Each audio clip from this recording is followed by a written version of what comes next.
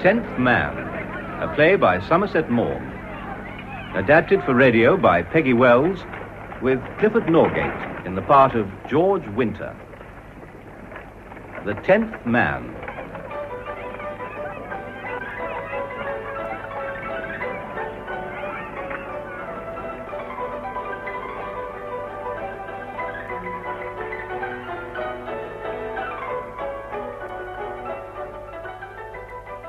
Oh, dear. I wish you'd sit down, Frank.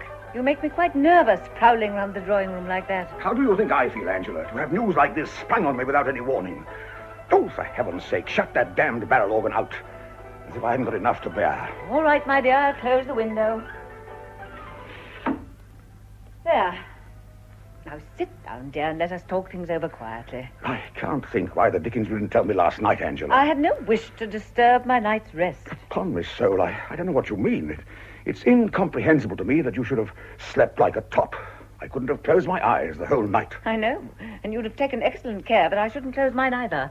I should have thought I had enough to do without being pestered with a foolish woman's matrimonial difficulties. You really have a very detached way of looking at things, Frank. No one would imagine, to hear you speak, that the foolish woman in question was your daughter. Really, Angela, I must beg you not to make this a subject of flippancy. Well, what do you propose to do? Do? What do you expect me to do? You tell me that Kate came home at 12 o'clock last night in a ball dress without her luggage, without even a dressing case, and informs you that she's left her husband. It's absurd. Quite absurd, and so unnecessarily dramatic. Well, of course, it was a whim on Kate's part. Luckily, her husband's coming here this morning. Is he? Yes, he promised to fetch me in his car. We're going to drive down to the city together. I'll bring him in, and meanwhile you can talk to Kate. Well, I dare say she's thought better of it already. It only wants a little tact, and we can settle the whole thing. George is clever enough to have given some plausible explanation to the servants. Are you really under the impression things are going to pass off in that way? Why not? They say it's a wise man who knows his own father, but it's apparently a wiser man still who knows his own daughter. Oh, Angela, for goodness sake, don't try to be bright and amusing. Do you know so little of Kate as to imagine she would have taken a step of this kind without having quite made up her mind? What? You don't mean to say you think Kate will refuse to go back to George? I do. Well, she must go back, that's all. You know just as well as I do that I can't afford to quarrel with George Winter. I'm chairman of half a dozen of his companies. The position would be intolerable. I suppose you owe him money. No, not exactly. Yeah. And how much is it that you don't exactly owe him? Well, we're mixed up together in any number of business undertakings, and naturally we have a sort of running account. If we settled up, I dare say I should have to find something like £15,000. And how do you propose to raise £15,000? That's just it. It would be devilish awkward. And George is in a confounded tight place, too. You must talk to Kate seriously, Angela. Oh, here she is. Your father wishes to speak to you, Kate, dear. Good morning, Father. Be so good as to sit down, Catherine. Now, am I to understand that what your mother tells me is true? Yes, Father. I lived with George as long as I could. For 4 years, I put up with more than any woman I know would have done.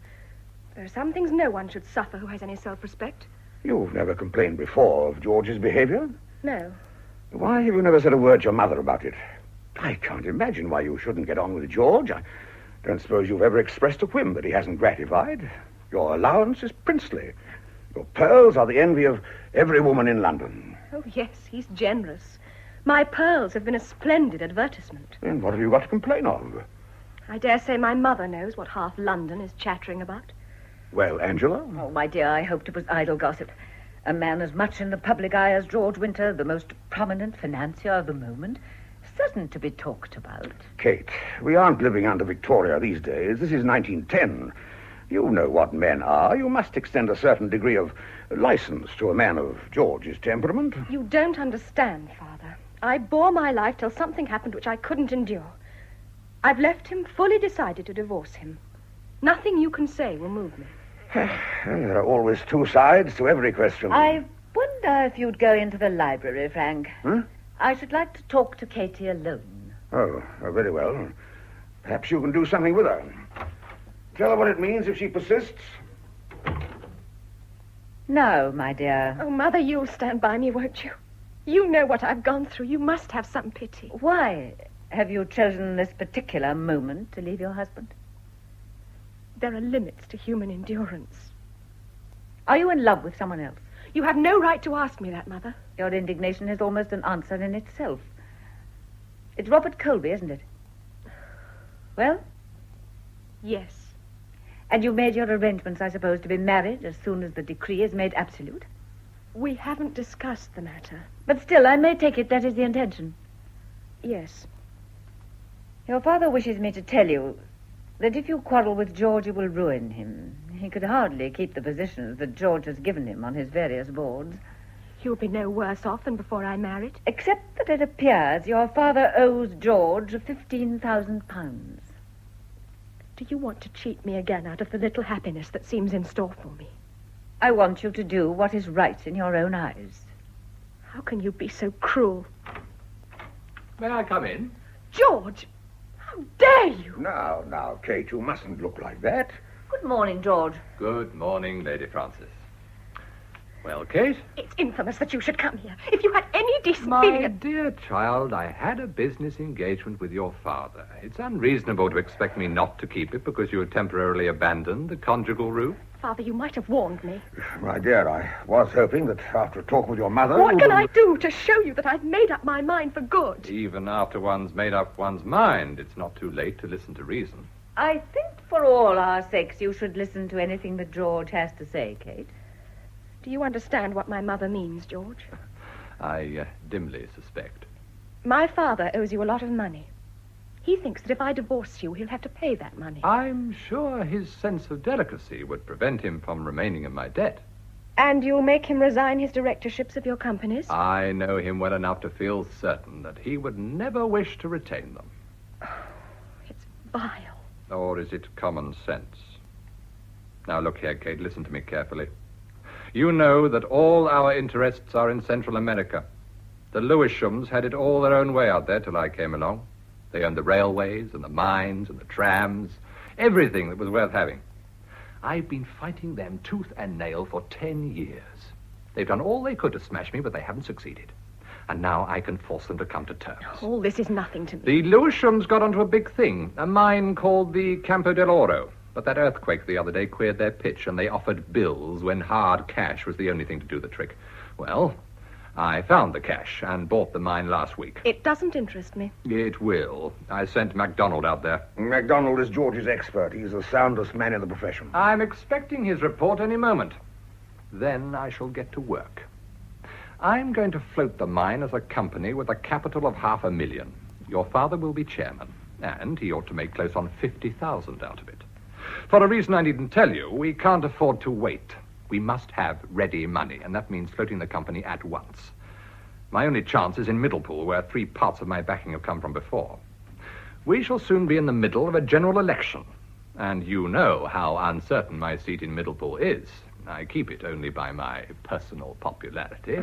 I'm at the mercy of the nonconformists, and if there's talk of a divorce, it's all over with me. They'll make me retire before the election, and if that happens, the new company won't stand a dog's chance. I'm afraid you'll think it very selfish, but I haven't any more power of self-sacrifice in me. If the mine is a failure, it'll knock down all the other companies I'm connected with. It'll mean your father's ruin and mine. I dare say you don't mind that. But it'll also mean the ruin of thousands of investors all over the country.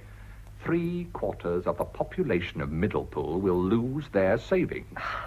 You've lied to me so often, George. I can show you by plain figures that every word I say is true. I haven't much sympathy with gamblers who want to make money without working for it. If they lose, it's their own lookout. Oh, don't be a damn fool. It's a matter of life and death to me, and do you think I'm going... Please, Lady Frances, I would like to talk to Kate alone. Come along, Frank. We'll go into the library. Well, I hope you're able to knock some sense into her, that's all.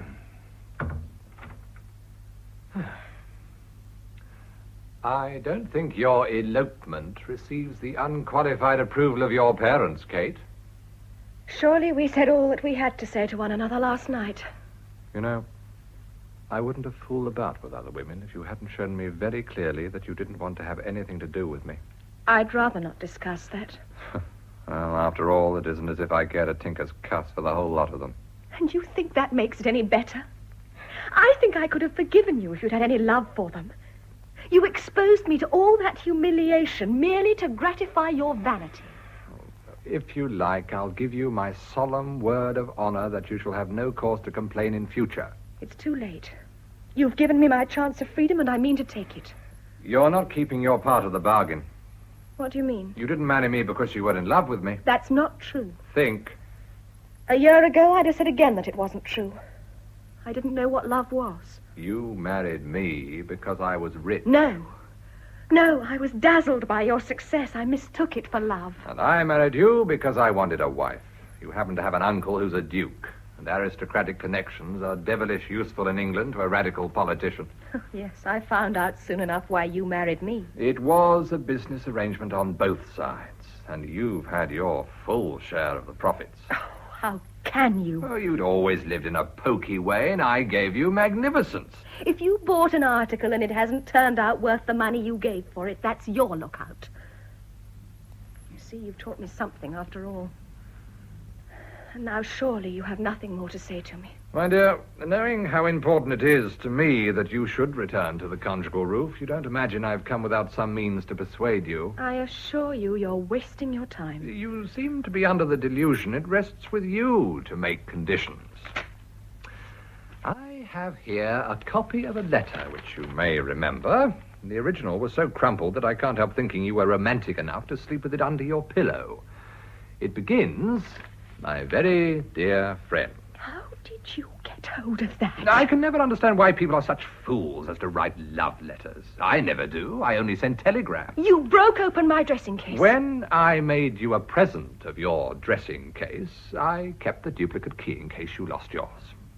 How like you.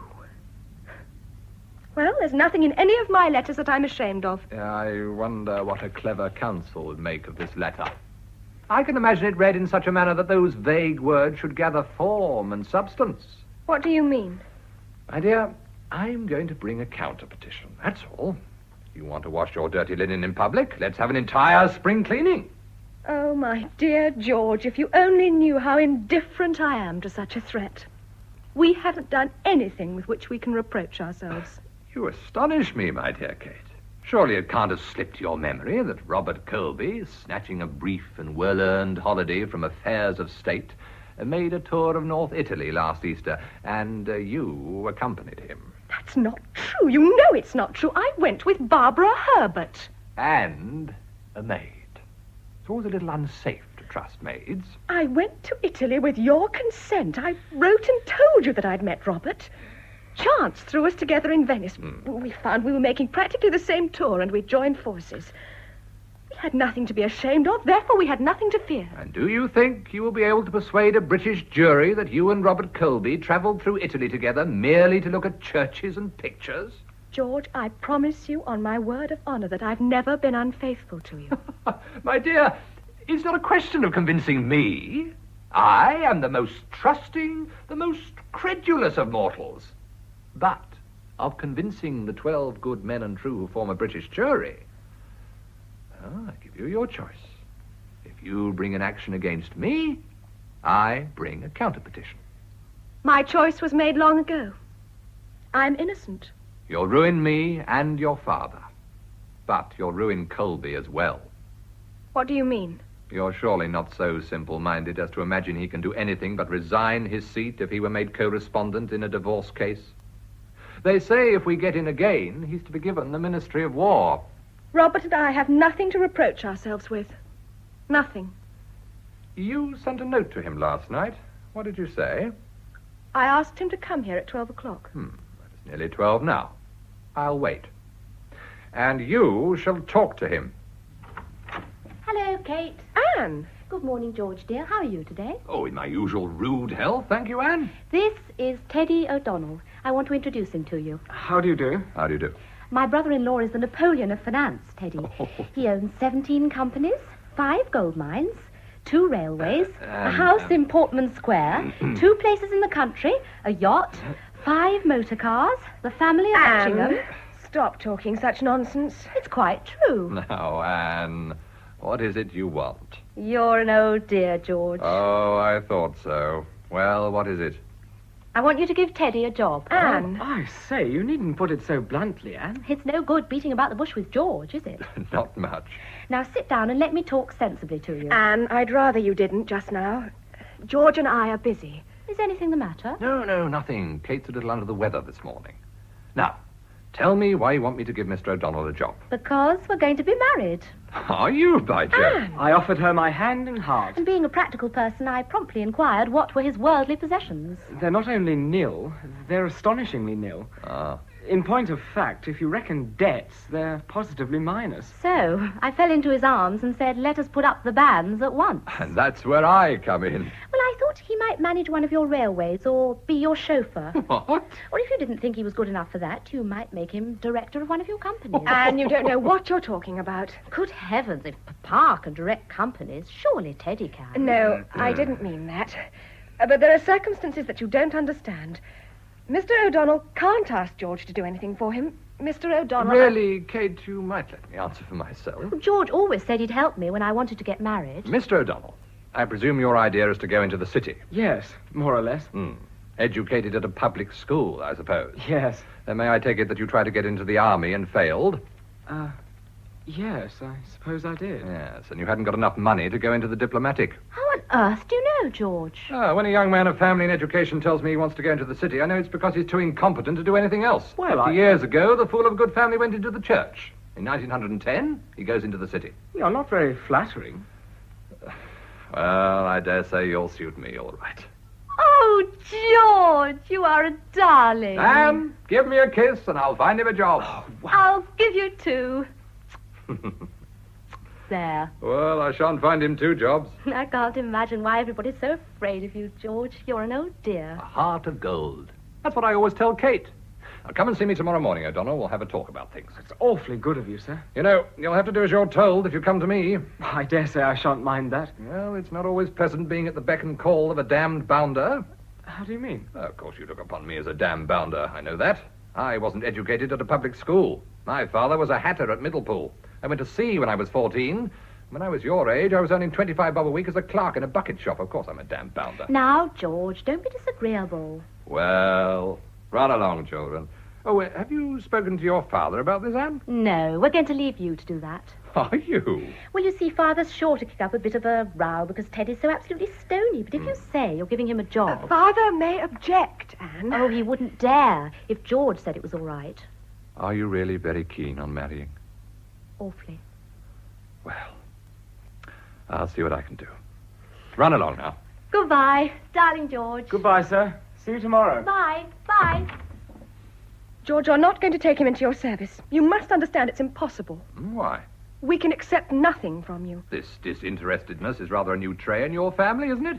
Anne will have to be told the facts, and she'll see at once that it's out of the question for Teddy to accept favours from you. I wonder. I have no doubt of it. Do you think she'll be pleased when she's told that her marriage can't take place?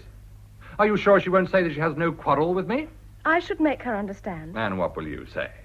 That I'll start her young man on 400 a year and allow her a couple of hundred more so that they can marry next week if they want to, but that you are divorcing me and it would be monstrous of them to accept my offer?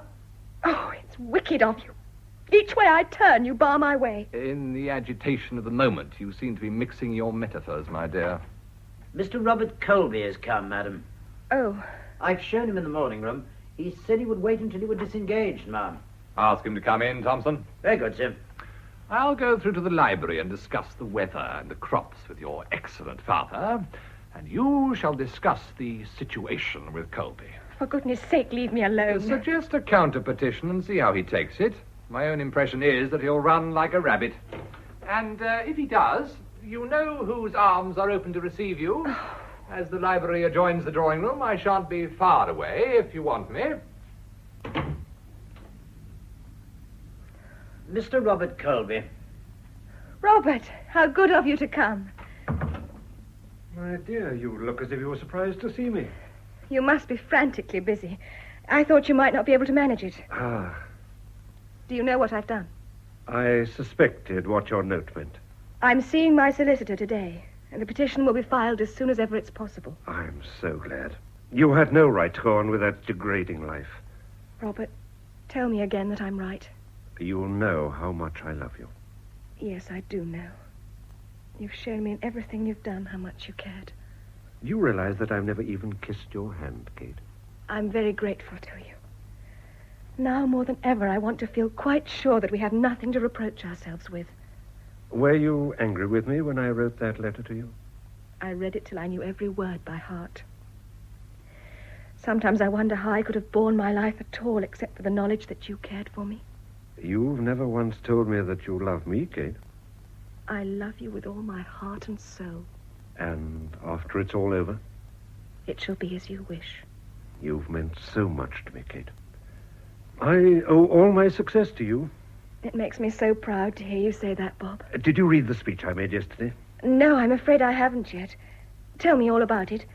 I suppose it was the army debate. Yes, I burnt my ships behind me. I said I thought some form of compulsory service was essential. Oh. The Prime Minister's going to the country at once. I think we shall get in. And if we do... Oh, I wish to goodness they'd give me the War Office. Of course, after 6 years in office, we can only hope for a small majority, and every seat will count. I wonder what will happen at Middlepool. George is very popular. Yes, that's just it. As long as he was there, the seat was safe. I wonder if anyone else will be able to hold it. Do you think it will be impossible for him to stand again? Oh, quite. And rightly. No man's obliged to go into Parliament. If he does, it's his duty to keep clear of scandal. I wonder what you'd do if you were beaten at the general election. Oh, I don't think my constituents will throw me out as long as I behave myself. And if they did? It would just about finish me. Politics are my whole life. Yes. Now you must go. I've got so much to do, and I'm sure you must have. Goodbye, then. And God bless you. I shall think of you all day long. Goodbye.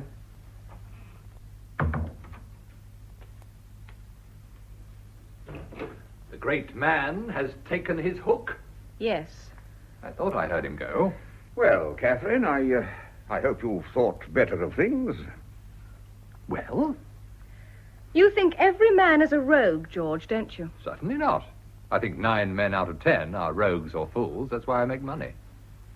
And what will you do when you come across the 10th man, who's neither rogue nor fool? Put him under a glass case. You may find him awkward to deal with. Take care. Oh, I shall. But I've looked for him so long that I can't help thinking he doesn't move in my set. Now and then I thought I'd really got him.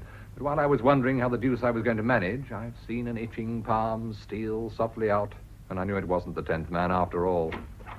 Mr. Bennett would like to speak to Mr. Winter. Is he on the telephone? No, sir, he's here. What the deuce can he want? All right, I'll have a word with him, Thompson. No, let's have him in. Perhaps it's something important. And he'll want to see me, too. Perhaps. Show him in, Thompson. Very good, sir. Who is Mr. Bennett? Oh, he's the secretary of 2 or 3 of our companies. He manages the office and that sort of thing. He does all the work for which your father gets fees. Oh, I don't know about that. I flatter myself I'm worth my salt. Mr. Bennett. Well, what's the matter, Fred? I went round to Portman Square, sir, and they told me you were here. I thought I'd better come on at once. Nothing has happened, Mr. Bennett. No, my lord. May I speak to you for a moment, Mr. Winter, sir? Yes. Etchingham, do you mind? No, of course not. Come along, Kate. We'll go into the library. Call me when you're through, George. Now, what the devil's the matter, Fred? There's been a cable from MacDonald's, sir. Good. And when's the report due? I suppose it's following? Yes? Well, why the deuce didn't you ring me up? I'd have come down to the office at once. Now we've got that, we can go ahead. I wouldn't risk it on the phone. You never know who's listening. Well, what does the cable say? It's not what you expect, sir. What the hell do you mean? The mine's rotten. You filthy liar. What are you talking about? Take care, they'll hear you. We've been done in the eye. The mine's worthless. Worthless? It can't be. Can't be. I'm sorry, sir. I'm in it as deep as you are. If that's true, the 100,000 we paid for it might as well have been thrown down a drain pipe. What are you going to do? Do? Fight it out. You know what it means if you fail. The Old Bailey. But I shan't fail, Fred. I shan't fail.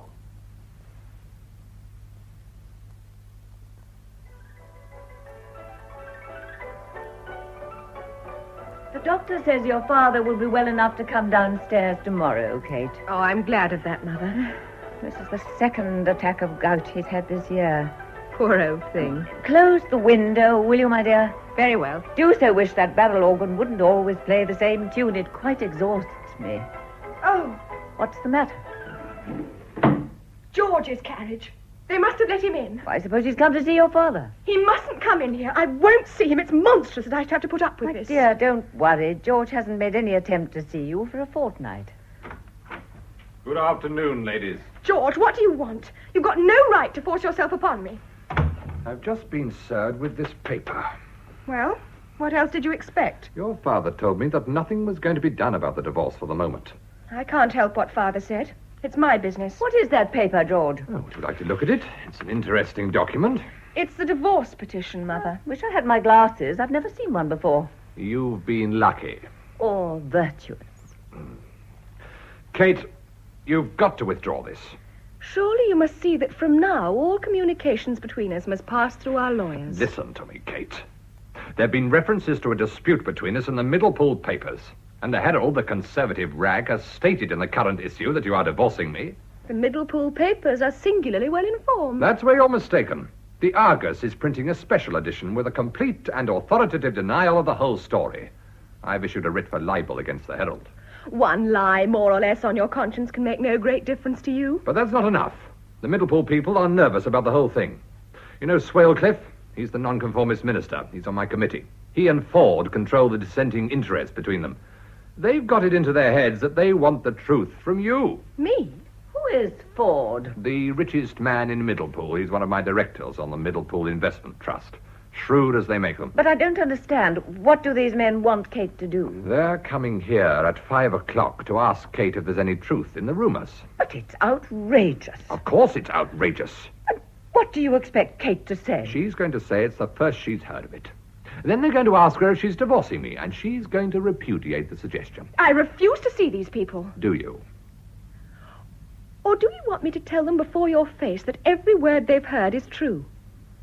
Yes, I'll see them. I'll settle the whole thing, and then I shall be rid of this persecution. But I shall tell them the exact truth. We'll see. It's not 5 o'clock yet. Mr. Pettigle. My dear Bob, this is kind of you. How do you do, Angela? Kate? You never come and see us now you're Prime Minister. It's a delusion of the public, Kate, that the Prime Minister has nothing to do but pay afternoon calls. I'm very glad to see you here, Winter. On the best possible terms with my mother-in-law. Of course. Well, when are you going to dissolve Parliament, Bob? Do you know, I've been so busy I haven't had time to read the papers for some days. What do they say about it, Angela? Don't be irritating. My dear, a wise Prime Minister looks upon it as a privilege to fulfill the intelligent anticipations of the press. I hope it's not true that you're going to give Emily Lascelles the Home Office. Good heavens, you talk as if your sex were already comfortably installed in the house. You know perfectly what I mean. It doesn't matter about the men, because all the work is done by the permanent officials. But their wives are quite another matter. I tell you frankly, it'll be a great mistake if Emily Lascelles goes to the Home Office.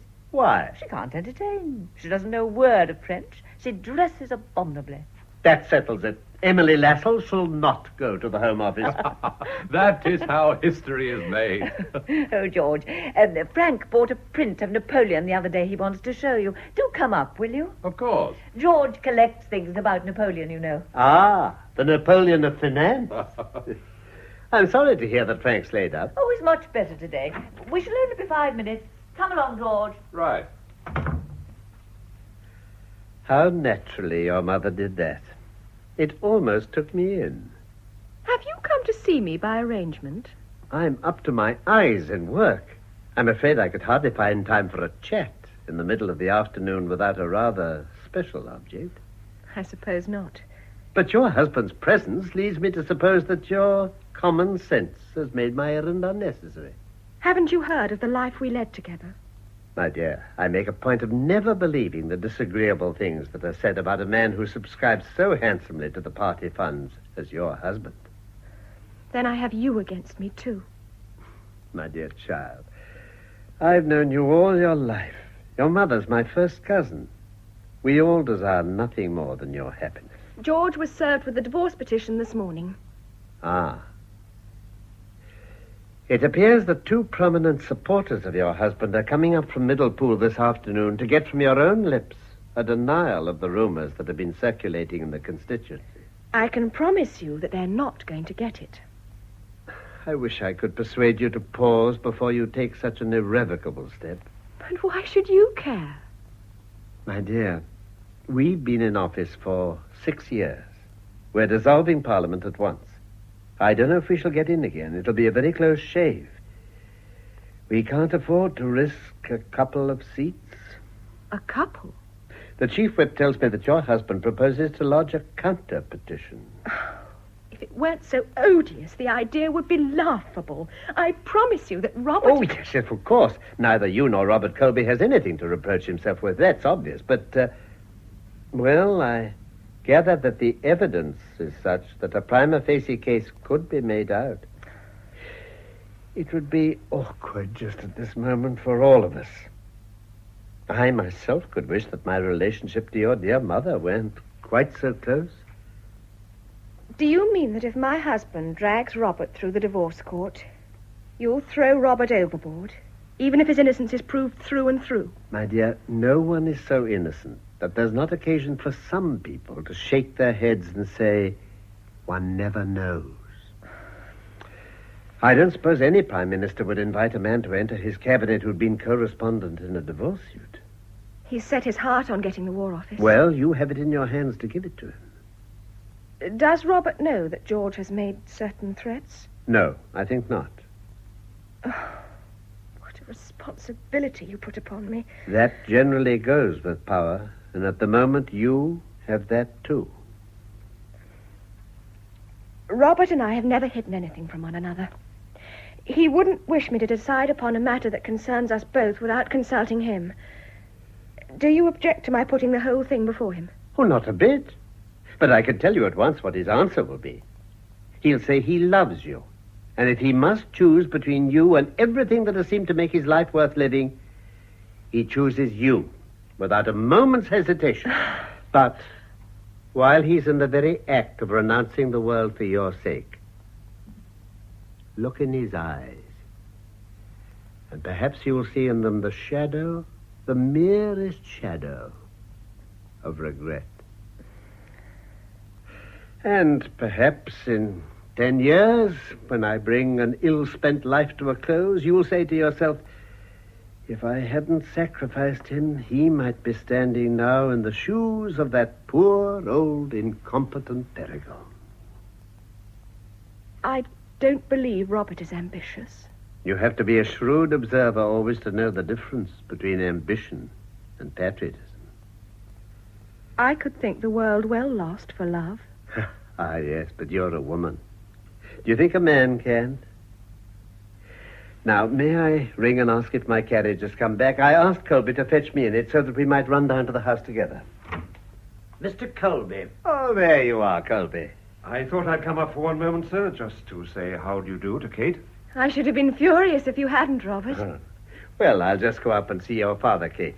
Oh, he'll be so pleased. I'll take you up. No. I couldn't hear of it. I can easily find my way. I'll do my best to entertain you, Kate, while the Prime Minister is gone. I jumped for joy when he sent me a note asking me to call for him here. You might have come of your own accord. I'm always afraid that I shall bore you if I come too often. I rack my brains for plausible excuses to present myself at your front door. What's the matter, Kate? Nothing. I thought you seemed worried.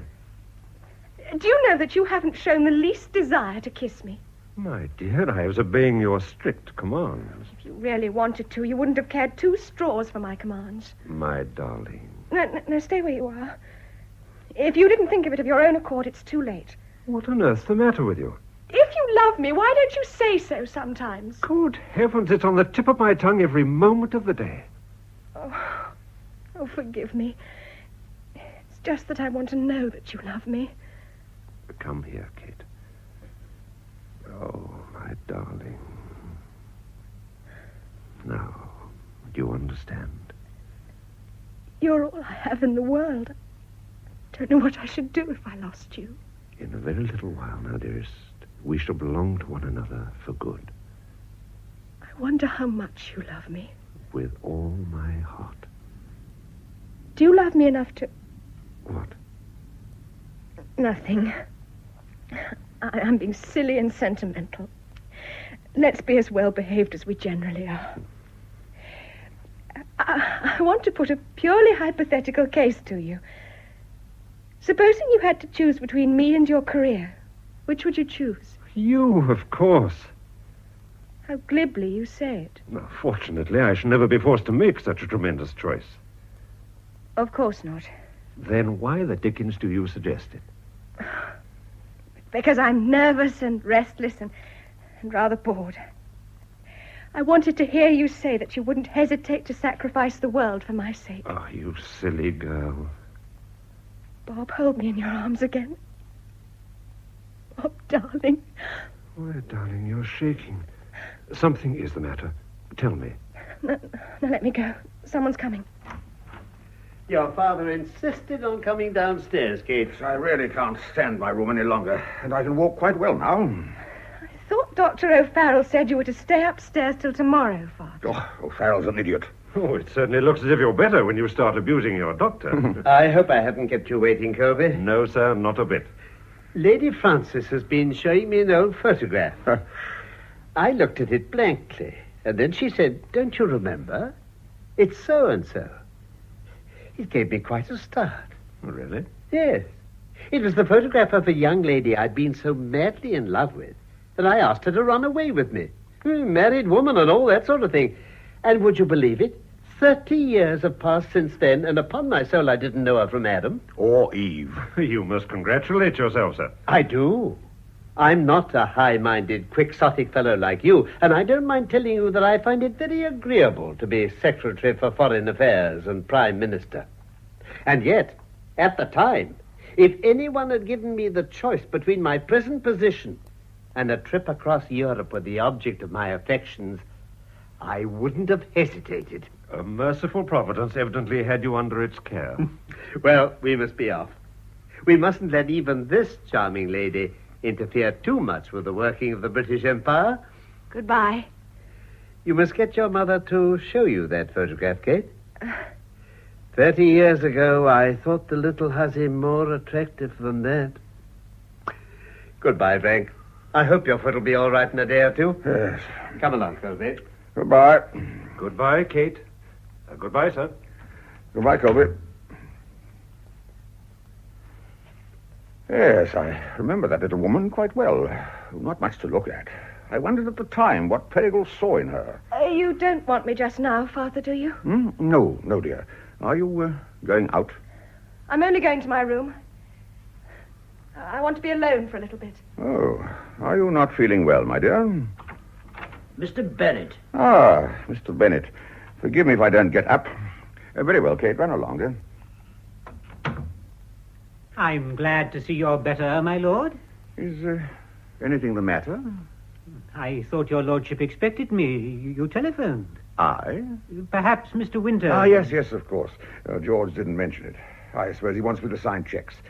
Well, I can do it just as well here as at the office. I think Mr. Winter is still here. Would you mind ringing? Yes, certainly. Ah, George. We were just going to ring. I've given orders that no one is to be let up until Ford and Swalecliffe arrive from Middlepool. Oh, by Jove, I'd forgotten all about them. I say, George, you made a mistake in letting them come. And I've told Lady Frances that we shall want the room to ourselves and no one's to come in without knocking. Oh. By the way, was it you who sent for Bennett? It was. Your gout has come in very handy. Hmm? Sit down, Fred. I think... Make ourselves cozy. Quite comfortable, Etchingham? Yes, quite, thank you. Foot all right? I don't feel it at the moment. I thought you might like to know at once that MacDonald's report on the mine has come. Ah, well, that is good news. Now we can get to work at once. Have you got it with you, Fred? Yes, sir. Well, I'm sure his lordship would like to have a look at it. Yes, indeed. Hand it over, Bennett. Oh, this is really a thrilling moment. I believe I'm going to make my fortune at last. As you justly remark, it's a thrilling moment. Here you are, my lord. Thank you. Impressive document, isn't it? Rather technical.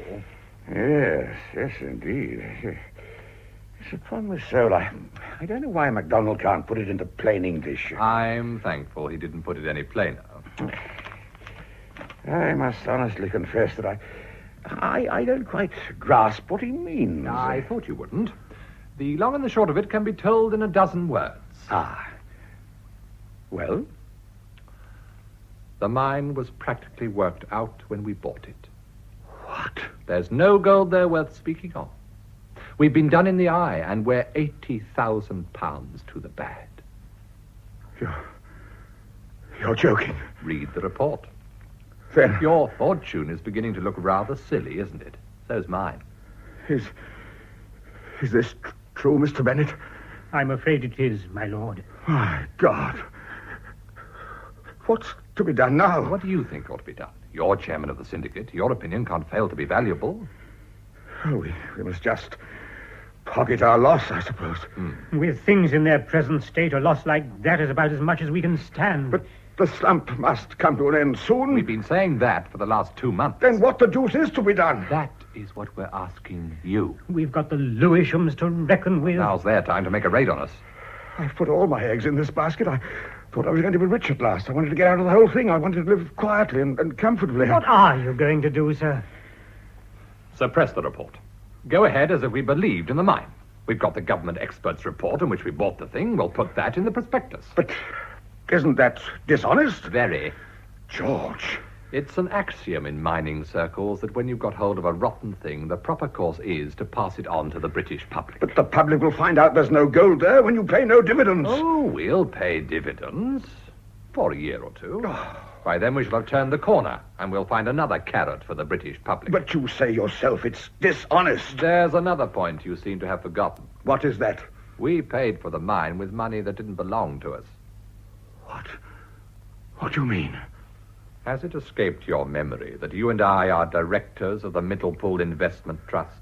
Well? We had to plank down £80,000 within 24 hours or lose the mine. It looked like a certainty. At that moment, it was impossible for us to raise anything like that sum. The bank held £100,000 of bearer bonds for the Middlepool Investment Trust. They delivered them on an order, signed by you, me, and Bennett. We borrowed on them and completed the purchase of a worthless mine. But I've never signed anything. Yes, you did, my lord. They wouldn't have delivered the bonds without. Then my signature's been forged.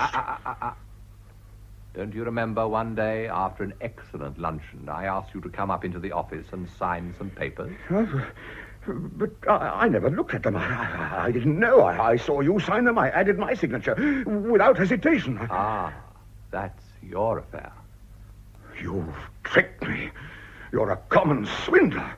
In a month, we may all be in prison. I hear they make you very comfortable there nowadays.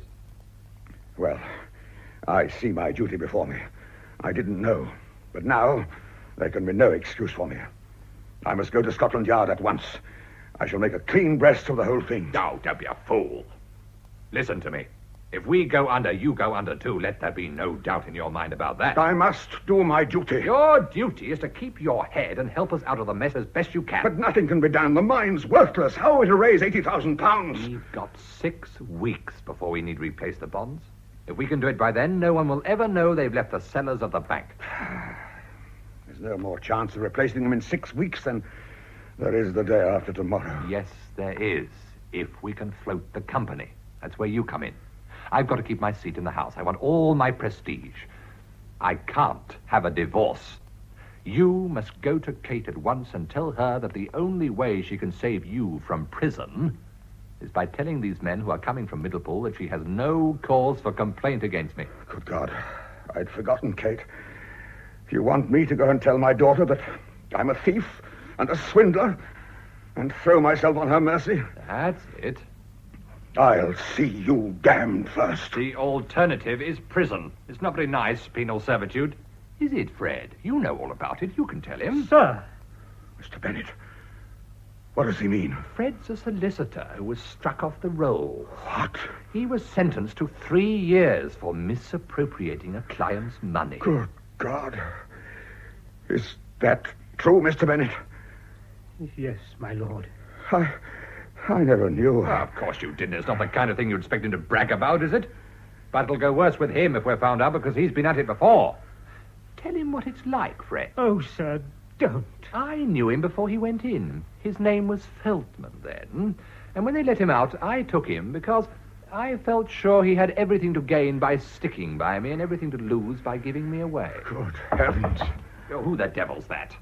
Come in. What is it? I told you we weren't to be disturbed, The Thompson. gentlemen have come, sir. Oh, no. I'll ring when you can show them in. Very good, sir. Now, go to Kate. Tell her what I've told you. And say the only way she can save you is by giving in. I'll see you damned first. What? I tell you I won't. And you can go to hell. Oh, my lord, you don't know what you're doing. Do you mean to say you refuse to speak to Kate? If I speak to her, it'll only be to tell her that you are a rotten scoundrel. It's worth her while to put up with anything to be rid of you. It means 7 years. You know that, don't you? For you and that dirty convict there. You think you can get off by turning on us, but you can't. We've got you tight. You miserable fellow. Do you think I shall try to escape my penalty? Ah, tomfoolery. We haven't got time for highfalutin now. Those fellows can't be kept waiting all night. Kate's the only person who can save us. And you. I tell you I won't. You made a cat's paw of me. And you thought you were only going to say the word and I'd come to heel. You've done it often enough before. Don't expect any mercy from him, my lord. I don't want any mercy. You think you've got me tight. Don't you know that I've got a way of escape whenever I choose to take it? What are you going to do? That is my business. I see. What does he mean, sir? Do you think you'd have the courage to shoot yourself, Edging? What? Good afternoon, gentlemen. Where are you going? Get out of my way, you damned bounder. Ring that bell, Fred. That'll bring those men up. Don't you remember? You Ring told... the bell, damn you. What are you going to do? Oh, hello. I thought you were routing out your pistols by now. You're not going to see those fellows. They'll insist on seeing Mrs. Winter. Then I shall send for her. Oh, you needn't think she'll back you up in your confounded lies. Anyhow, I dare say you'd like to wait and see.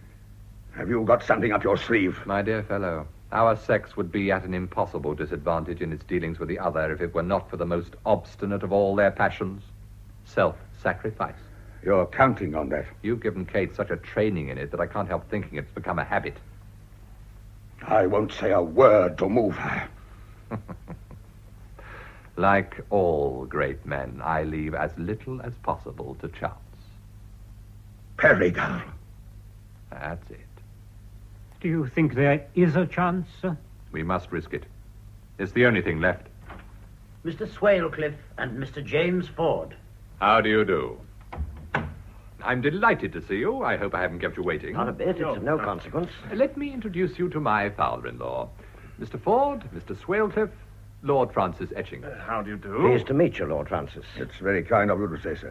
When I suggested to Lord Francis that it would be more convenient for you to come here, he put his house at my disposal. My wife is staying here, you know. Oh. We're doing up the house in Portman Square, and she can't stand the smell of paint. Now, sit down and make yourselves comfortable, won't you? Have you had tea? Yes, thank you. Then we'll get to business at once, shall we? I should like to say, before we go any further, that it is with the greatest regret that Mr. Ford and I have come up to London on such an errand. There's been a lot of gossip in Middlepool, and, well, we thought the shortest way to settle it was to come up and see you. Yes. You and I are old friends, George. We've had business dealings together for the past 20 years. But, well, it's a question of winning the election or losing it. There's never been much in it, one way or another. And 50 votes, more or less, will make all the difference. I want to tell you frankly, Mr. Winter, that I should feel it my duty to vote against you if there were any truth in the reports that have been going about. And I should feel it my duty to advise my congregation to follow my example. Well, that's clear enough in all conscience. Gentlemen, the best answer I can make to you is that I receive you in my father-in-law's house. My wife is upstairs in her mother's boudoir.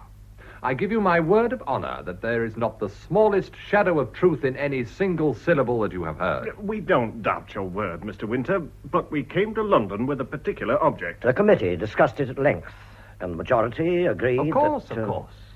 Etchingham, will you give these gentlemen the assurance? I think the whole thing's damned impertinent. You're only wasting time, George. We made up our minds that we must have a certain assurance from the lips of Mrs. Winter. Then we can go back to Middlepool with comfortable minds. Do you mean to say you wish to cross-examine my wife? No decent woman would stand it. I refuse to ask her to expose herself to such a degradation. That means that you don't represent Middlepool in next Parliament, George Winter. I'd sooner lose my seat than expose a defenseless woman to such humiliation. You can go and tell that to your committee and be damned to you. But we came up from Middlepool on the understanding that we were to see your wife, Mr. Winter. My wife is in very delicate health, Mr. Swalcliffe. We shan't keep her more than 5 minutes. You'd be wise to let common sense get the better of your pretty sentiments. Very well. I'll ring for her. I think it's the best thing, you know, George. But if she refuses to answer, I warn you that I shall not say a word to persuade her. I think the whole thing's a perfect scandal. Yes, sir? Thompson, tell Mrs. Winter that Lord Francis and I would be very much obliged if she'd come to the drawing room for one moment. Very good, sir. Well, gentlemen, I hope you're satisfied. We merely wish your wife to answer the questions that were put to you in your agent's letter on behalf of the committee. I've no more to say. Yes, George? Kate. These are the gentlemen of whom I spoke to you. Gentlemen, here is my wife. How do you do? How do you do, Mrs. Winter? Pleased to see you. How do you do? We've not had the pleasure of welcoming you in Middlepool for some time. I've not been very well lately.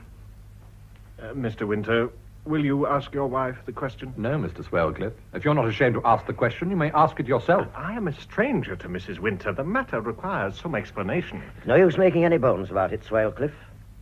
Mrs. Winter, I'm sorry to put you in this position, but there it is, and it can't be helped. There are busybodies everywhere, and Middlepool has its fair share of them. There's been a lot of gossip about you and your good man, and if we don't look out, it'll lose him the election. What do you want me to say to you? Well, we want to be able to go back to Middlepool and tell them we've had it from your own lips that there's no truth in these reports. That you may do. The reports are quite untrue. You've no intention of divorcing your husband? None whatever. You've never had any intention? Good Lord, isn't that enough for you? Yes, we won't bother you anymore. Sorry. Thank you, Mrs. Winter. Thank you very much. And I'm glad that you've put our minds at rest. George, shake hands.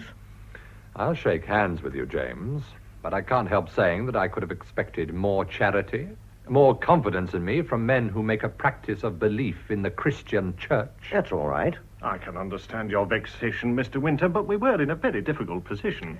Anyhow, we must get along. And if we look sharp, we'll catch the 5:40 back to Middlepool. Oh, yes. Good afternoon to you, Mrs. Winter. Good afternoon. Afternoon, gentlemen. Mr. Bennett will show you out. Goodbye.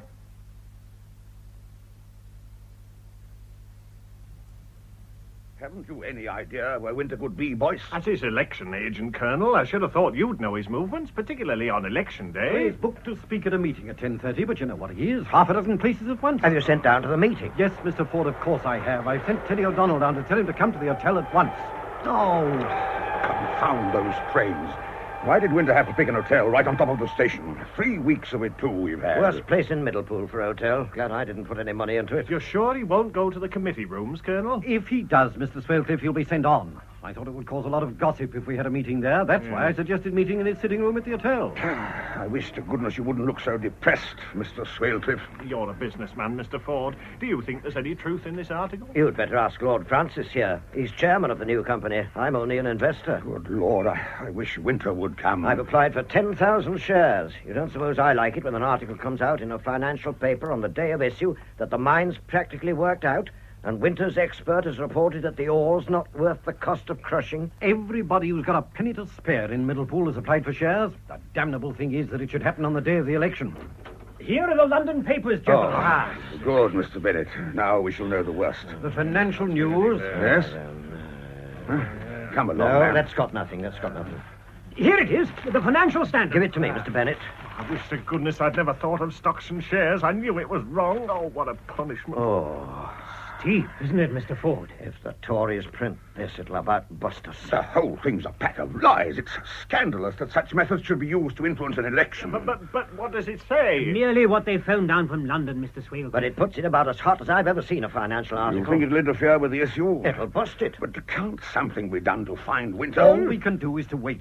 Young O'Donnell will track him down. Hang it all, we can't go on waiting and waiting and waiting. Isn't there one of you who can do something? Keep your head, man. That's about the best thing you can do. It's all right. It's all right. I've got him. Oh, thank God. Where did you find him, Teddy? He was going to speak to some fellows in a factory. He's coming. Yes, he's here now. Did you want to know what it was about? There was no time for him to ask. And he was talking to a whole crowd when I found him. He knows it's important. Here he is. At last. Good morning, gentlemen. Oh. Morning. Quite a party. We thought you were never coming, George. Well, what's the trouble? Look at this paper. That's the trouble. The Financial Standard has got an attack on the mine. Is that all? It's a good deal. Well, the Lewishams have got the Financial Standard in their pockets. You read it. They say there's no gold in the mine. What do they know about it? They've not been there, and my expert has. That's just it. They say you're floating it on the report the owners gave you when you bought it, and you're holding back McDonald's. Extraordinary, isn't it? What a lot the papers know. But they say... Yes, what is it? London call. You better go into my bedroom and speak to them, Fred. All right. No, don't connect with me. Put it through to my bedroom. Mr. Bennett will take it in there. It's one of my brokers. Oh. Now, let's go on. As abuse, I don't really think very much of this. I could have said much unpleasanter things about myself. You seem to take it very calmly. I've not been fighting the Lewishams for 10 years without getting some pretty hard words broken on my back. Do you see that bit about where the money came from? I didn't see that. Well, I'll read it to you, shall I? It is stated that Mr. Winter paid £80,000 for this precious mine. It would perhaps be interesting to inquire how he was able to raise such a sum at a time not only of general stringency, but of peculiar difficulty in the Central American market. Perhaps Mr. Winter, like King Midas, is able to turn into gold everything he touches. And he may have been able to change his office furniture into precious metal. Perhaps not. Dear. Oh, childish, isn't it? Do they think I'm going to let out my little trade secrets to please them? But where did you get the money? My dear James, you don't suppose I stole it, do you? That's where the born financier comes in. He makes money as a conjurer makes a white rabbit appear out of a silk handkerchief. A very satisfactory explanation. But that's hardly the point, is it? Something must be done at once. Had the Tories got hold of it? They're printing the article on posters. Nuisance, isn't it? Is there any truth at all in that article, Mr. Winter? Not a word, Mr. Swellcliffe. It puts me in a very awkward position. Oh, what's the matter with you? I thought the shares would go to a premium before they were issued. Like the San Jose tramways, eh? Mr. Ford says this'll bust the issue. Nice of him. Been having a little gamble, have you? If it was a certainty, I didn't see there'd be any harm in it. Like playing with a loaded dice. How many shares have you applied for? 500. Sporting of you. I didn't mean to take them up, you understand. I haven't got more than £500 in the world. I thought they were bound to go up half a crown. 500 half-crowns are quite worth having, aren't they? It's been a lesson to me. I'll never do anything like it again. I shan't have the chance. If I have to pay for the shares... Get my checkbook, Teddy. Yes, sir. What are you going to do? I don't want anyone to come into this concern who doesn't believe in it. Make out a cheque for £500 to Mr. Swellcliffe, Teddy. Yes, sir. Oh, that's very generous of you, Mr. Winter. Generous? Not a bit of it. You don't think I mind having 500 shares more, do you? Do you think they're worth it? They'll be worth £10 apiece in 6 months, or I'm a Dutchman. Yes, sir. That's right, Teddy. There. My cheque, Mr. Swellcliffe. Oh, thanks. That looks as if you had confidence in the mine. Do you want me to buy your shares off you, James? Not just yet, thank you. But what's the meaning of the article, then? Why, it's as plain as a pikestaff. The Lewishams were willing to give their eyes for the mine, but I was too much for them. Now they're crabbing it, that's all. But then, in that case, this... You pay that cheque into your bank, Mr. Swellcliffe, and hand over the certificate to me when you get it. Do you think they will go to a premium? I've no doubt of it. I dare say the 500 half-crowns will be just as useful to me as to you, but I shall hold on. I want a bigger profit than that. Well, if they're good enough for you, they're good enough for me. No, you've taken my cheque now. It's too late. There's your cheque. You can have it back again. I'm going to keep the shares. Well, I don't mind. It wouldn't make much difference to me. But don't sell them, whatever you read in the papers.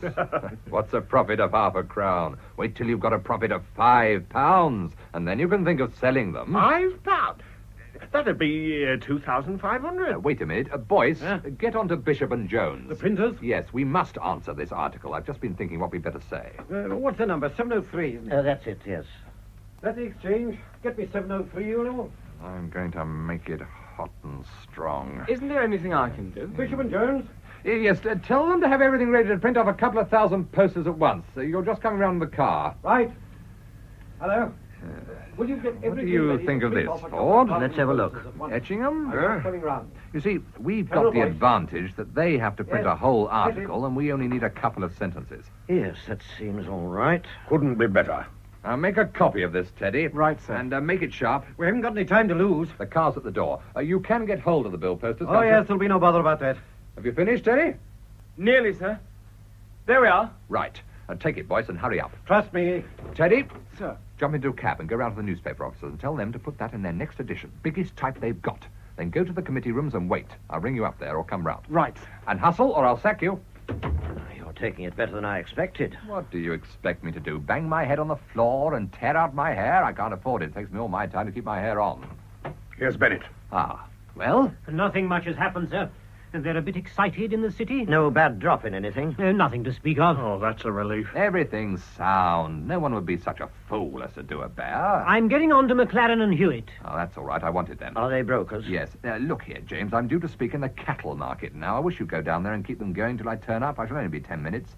You've got the line all right, Fred? Yes. Well, I don't mind if I do that. There's nothing I can do here, is there? No, leave it all to me. Your interests are my interests. So, I'll make tracks then. That's good. Coming, Swalcliffe. Yes, of course. Well, Fred? I thought I'd better not say too much while Ford was there. I saw something was up. That's why I got rid of him. Things are bad. Good Lord. The Lewishams are going for us. I thought they would as soon as I saw the article. Who's given it away, do you think? Oh, how do I know? That doesn't matter. The only thing is to face it. Do you mean our shares are falling, Mr. Bennett? There's a lot of selling, my lord. I wish we could corner them. I'd like to give the bears a lesson. If it goes on, there'll be a panic. You've told the brokers to do all they can to prevent its going too far. I've told them to buy, but carefully. Look, you must go up to London, Fred. There's no one there with a head on his shoulders. I thought that was the best thing myself. I've looked out the trains. I can just catch the express. I shall be there soon after 1. Go at once. I give you a free hand. If the slump can be stopped, I'll stop it. It's not a matter of can, it must be stopped. And wire reassuring messages. We must hang on to the telephone for all we're worth. Come back when the house closes. We must talk over things. All right. Good luck, sir. Is it all up with us, George? Oh, what the dickens are you talking about? Well, they found out the truth. It's there, in black and white, that the wretched mine is worthless. They can't prove anything. Ever since I knew, I've scarcely closed my eyes at night. I wish I'd shot myself when you first told me. The worst of it is, at first I was overcome with the horror of it. But little by little, I've got used to it. Used to your being a thief and a swindler. You put things rather bluntly, don't you, Etchingham? And Bennett, an ex-convict. It all seems quite natural now, and I can talk and laugh with you, and I eat by your side every day. One can't make a fortune without taking risks. There are always those missing bonds. They're in my thoughts day and night. No one can make inquiries for 3 weeks. By that time, we shall have gone to allotment, and the bonds will be safely back in the black box. But will you be able to go to allotment? Of course we shall. This article isn't going to do us any harm. I shall win the seat. That'll give these Middlepool people confidence. George, I believe Ford is uneasy. I don't trust him. Supposing he found out about the bonds. Well, he might be devilish expensive. You'll never buy Ford. I never met the man yet who hadn't his price. Flattery if he's a fool, hard cash if he's a wise man, but a price of some sort. There's always a price. Take care of Ford, George. I'm not frightened. Sometimes I'm afraid. You're so confident. It's impossible a thing like this can end well. Look, I've been in tight corners before now, but I've wriggled out of them. I'm stronger than ever I was. The ball's at my feet, and I've only got to set it rolling. In 10 years, I shall be the richest man in London. In 15, I shall be a peer. I wonder how many ruined lives will be sacrificed to give you all you want. Oh, rubbish. I flutter the will-o'-the-wisp of gain before the covetous, and they follow. They want to make money without working for it. Look, Swalcliffe gambles with his £500. His £500 will find its way into my pocket. It's his own lookout. By George, I've got an idea. What? The Lewishams can't attack my stocks without weakening their own. We're in the same boat, and if one of us shakes it, both will topple out. What do you mean? We'll attack the Lewishams. I'll get onto my brokers at once. Look, go to the post office and wire to Bennett. He's sure to call at the office. Tell him to sell Lewishams. Sell Lewishams? He'll twig. Why didn't I think of it before? We'll make the Lewishams sorry they started this game.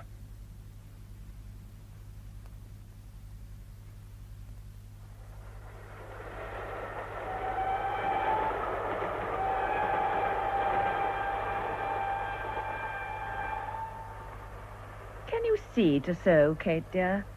Wouldn't you like some more light? No, Mother, the light hurts my eyes. You're looking very pale, darling. I haven't been sleeping very well here. The hotel's so near the trains, and they seem to run all night. I wonder how George can stand it. His bedroom is practically on the railway. Yes, we just walk down a flight of steps into the garden, and there you are, within 20 feet of the line. Well, thank heaven the election's over. We shall know the results in half an hour, and tomorrow we can go back to London.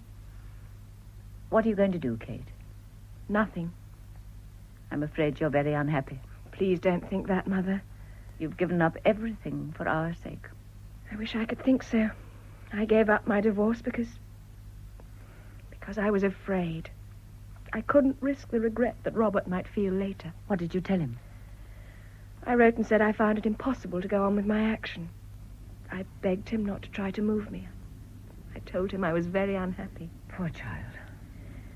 He wrote very kindly, made it as easy for me as he could. Now it's all over. I've lost my last chance of happiness. I'm bound to my husband for the rest of my life. And do you still love Robert? Yes. And I'm glad of what I've done. Only thing that helps me is thinking of all the great things he's going to do. And it will have been me. I gave him the opportunity. Well, you are a strange pair. Anne. How on earth can you sit here and sew while the counting's going on? Oh, I've never been so excited in my life. Why have you come back? Well, it's nearly finished now.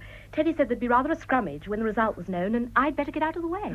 Obedient child. It rather amuses me to be ordered about. Besides, I couldn't help seeing that nobody wanted me. Teddy promised he'd rush round as soon as the result was out. Oh, I love an election. Oh, dear. I've never had such a time in my life. I've enjoyed every minute of these last 3 weeks.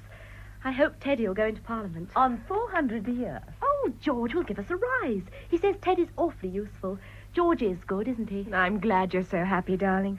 Here's Father. Father, is it over? No, I was too anxious to stay any longer. But George is going to get in. Oh, who can tell? The seat has always been lost or held by a handful of votes. But how did it seem to be going? Oh, Winter, Morton. One vote on one side, one vote on the other. It seemed interminable. George won by 75 last time. Yes, but who can tell the effect of all these rumors and suspicions and attacks? They may just have made the difference. Oh, it's maddening. Sit down, Father, and rest. You look quite exhausted. Even George is anxious. I know his face so well. He's trying to appear as if he was certain. Oh, no one could help being anxious.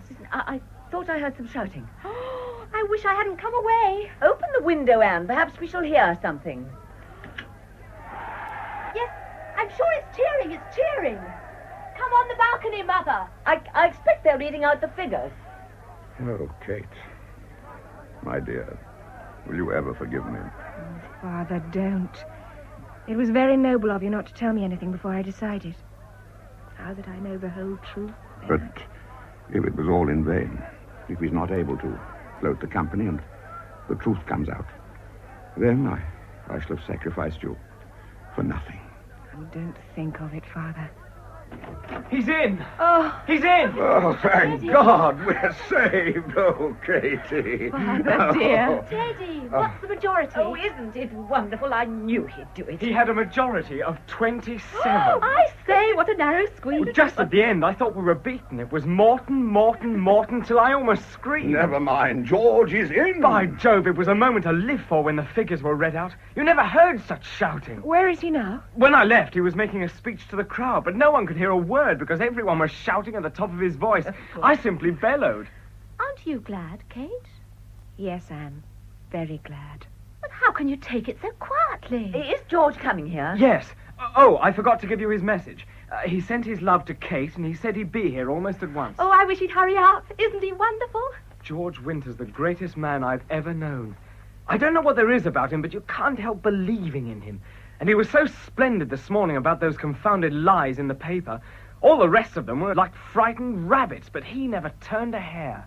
Glorious victory! Nice. Did you hear the shouting? Oh, George, isn't it splendid? Thank God. Oh, you haven't been worried about it, have you? I knew I'd get in. I never had a moment's doubt about it. Well, no one can say that you don't believe in yourself, George. Oh, well, hang it all, James. If you don't believe in yourself, how can you expect other people to believe in you? The suspense was awful, George. So glad it's all over. Now we can all go to bed and sleep peacefully.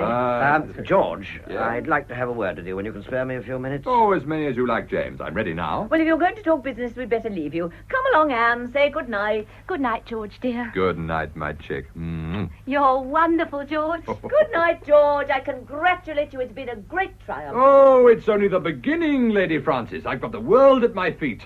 In 10 years, I shall be crying like Alexander because there are no more worlds to conquer. Good night. Good night.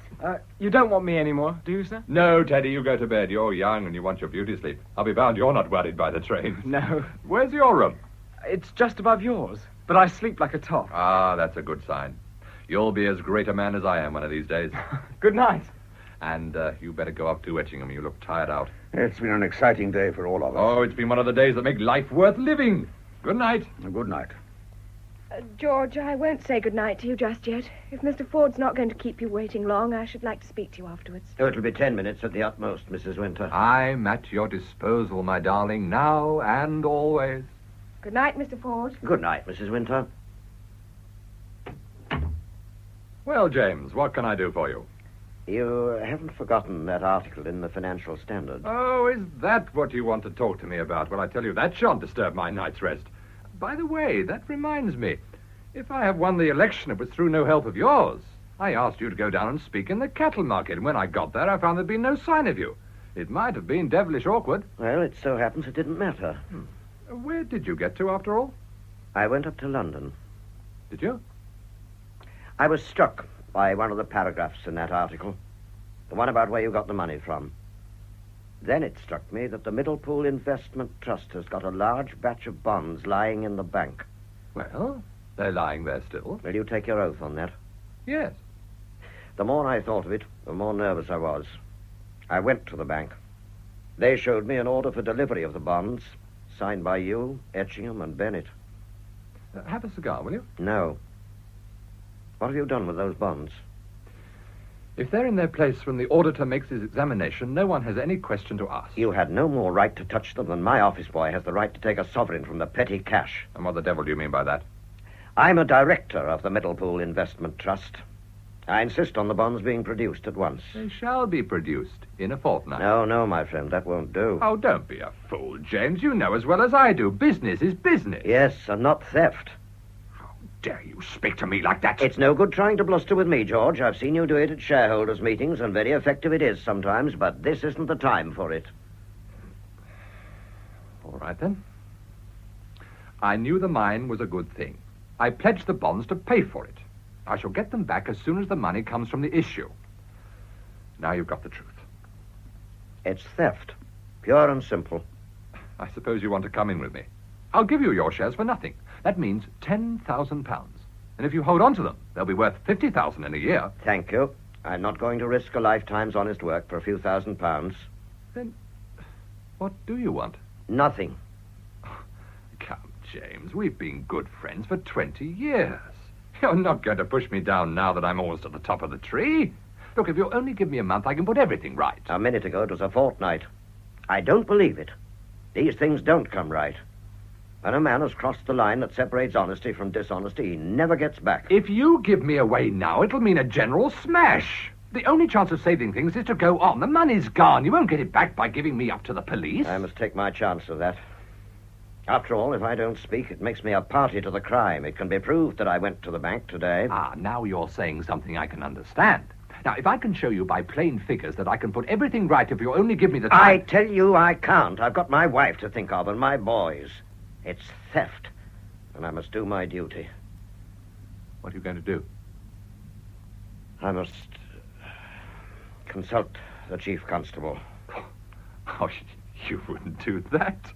You don't seriously mean that you go to the police? I could never respect myself again if I didn't. Oh, George, why have you put me in this position? Oh, look here, old man. I've done wrong, I admit it. At the time, I thought the slump would only last a few days, and I thought I should be able to replace the bonds in a week. It's the only slip I've made. Don't be too hard on me. It wasn't a crime, only thoughtlessness. Give me another chance. Look, we've gone through bad times and good together. I've been a good friend to you. You've never had anything to reproach me with till now. I can't risk the money of all these people again. Will it satisfy you if I give up the directorship of the Middlepool Trust. Give me 6 months to save my face, and I'll resign. I'll tell you what I'll do. If the bonds are in their place by 4 o'clock tomorrow, I'll say nothing. Tomorrow? That can't be done. It's impossible. That's all I can do for you. But no one can get it. You know it's impossible. Even if you gave me a week, I couldn't do it. I can't. Look, I can't. With the attack on us today, we're tottering. It's as much as we shall be able to do to hold out till the tide turns. That's not giving me a chance.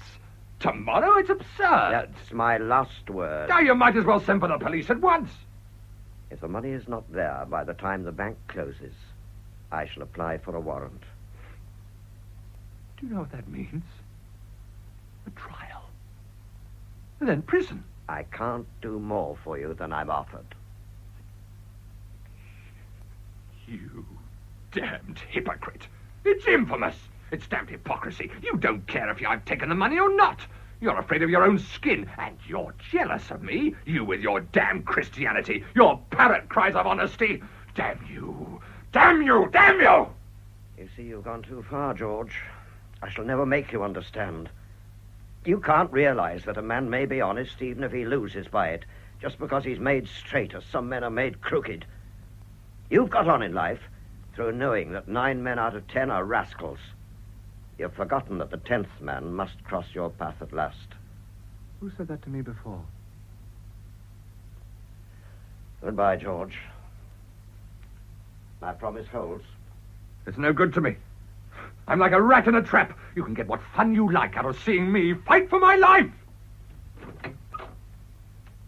I'm sorry, George. The 10th man. He's beaten me. Kate, what the devil do you want? I heard Mr. Ford go. May I speak to you now? Well? Now that the election's over, you can have no further use for me. I've carried out my part of the bargain. I don't know what you're talking about. I understand that I've condoned all your offenses towards me, and I'm helpless now to do anything. I've come to you to tell you that now I've done all you exacted, I'm going to leave you. This time for good. I think there's nothing more to be said. I trust you to leave me in peace. I promise you on my side to do nothing that can inconvenience you. Bye.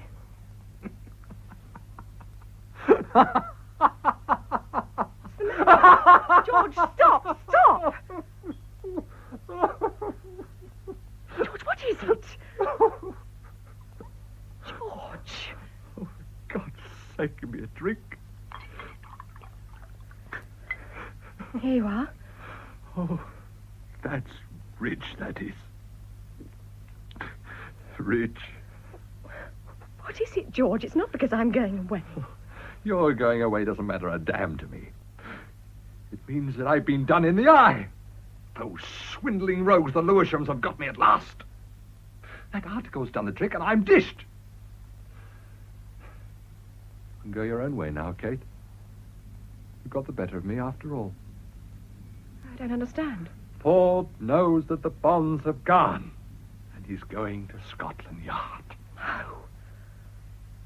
Father! Oh, I can't worry about your father now. He must look after his own skin. I've got enough to do to think of myself.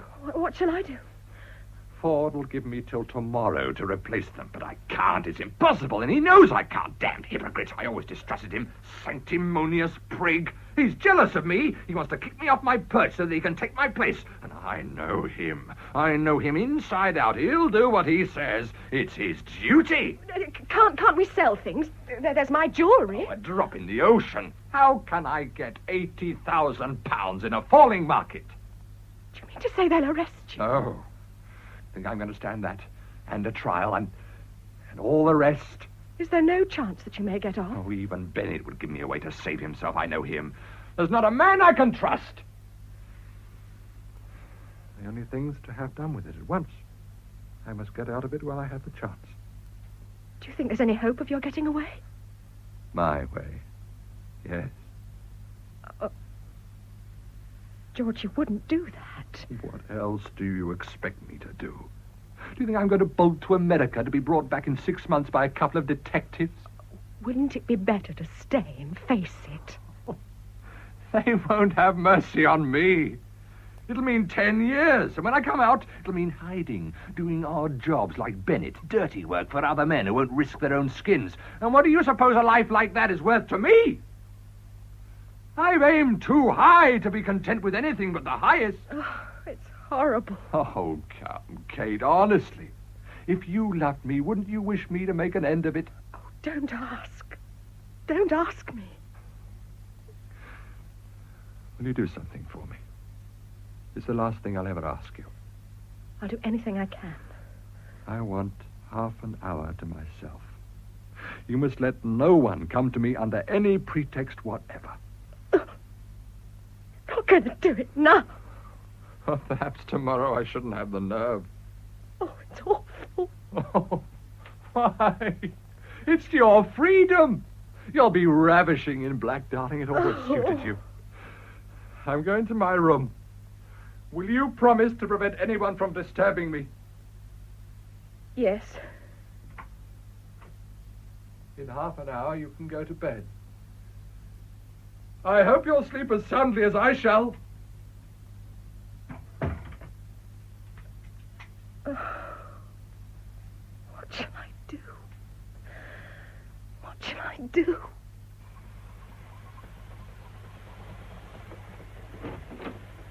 I beg your pardon. I didn't expect to find anyone here. Where's Mr. Winter? He can't see anyone tonight, Mr. Bennett. He'll see me. He left instructions that no one was to bother him. It's a matter of life and death. I tell you, you can't see him. Isn't he in his room? No. Are you sure? No, you're not to go in. He's tired out. Can't you let him rest? Oh, but you don't know what's happened. The mine's all right. Oh, for goodness sake, let me go to him. What do you mean? The manager had taken MacDonald in. Hadn't shown him a new shaft they'd sunk. The place is crammed full of gold. It was only a dodge of the Lewishams. I did what the governor told me. I just flooded the market with selling orders of their stocks. And at closing time, Manny Lewisham sent for me. He offered to take Mr. Winter in, but I smelled a rat. I was too clever for him. He's going to buy a huge block of shares tomorrow at par. He's going to pay on the nail, and we're safe. We're safe. We're safe. You mean It's what he's been fighting for 10 years. At last he's got there. The shares will be worth anything you like in a month. It means wealth, safety, everything. Then, George... He's at the top of the tree. He's where he ought to be. In 10 years, he'll be in the House of Lords. Now do you see why I must see him? No. Please, Mrs. Winter. I don't know where he is. You don't know? He went down to the smoking room. Oh, I must find him. No, stop. He's in the bedroom. But you said... George! George, unlock the door! George! What's the matter? George, it's all right. Open the door, for God's sake! What's he doing? What's he doing? Break down the door! What? Quickly! I can't do it. I can't. Break the glass panel, then. Here. Yes, this thing will do it. There. Can you get the key? Yes. He's not there. He must be. The windows are wide open. He must have gone down those steps. There's nowhere to go. There's only the garden and then the railway line. Well, perhaps he's in the garden. I'll go down and see.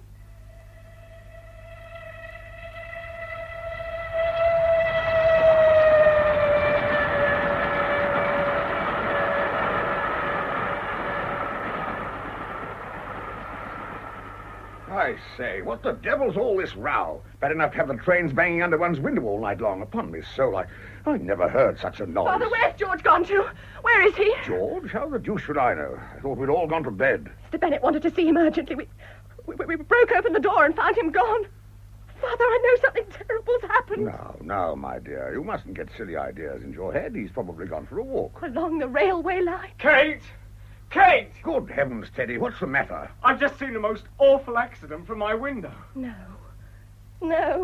A man's been run over on the line. Oh! No! No!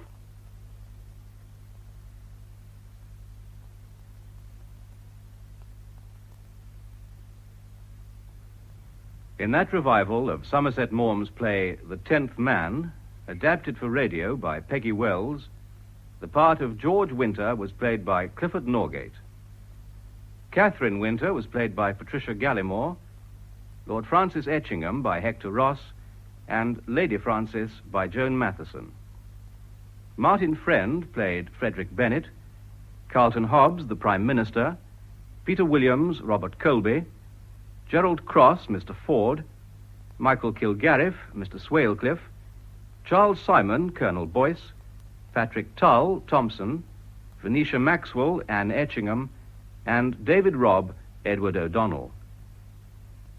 The 10th Man was produced by David Geary. Afternoon Theatre. D.A. Rayner's novel, The Long Fight, has been dramatized for radio by Philip Barker, with William Fox as Captain Harding, John Bentley as Dawson, his first lieutenant, and John Gabriel as his French adversary, Captain Apron. The Long Fight.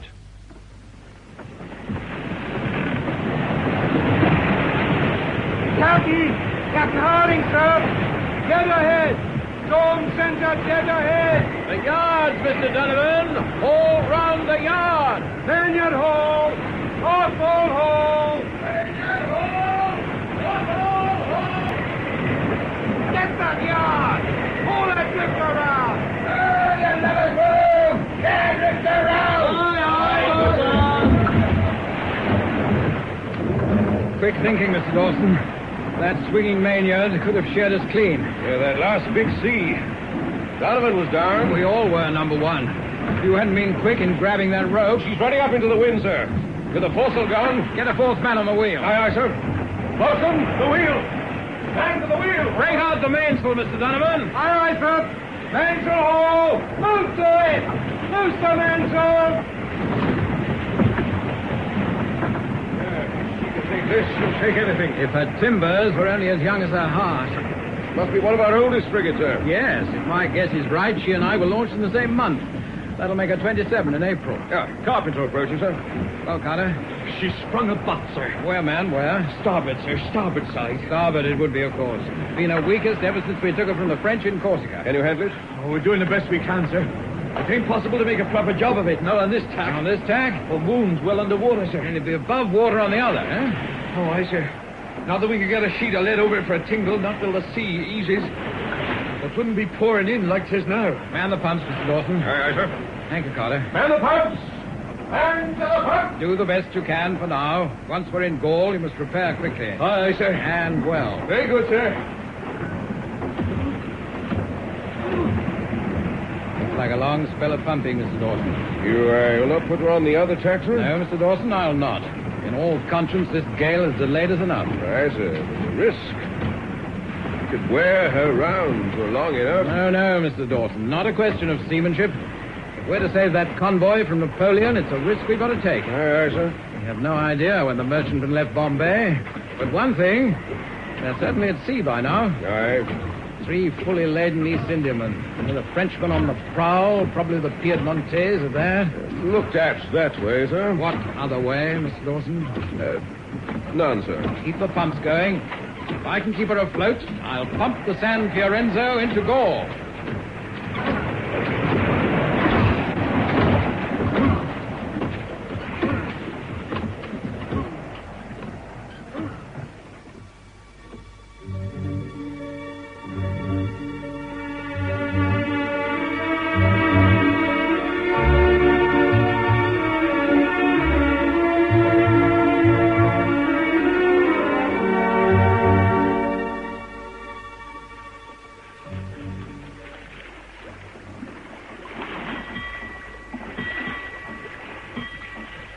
Lieutenant Le Pisson. Captain? First Lieutenant is coming back aboard. Once the boarding party follow, you will please have the cutter hoisted in. Very good, sir. Well, boys, what did the fellow say? He's a rogue. All these dark captains are, but even a rogue acknowledge. Ever so. Tous ensemble. What did he say? That he was bound from Bombay for the Maldives. It's of no importance where he sailed for. News of Bombay, I guess. If he is to be relied upon, which I doubt, The southbound convoy was to sail within a day or so. And the escort, what of the British ships? The Pitt, the only one strong enough to weigh us, went north a month ago. What? And our old friend, the San Fiorenzo. Finished her refit in the dockyard and cleared Bombay on the day we left Port Louis. So? We'd heard that she'd sailed for Rangoon. Excellent. This is wonderful news. A clear ocean and 3 fat, bulging prizes for the taking. You've discovered much more. He was a very frightened little man. You should have let me burn his dhow, Captain. He carried copra. He would have gone up like a torch. And make an enemy of every native trader on the coast? He's a liar. They all lie. He will make for Colombo or Gaul and inform on us. Then it will be too late. The merchantmen will be at sea by now. Be good enough to pass the word to Lieutenant Le Paysan. I want a course for Cap Comorin. Cap Comorin? Why? Because the merchantmen must round the point. If I set up my patrol line off the Cape and wait, the convoy will be forced to come down to me. You agree, my friend? Whatever you say, Captain Etron. I am only your first lieutenant. And not usually so humble, my friend. Not nearly so humble.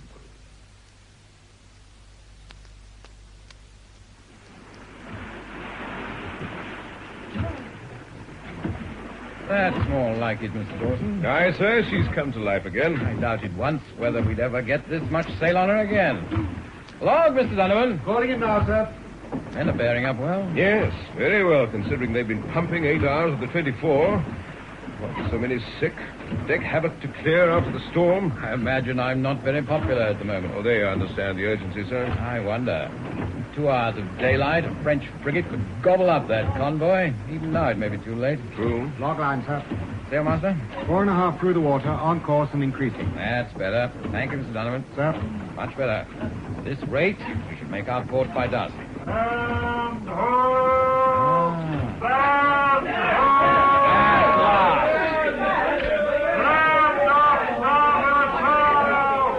There it is. See it, Dawson? I see it, sir. Gondra ahead. Aye, I'd recognize it anyway. How far, Mr. Buzz? Go 30 miles beyond, sir. Good. Mr. Donovan? 30 miles. Here, Captain. Mr. Donovan, I've been pressing ship and men to try and make harbor tonight, but we'll not manage it. No, sir. I'll heave to on the other tack, and we'll go in first thing, just as soon as we have light to see by. Aye, sir. Very well. I'm going below now, and, Mr. Dawson? Sir? Have the carpenters go over the side as soon as she's eased. I want nothing to hold us up tomorrow. Very good, sir. Well, sailing master? Go on, say it. I told you. He's made it. Yes, he did. That man has the luck of the devil, and thank God for it.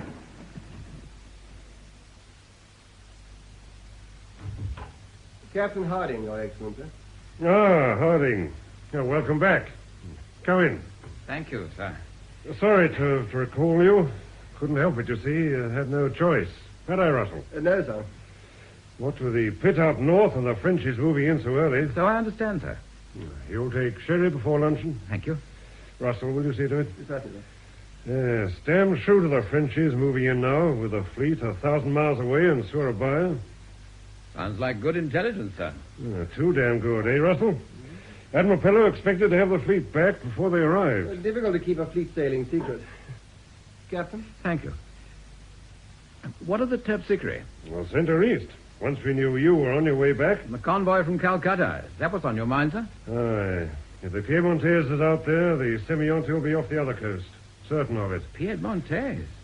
Give a lot if you could bring her to action, Harding. So would my lords of the Admiralty. So would I, Your Excellency. Been harassing our convoys for 5 years now, and too damn successfully. However, your job is to protect that convoy, Harding, come whatever. Of course, sir.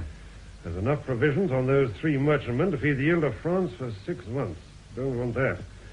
Without provisions, she'll fall. No doubt of it. I understand, Your Excellency. Good.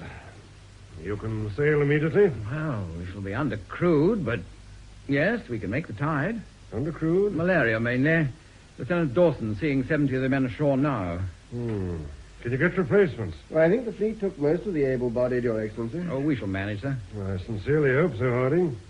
Dawson, you say. I remember that name. He was also Captain Lambert's number one, sir, before I took command of the San Fiorenzo. Ah, yes. Capital fellow.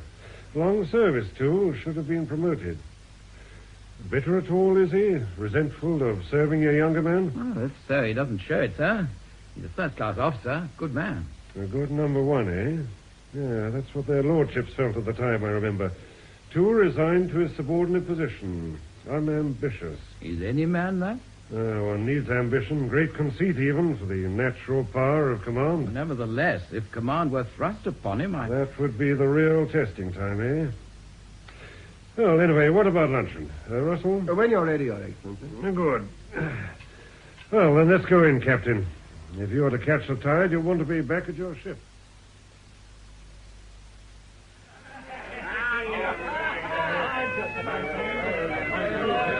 There you are, matey. Welcome to the old stand. Here. Yeah, one thing about being short-handed, we get room to breathe. Yeah, that'll be your place. You ain't to have me go up there. When you get the chance. We've got the first dog watch. Name's Lancaro, senior hand in this mess, gun captain. You'll be on my gun, and you better be nippy. Grandad Lancaro, the oldest old buzzard on the ship. And a volunteer. Steward there was present at the service. Irish here, don't count. Oh, thanks very much. Volunteer, did he? Well, now you'd think he'd be at least an admiral by 33, wouldn't you? Using his mouth for muscle, this one. How long you been in Gaul? 3 years, on and off. Yeah, what's your name then? John Booth. Fetched 3 of us off the Hindustan this morning. 3? That's all we're getting. We've landed over 70. Admiral Squadron took all the other able-bodied. 3, truth. Are we going to fight the ship then? Same way as we always does, only harder. Oh, when I think how many are sat at this table in the 6 years since we left Plymouth, I reckon we've put nigh on 40 sick men ashore from this mess alone. Scurvy? No, ain't at sea long enough on this coast for scurvy and sea boils. Well, you can get scurvy in London. You can't get sea boils. What, they take stick off then? Country fever, innit? Malaria. Comes a line in these festering ports. Take a boat ashore one night and strike me if you ain't half dead by the end of the week. You hear that? Captain coming aboard. Been dining with the governor. Yeah, no salt pork duff for him. What's he like? Harding? Ah, he's man enough. Get better as he gets a bit older. They all do. Old? Like you mean? Can't put an old head on young shoulders. Dawson, the number one's older than he is. You should have got command of this frigate by rights. Got passed over. He was with Lambert when we trounced a frog called the Psyche 3 years ago. Yeah. Lambert got the ship with a line for it, and instead of promoting Dawson like he expected, had brought Harding in. Dawson will never make it now. Yeah. Reckon we'll be slipping the anchor again? You can count on it. His Majesty's frigate Perpetual Bloody Motion, that's us. Now he knows what's what. I'll wager Captain George Nicholas Harding will have us out of here faster than a carronade ball. And that's all there is, gentlemen. The convoy cleared Bombay and is well at sea. And the French frigate, sir, is she the Piemontaise? We can't be sure. All we know is that there's a Frenchman waiting out there somewhere. Then she's been sighted again, sir. Aye, she has. So I suggest you prepare the ship for sea, Mr. Donovan, with all possible speed. Aye, sir. I'm not sure of our course yet, Mr. Bars. I'll pass the word directly. Very good. Now, Surgeon Ward, what are the sick? They were put ashore satisfactorily? As we agreed this morning, sir, all 77 of them. They didn't take kindly to it, sir. The men look upon going to hospital as a death warrant. Look, it's not that bad. Better than fevering it out over the bilges. Precisely. There they will at least stand a chance. Yes, it means, though, that we can muster only 179 men out of a complement of 250. How do we fight the ship? So we can worry about that when the time comes. It's useless taking sick men to sea. The ship will be happier without them. Thank you, Mr. Ward. That'll be all for now. Aye, sir. We need to reorganize the gun crews and sail trimmers, sir. And exercise the guns, agreed. But we have the time. I've been trying to put myself into the mind of the enemy, Mr. Dawson. Always a useful exercise. Yes, sir. Now, if I were the Frenchman and I intended attacking that convoy, where would I set up my ambush? Could be anywhere. It could. But not if it should be the Piemontaise. He'd want to be sure. If I were that captain, I'd know that the convoy had sailed from Bombay, and I'd be pretty sure that it would make its first port of call at Colombo. It's the usual practice. In which case, there's just one place that convoy will be forced to navigate, whatever its course, just one. Were I to set up a patrol line there and wait, that convoy would have to come down to me. Cape Comorin, sir? Exactly, Mr. Dawson. Be so good as to pass the word for Mr. Bowers. I want a course for the Cape, and quickly.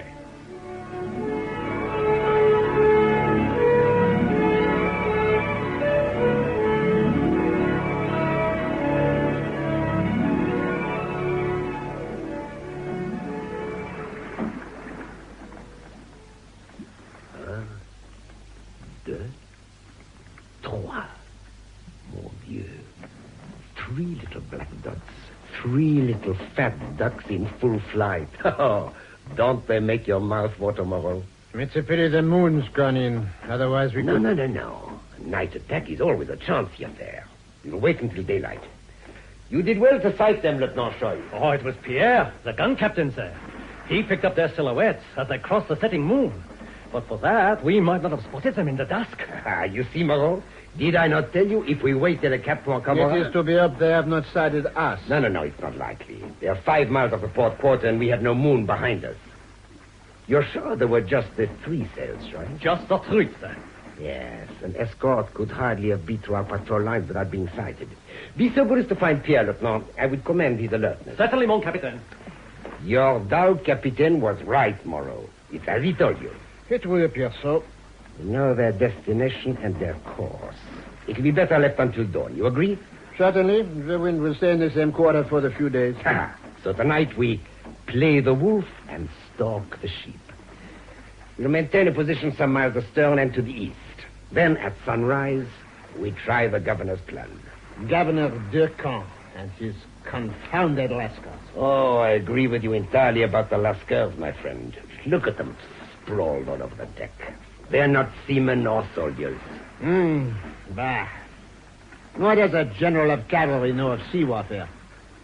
We can take prizes without great boarding parties of Lascars to get in the way. 1 prize, certainly. 2 even. But we need all 3. You must admit the governor's plan is excellent strategy. If it works. It will work. To take the last ship and put aboard a prize crew large enough to sail her and man her guns, while we pass on to the next. Oh, that makes good sense. No escort is going to attack 4 fighting ships. All the same, I agree it'll be a blessing to be rid of those Lascars. Blessing? I shall hold a fiesta for myself. On saltfish? Bah. Never fear. Tomorrow we shall end our Lenten fast. They do themselves well, these Indiamen.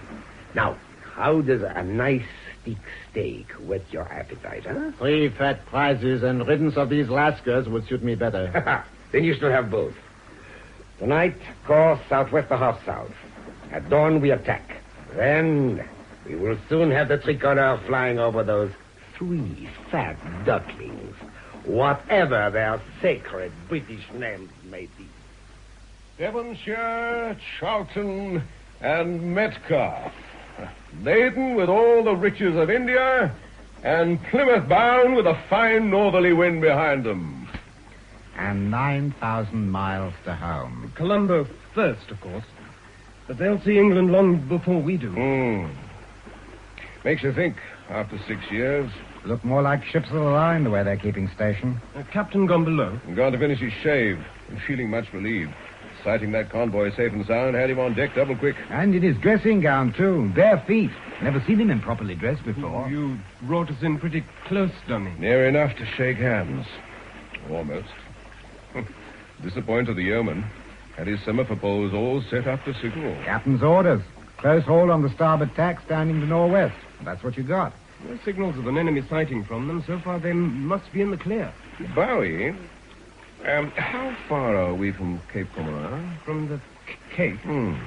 South 60 miles. Why? Looks like he might have been wrong for once. Who? Oh, no matter. Sail? Where? Do you see it? Away! 4 points, starboard bow, sir. But 3 merchantmen, they say. Where's that midshipman? Mousing up. Coming, sir. Sir? Up the rigging, lad. Report back. Aye, sir. No, just a minute. I'll go myself. You, sir. But Dawson, you ought to. This could be it. Oh, well. I trust Dawson's flesh is as willing as his spirit. Well, there's nothing wrong with either. I merely meant that first lieutenants usually spend their time on quarterdecks, not aloft. One needs to be in practice to face that mainmast and rigging. And preferably not in one's 40th year. Oh, he seems to be doing well enough for all that. Yes, he does. He does indeed.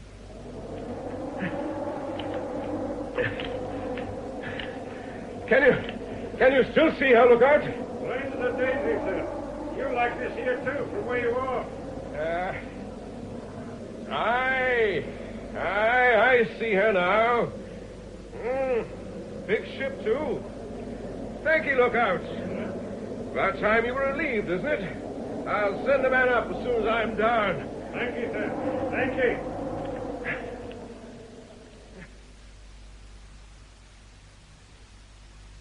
12 degrees north, longitude.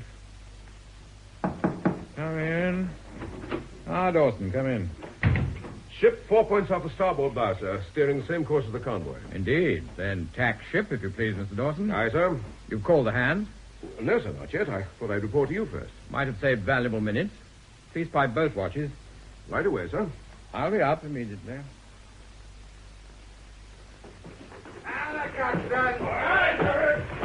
Get your station! And move, you bunch of idlers! Lead, my gracious, your station, Hopkins. Where the devil you get the idea to be posted on the weather side? Where the hell you been, O'Donnell? Heads. You're always in the rattling heads. Stand by to raise tacks and sheets! Stand by, all braces! Ready-o, ready! Ready-ho, ready! Come on now, heave her up! Ready-ho, ready, sir. Ship ready, sir. Then tack, Mr. Donovan. Aye, sir. Helm a-lee! Helm a-lee!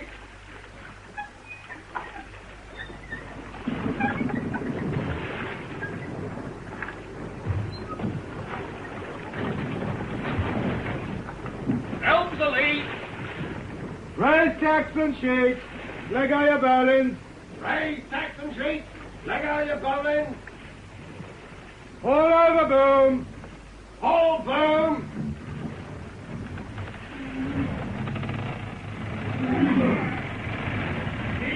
Mainsail hold! On board hold!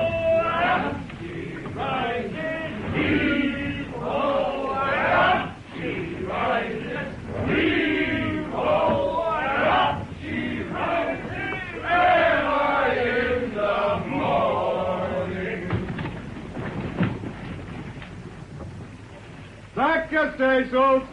Back staysails! She's round, sir. Not bad. Not bad at all. Right your helm! Right your helm! Let go staysails! Let go staysails!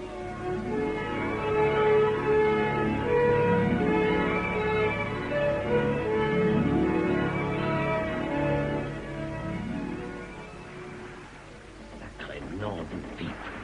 Are you sure, Moreau? Crossholder in the starboard tack. A league north of the convoy and the same distance beyond. You're certain she's a San Fiorenzo? Quite certain, Captain. Did I not see her for long enough when she chased us last August? Her lower yards are longer, her upper yards shorter than is usual for a Britisher. She's the San Fiorenzo, no doubt of it. The San Fiorenzo of all ships. But why? How? You tell me she's on her way to Rangoon, that there is no escort for the convoy. Yet, there she is. Why do you tell me these things? I did not tell you, sir. It was that Dow, Captain. I said they were all liars. Sacre bleu, my plan of campaign wrecked. Oh, it's enough to... I left instructions we should be informed if she tacked. If. Of course she will tack. You don't expect her to ignore us? She is old and has 12 guns less. Even so, don't underestimate that one, my friend.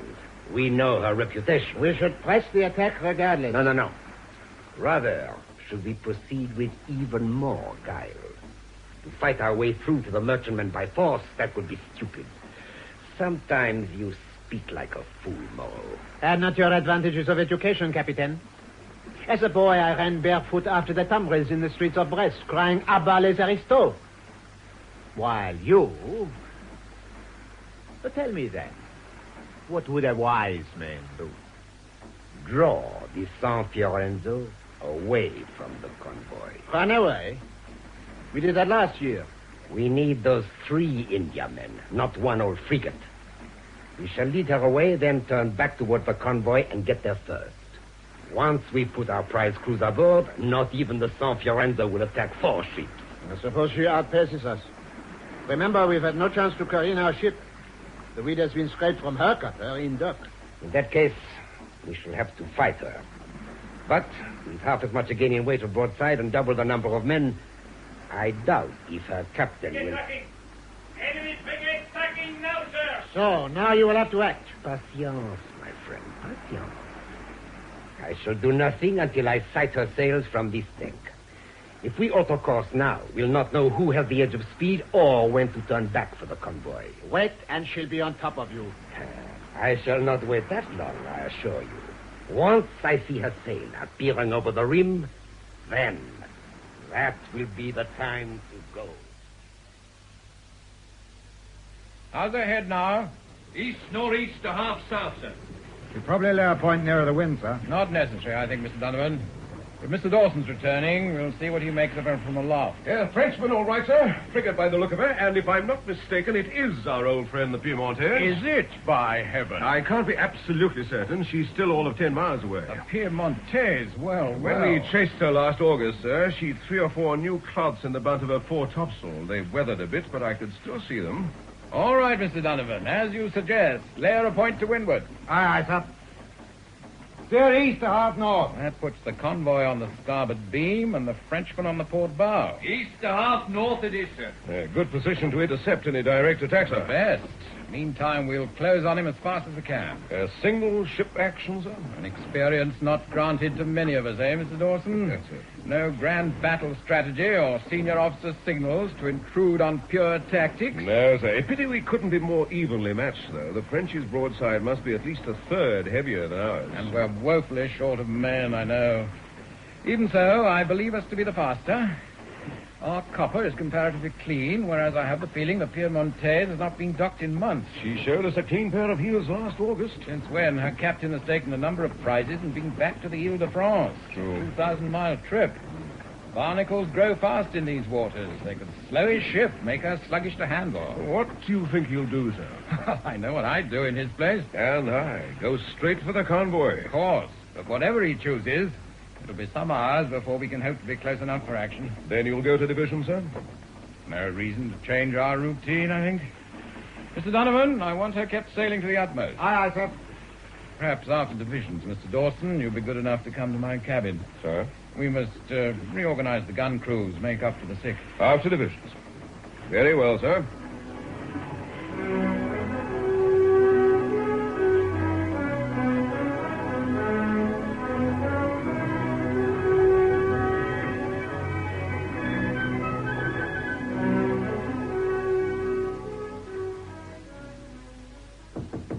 Come in. You sent to report, sir? Indeed I did, Dawson. Bring some fruit from the bowl. An orange for me, if it be. One of my foibles, sitting at a starn window with an orange, throwing the peel into the sea. Aye, sir. Sit down. Sure. She's sailing well. I can give you the speed of the ship within a quarter of a knot. See the way the orange skin falls behind? Yes, sir. My steward's always complaining about the number of oranges I eat when I'm particularly interested in our speed. Aye. The readjustment, sir. I thought you wanted... Well, how well the orange peel stands out against the blue. How long since you were last home, Dawson? 6 years, sir. 6? That's a long time. A Kentish man, if I'm correct, or is it a man of Kent? I'm never sure. Hired. I thought so. And you've served most of your time out here? Oh, much of it, sir. Ever since the Melrose. The Melrose? I thought perhaps you knew so. Forgive me, I didn't mean to pry. Oh, it was a long time ago. I thought everyone knew. Yes, I was a lieutenant on the Melrose. We were caught in a March gale. Many of the crew were injured, including the captain and number 1. I had to take over. I made mistakes. Oh, make those. Not like mine. The ship foundered, ran aground. Lives were lost. You were young, probably inexperienced. It's my first posting as a commissioned officer. I see. Then you were hardly to be blamed. There was an inquiry, of course. I was lucky. I came out here. I've been out here ever since. As you said, Dawson, that was a very long time ago. Aye, sir. Help yourself to more food. And let us talk of reorganizing the gun.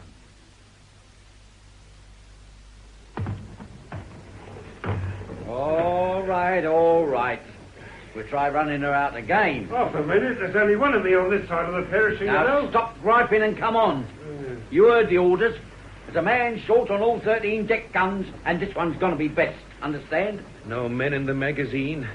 And all that powder broken down and lying about in this sun. It's not safe. Stow it, can't you? Won't matter much if Froggy puts an 18-pound ball through your ribs. Now, we'll try the drill again and see if you can get it right this time. Who? Oh, I'm getting it. He's coming. You're doing all right, lad. Now, the gun captain, that's me, and don't none of you swabbers forget it. I face the gun port. The man on the right and left face the gun. I said face the bloody gun, O'Donnell, and that don't mean the fore topmast. This here's the gun. Thanks. You faces your gun, dressed by the 2 men at the ship's side. You just feels the elbows of the man next to you, and then you're all serene. Now, we'll try it once again. Run out your gun. Right. Come on, get it moving. Get it moving. That's better. That's right. Breaking it back. Think it'll work, Mr. Dawson? Well, they're not finding it easy to point the guns with only one man on the left. Unfortunate, but it's the only way. We can't take any more men from the carronades, and we're using every available clerk and cook on the deck guns, even my steward King, gammy leg or not. Bringing the Marines down from the rigging has helped. Not that I like being without musketry in the tops. One feels naked and vulnerable. Still, can't be avoided. Cartridges worry me, sir. We've broken down enough powder to fill all the salt boxes and guns, but... Any lull in the action, you'll have to get a party down to the magazine filling powder bags. Yes, sir. Incidentally, number one. Sir? Ship looked very smart at divisions this morning. Did you credit? Thank you, sir. Thank you. She's in sight, sir. Enemy's in sight. Thank you, Mr. Bowers.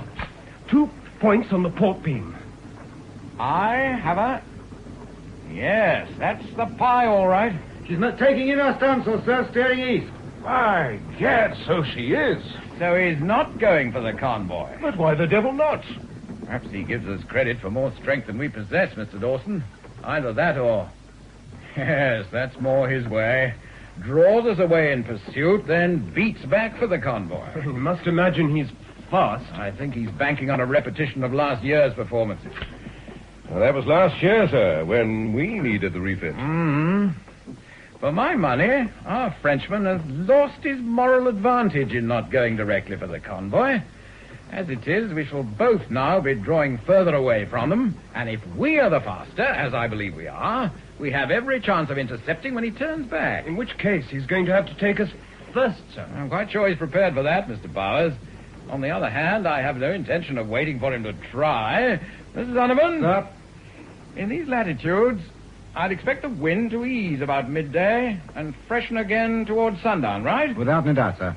And I want to press on every ounce of speed you can give me, and I want it maintained. Aye, sir.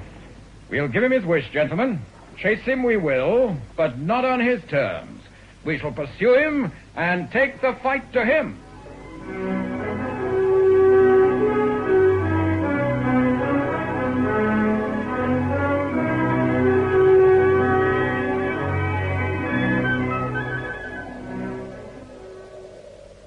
Le Paysan? Huh?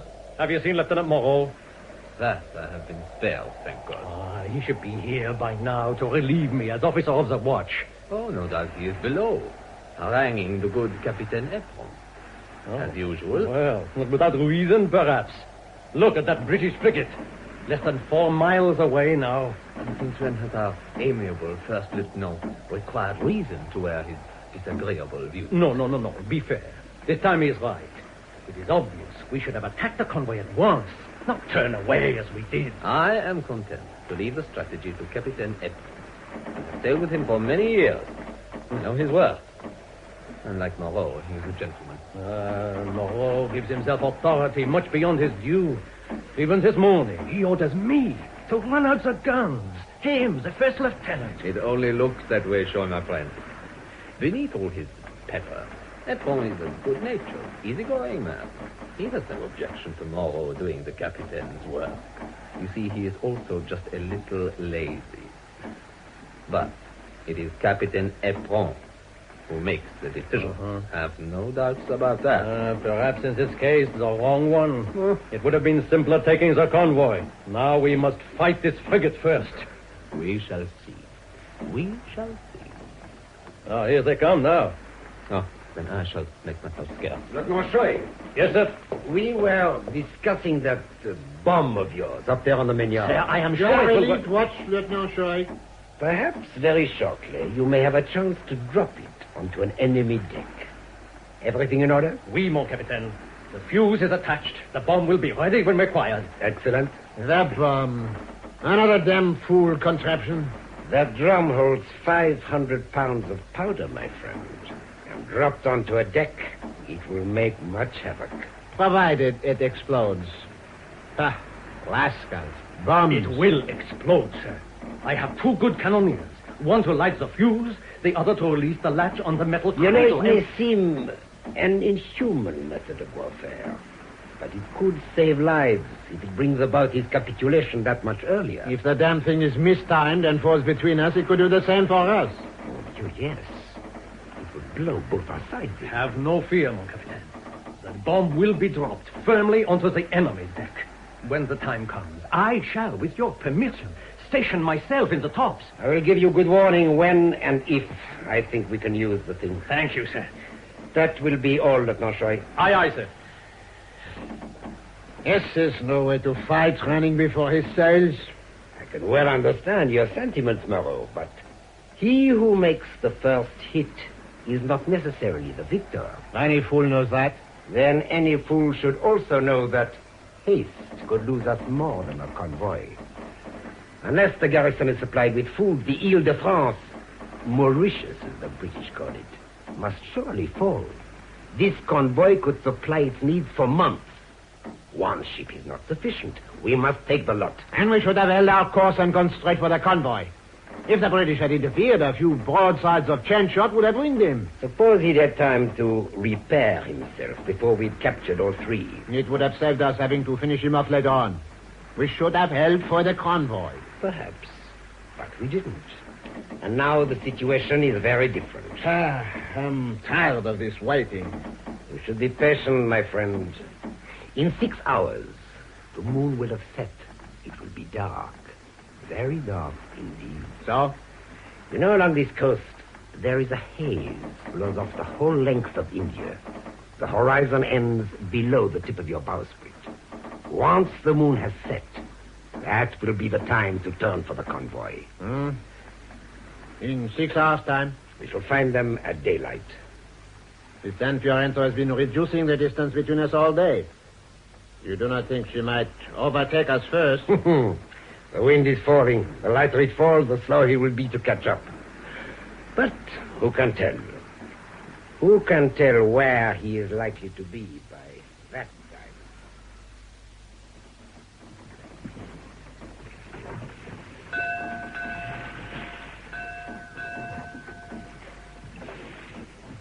Four bells. What's the range now?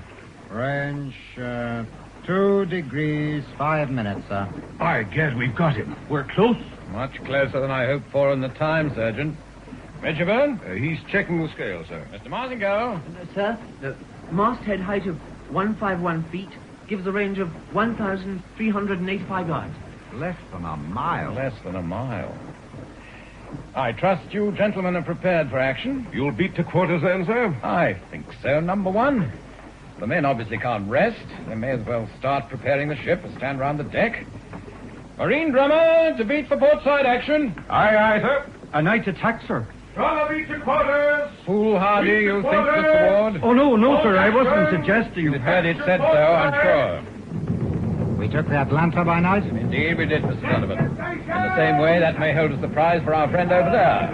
All a matter of accuracy of fire in the dark and confusion.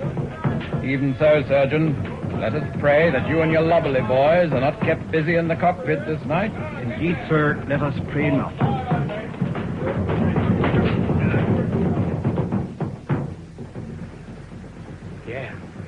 Yeah. You hear that damn hammer? I heard. Keep your voice down. Moreau is near and restless. That great barrel of powder hanging over our heads. What happens if the British fire a shot through it? Then I think for us, it will be goodbye to France forever. Oh, it is madness. It is for the Emperor. The Emperor. What does he care if I never see Paris again? It is wiser not to talk so. He's always waiting. That unnerves me. Yes. But why? Why does Napoleon not give us a proper fleet out here? With all Gantour's frigates swinging to their cables in the Rade de Brest? I'll warrant we've done more damage than any 10 of them. What in the name of Satan? Silence! Silence on deck! Confounded Lascars. They're frightened already. Once the action starts, they will panic. Where is the British frigate now? Can you see her? Yes, plainly now. She's bearing down on us. Mon Dieu. Closing fast. I can see lanterns moving on her deck. We shall catch the first broadside. Maybe. But once the smoke rises, he will not see us in the dark. Nor us him. Why don't we fire? Why does Epon wait? Mon Dieu, what are we waiting for? What the hell are we waiting for? Why does Nardin give the order to fire? Ranging alongside. Won't be long now. I wish he'd get on with it. Never been in a night action before, Bill? No. It's horrible. Smoke, darkness, noise. The first thing you know is when the mast falls on you. Sew it up, O'Donnell. You've hardly been in the service of dog watch yourself. You'll be all right, lad. Just keep your eye on me. We've got one over, Froggy, see? What do you mean? That little gadget there, see? The pendulum. Well, what's it for? To show you when the ship's on an even keel. Can't tell otherwise in the darkness. Captain's fitted one in front of each gun. It swings back and forward as she rolls. Watch. So it does. And when it's hanging plumb down that white painted line, I fires. Simple. Accuracy, see? Something those froggies ain't expecting. They won't know what's it. Worked a fair treat on that frigate. What was her name? That last one we took at night. Atlanta. Aye, that was her. I bet that number one of theirs is starting to sweat. Why him, specially? Nothing but a bloody pirate, that ship. Admiral's declared him a fit subject for vengeance, ain't he? No protection for him if the French has to strike her flag.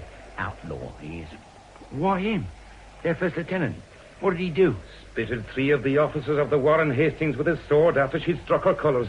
After? Oh, The dirty I'd be very glad to take a stick at that swine myself, so I would. After me, Irish, after me. Stow that chatter. Keep your gun crew quiet, Lancaro.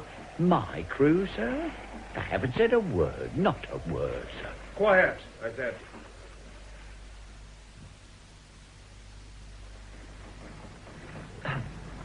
You all right, Marshal lad? Yes, thank you, sir. I don't know about you, but it's this part of the business always gets me. You, sir? In the stomach. Ever since I was a midshipman like you. It's the waiting.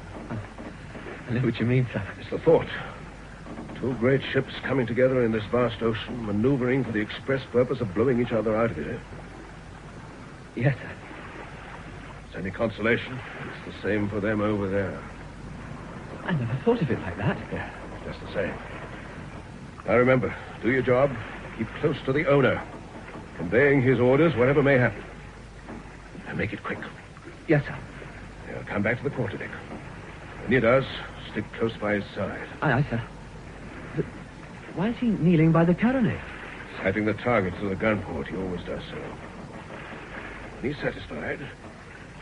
There. He's passing the signal. Remember that. Keep close to him. You'll be all right. Close to the captain. Aye, sir. Open independent fire! Oh, shoot! Hey! And sink the bastards! Fire!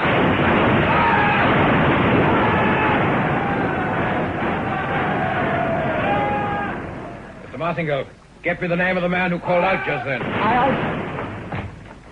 Try and mark the hits before the smoke obscures them. Aye, sir. Partridge! Enemy ram is firing, sir. She's drawing her topsails. She needs to run for it. By gad, that captain will overreach me. We must stop him. Guns, Taylor, guns. Aye, aye, sir.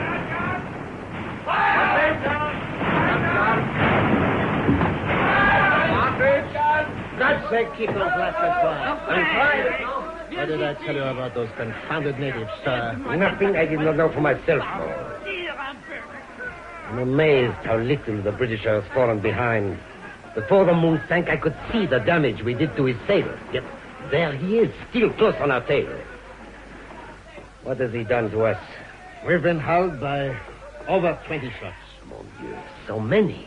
There's a queue of wounded awaiting the surgeon, and 10 lie abaft the mainmast, ready for the sailmaker to sew them into their shrouds. So much damage, such accuracy. I don't understand how. He was lucky. He won't be so fortunate again. I don't know about luck, but it's fortunate for us that he chose to attack our lee side. Had it been the other, some of our wounds would be below the waterline. Well, Lieutenant Shoy, what have you to report? 3 of the main deck guns are damaged beyond repair, mon capitaine. They will be out of action until they can be remounted. Also 2 of the carronades. And the men? Several are wounded. 1 complete gun crew killed. Which gun?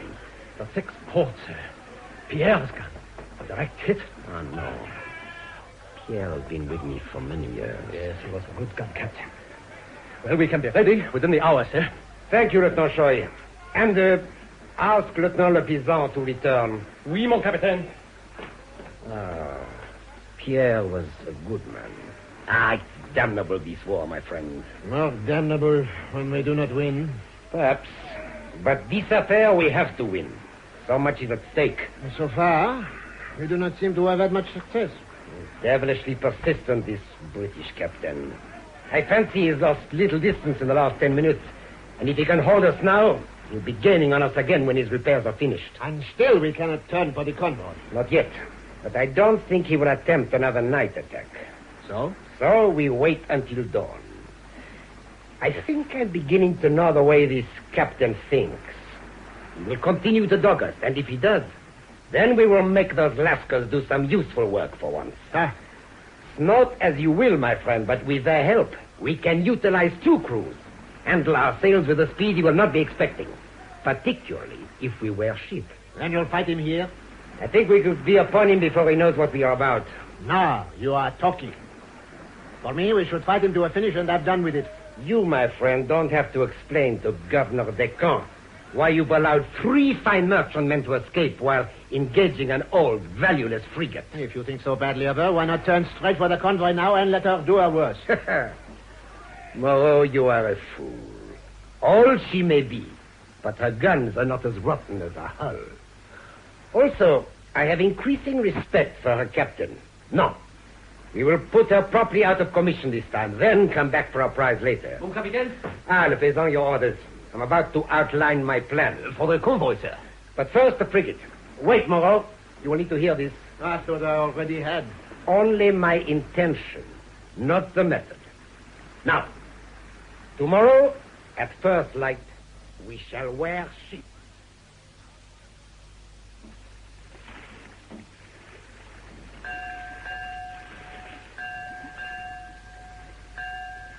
Good morning, sir. Good morning, lad. Did you sleep? Briefly, sir. The noise of the guns still in your ears, eh? Much of the time. Your baptism of fire, even if it only lasted 10 minutes. Won't be so bad in the future. No, sir. Thank you, sir.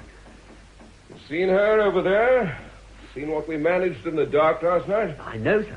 I counted at least 15 holes in her side. Now, how many shots did you count for that big gash between the 6th and 7th ports? 1, sir? I'd say at least 3. 3 shots? So close? And I'll warrant both the guns on either side will be damaged as well. Yes, sir. Sir, shall we be going for him again? Most certainly, I would think. At the moment, we're keeping a steady position half a mile on his lee between him and the convoy, awaiting the next move. A game of wits, if you like. Is that why we've reduced our sail? Maintaining exact station on another ship is a matter of great skill and rare judgment, lad.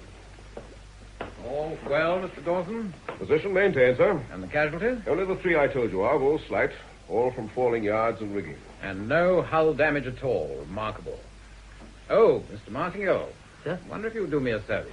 Gladly, sir. When I awoke just now, King, my steward, was fussing with a cup of chocolate. I didn't wait for it. Wonder if you'd be so good as to bring it to me on the quarterdeck. Aye, sir. And, Mr. Martingale. Sir? You conducted yourself very well during last night's exchange. To your credit. Thank you, sir. Thank you. Good lad. You'll do well. Ah, Mr. Dawson, how I hate this sheepdog role we have to play, running after the wolf and barking the while. Still, at least the sheep are safe so far. And moving closer to safety all the time. Even so, if we sink our teeth too soon and lose the day, our sheep could still become mutton. Excuse me, sir. What is it, Mr. Bowers? I've been observing through the glass. There's something going on over there, sir. Yeah? Her deck seething with men. What? By gad, so it is. Lascars. Crawling with them. Prize crews, like as not. Or boarding parties. Another good reason for keeping our distance. There must be nearly 500 men on board her. And we've only... As long as we can keep within point-blank range without letting her lay us aboard, it'll not matter how many she's got. And something else, sir. Do you see what she's carrying at her mainyard arm? What the devil can Looks it like be? a drum of some sort. Some sort of barrel, but heavy. Notice the iron cradle it's on. Have to be on a cradle to clear the stunsail boom. Which implies he keeps it up there all the time. Yes, and if it's up there for a purpose, presumably it eventually comes down. Some sort of fancy firework, you think? Well, explosives? Oh, surely not, sir. Useful enough against merchantmen if you were to range alongside and drop it onto their deck, if that's its purpose. Yeah, but the thing would hold 500 weight of powder. I wouldn't put it past the Frenchman. There are Frenchmen and Frenchmen, Mr. Bowers. But one thing, we'll not give him a chance to lay that egg on our deck, not if we can help it. See her spanker, sir? She's slackening sail. She's going to where? That she is. Enemy wearing ship, sir. Turning downwind towards us. So I know it, Mr. Donovan. Very well, we'll do likewise. Wear ship. Quartermaster, put your wheel hard up and keep it there. Aye, sir. Bosun, pipe both watches. Aye, sir. Hands to wear ship. See what the enemy's about, Mr. Bowers. If we hold this course, she'll pass ahead and rake us with shot. And we'd be in no position to reply. Pass the word to the gunner officer. Aye, aye, sir. Clear up your mainsail! Clear up your mainsail! Smartly, lads, smartly! Round in the after braces! Round in the after braces! Just in time, number one. Aye, sir. She could have been down on us. Swell the after yards! Suddenly takes the offensive. Good move, Mr. Dawson, and fast. Ease the helm. Easy it is, sir. Swell the foreyard! She's coming round, sir. We forestalled him. Steer south. South it is, sir. Got an after sheet. Got an after sheet. All after spanker. All after Now he's got to think of something else. He appears to be doing that now, sir. His sails are still. But what? Yesterday we had the tactical advantage. Now, if he tries to cross our stern, we'll be put on the defensive. Well, we'll know if she turns easterly. He'll not withdraw now, not if his guns run out. She's coming round. Masts are in line. Her bows towards us. As I thought, trying to cross astern of us. We must turn with him. Port your helm. Steer west. Aye, aye, sir. West it is. Mr. Donovan, I'll come to the wind on the starboard tack. Aye, aye, sir. Brace the yards, shut up. Brace the yards, shut up. He's obviously decided to force the action. Throwing down the gauntlet. Suits out, sir. But does it, Mr. Dawson? I'd prefer we had chosen the ground and under more favorable conditions. Convoy must be 40 or more miles away by now. Easily. Which still means at least 150 miles for the safety of Colombo Harbor. Assuming the enemy can make 2 knots more than the merchantmen, he could still overhaul them. It's not good enough. Always providing she succeeds in taking us first. Therein lies the risk. Take him on, and he could damage us enough to give him a clear seat of the convoy. On the other hand, in 3 hours, I could work out to windward of him, use our speed to steal the weather. True, sir. But to pile on sail and turn and run from the challenge... Mr. Dawson? Sir? Beat to quarters, starboard action. Gladly, sir. Then have the mainsail triced up. This time I'll wait for him to come down to me.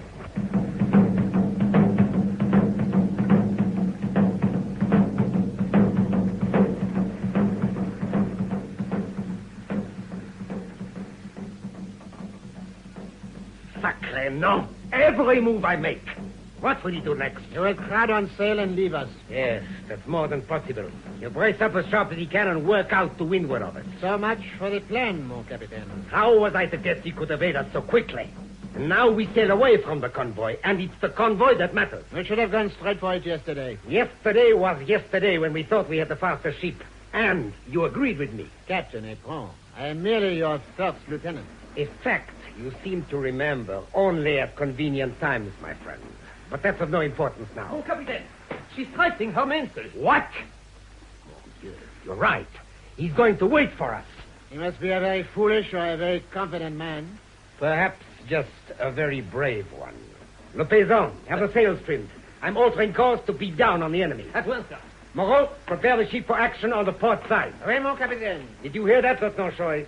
The port side. Yes, mon capitaine. You're loaded, even-numbered guns and carronades with bar shots. Odd-numbered with balls, sir. Excellent. I want the enemy demasted.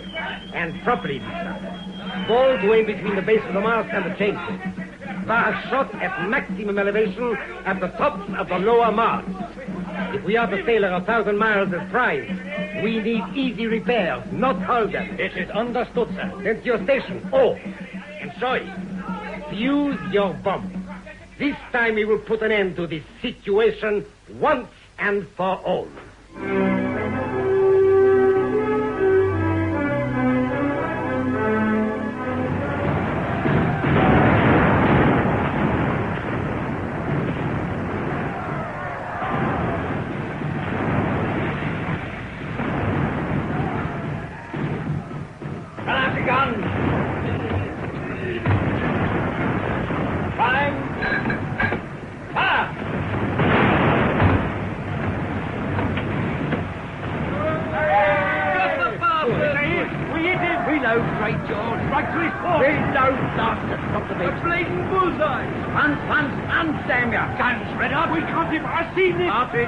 Loading cartridge, hand me down. Grab the pilot instead of a... Ram the cartridge blaster. She's closing again, sir. So quick. We're taking too much time. Those blasted Lascars, he's enough men to sail and fight his ship twice over. Closing first. Coming into board. Or to lay that damned firework. We'll have to withdraw, but we must keep him off our stern. Pipe sail trimmers. Aye, aye, sir. Double up the guns meanwhile. Starboard your helm. Steer southwest. Southwest. Aye, aye, sir. Pipe sail trimmers. Guns double up. Double up all guns. Well away the yards, Mr. Donovan. Run us dead before the wind. Right. Number 8. Gun, sir. Gun crew out. Then double up while we trim sails. One crew to serve 2 guns. Right, sir. Square up all yards. Square up all yards. Musketry now, sir. Our tops are alive with men. I see 'em, lad. Warn the lieutenant to quarters to be prepared to repel them if they try to board us. Aye, aye, sir. She's coming in close again, sir. Got all her sails set. I can see that for myself, Mr. Dawson. Yes, sir. Of course, sir. Run out your guns. Move! Get it moving! Damn you, doing the best I can. All together, get it down! Down! Right over us, that one. It's a bleeding man! Keep at it. Got the blasted mainyard. Look out, falling! It's coming straight for us. Quick, O'Donnell, Booth, run for it. Where, my dad? Where? It's bloody well.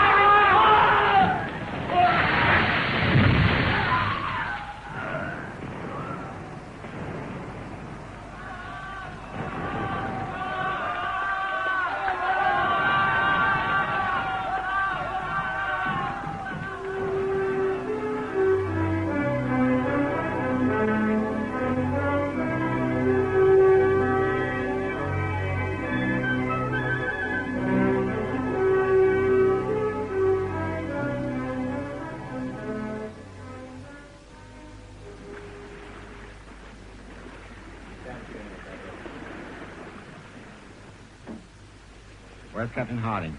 Down there on deck, assessing the situation. First time he's savored the taste of near defeat since he's had command. Yes. He probably feels he's made a mistake in choosing to fight from a bad position. Thinks he's failed in protecting the convoy. Certainly won't do his career any good if the merchantmen are taken. Nobody could have done more. I agree. But it's not the way their lordships of the Admiralty will see it. And by the look of the frog, he's wasting no time in getting to them. What's the tally? 8 dead, 14 wounded, which makes us 99 men short instead of 77. Things are not too good, are they? And that damn great mainyard straddled across the deck doesn't help.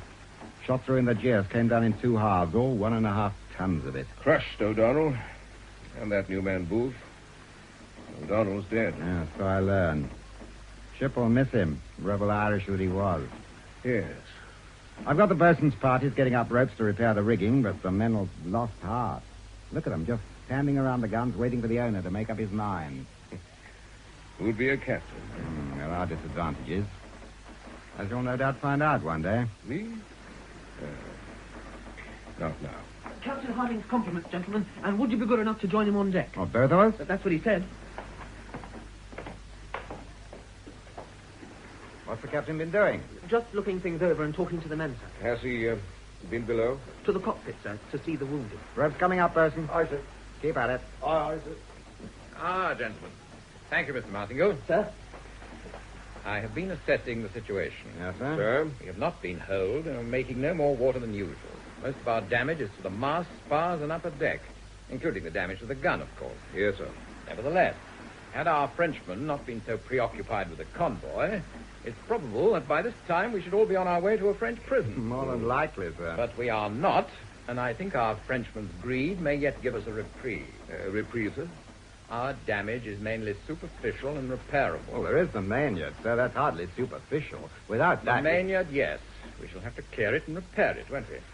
Fish the mainyard, sir. The largest spar in the ship. Difficult it may be, but the Ajax did it, and if they can do it, then so can we. Yes, sir. Very good, sir. What shall we use to fish it with? I'd thought the wooden stocks from the bower anchor. That's a good idea. I'll want the main stunsail set as soon as you've reslung the yard. Where to catch the Frenchman, we need every inch of canvas you can hoist. Yes, sir, but all A moment, if you please, Mr. Donovan. It promises to be no easy task. I'm aware of that. Gather round, men. Come on, you heard. Falling by the captain. Just the men on deck, bosun. Sir, come on out of it now. And quick about it. All right. Stand on. Now, men, what do you say? Do we go by default and accept a beating, probably losing the convoy as well? Or do we put the old San Fiorenzo back into sailing trim, catch that damn Frenchman, and give him the drubbing he deserves? It'll mean long, hard toil, weary as you are from battle. All right. Then let's get to it. Now, all right in the cold for idle chatter. You heard the captain. Bosun's mate. Your party. Well, now, gentlemen, any problems? Well, we shall need working space, sir, to get to the mainyard properly. We'll have to turn the port guns fore and aft and handspike them to the sides to give us elbow room. I agree. It's to be hoped the Frenchman doesn't guess what we're about. If he knew our port guns were temporarily withdrawn, he might return and finish us off. You think that likely? No. He will fight fiercely and well if directly engaged, but his orders are to get those merchantmen. Carry on, number one. Aye, aye, sir. Mr. Donovan. Sir? How long will it take, do you think? Oh, 3 or 4 hours to clear and make the repair if all goes well. Another hour to hoist it back into position. 5 hours. Every time I look, his sails grow smaller. He'll have much leeway to make up. Let us pray we can do it before he reaches the convoy. We'll do it, sir. I'll warrant one thing, Mr. Donovan. If we manage it, there's going to be one very surprised Frenchman. Very surprised indeed.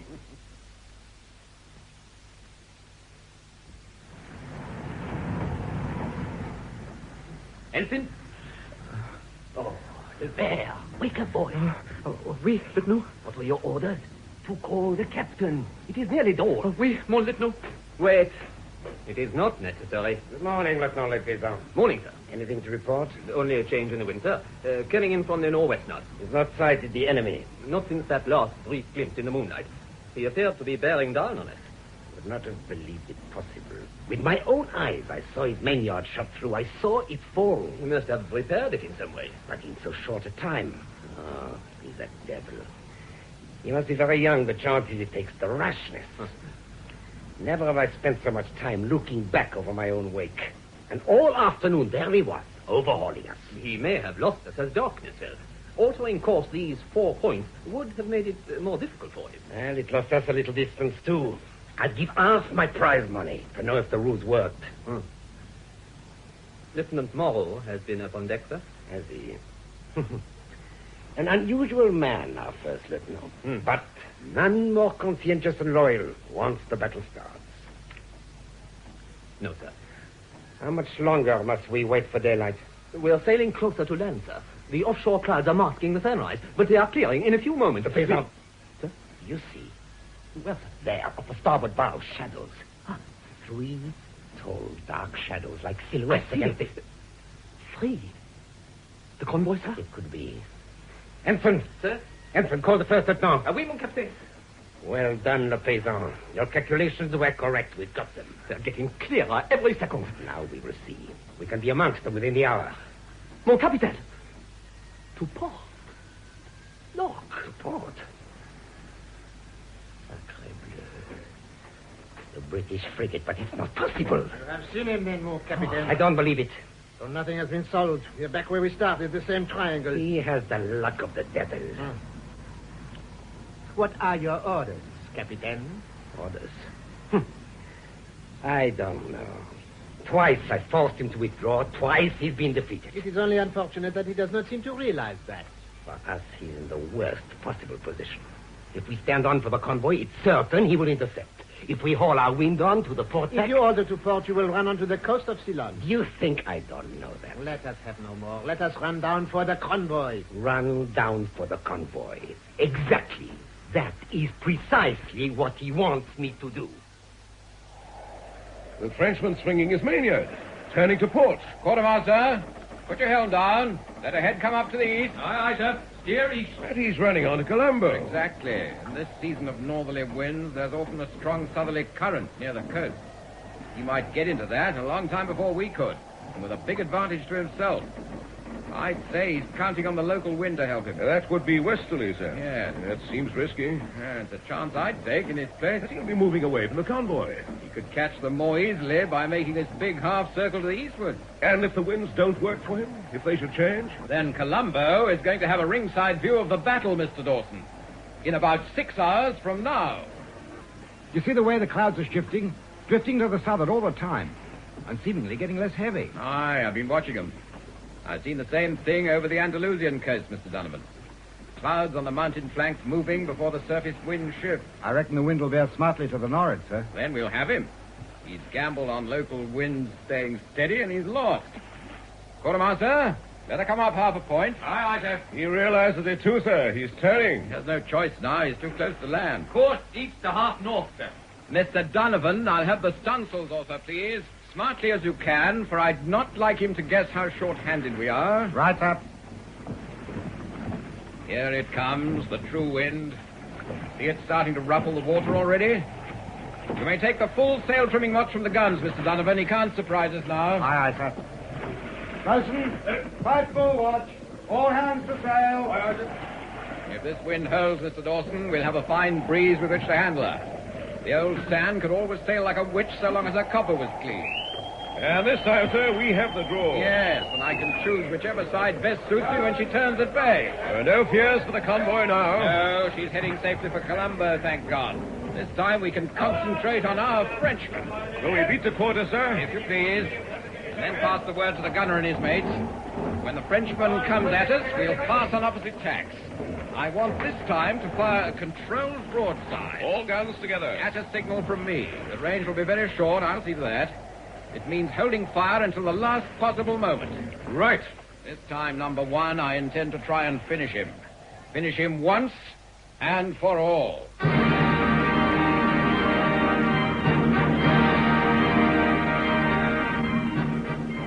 Now, Lieutenant Shaw, for the glory of France, open fire. Independent fire! Fire!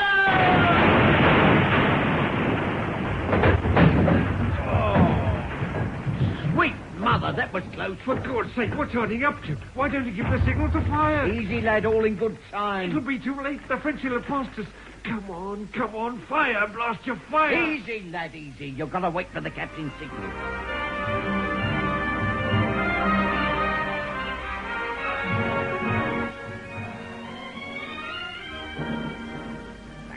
This wetting is worse than taking a shot. Why doesn't he fire? One reason. He's waiting to give us a control blow. Mon Dieu! Sacré nom de Dieu!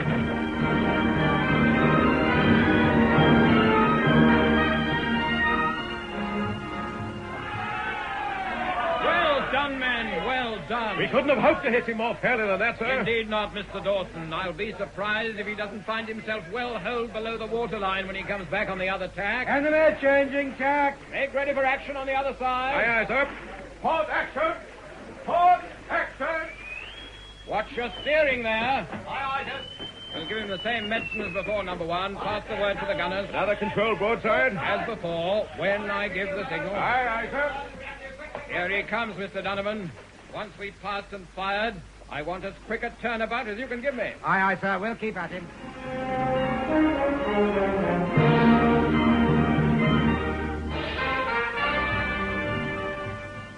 And again, Soy, for the Emperor!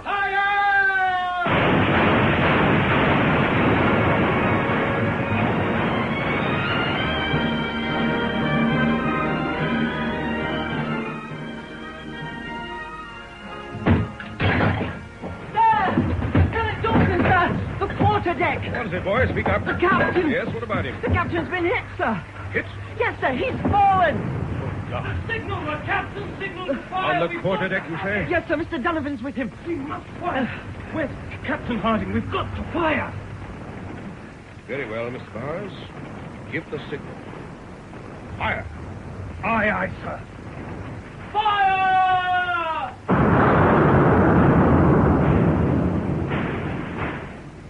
How badly is he hurt? Grievously. How? Between the shoulders and the breastbone. Great shot. Took it badly. Easy, men. Easy with him. Marshal, warn the surgeon. Aye, sir. All right. Get him below. Aye, sir. Steady, damn you. Carry him gently. Aye, sir. They'll see to that. There's nothing more you can do for him now. The surgeon must see him. Your responsibility is for the ship, Dawson. For the ship? It's up to you now. Yes. Yes. Your orders? Orders. Yes. Tack ship, Mr. Donovan. That's it. Tack ship. Aye, sir. Tack ship as quickly as you can, if you please. I want to hit the Frenchman square before he has the time to recover. Aye, aye, Captain. Aye, aye.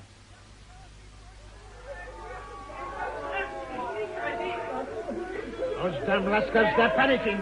Get back to the sails! Get back, Hey, get them back. Get them back. The enemy's tornading again. Quickly, Gaito. Your helm a lee. Put your helm a lee. We must get onto the other tack. Le Président. Here, mon capitaine. Take men from the guns and put them to the sails. Lieutenant Ball is already doing so, sir. Good. There's no time to spare. That last broadside was too much for those lascars. They've fled. Enemy's coming about, sir. Spanish, come in again. Raise tacks and sheets. All over the spanker. We won't get them.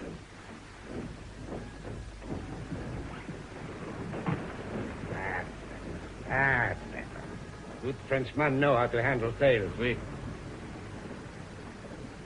Mainsail haul. Off all haul. All mainsails, up all home.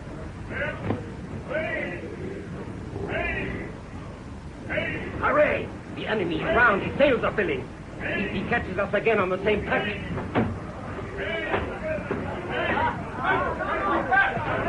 Something is wrong, mon capitaine. Force are pulling back. They can't move it. What? In God's name, why? Mon capitaine. Sir, the forebrace, it's been hit. It parted when they hauled. Ship's falling back, sir. Falling back fast. We're on the same tack as we started from. Reverse your helm, quickly. Too late to try and come round again.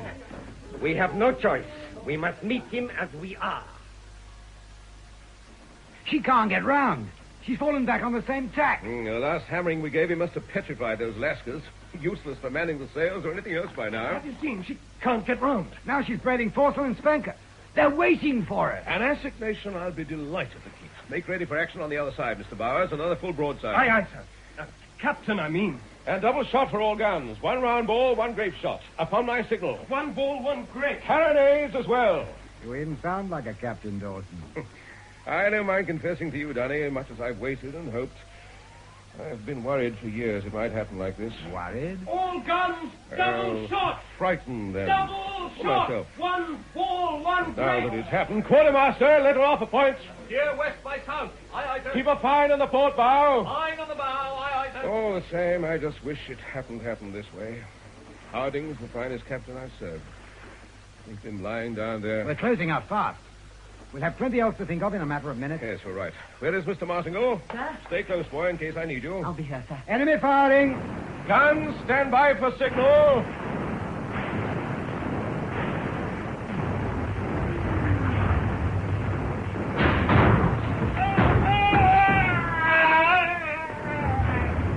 Bring it about as quickly as you can once we fire, Donny. Give it to me. Right now. Fire!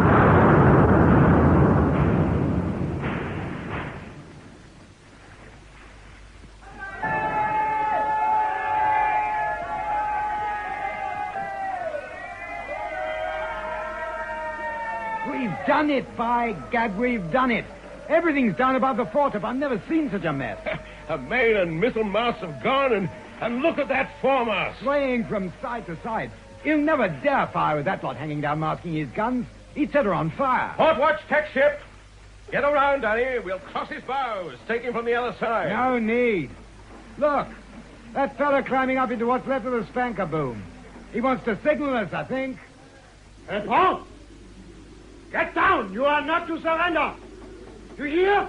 We are finished. It is still honorable to strike one's colors rather than Holmes should die. Calm down, you coward! I have no tricolor left to strike. The enemy will understand that. Get down at home.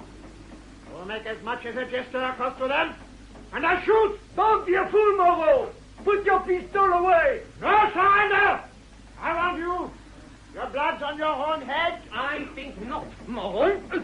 Give me that pistol, you Moreau. Give it to me, Moreau. Moreau, put it on.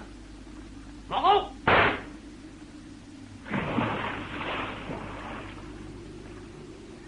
Go on, look at that. That silly bastard shot himself. What do you want to do that for? 'Cause he was that first lieutenant for sure. You know, the same one as we was after. He weren't going to wait for no admiral's vengeance. One of the French is waving. Aye, it's the prop captain. All that blue lakes and gold. He's surrendering, that's what he's doing. Not much chance, has he? Look at that bloody mess we've left him. 3 days and nights. About the longest action that's ever been, I reckon. Hey, what price the old sand now? And us with half a crew. What do you think should be worth his prize money? Who can say? If only the old man could have seen this. Bloody shame. Him lying mortally wounded down there after what he's done. And thank you for coming to tell me. Sir. My compliments. Well done. Well done indeed, Mr. Dawson. Thank you, sir. Try not to distress yourself, sir. Lie easy. He's thinking. Did I say Mr. Dawson? Change that. My compliments, Captain Sir. Captain Harding. He's gone, I'm afraid. Oh, he never took a chance. And while he knew it, he hung on just long enough. He was a good man. And a good captain. They don't always go together. Sir? Well, lad. Excuse me, sir, but Mr. Burrows, he's awaiting your order, sir, to send across the launch with the prize crew. I'm coming in a moment. Give Mr. Bowers my compliments. Tell him to go ahead. Aye, aye, sir. I'll take the prize in tow as soon as he's... Lieutenant Morrow, Malcolm Hayes.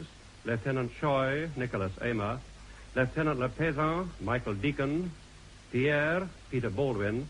Andre, Leonard Fenton. Governor, Peter Williams. ADC, Garrard Green. The play was produced by Archie Campbell.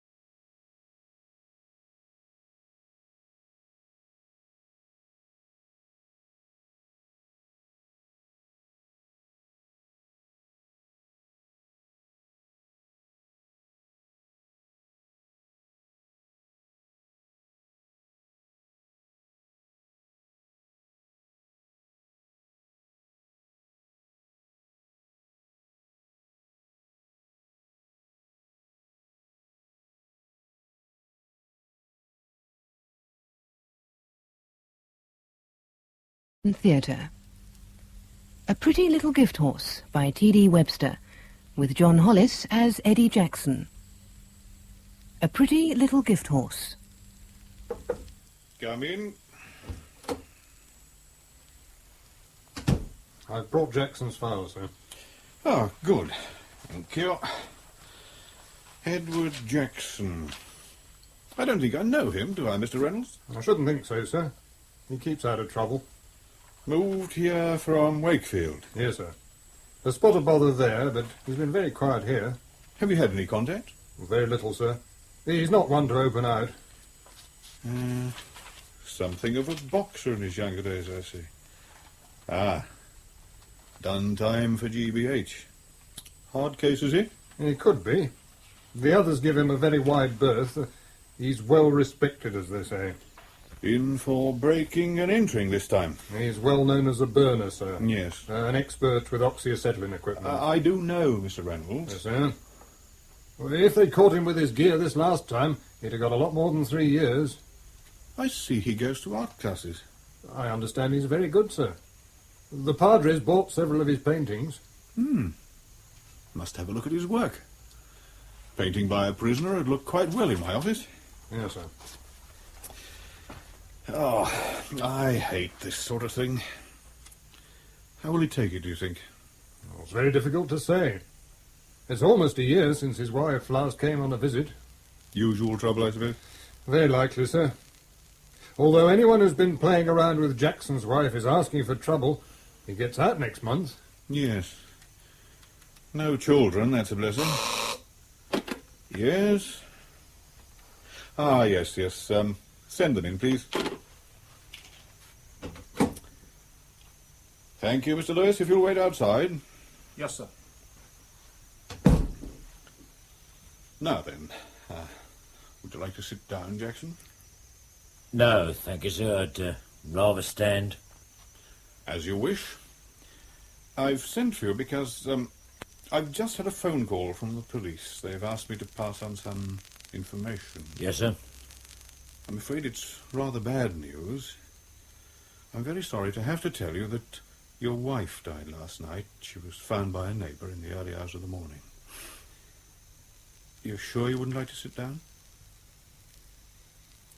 Karen's dead. Yes.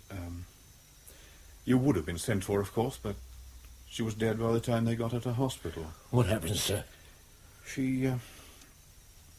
It seems she took her own life. I don't know any details. The police will be contacting you. She killed herself? Yes. I'm terribly sorry, Jackson. It's a hard enough blow to bear under normal circumstances. If you wish to apply for an escorted parole on compassionate grounds, I feel sure it will be granted. No. Thank you, sir. You don't want to attend the inquest or the funeral? No, sir. No? Well, think about it. What work are you on? Farm, sir. If you want some time alone, I'm sure it can be arranged. I'd rather keep on working, sir. Ah, perhaps you're right. Padre will be here this afternoon. Would you like to see him? No, thank you, sir. He may be able to help in some way. I don't think so, sir. Look, I should think again about parole, Jackson. Have a word with Mr. Reynolds if you change your mind. We can soon get things moving. Oh, there's a request for a visit this afternoon, probably in connection with your bereavement. Do you want to see anyone? Who is it, sir? Mr. Powell, Frank Powell. Oh, I'd like to see him, sir. Good. A friend, is he? Yes, sir. Fine, yes. Well, if you think we can help in any way, don't hesitate to ask. Thank you, sir. We're all very sorry. Just remember that if you do want to talk or seek advice, I shall be here. Thank you, sir. It's better to let go sometimes, Jackson. Better in the long run. Yes, sir. Yes, well, that's all for the moment. Carry on, Jackson. She never even come to me, Frank. She could have come to me. Did the law tell you anything? Not much. How did she do it? Eddie, what's the point? I want to know, Frank. They must have told you. Overdose of sleeping pills. She can't have felt a thing. Here. Can I give you the fag? Aye, just one. And make it quick. Yeah. Ta.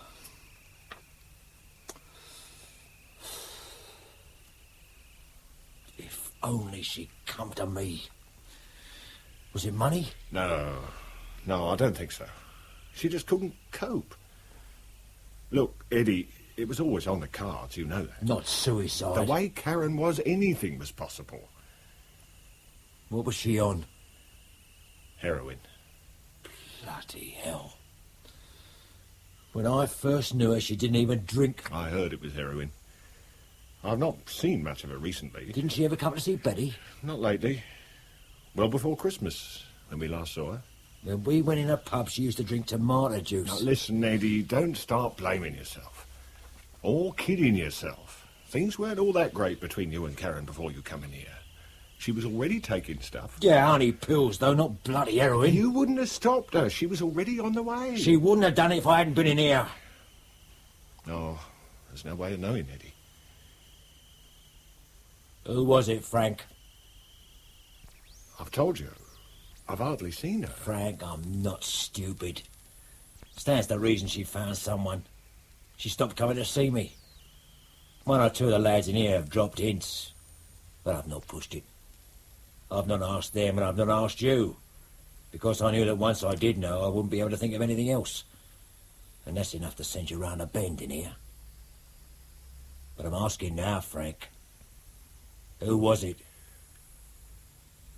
I heard she was knocking around with Jim Henderson. Yeah, that figures. He always fancied Karen. I bet he was sniffing round her the moment I went inside. He was seen with her several times up west. She probably got the drugs through him. He has enough contacts. Well, I'll settle that bastard, big man or not. Just keep your voice down, old son. Take it easy. It's down to him, right? I suppose so. Right. Try and forget Henderson. You start thinking about yourself. Are they letting you out on parole? No, I said I don't want it.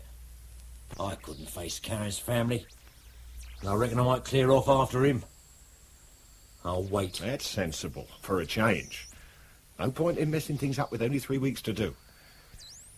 I'll get in touch with Karen's family about the funeral. See if they need any help with cash. Well, they won't take it, but thanks. You just keep your nose clean. And your voice down, all right? Yeah, all right. Won't be long before you're with me at the garage. Just keep your mind on that. Now, what date is it you get out? The 7th. It's a Thursday. I'll try and send a motor, but Thursday's a bad day. No, I'll be all right. I'll get a taxi into Norwich. Okay for cash? Oh, yeah, I had 20 quid on me when they brought me in. Well, only 3 weeks. It'll soon pass. The only time. Thanks for coming, Frank. Just take it steady, eh? Here. Shove some fags in your pocket. Oh. You'll turn a blind eye. All in order. Right then. Have you got your travel warrant? Yep. Well, there's a van going to Norwich in a few minutes. He may give you a lift. I'll manage. Just let me out, okay? There you are. And try not to come back. No chance.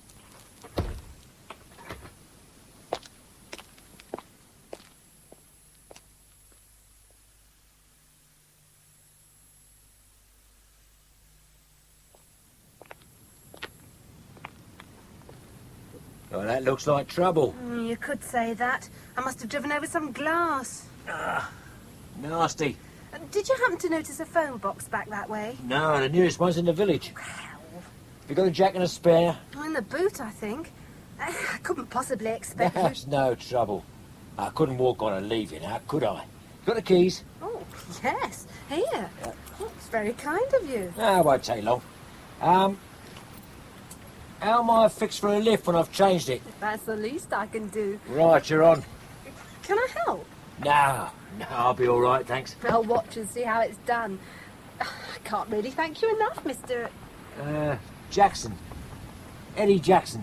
Oh, my name's Jenny. Well, I'll not shake hands, Jenny. I'm a bit mucky. I'll put your bag in the car, Eddie, shall I?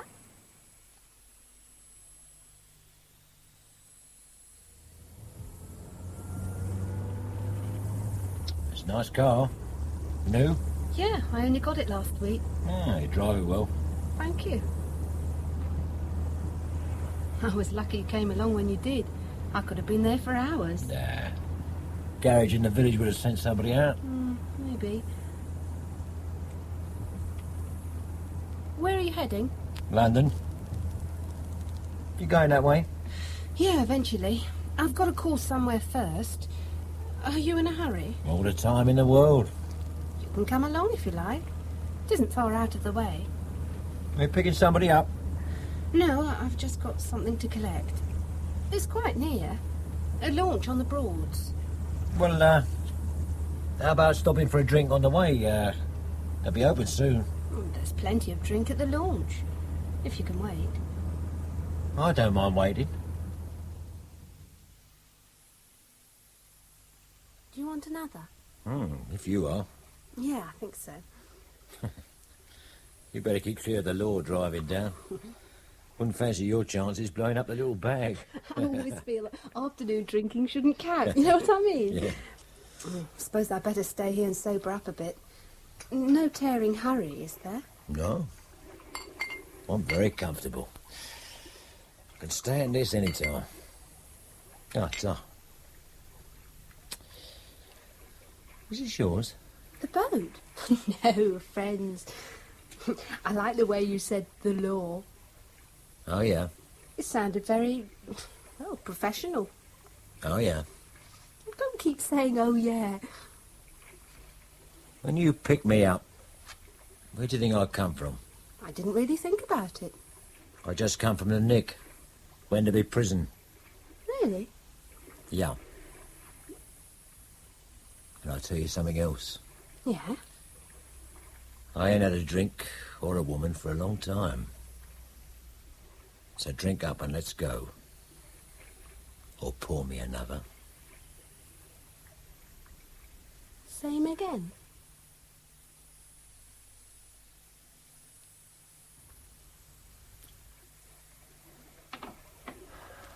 Who's that? It's me. Did it go all right? Fine. Where is he? On the bed there. Why, don't shine that torch on him. He'll be all right, won't he? Yeah. Let me look at him. His eyes flat out. What are you doing? Shine the torch on his hand. Keep it steady. Right. That's it. You got the glass? Yeah, here. I've not touched it. No. Good. He will wake all right, won't he? Yeah. He'll have a hangover, but he'll think it's the drink. Tomorrow then, okay? Yeah. You worked it like a dream, love. See you.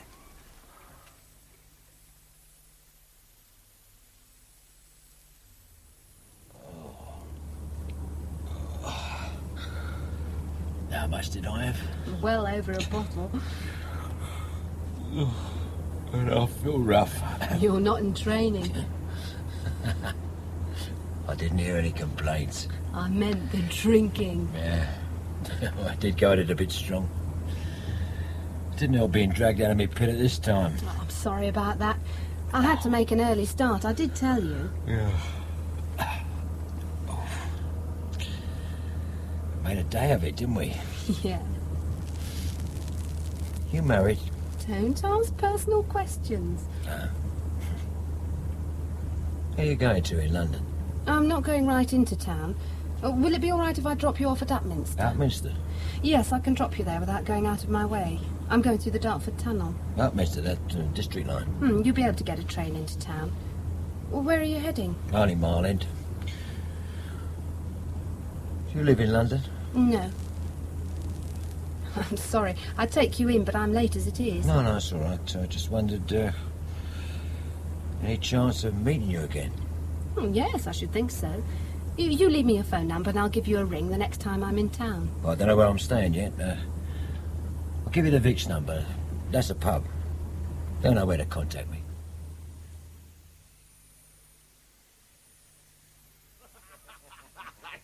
No wonder you never turned up. And you've been with us since yesterday morning? Right up to when she dropped me off at the station. You always were a jammy beggar. Hey, all right, was it? I thought it was my birthday, didn't I? I bet you did. Seen her again? Well, she said she'd give me a ring. Yeah? But I reckon it's just a one-off job. Oh, not grumbling, are you? Oh, no. Plenty more where she come from. Right. Anyway, a good start. Yeah, the best. Well, how's it going here? Nice and steady. And all straight? Yeah. The money comes in without grafting. Repairs, car hire, taxis. Taxis? Yeah, we got 4 now. Radio control. What do you do? Me? I'm the boss, ain't I? I just keep an eye on things and count the money. I've got a good workshop manager. Stowberry. Young Steve looks after the car hire side. Place runs itself. When we're pushed, weekends usually, I look after the dispatching. Nothing bent? Only the money that bought it. And that's a long time ago. Yeah. Well, where do I fit in? Anywhere you like, old son. There's no rush. You take it easy for a bit. Yeah. Well, I haven't fixed anywhere to stay yet. Oh, plenty of time for that. And what about tonight? Did you mention to Betty about going up to a show up west? I did, but she's got something fixed tonight. We'll go this weekend. Give you time to find a bird to take. How is Bet? Oh, same as usual. Cool. Blowy Frank. I tell you, I feel played out. I could do with finding somewhere and getting my head down. We got a camp bed in the storeroom through there.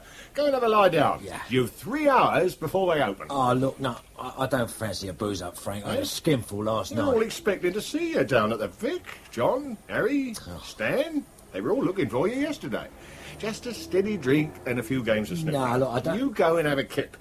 If I know anything, John will have a bird lined up for you. You'll need your rest, old son. the bed's through there, is it? Yeah.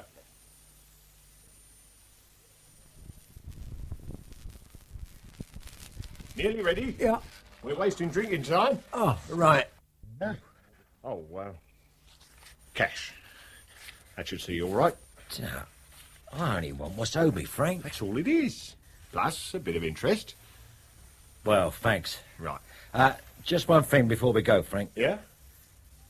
Well, I won't get a chance to ask you when we get down there. About Karen. Did you find out any more? Only what they said at the inquest. Look, old son, it's over. Done with. We'll see. It said nothing at the inquest about where she got the drugs from, did it? What do you think? I'll settle that bastard. Oh, yeah, that's what you've been telling Arthur Nick. Well, I hope the word's got back to Henderson, that's all. He can sit and sweat. Just take it easy, eh? Relax. Come on. They'll be wondering where we are. Right. What are the plans, Eddie? Well, nothing definite yet. I'll see how it goes. You want to get yourself some sun? Yeah, I might do that. Well, Jack Stevens got himself a flat on the Costa Brava, hasn't he, eh? Might let you have that for a week or two. Yeah. Be nice this time of year. No tourists. I'll have a word with Jack if you like. Thanks, I'll let you know. Find yourself a nice bird and you're laughing. Yeah, speaking of birds, you wouldn't believe Who's calling it then? I'm dying of thirst. Yeah, right. Same again, is it? Yeah, best. Nice shot. I'll see you.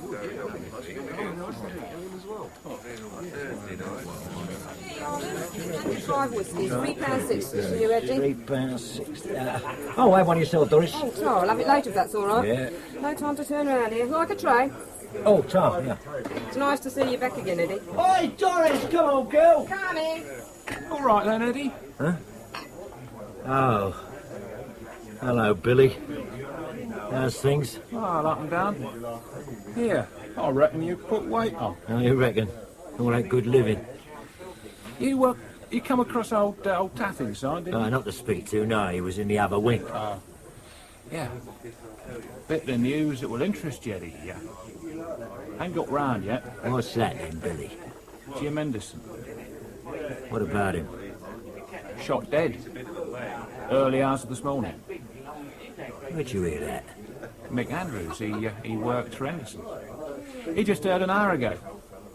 Police all over the shop. Mitchell's on it. He's detective inspector now, of course. They moved him out that way. Where was he shot? At the club? No, at home.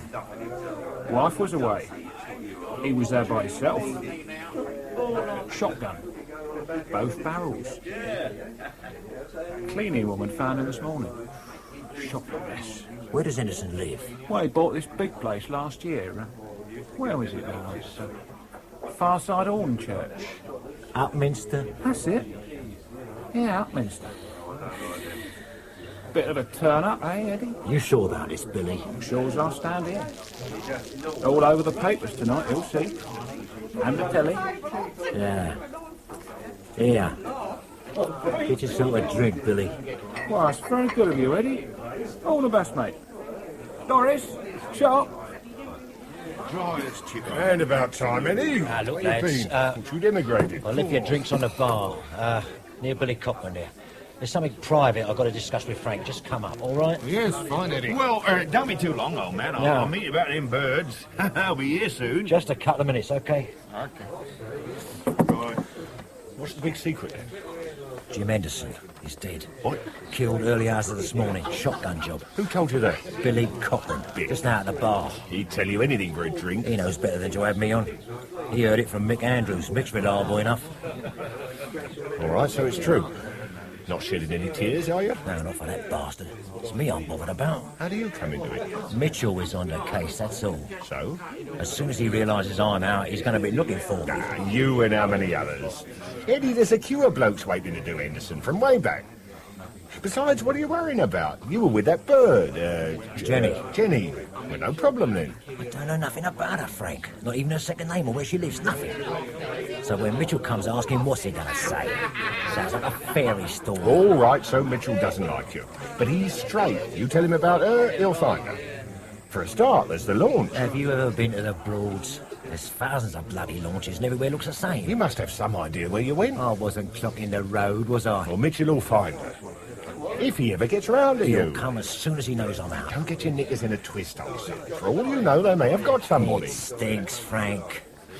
Henderson has enemies, right? Yeah. Why does he get done just after I get out? And why does this bird just happen to turn up and keep me busy until this morning? And why does she just happen to drop me off near where Henderson lives? You're making a mystery out of nothing, Eddie. Somebody is bound to remember seeing me on Upminster Station at that time. It's all circumstantial, old son. Yeah, people have done life as circumstantial before now. A tenor says Mitchell won't even come to see you. Well, I'm not waiting to find out.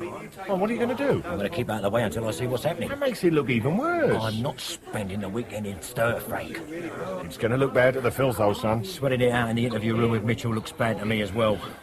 Are you going now? Yeah, I'll be in touch. I think you're making a big mistake, old son. You're going to come out of this looking a real prat. But have it your own way. Do you want a car? No, too easy to trace. There's no point in getting you involved. Look, we're mates, aren't we? If you're in trouble, it's my trouble, right? Yeah, like you say, it may be nothing. I'll be in touch if I need help. Anything. Oh, and ring the garage, not home. Okay. What do I tell the others? Tell them I've got to see a bird. I'll see you, Frank. All right, Eddie.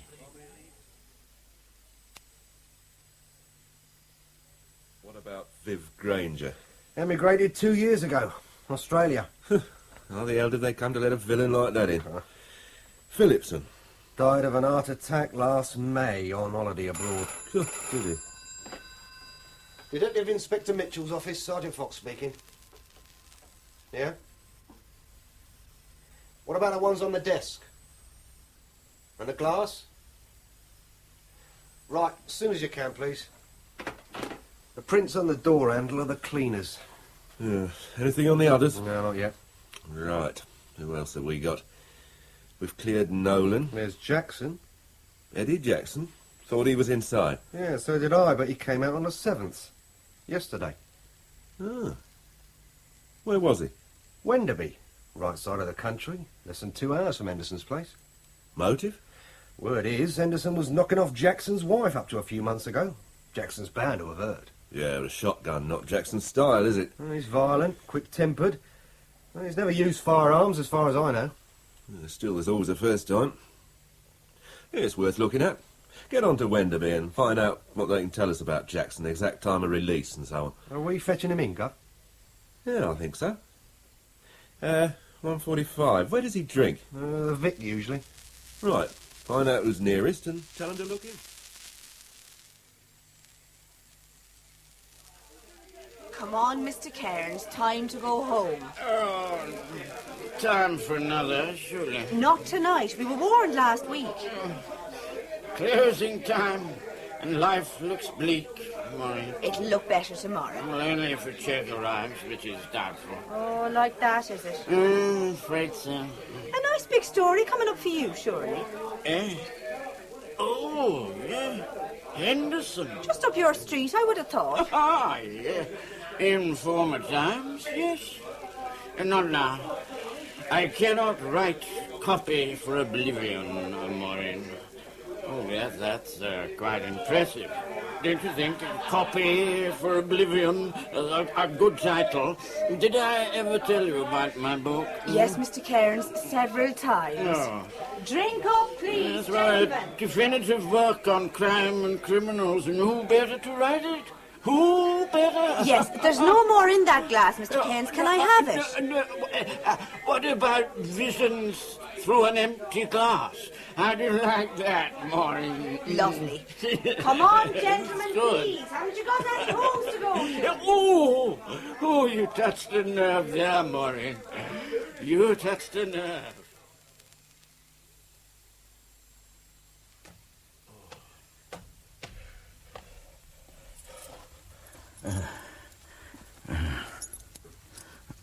Mr. Cairns. Walter. Who's that? Look, if you're contemplating mugging, my friend, I'm barely worth the trouble, but if 67 pence is of any use... It's Eddie. Eddie Jackson. You remember? Of course. How goes it, Eddie? I thought you were still inside. Come out yesterday. Oh, congratulations. How long have you done? 3 years. 3? Oh, my God. As long as that. Ah, well, time's winged chariot, Eddie. Yeah. How are you? Didn't I once buy a couple of your paintings? Yeah, last time I come out. Now, are you still painting? I did a bit inside. Well, I have a friend who knows about these things. He always remarks on your paintings. A genuine natural talent, he says. A freshness. Walter, I'd like to... I'm sorry that at present I'm not in a position to consider buying, but of course I'd be delighted to see I haven't anything. come about painting, Walter. No? Oh. Well, how are you keeping? You once said that if I ever needed help, I could come to you. Did I? Yeah. When you were doing that article about the Nick, I did you 1 or 2 good turns. I got you the Jag, you remember? Oh, yes, the Jag. A splendid Jag. Yeah. My halcyon days, Eddie. Silk shirts and handmade shoes. I'd like to talk to you, Walter. You would? Why? I need your advice. Well, that's free and plentiful, but rarely sought these days. Well, look, can we talk inside? I brought a bottle. Oh, well, in that case, do come in. Help yourself to water. Oh, it's up. Oh, that's better. This is very nice. Are you sober, Walter? Not entirely, but you have never seen me drunk. No, I've never seen you sober either. You have, Eddie. Is there anyone else here? Yeah? In the flat? No. I live alone. These days I see myself increasingly in Shakespearean terms. Sometimes a Falstaff, sometimes a touchstone, but often as a Lear, left alone, dependent on the occasional check from a remorseful child. Not that Lear was dependent on checks, but you know what I mean. No, I don't. Walter, if you'll just listen. Now, before you start, Eddie, I should explain that I am no longer a man of influence. I claim that I am working freelance, but the truth is I am unemployed. So if you're hoping for a big story saying you served 3 years for nothing, I can't help you. No, it isn't that. I'm in trouble. Already? With which side? Both. Intriguing. But I don't see how I can help. Of course I'll lend a sympathetic ear. There could be something in it for you. Oh, a story, you mean? Yeah. Well, these days it would have to be something special before any editor would let me in the building, Eddie. It is something special. How will go on? Have you heard about Henderson? Oh, yes. Is it about Henderson? The law thinks it is. They think I killed him. Oh. And did you? I know nothing about it. Then why are the police looking for you? I've been set up. Betty! I've heard that one so many times I could set it to music. Not from me, you haven't. True, but it's a fairly constant theme from some of your colleagues. My last big story was on those lines. This man is innocent. 2 days later, he coughed the lot and sold his story to a rival paper, which is one of the reasons for my present situation. So, I tend to be rather dubious of stories of people being fixed and of police corruption. It isn't the police. No? Oh, well, that makes a welcome change. Right. I'm sitting comfortably.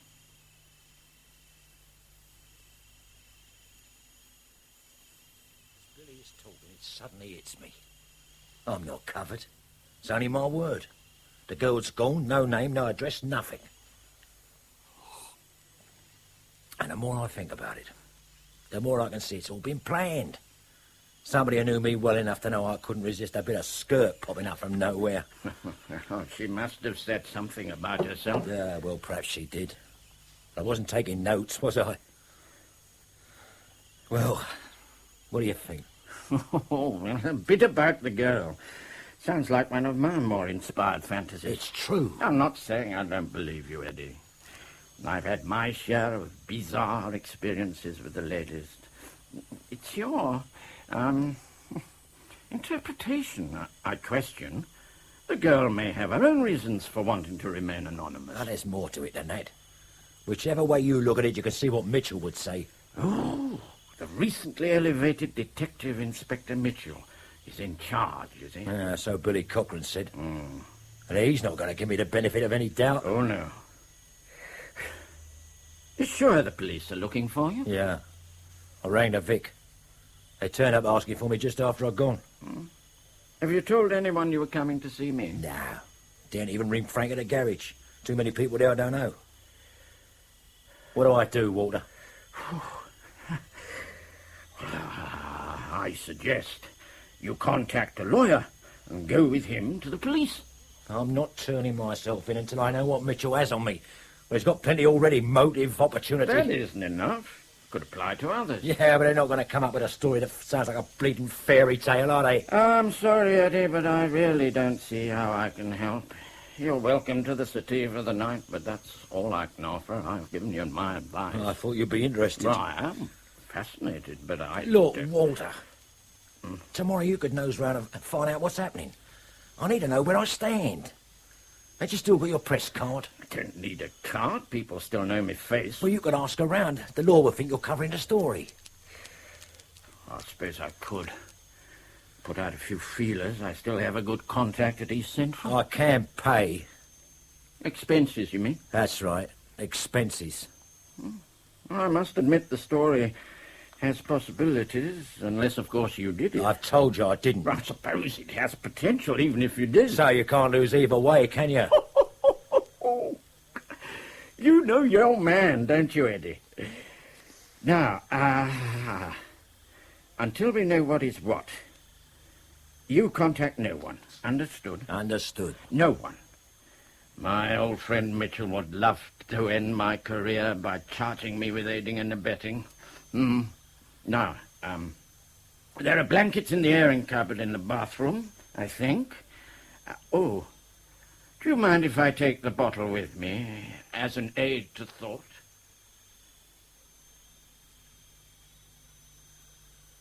Would you call Jackson a close friend? Yeah. Well, then you must have known what he was going to do on the day he was released. Travelling arrangements and so on. He said he'd make his own way home. And where is home? He said he'd come to the garage. But why did he arrive a day late? I don't know. Oh, come on, you must have asked him where he'd been. None of my business. What time did he turn up at the garage? Early. 9, something like that. And what did he do? Nothing. We had a chat. He had a few hours' kip. Then we went down the Vic. And did he seem tired? He must have been, mustn't he? Wasn't it supposed to be some kind of celebration at the Vic? Something like that. He just got out, didn't he? Why did he disappear halfway through? He didn't disappear. Well, the general impression is 1 minute he was there, the next he was gone. Without a word to anyone. Except you. He remembered he had to see someone. A bird, probably. You know, Eddie. Yeah, I thought I did. Never saw him as a killer. He had nothing to do with that. Then why has he vanished? I don't know, do I? I told you he might have taken off with a bird somewhere. Wouldn't be surprising, would it? Did Jackson know that Henderson had been seeing his wife while he was inside? Not from me. Oh, he must have known. We didn't talk about it. You do realise that Jackson could be in serious trouble, don't you, pal? All he's done is push off for a few days. Yeah, well, he's picked a funny time. Has he got any money? I don't know. Jackson didn't tell you much, did he? He's not much of a talker. Has he contacted you since he went out of the Vic? No. Right. Then let's hear what you were doing on Thursday. All day. I've told Sergeant Fox. Now tell me. Well, what's happening, Walter? A great deal. What have you heard? I suggest you ring a lawyer. What? You should have told me, Eddie. Told you what? That you shot Henderson. I had nothing to do with it. All I got is circumstantial. You said so yourself. You didn't tell me everything, Eddie. Yes, I did. I told you about Jenny. Jenny? Oh, yes. Well, I suggest you have second thoughts on that one. The police will enjoy hearing it, but it won't stick. It's the truth. And then why have the police found your fingerprints in Henderson's study? That's not possible. Well, have you ever been to Henderson's house? I don't even know where he lives. Where were these prints? They found two sets. One on a whiskey glass. Ah, planted, can't you see? They took a glass from the boat. And they found two on the top of Henderson's desk, which is large and heavy. Was there a desk on the boat?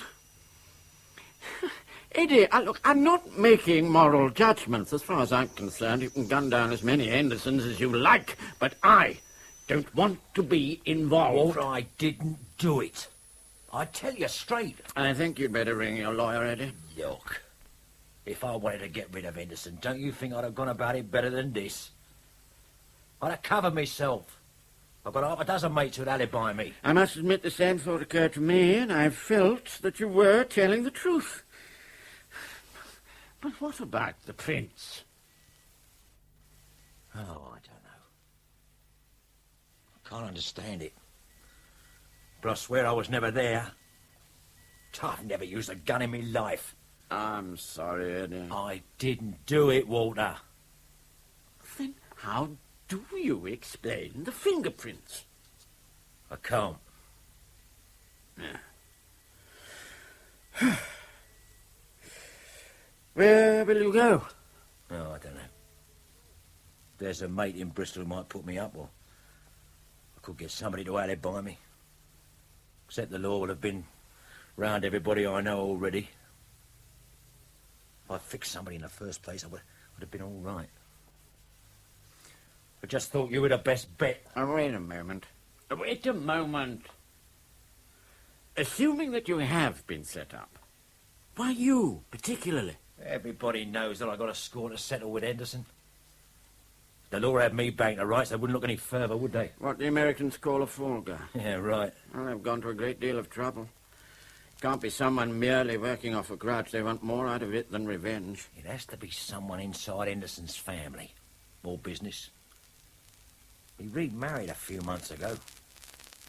Don't know much about her. Youngish, so I heard. I don't even know who he had with him in the business. It's grown very fast while I've been inside. Is it legitimate? As far as I know. Well, then it shouldn't be difficult to find out more. I thought you was kicking me out. Well, as a story, it still has possibilities. What about the law? As long as you stay here and contact no one, we should be safe. What you going to do? Well, learn what I can about Henderson's loved ones and employees. Oh, I shall need money. Uh-huh. Yeah. Right. Is that enough? Oh, ample, thank you. Do you know, I feel quite elated. That's nice.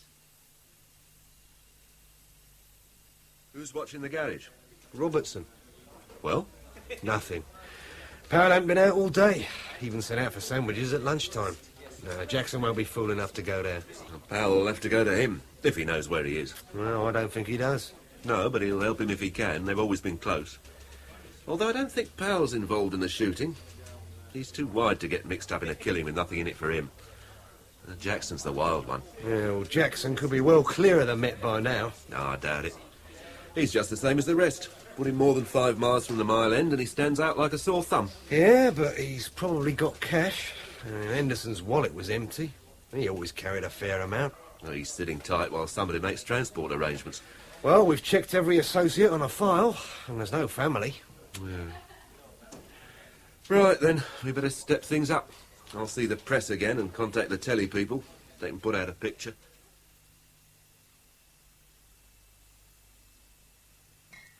You took your time. Well, I've had to cover a lot of ground. I've brought you provisions. I can't sit drinking all day. What about something to eat? Sweet FA in a fridge. Well, I rarely eat in. Well, I rarely eat. There you are.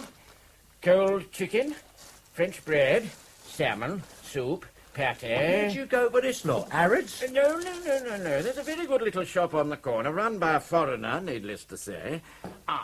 I brought you an evening paper. Oh. Not a very flattering likeness, is it? No. You look capable of unspeakable crimes. And really, it is time they changed the jargon. Who may be able to help them with their inquiries? Anxious to interview. So banal. Well, that's it then. Mitchell must have enough to charge me. Oh, easily. Do you want me to go? No. I think I'll try some of this pate. Oh. I'm okay to stay until the money runs out, is that it? Oh, unkind. And uncalled for, Eddie. Your money has been well spent. Well, I can see that. I don't jump to conclusions. I have had a profitable day. Let me see. Henderson Enterprises. 3 clubs, all with gambling. A bingo hall, 5 amusement arcades, 2 betting shops, limited company. Only 2 directors. Now, one, of course. Well, who's that? Mrs. Henderson. Jackie. Oh. Late 30s. Formerly a dancer. Reputed to be devoted to Jim Henderson. Devastated by his death, according to popular report. Now staying with friends. On the night of the shooting, she was at her sister's in Bournemouth. She is expected to run the business when she returns. Who's looking after it now? This is where things become interesting. Ken Vincent, ex-CID, and colleague of Inspector Mitchell, did 2.5 years for corruption, came out in 76. Ken Vincent, you probably know him. Know him? He lost me a month's remission, didn't he? Well, you came across him inside. Yeah, Wakefield. I'll give him a spanking. Personal, or just because he was ex-CID? Vincent and 2 of his mates give me a going over once when they fetched me in. Resisting arrest, you know. When I saw him inside, I squared things up. He had quite a reputation for nastiness. He's the worst I've known, either side of the law. He thinks I shopped him. And did you? I don't shop people. Not even ex-coppers. I never knew he worked for Henderson. Well, I think it has been kept rather quiet. He's manager of the club at Southend, or rather he was. He's now taken over as general manager, based at Ilford. From your point of view, it begins to look interesting. Yeah? A proven enemy, close to Henderson. Mitchell's bound to know about it. Of course, he will have checked on Vincent. And his relationship with Jackie Henderson. Yeah. Is there anything there? No, well, I don't know. It seems unlikely. The police will have gone into that one very deeply. But if Vincent is involved... do me a favour. If Vincent is involved, he must know the girl. Which? The one who picked you up. What was her name? Jenny? Yes. Well, that won't be her name, of course, and she'll have pushed off somewhere dead smartish. I tried to write down what I remember about her. Here. Well, it ain't much. No. But I made a sketch of her face, see? Yeah. Well, I think it's a fair likeness.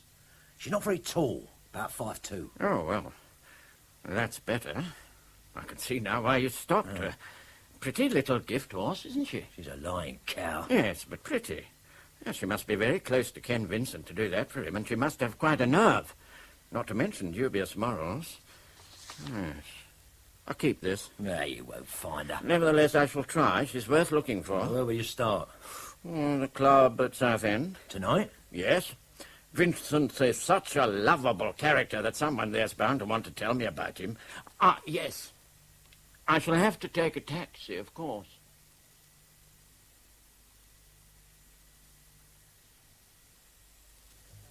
May I have another drink? In a moment.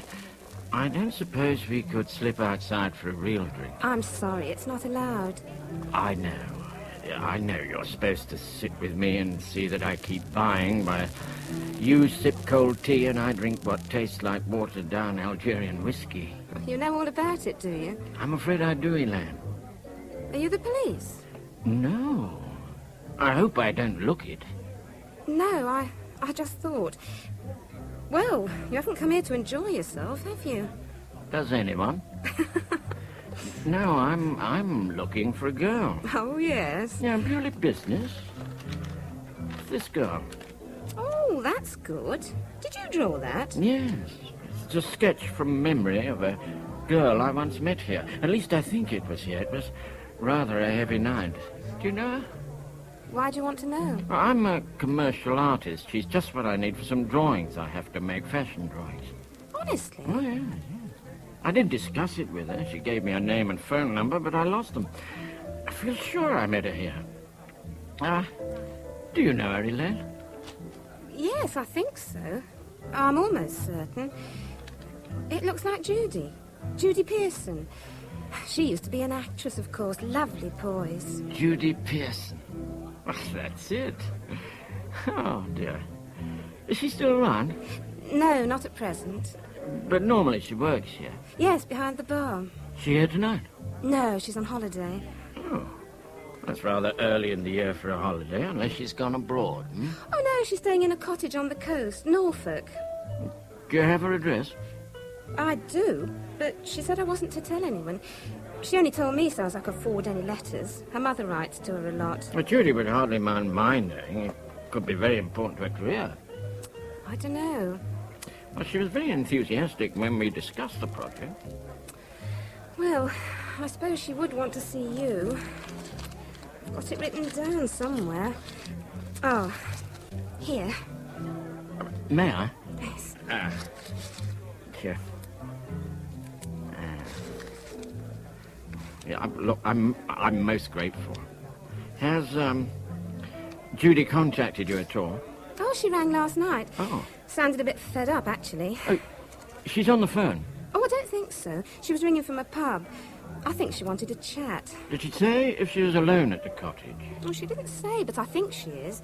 It sounded like it. Why has she gone? A few days' rest, she said. Seemed odd. Judy's like me, hardly the open-air type. But it doesn't do to ask too many questions in this place. Oh? No. You ought to be careful as well. Oh. Why is that? Judy's got a very possessive boyfriend, Ken Vincent. He managed this place up to last week. Well, I call him a boyfriend. I don't know, really. He still takes an interest in her, if you know what I mean. Like I said, it doesn't do to ask. He can be very nasty. Is he here tonight? Oh, no. Moved to Ilford, thank God. Well, it would perhaps be better if you didn't tell Mr. Vincent about our little chat. And, yes, for your trouble. Oh, well, thank you. Oh, but there's no need. No. You take it. Oh, I won't say anything. I wouldn't give that bastard the time of day. Not that we see much of him now. Oh, are you going? Yes. I've enjoyed talking to you, Elaine. Oh, well, could you sketch me like that sometime? Well, I'll look you up the next time I'm out this way. I'll give you a ring. Oh, promise? Promise.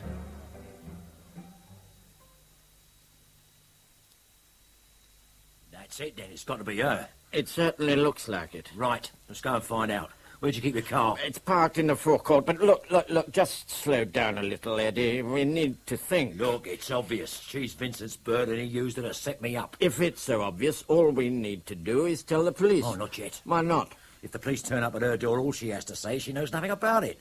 Vincent would have made sure she's got a story ready. You said you told Frank Powell about the girl picking you up. Yeah. Will he have been questioned by the police? Almost certain. Why? Why, Frank has told them what you said about the girl. That puts you in a better position now.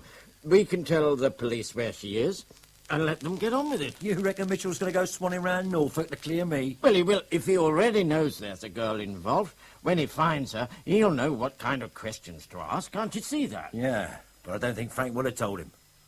Why not? Well, golden rule. When in doubt, tell him nothing. Oh, yes. But we need to know. Well, I could ring Frank and ask him to tell Mitchell about Jenny. Oh, and then as if by magic, we produce this girl he's just heard about. You know what Mitchell would say to that. Yeah, suppose so. So what do we do? Telephone Frank. Ask him if he's told Mitchell about the girl. If he has, then we leave it to the police. Agreed? All right. But what if he hasn't? Well, I shall go and see her before we inform the police. We'll go. There's no way I'm staying cooped up here. Besides, you're not sober enough to drive. You never get there. Well, shall we argue that one out after you've telephoned Frank? Yeah. Well, I'll try the garage first. He's often there Saturdays. Well, say as little as possible. Yeah, all right.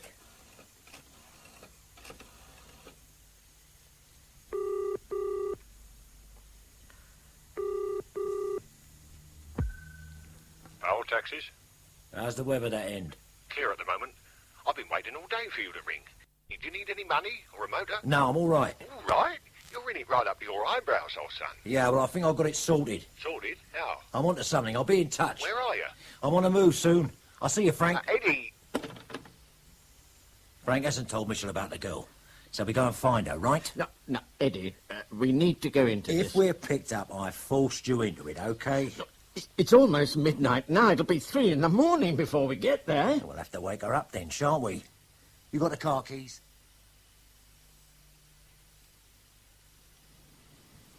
Well? This is it, all right. Fairview. Name's on the front door. She may not be alone. There's no car park there. What can we do with this godforsaken hour? Do you really think she's going to open the door to anyone at this time? No chance.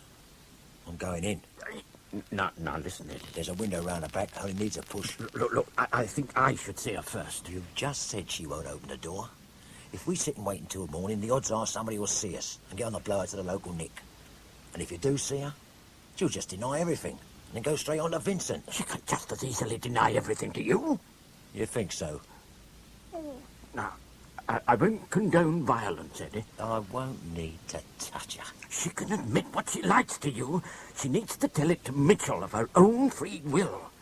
If you drag her to the police, she'll only have to scream intimidation, and you're in worse trouble than before. Remember that. All right. You never know. I might find a bed for the night if I'm gentle enough. You wait in the car.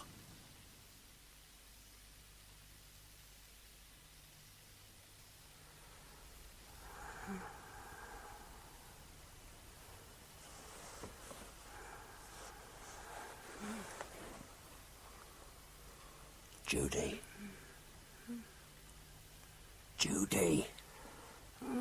What? Just take it easy, darling. I'm not going to hurt you. I only want to talk. I'm not a phantom raper. All right? Good. Oh, my God. Now, just relax, Judy. It is Judy, isn't it? Not Jenny. Do you remember me? Eddie. Yeah.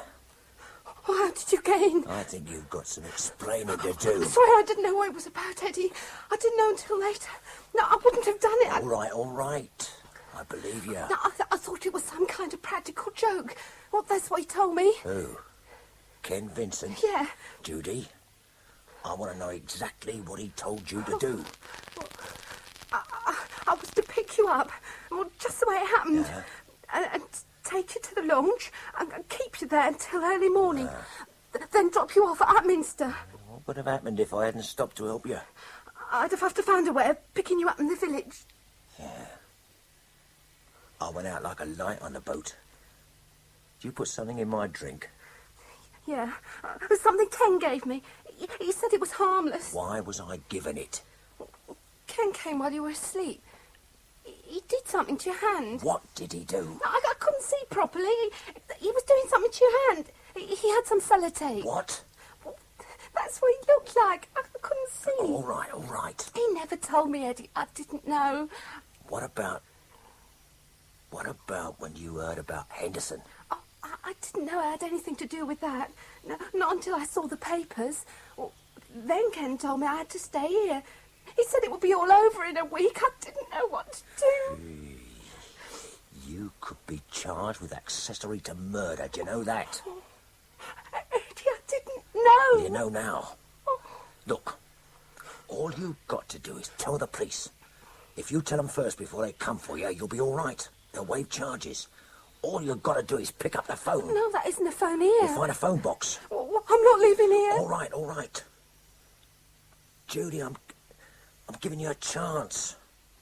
They'll throw a book at you. I didn't know. Who's going to believe that? I'm frightened. Well, there's no need to be frightened of me. I'm frightened of everything, everybody. Ken said you'd kill me. Yeah, well, he would, wouldn't he? Look, Judy, I've got a car outside. I'll take you to the police. No, I won't leave here. But just calm down. Take it easy. Listen to me. Listen. How about this? I'll ring the law and tell them to come and see you here.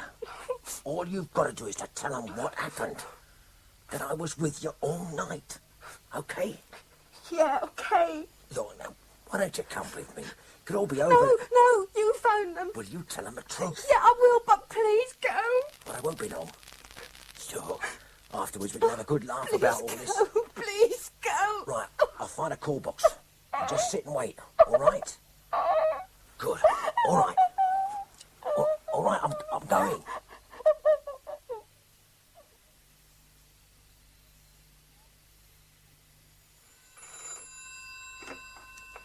Police, East Central. East Central Police Station. Can I speak to Detective Inspector Mitchell? I'm sorry, he's not on duty. Who's that speaking, please? Is there anyone there who's on the Henderson case? If you can hang on, sir, I can put you on to someone. I haven't got time. Write this down. Fairview Cottage, Hunter's Lane, Stanningham, Norfolk. You got that? Yes. If I could just have your name, sir. Tell Mitchell there's a girl at that address who has information about the Henderson killing. It's important. Where are you ringing from, Tell sir? him to go there now. She's waiting.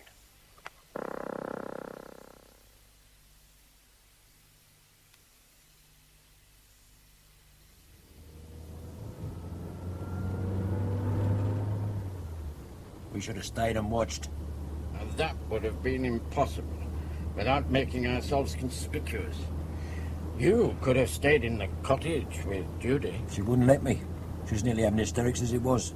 And I'm keeping clear of the law until I know what she said. I'll ring the police press officer tomorrow. There's bound to be some sort of statement issued. Just hope she tells the truth, that's all. She hasn't got much choice now. No. Poor kid's frightened silly. She won't be able to bluff it out, even if she does change her mind.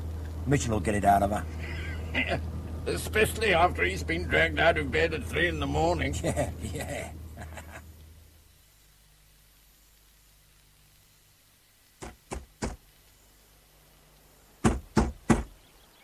Try the handle. It isn't locked. Yeah, wait. Thompson, round the back. Scott, you come with us. Sir. Hello? Anybody in? Hello? Where's the light switch? Oh, I see her. Hello? Scott, you look upstairs. Sir. Go carefully. Come on, Sergeant. Governor. Here. What? Oh.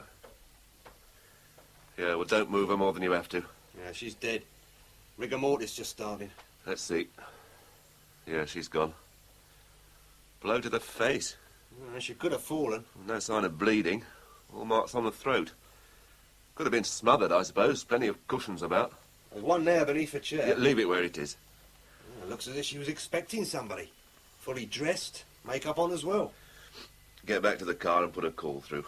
Doctor, ambulance, photographer, the usual circus. Yeah, we could have done without this. Yeah, so could she. Well, thank God we gave the local Nick a call that we were on their patch. Yeah. They're going to love us. Right, get moving, Sergeant. OK. Oh, nothing upstairs, sir. The bed's been slept in. Oh. Oh, indeed. First dead body you've seen? Yes, sir. Well, you'll see worse than that before you draw your pension. Yes, sir. Did you find that, or do you usually carry one? But, sir? The handbag. Oh, yeah, I found it upstairs, sir. Let's see. Ah, yeah. They're on their way. None too pleased. Oh, any joy? Well, if this is hers, she's Judy Pearson, or was. Miss. Local? No, an address in Southend on her driving licence. Your old stamping ground. You know it? Yeah. It's a couple of minutes' walk away from Henderson's club. Well, where Ken Vincent was manager? Yeah. Right. Let's get things moving. Phone? You'll have to use the one in the car, Gov. There isn't one here. You know, I could well make the Sundays with this. Jumping the gun a bit, aren't you? Oh, I should have to wait until after the trial, of course. But an in-depth article with my own byline should re-establish me. How did you get the chop? Oh, I made a spectacular botch of a couple of very big stories. I wasn't where I should have been, and when I was, I didn't know what I was doing there. Well, this story's going to shake 'em. Oh, yes. I shall stuff it down their throats. In a polite sort of way, of course. What are your future plans, Eddie? I shall go in with Frank at the garage. Going straight? I think so. I don't know, do I? Well, if you don't know, who does? You've spent, what, a total of 12 years in prison? Yeah, about that. 12 years out of 44? It's what businessmen would call a poor return on investment. Well, I've got a share in the garage.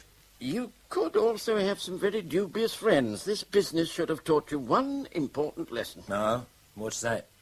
Your own kind have put you where you are now, on the run, wanted for murder. Remember that. You think you're a hard man, but you have an outdated sense of honour amongst thieves, Eddie. How would you know? I can name you a dozen people I would trust with my life. A dozen. My own kind. Vincent ain't my own kind. He come from your side. And do you think he's done this without any help? No, well, we'll see. And I can do without the sermons. I'll get enough of that from Mitchell. Want a fag? No, thank you. Well, I thought there would have been something on the 1 o'clock news. I told you. That was very unlikely. The police could hardly issue a statement saying that an important witness had come forward, etc., etc. Vincent would be very interested. Well, nobody's going to tell you anything then, are they? I have a good contact at East Central. I helped to get his son into journalism, if that can be called a favour. You'll try again. Where are you going? To the Eagle. It's almost opposite the station. There's bound to be someone in there. You spent half your life in pubs. Oh, echoes of my wife, Eddie. No, don't worry.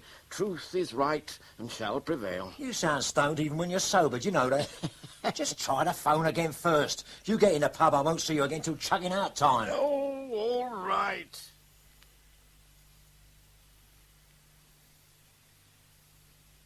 Yes. Thank you, Jeff. There's no doubt at all, is there? All right. No, not a word. Thank you again. Well? Acting upon information received, the police visited a house in Norfolk during the early hours of the morning in connection with the Henderson case. There, they found the body of a young woman. No further details are available at present. The press officer is going to release that at 3 o'clock. Mitchell is giving a full press conference when he gets back from Norfolk. God, I should have stayed with her. I should have made the call and then gone back. She wouldn't have let you in, Eddie. I shouldn't have left her. She was liable to do anything. It wasn't suicide, Eddie. She was murdered. Poor little bitch. And I thought she was going to put me in the clear. Yes, so did Ken Vincent. How did he know? Well, he knew she was at the cottage. He took her there. But how did he know you had seen her? Well, perhaps she phoned him after I left. He came there, saw she was in a panic and killed her. You said she was too terrified to leave the cottage. Her phone box is miles away. She was too scared to put a foot outside the door. Well, then how did Vincent know? Well, what about the bird you talked to at the club? She could have told him somebody had been round asking questions. I doubt that. She hates Vincent. Well, Vincent could have a snout inside the law. That's very unlikely. Why? Somebody at the station could have slipped him the word. Vincent could still have contacts there. He wasn't the only one who was bent. He could be pressuring somebody for information.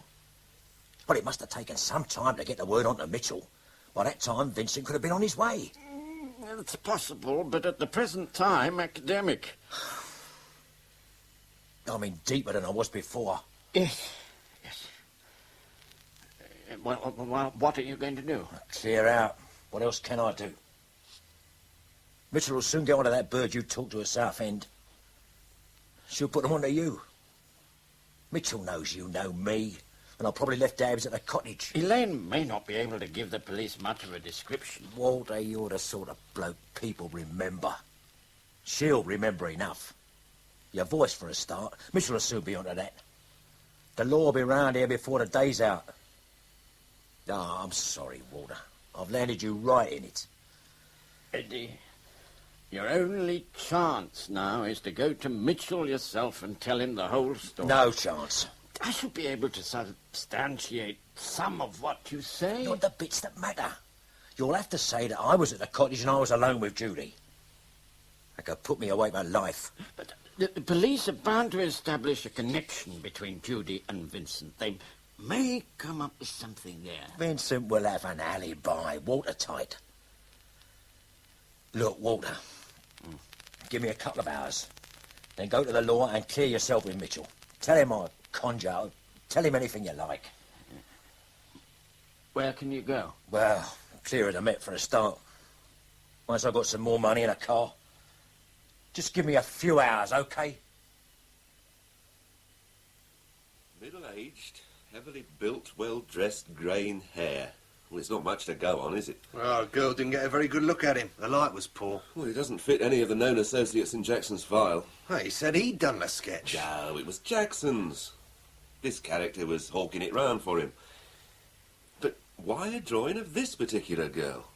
Well, Judy could have been an ex-girlfriend of Jackson's holding money for him. Jackson needs money. Well, if he knew her that well, he'd have an address or a phone number. No, I can't see Jackson and Vincent sharing the same girl. No, there was trouble between them inside.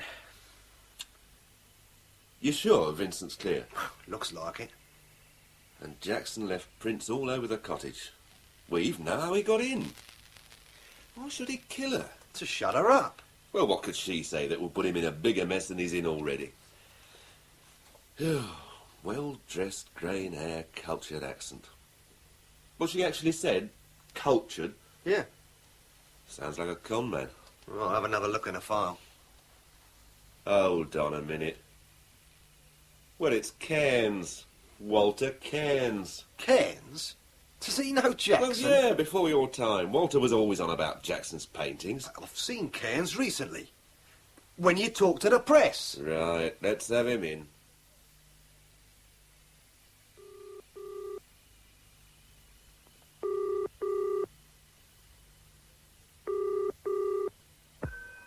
How's taxis? How's the weather that end? Clear. Where are you? At your place. I ain't seen any law. Are you at Member Street? No, Elm Close. Ah, you won't see any law there. They still think I live at the flat in Member Street. Is Bet there? No. I had to break in. I thought coming to the garage was too risky. I need a motor, Frank, and some cash. Right. You just stay where you are. I'll be out to you. You being watched that end? No, not now. Just stay put, old son. An hour at the most, all right? Yeah, right. And look, if Bet does come... Yeah? Oh, forget it. There isn't time. I'll see you, Eddie. Right.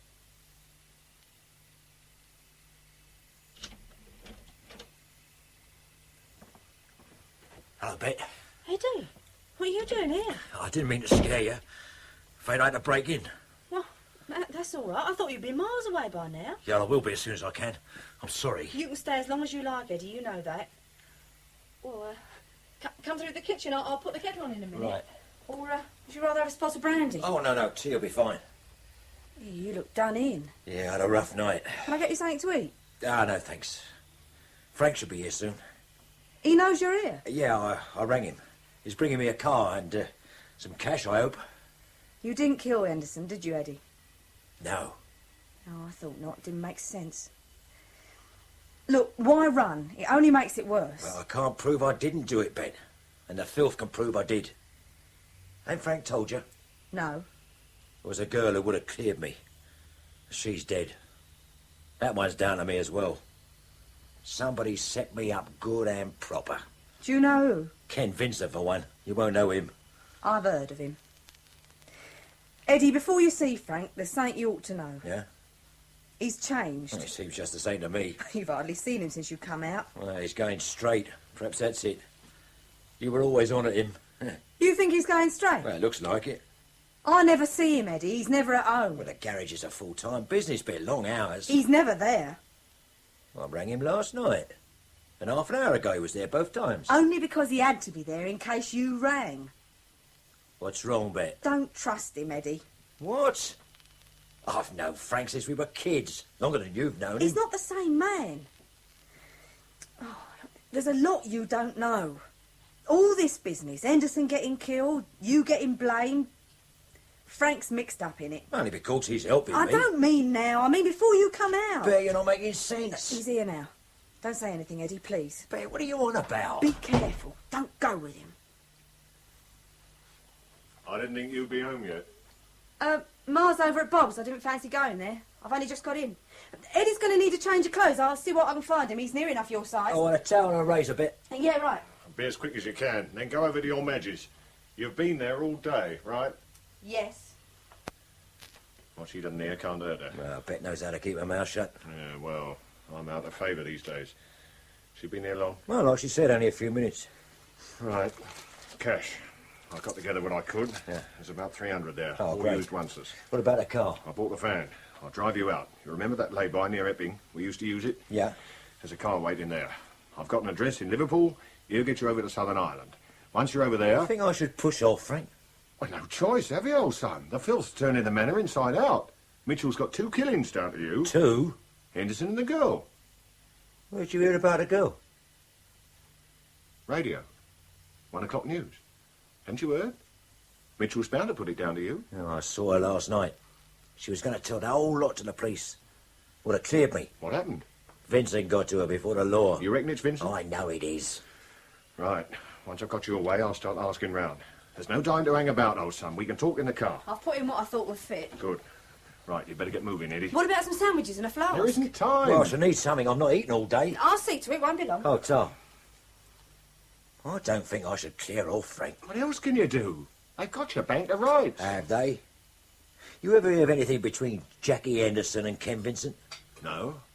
I'll see what I can find out. Well, they set me up. I go down for Henderson's murder. She comes into the business and shares it with Vincent. You'll not go down. I'll get you over the water. You'll be all right. How can he be all right? Nobody's asking you. Get the bloody move on, will you? What chance has Eddie got if he runs? I've told you. Why don't you tell him the truth, Frank? Why don't you? Shut your mouth and get out. Evil, Frank. She's round a bloody bend. Tell me what, Bet? Eddie, we can't afford to hang about. This is just a family row, me and Bet. Tell me what? He'll ask around about her and Ken Vincent. He knows them both, Eddie. Especially her. She's bloody raving. You think I don't know? You've been seeing her for I'm months. sorry about this, old son. She's off her head every time I look at another bird. It's Jackie Henderson I'm talking about, not another bird. I've had you watched, Frank. You what? You didn't know, did you? Steve, Madge's boy's been watching you. Last week you met her and went to Ken Vincent's flat. He come along later. Frank, do you know him? No, I don't. What about Jackie Henderson? Out of my class, old son. So you're saying that Bet's lying? No. Somebody's having her on, that's all. Things have been dicey between us lately. She's ready to believe anything. Eddie, listen. A year ago, Frank was up to his eyes in debt, gambling. So, what's new about that? You know where he was in debt? Henderson's club in Ilford.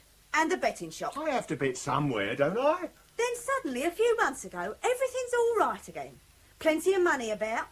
But I never see him. That's it, isn't it? All this performance because I don't stay in nights. Come on, Eddie, we ought to be moving. No. I'm turning myself in. What? Mitchell's after putting you inside and throwing the bloody keys away, old son. Don't take any notice of her. She's stirring it. All right. I haven't been dead straight. I've had some contact with Henderson. Including Ken Vincent? Including him. I got the contract for taking Henderson's late-night staff home, didn't I? Nice fat contract for a full year. I had to see him. And her. I had to soft soap them. They put a lot of money our way. Business, old son. That's the game you have to play if you're going straight. You said you didn't know him. OK, I lied. I knew you wouldn't like it. Eddie, don't believe him. All right. What are you saying? That I set you up? Is that what you're saying? I realise you've been under pressure, but bloody hell, old son. You think I'd do that? Why would I do a thing like that? Because you're frightened. I've told you. He's frightened of you, Eddie. Because of Karen. Karen? Don't listen to her, Eddie. What about Karen? He made you think it was Henderson. It wasn't Henderson. Not at first. It was him. As soon as you were inside, he never left her alone. Eddie asked me to keep an eye on Karen. He didn't ask you to bloody sleep with her. She's round a twist, Eddie. He thought I'd gone out for the day. I come home early. I found him in bed together. In this house. Eddie, it's all rubbish. Shut up! I said I'd keep quiet if it stopped. Karen promised she wouldn't see him again. She didn't know what she was doing half the time. I think it did stop. Then she started to see Vincent and Henderson. He passed her on. I've never heard such a I've load of... got to know the truth. It's God's truth, Eddie. I wish it wasn't. Oh, I've put up with a lot from Frank, and I stood by him. You know that. I would have kept quiet about Karen. And I begun to see what he was doing to you. Doing to him? If I'd wanted to, I could have shot him on Friday when he turned up at the garage. You didn't do that because it wouldn't have looked right to the police. You expected him to be picked up in the afternoon anyway. I could have shot you now, Eddie, as soon as you rang me from here. No, you couldn't. You didn't know what Judy had told me. Who the hell is Judy? She's the poor bitch Vincent had killed. Didn't you know? Who do you believe, Eddie? Her or me? That's what it comes down to. Bet's always been trying to break us up. You didn't know that, did you? Women have no idea what friendship means. Friendship? It was all right when Eddie was young and looked up to you. Then he got to be as good as you. Better. Eddie had style. People admired him. You didn't like that.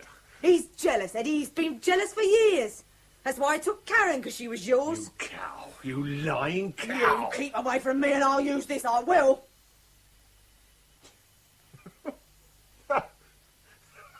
Just look at her, Eddie. Shouting the odds, waving a bread knife. Her mother was like that. Every other Saturday night in Thompson's Court, they took her away in the end. Eddie, why didn't Frank send a car for you on the day you were released? Well, he said they were busy. There were cars and drivers doing nothing all that morning. I checked the books. I offered to go and fetch you myself. He said no. Can't you see she's putting ideas into your head? You were the only person who knew I was going to see the girl last night. I rang you. You said nothing about the girl. I said I got it sorted.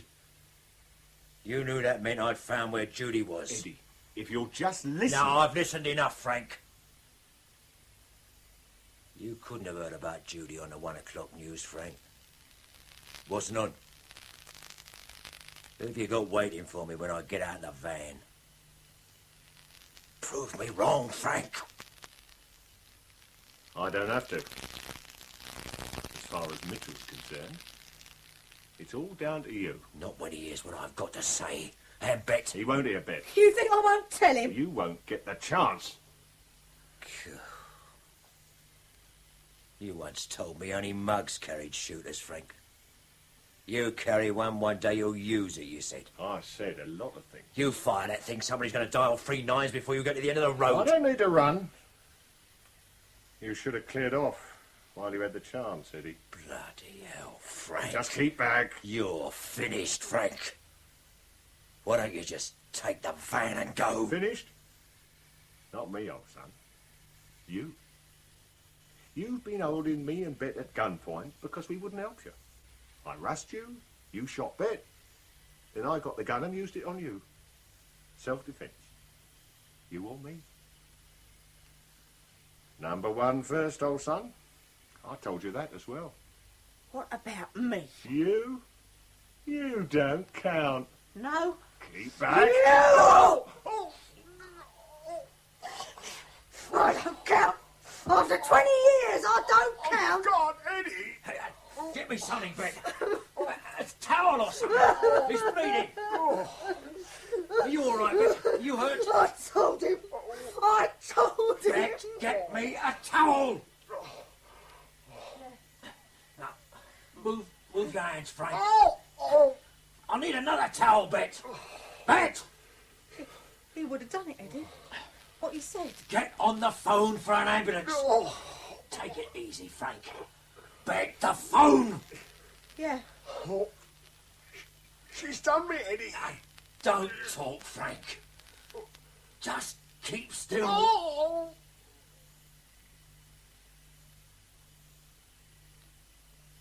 Take your time. Read it through carefully. Yeah. I've read it. Anything you want changed? Nah. You got a pen? Yeah. Sign there as well. Yeah. Good. Yeah, what happens now? You can go. Just keep yourself available. You're not charging me? No. I'm sure we could think of something, Jackson, but for the present we're not charging you. What about my prints at Henderson's? Well, you said you weren't there. I wasn't. Well, we believe you. Don't push your luck, Jackson. Just go. Yeah. Any, word on Frank? He lost a lot of blood, but he'll live. Has he said anything? No, he doesn't have to. Jackie Henderson said it all. Oh. You got her in? Yep. What about Vincent? Well, he's on his way in. Ah. Now, look, Jackson, don't push your luck. Just shove off. We'll see to it. Look, Bet's in no condition to make a statement. Well, she hasn't made one yet. Well, can I fix for a lawyer to be there when she does? Yeah, if you like. Well, it's got to be self-defence, isn't it? Well, I don't see any problems. You would have saved everybody a lot of trouble, Jackson, if you'd come straight to us. What? You'd have laughed like drains and put me away. Yeah, we've seen setups before. Not like this one. No, perhaps not. Still, you're a very lucky man. Am I? Is, Walter still here? The address? Yeah. Road. Oh. What time would you like it? 3:30. Yeah. A car will be there. Right. Thank you. Bye. Hello, Walter. Keeping busy, I see. Yeah, well, I said I'd keep an eye on things while Bet was away. Ah, yes. How is she? Oh, not too bad, considering. She's gone away with her sister for a few days. Well, how's things? Oh, well, I've just had lunch with Henry Carmichael. Who's he? The publisher. James and Carmichael. Oh, it's going to be a book? Yes. Well, there's far too much for an article. Although there's a possibility of serialization in one of the Sundays. I'm seeing the editor tomorrow. I shall squeeze him for the most expensive food and drink I can find. You're going to make a bomb, is it? Well, Henry is very optimistic. Oh, some money will come your way, of course. Oh, nice. Yes. Yeah. Oh, yes. And Henry is very keen on using your sketch of Judy as the cover. It could lead to bigger things. Oh, I'll start looking round for a studio straight away. You started writing it yet? I've drafted an outline. There's plenty of time. It's still sub judice. I'm gathering background material at present. Did you get anything out of Mitchell about my prints? No. No, he's been very cagey. But, I've had a chat to an ex-CID man. He came up with something after I mentioned what Judy had said about sellotape. How was it done? Well, he said... Look, have you got any tape? Tape, yeah, something. Ah, good. Here you are. Good, good. Vincent had a strip of tape, like this. Mm-hmm. Give me a hand. Yep. When you were asleep on the launch, get to the world, he got a mirror or something like that, pressed your fingers down, so. Yeah. Got your prints, stuck the tape over them, Yeah. put the mirror in a plastic bag, and then took it very carefully to Henderson's and transferred the prints from the tape. So. and your prints turn up on the desk. Clever? As easy as that? Well, in actual practice, I don't think it is easy. Vincent must have perfected the technique, but it's been done before. Vincent probably came across it when he was in the CID. And who did the killings? Well, that won't emerge until the trial. Although I understand that Jackie Henderson was very talkative when the police interviewed her. At a guess, I would say that they brought in somebody from the north for Henderson's murder, but Judy was probably killed by Vincent himself. And was Frank in on everything? Must have been. Right from the start. Did you never suspect Frank yourself? No. Never. Not until I saw Bet. Then from the first thing she said, I knew.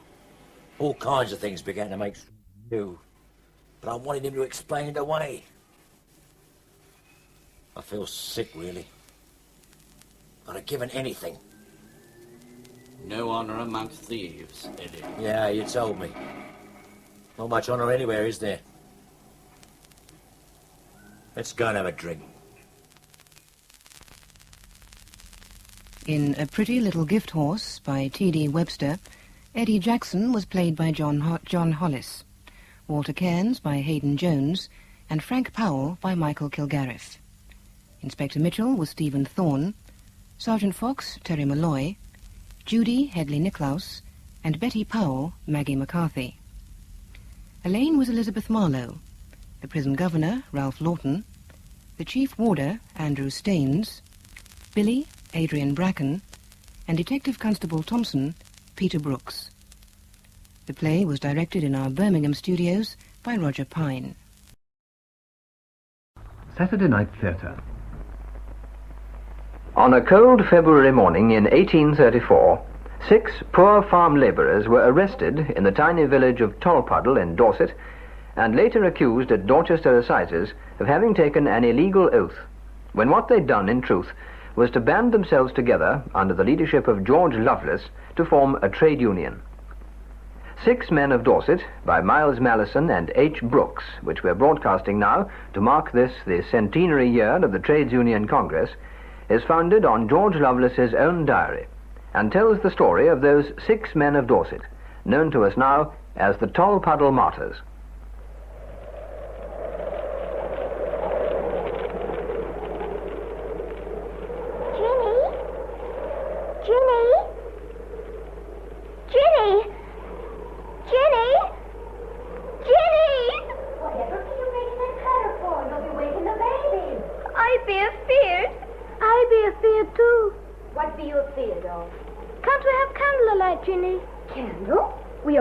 One, and that's only a bit. And you knows very well, Father, he won't have candlelit till he reads out of the book. I'd be scared of the dark. So be I. You be a couple of great sillies. I got supper to get. Supper? I be hungry. So be I. Can I have a tatey? Can I? Bet you can't. You must wait. But I can't wait. Nor can't I. Ginny. Mother! Ginny, look what I got. A turnip. Shh. Run out with it to the back house before your father sees it. He'll be coming down along. The back house? It'll do for tomorrow. There weren't nobody about when I came by the sheepfold. Quick now. Mother, I want my supper. I want my supper, too. You'll be having it soon, my dear. Or you'll be father. Betsy. Oh, I'd be glad you're home. I be only just come. My dears. I be that hungry. Ah, I be that hungry too. Be you ready for your supper, George? A bit ready for me? Aye. Draw up then. Oh, 'tis little enough to stay their hunger, let alone ours, but 'tis all I can manage. Taters! There ain't many. Mine be a little uns. Quiet, children, quiet. For these and all thy mercies, may thy holy name be praised. Amen. Amen. Amen.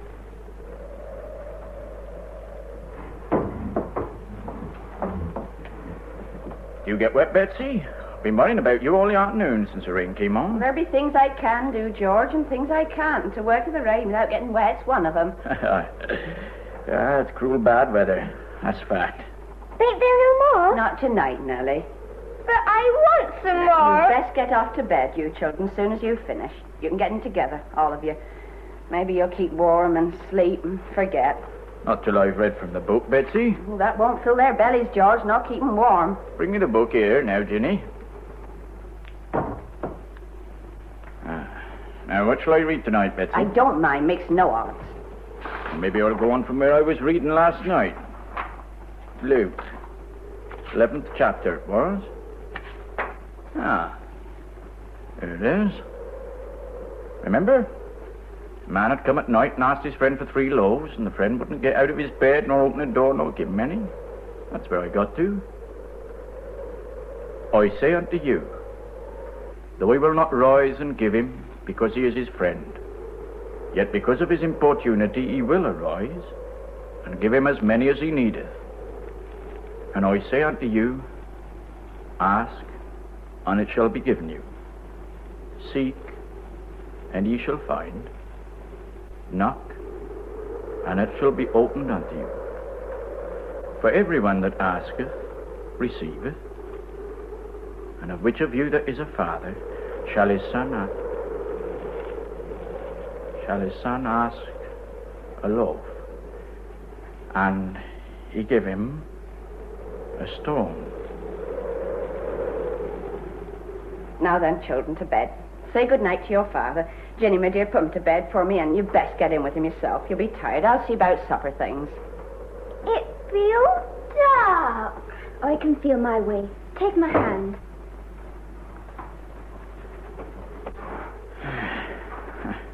What comfort there is in the book. You're a one for finding comfort, George. Seems to me the harder it is to find, the more you think of yourself finding it. What's come over you, Betsy? You didn't say amen when I spoke to bless? Why should I? It was the Lord I was thanking. And what for? Betsy. You're a bad example for the children, showing a rebellious and discontented spirit. Well, maybe that's the best thing I can give them. I can give them a little else. You never said things like this before. What ails you? What should ail me? And me out in the fields in the blinding rain all day and every day and day after day with my body bent double, picking stones, and with another child moving in me for 3 shillings a week. I do say the Lord sends the babies. Why, do that without sending the victuals for 'em is more'n I know. That'd be blasphemous talk. Be it, and that's more'n I know, too. Maybe it's blasphemy for you to stand there asking a blessing when the children go to bed with their bellies empty and lie crying for hunger in the night. You shouldn't say that. You know my heart aches that I can't do better for them. You know that. Every night I pray. Aye, you may pray and read your book. Betsy. And did you get comfort out of it this night? About the children asking their father for bread and he'd give them a stone. What you give yours? Taters and not enough of them. Be fair, Betsy. I only mean for myself. I do try to be content with my lot and accept in humble spirit what the Lord sends. What the Lord sends? Do the Lord send that you and I and the likes of us should slave all our lives from the cradle to the grave and live worse than a beast and others live idle on the fat of the land? Ben God's goodness, George Lovelace, that be man's wickedness. That be the real blasphemy, putting that in the Lord. But Betsy, what can I do? Maybe nothing. But if you've got to take your part in it, that's not to be proud of. I sometimes think to myself, accepting it all, so humble and meek, you're as bad as your masters. I tell you, it fair sickens me to hear you asking blessings and giving thanks.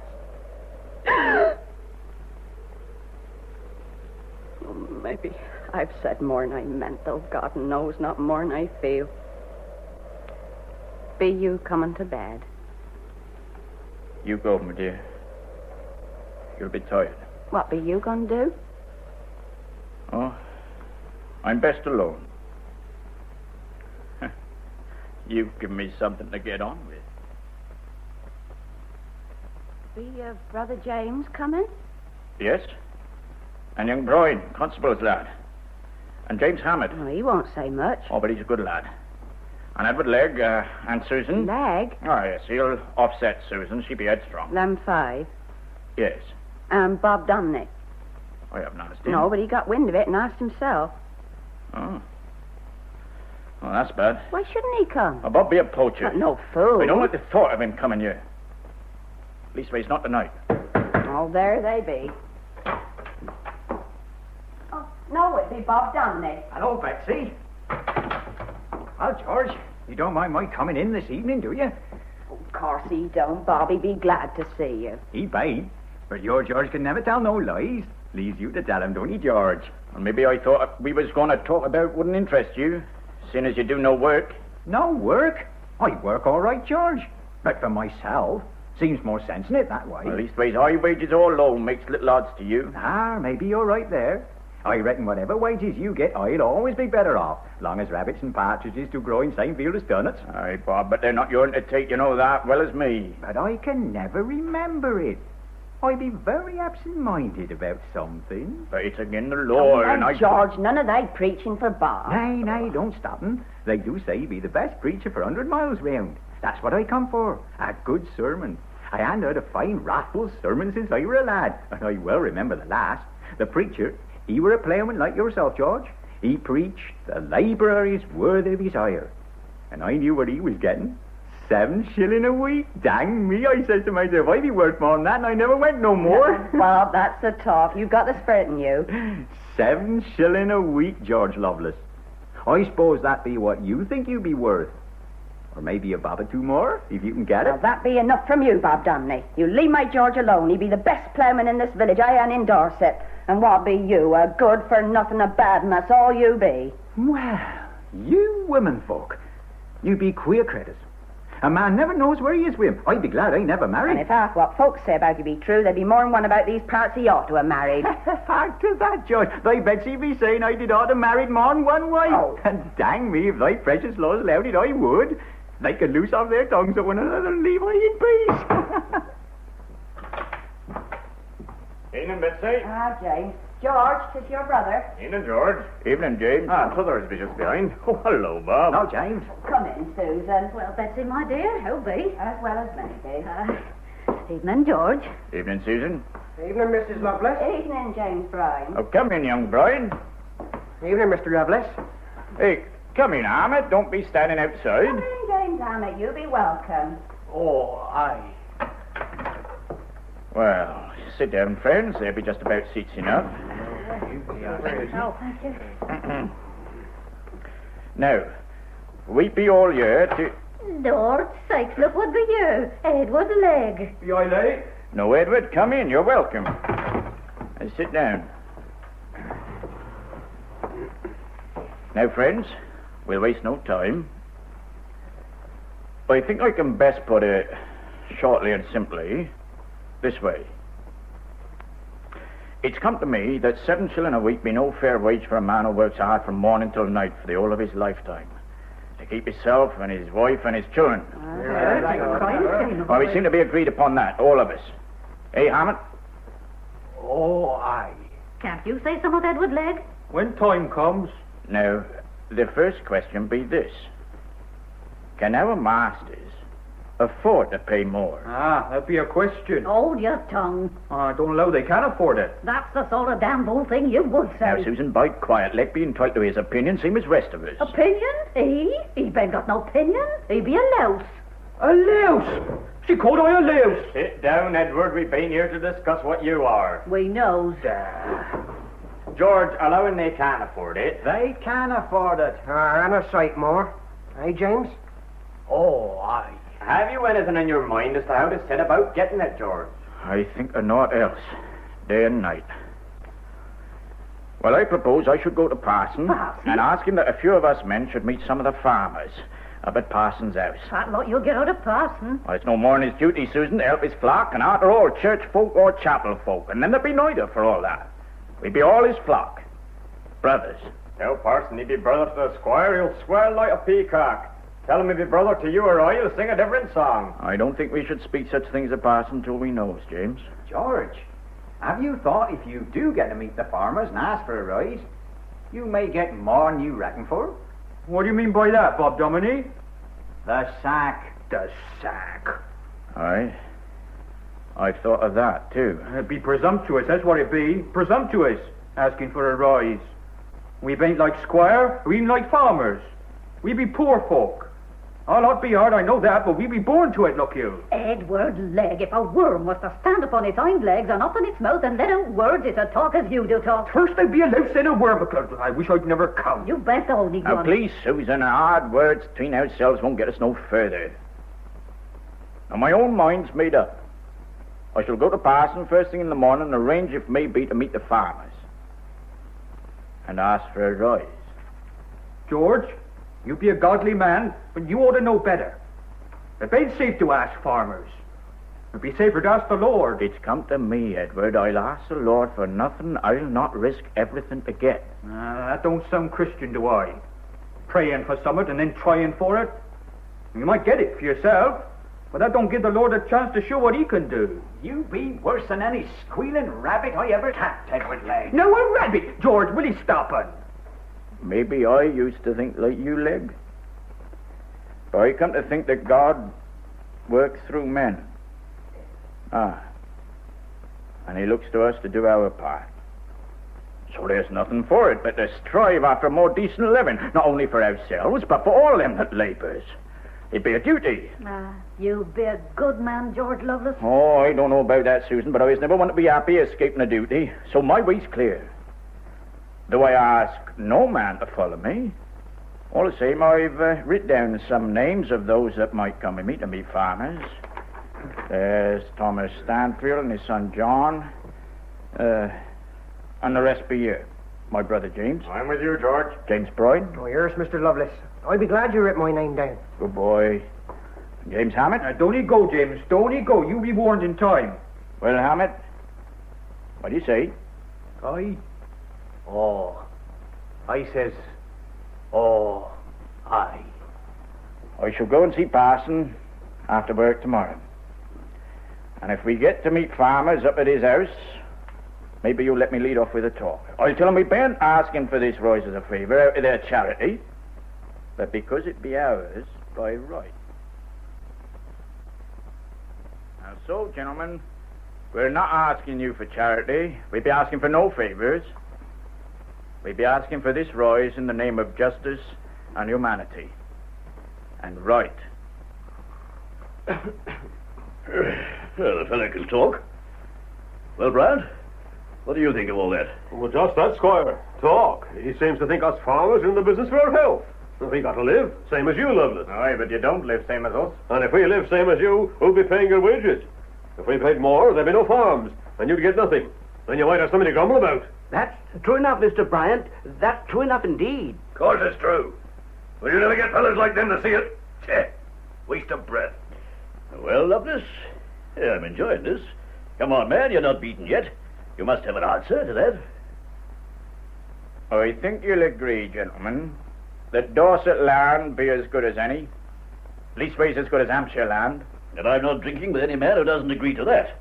Dorset's the finest county in the kingdom, with the finest land. Yours to it. And Dorset men at least as good as Hampshire men. Well, yes, I don't see why we shouldn't agree to that. And Dorset farmers at least as good as Hampshire farmers. Yeah, a damn sight better. And Hampshire farmers can afford to pay their men 10 shillings a week. Warren, fill up a glass for him. No, thank you, sir. Thank you, not for me. I've been used to it. Well, I said my say. Perhaps Parson here, who was good enough to arrange this meeting, say a few words on our behalf. Me? Really, Lovelace, I hardly think it's fair of you to ask me to interfere between masters and men. These gentlemen know their business far better than I do.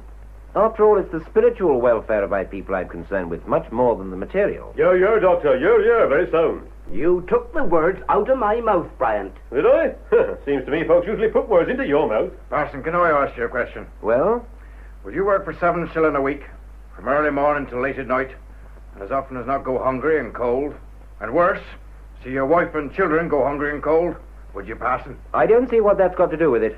Oh, come, Doctor. It's a question anyhow. He wants an answer. Very well, Squire. It seems to me perfectly clear that Stanfield and I lead our lives in entirely different stations. In our appointed stations. Appointed for us by one who is infinitely wiser than either of us. Who knows what is good for me and what is good for Stanfield? And, viewed in that light, the question appears to me, with all due respect to you, sir, as a piece of pointless insolence. That's so. That's so. That's what it is, insolence. No, I'm inclined to think it's more. The disrespect to myself I could overlook. But it goes deeper than that. It's a questioning of a social order which may not be perfect, because man is not perfect, but which is, in its main structure, divine. Now, that's what I call religion. Make short work of all this whining and shows it for what it is. Against religion. Downright wickedness. I didn't know you were a religious man, Dubbit. Well, I'm not one to parade my religion, Squire, but I know the value of it. That keeps these fellers in their place. And mind you, when all's said and done, they got precious little to complain of. Precious little to complain of? Steady, James. I won't steady, George. I ain't going to stand here and be told I get little to complain of. James Lovelace? No. Let him go on. Let him go on. And I'd be going on and without asking your leave neither. Now, Louis, we do plough and sow the wheat for ye and reap it, and never a loaf of bread do we get our hands on. And we raise the cattle for ye and the sheep, and never a bite of good meat do we get our teeth into. And we do shear the wool and go on rags and sacking ourselves. We tend the chicken and ducks and geese and collect the eggs, and never a one for us. That's enough. Be quiet. You ought to be ashamed of yourself. I allow you men to come here as a special favor. You ought at least to show some gratitude. Well, what did you expect? Quite right, Brand. Give their old case away. That's what he's done. They don't want an extra shilling or two. They want everything. They want the earth. And the earth do belong to us, much as to you. 'Tis us do tender. What about that, Duffy? Upon my word, you're getting as good as you give. I've no patience with them. And really, Squire, I've little patience with you. And what may you mean by that, Mr. Duffy? Encouraging him. And let me tell you, Mr. Duffy, that whether I choose to encourage him or not is no concern of yours. That's just where you're wrong, sir. It does concern all of us. We've all got to stick together. Haven't you got any memories, any of you? Less than a year ago, what happened? Mobs of these fellers, thousands of them, rioting, burning, and pillaging. Not only here in Dorset, but in Hampshire, Wiltshire, all over the country. And that's what you're asking for again, unless you keep them under where they belong. I tell you, give 1 inch, your hand now, and we'll all be murdered in our beds. I got something to say to that. Now, look at you. Quiet, boy, quiet. You leave this to me. Let me answer him. Mr. Duffy, sir, we can't let that pass. You know as well as I do. When there was all this rioting you speak of and rick burning, I and my brother here was set to watch him. And would you have done that if we was rioters? And you know as well as I do, all of you gentlemen, how many men be turned off after harvest time? 20 here in Tolpuddle. Good, steady men, too, with families dependent on them. Have you ever thought of the misery of such men? Have you ever tried to? Will they be law-abiding and know full well the penalty for breaking the law? Driven to rob a Swede, maybe, from the fields or poach a rabbit just to stay the cravings of their own hunger, or to stop the crying of their children for food. Come, Lovelace, you're not defending poaching and thieving. No, Squire, but I'd be telling you what makes poachers and thieves and rioters like what Mr. Dubbit here's afraid of. Afraid? Me afraid? Who said I were afraid? And you'd have little need to be if you do right by us. Oh, aye. There they are. Threats. Talk of their rights. Got from 2 boys. Well, you don't know what the country's coming to. Gentlemen, what could these poor men hope for, armed with sticks against your soldiery? What harm did they try for? Harm? Oh, they smashed up my new threshing machine. And burnt 2 of my ricks. And they're saying the length and the breadth of the country. And in the old length and breadth of the country, gentlemen, those thousands of workers desperate with hunger didn't take a single life or deal a single wound. There was no murder in their hearts. But at their sizes afterwards, hundreds of them were sentenced to death, and hundreds more taken from their families and transported overseas. I'm not defending what they did, but they was drove to it by low wages and no wages. Good men they were, brave, honest, and patient and enduring beyond belief. I know them, gentlemen. There was men that I'd worked beside in the field since we was boys that swung up in the gallows. There are women down in the village now on the parish with naught to do for the rest of their lives but wonder what be happening to their men who are living out their lives as criminals t'other side the world. Come on, Brad. Bring it down and then cough up that 10 shillings. Well, that's all very well with you, Squire. But look here. If we raise their wages, will you reduce our rent? Don't be a fool, Duffet. But if you don't raise the wages, I'm raising the rents. You're not serious, Squire. I am. Duffet here, rather forgetting himself, suggests that I'm encouraging the men. Well, maybe. But I know what I'm about. I know which side my bread's buttered. And it's to my advantage that you farmers should pay your hands enough to keep the countryside safe for your betters. And that's flat. Yes, but Squire... Now, Bryant, I know what you're getting for your wheat. And you're buying fresh land every year. Don't you talk to me about not being able to afford it. Well, it ain't a question of being able to afford it. It's the principle of the thing. Of course, there's a lot in what Squire says. Thank you, Case. Well, no offense, Squire. And I can afford the 10 shillings if Brian can. Oh, better than you, Case. No man's going to say to me I can't afford what they can. You've got your rise, Lovelace. We've much to thank you for, Squire. Well, now that's all fixed up so pleasantly, I think perhaps you men ought to be getting home. Well, Lovelace? There's one thing, Parson. It is usual, surely, to have agreements like this put on paper and signed. Well, I'm damned. Are you implying, Lovelace, that you don't trust these gentlemen to keep their word? And if they do mean to, where's the arm in writing it down? No, Lovelace, nothing on paper. That's going too far. I agree.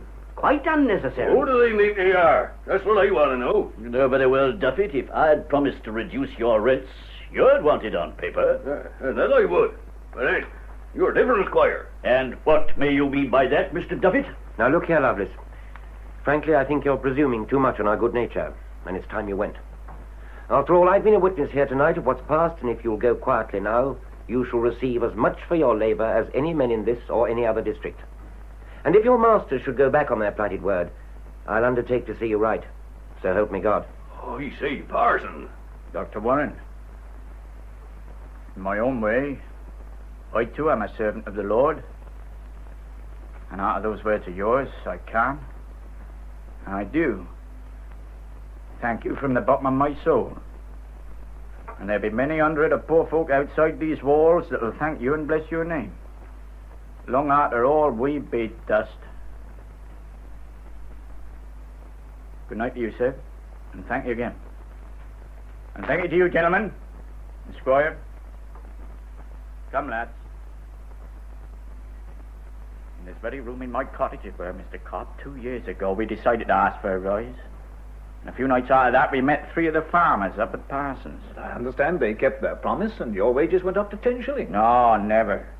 To 9 they went, and that only for a few months, and then to 8. So we went to neighbouring magistrate to ask his advice, and we was told we must work for whatever our employers thought fit to give us. And very soon after that, the wages went back again to 7. And now there's talk of them going to 6. So I thought it was about time to send a letter to you gentlemen in London. I'm very glad you did. Well, we'd heard tell of this grand you must forgive me, gentlemen, it's got such a longish name, I never could get my tongue to it first time. The Grand National Consolidated Trades Union. Aye, so that's it. So we thought perhaps you might help us, for we seem to have put our hands to the plough, as you might say, and it don't seem right now to turn back. Well, as soon as your letter reached us, a meeting was called, and young Harry Brown here and myself were delegated to come down and see you. I wonder how much you gentlemen who live right away in London know of the things that go on in these parts. Well, we get to know all we can. What are the things I could tell you? Yes? Go on, Mrs. Lovelace. While I've been listening to you gentlemen, I've been trying to keep my mind from the next village. There'll be a woman there, well, little more than a girl she is. I don't know how she'd be living through these hours. Well, it seems only t'other day I met her in the street just outside here, the day her lad asked her to marry him, and she didn't know what answer to give to him. She was afeard. And I told her, say yes. And she did, and they got on that well and had 2 children, and then suddenly were put out of work. 'Tweren't so many weeks ago I met him as I was coming on from the fields, and I spoke to him, but he didn't see me. He was close near me, and he looked at me, but he didn't see me. And he passed on into the darkness. The next night it was, he took a sheep and killed it, and fed himself and them that were his to feed. Oh, 'tis easy enough. The sheep to roam all night over the fields and hills far away from the village in the dark, untended, so many of them.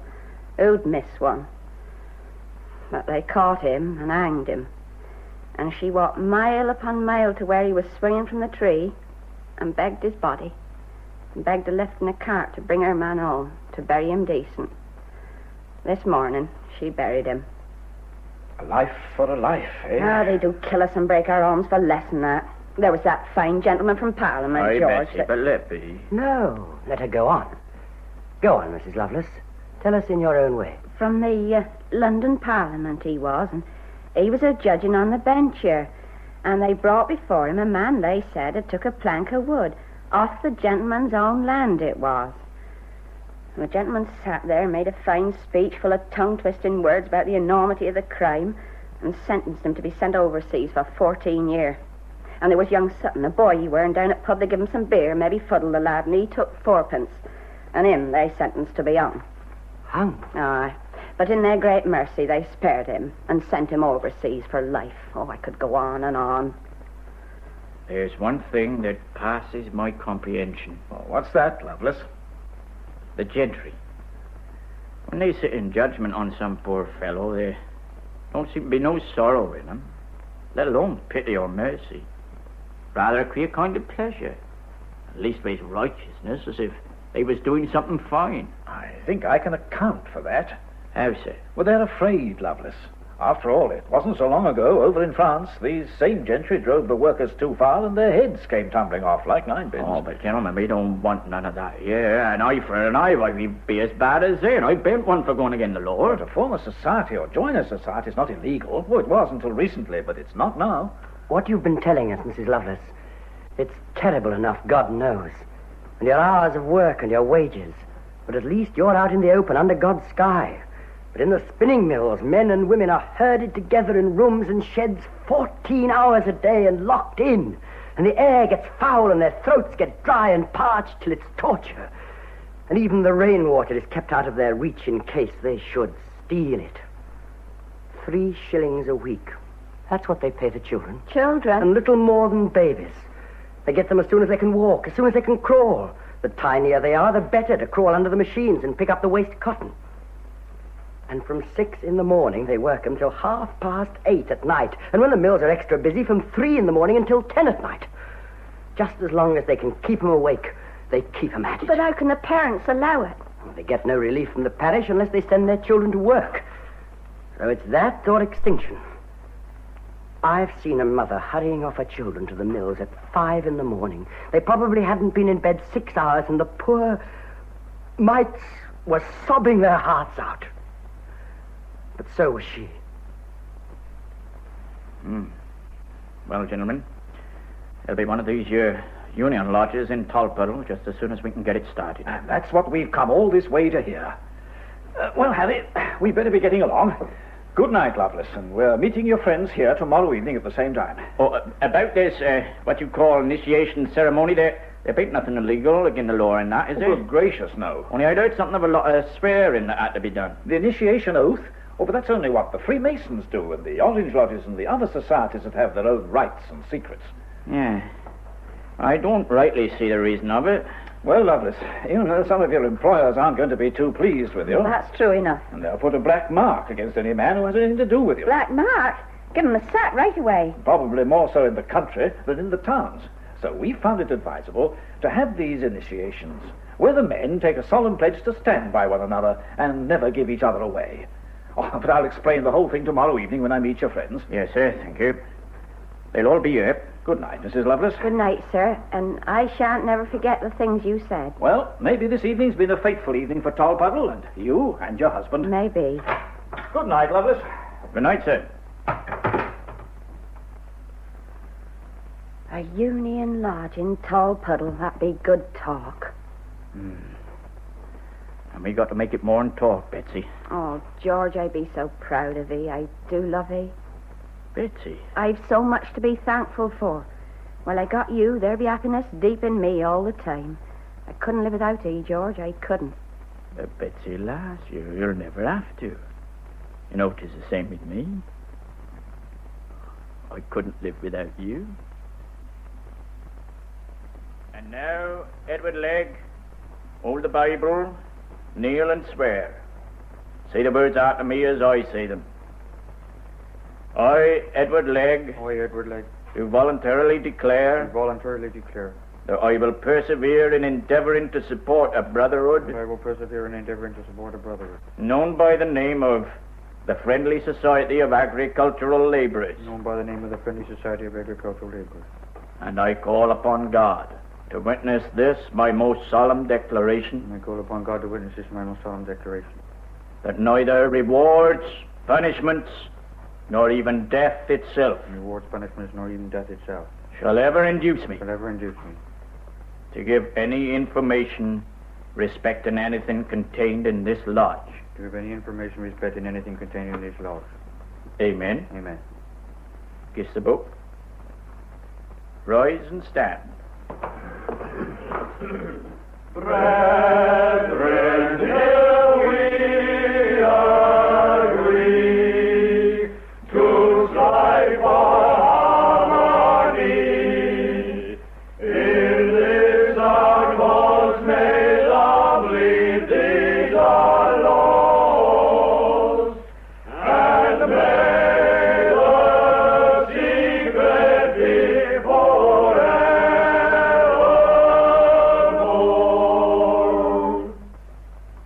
I declare this lodge to be duly closed, and so it is.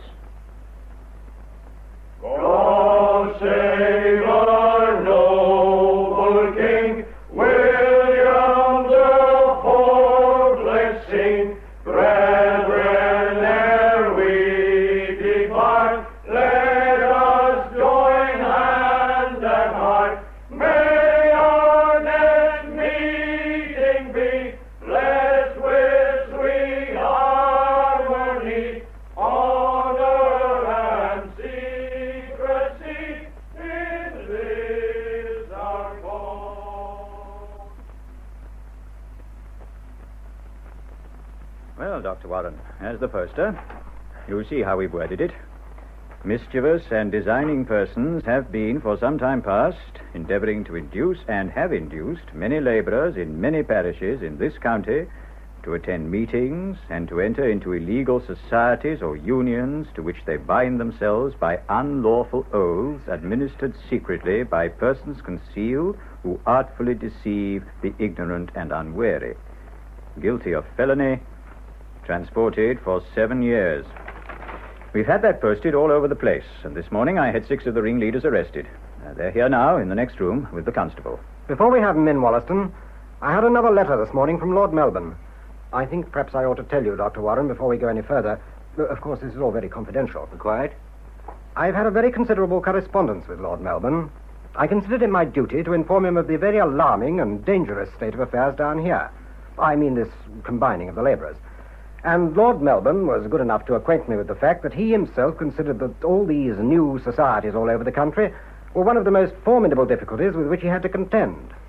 He asked me to send him a complete statement, as far as I could, concerning this secret oath, because he feels, as I'm sure we all feel, the evil has to be met here and now, and a blow dealt while there's yet time, before the infection spreads. That's all very well, but the point is that this combining is not in itself illegal. A recent act of Parliament made it legal. And a damn silly act, too. In my view, and in the view of the government, the whole thing turns on the question of this oath. And it's deucedly difficult to get information about it. As a matter of fact, Warren, we've had 1 or 2 men we can trust watching them. Legg, come in here. Morning, gentlemen. This is one of the men who's informed on them. Constable Bryan, bring those men in. On, lads. In you go.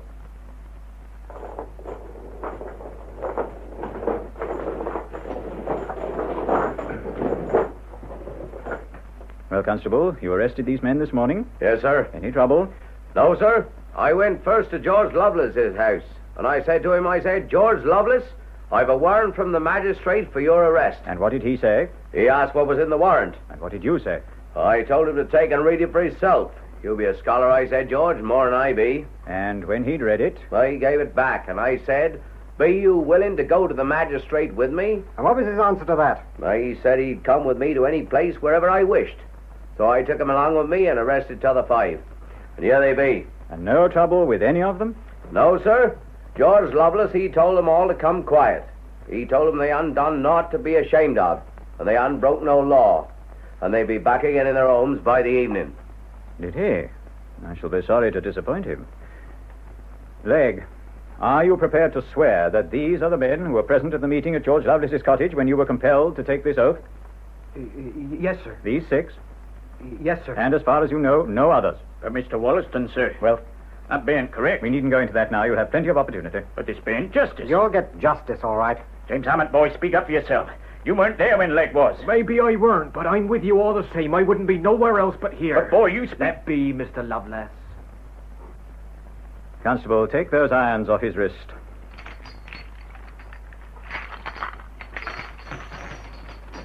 Come here, Lovelace. What have you got there in your pocket? So, the proclamation. You can read? Yes, sir. Presumably you've read this. Yes, sir. This seems to put rather a different complexion on all this fine talk of yours, eh, Lovelace? Not breaking the law, indeed. Here it is, as plain as can be set out that you were breaking the law. Mr. Wollaston, sir, how can you say that? If you paid proper heed to a caution put out by the magistrate, you wouldn't find yourself in this predicament. But that were only posted up the day before yesterday. How can you say I took no heed of it? I took one down and put it in my pocket. Have it to study. As far as I can make out, what we've been brought here for forming this union, that happened nigh on 2 months ago. So how can you say we knew we were going against the law? I can see it's no good talking to you. No, sir. Unless you talk more reasonable. What's that? And would you mind telling me, sir, in what way we have gone against the law? Oh, you'll find that out, all right. And when shall we find out, sir? Look here, if there's going to be any cross-examining done, I'm the one to do it. What? What? Oh, yes, I agree, Dr. Warren, certainly. Constable, take these 5 men back into that room and wait. George Lovelace, stay here. Legg, you better go with those others. What? Oh, very well. You go in the other room, then.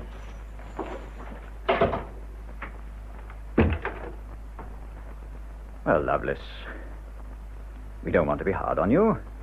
We're sorry to see a man of your quality in a situation like this. And we want to give you another chance. If you'll give us your promise here and now to have no more to do with this union, you can walk out of this room a free man and go home to your wife and family. I don't understand, sir. It's quite simple. Tell us all you know of this union, who else belongs to it, and so forth. You're asking me to betray my friends? There's no need to put it like that. This be foolish talk, sir. No, Lovelace, it's you that's being foolish. We're interested in this union. Why shouldn't we be? Why shouldn't you tell us about it? If it's all above board and legal, as you obviously imagine it is. When you started this union, or society, or whatever it is, you must have had some idea at the back of your head, some purpose. What does it mean to you? Come now, you can tell us that. We meant nothing more, sir, than to unite together to keep up the price of labour and to support each other in time of need. And that's all? Of course, sir. Dr. Warren here can bear witness. He was there when we met the farmers and were promised a rise in wages, a promise that has been broke. And Dr. Warren said if the farmers went back on their plighted word, he'd heard that promise. And he'd see us righted. I never said anything of the kind. And it was because we learnt we couldn't trust the farmers any more than we could trust this gentleman for all the livery he wears that we formed this union among ourselves. Well, what's the good of going on with this? A lot of idle, discontented, irreligious dissenters. One moment, Doctor. There may be idle, discontented men among them, but I think we've agreed that Lovelace is not one of them. He's honest and truthful. And that's why I'm the more surprised at your attitude now, Lovelace, because you're not telling the truth. Or are withholding the truth. No, sir. Oh, yes. There's some conspiracy at the back of these unions. No, sir, the reverse. Every man that joins a union is bound not to go against the laws. The laws of the union? Of the country, sir. And what are they bound by? You know very well, Lovelace, you've got some secret sign among yourselves by which these societies up and down the country know one another and can keep in touch and start a strike against work or rise up together at the given signal. I know nothing about that, sir. But you must know something about this oath that's administered. I can tell nothing, sir. Have you taken this oath yourself? I can tell nothing, sir. Have you any idea, Lovelace, what 7 years transportation means? Yes, sir. A hell upon earth, those convict settlements have been called. I'm in your hands, gentlemen, but I can tell nothing. Is that your last word? Yes, sir. Constable, chain him up again and take the 6 of them to jail. Oh, one moment, Constable. There is one final aspect. Men like you, Lovelace, often take a misguided pleasure in self-inflicted martyrdom. But in your blind selfishness, have you given a moment's thought to your wife and children? What will be their fate when the wage earner deserts them? You know yourself, you've seen it, to what depths of misery and want they sink, innocent as they are, when the man who has solemnly undertaken before his Maker to care for them leaves them utterly unprotected. For 7 years, if indeed he ever comes back at all. I can tell nothing, sir. Constable.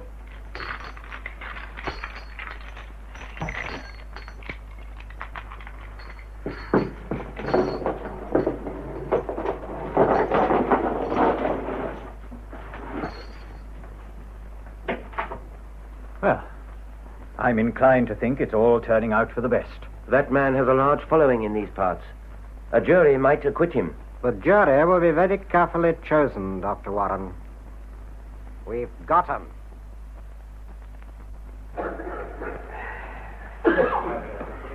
Now, Leg, I want you to tell us, in your own words, when first you heard of the Union, this society. I saw young Brian and James Ammett one evening. And where? In the street. I was in my house, and they called me and said they wanted me. And what then? They asked if I'd go with them to Tolpuddle. And what did you say? Well, I asked what for. And what did they say to that? They said they wanted to see how many they could get together. How many they could get together? Yes. Did you ask any other questions? Any details? Well, I asked whether there was going to be any swearing. What did you ask that for?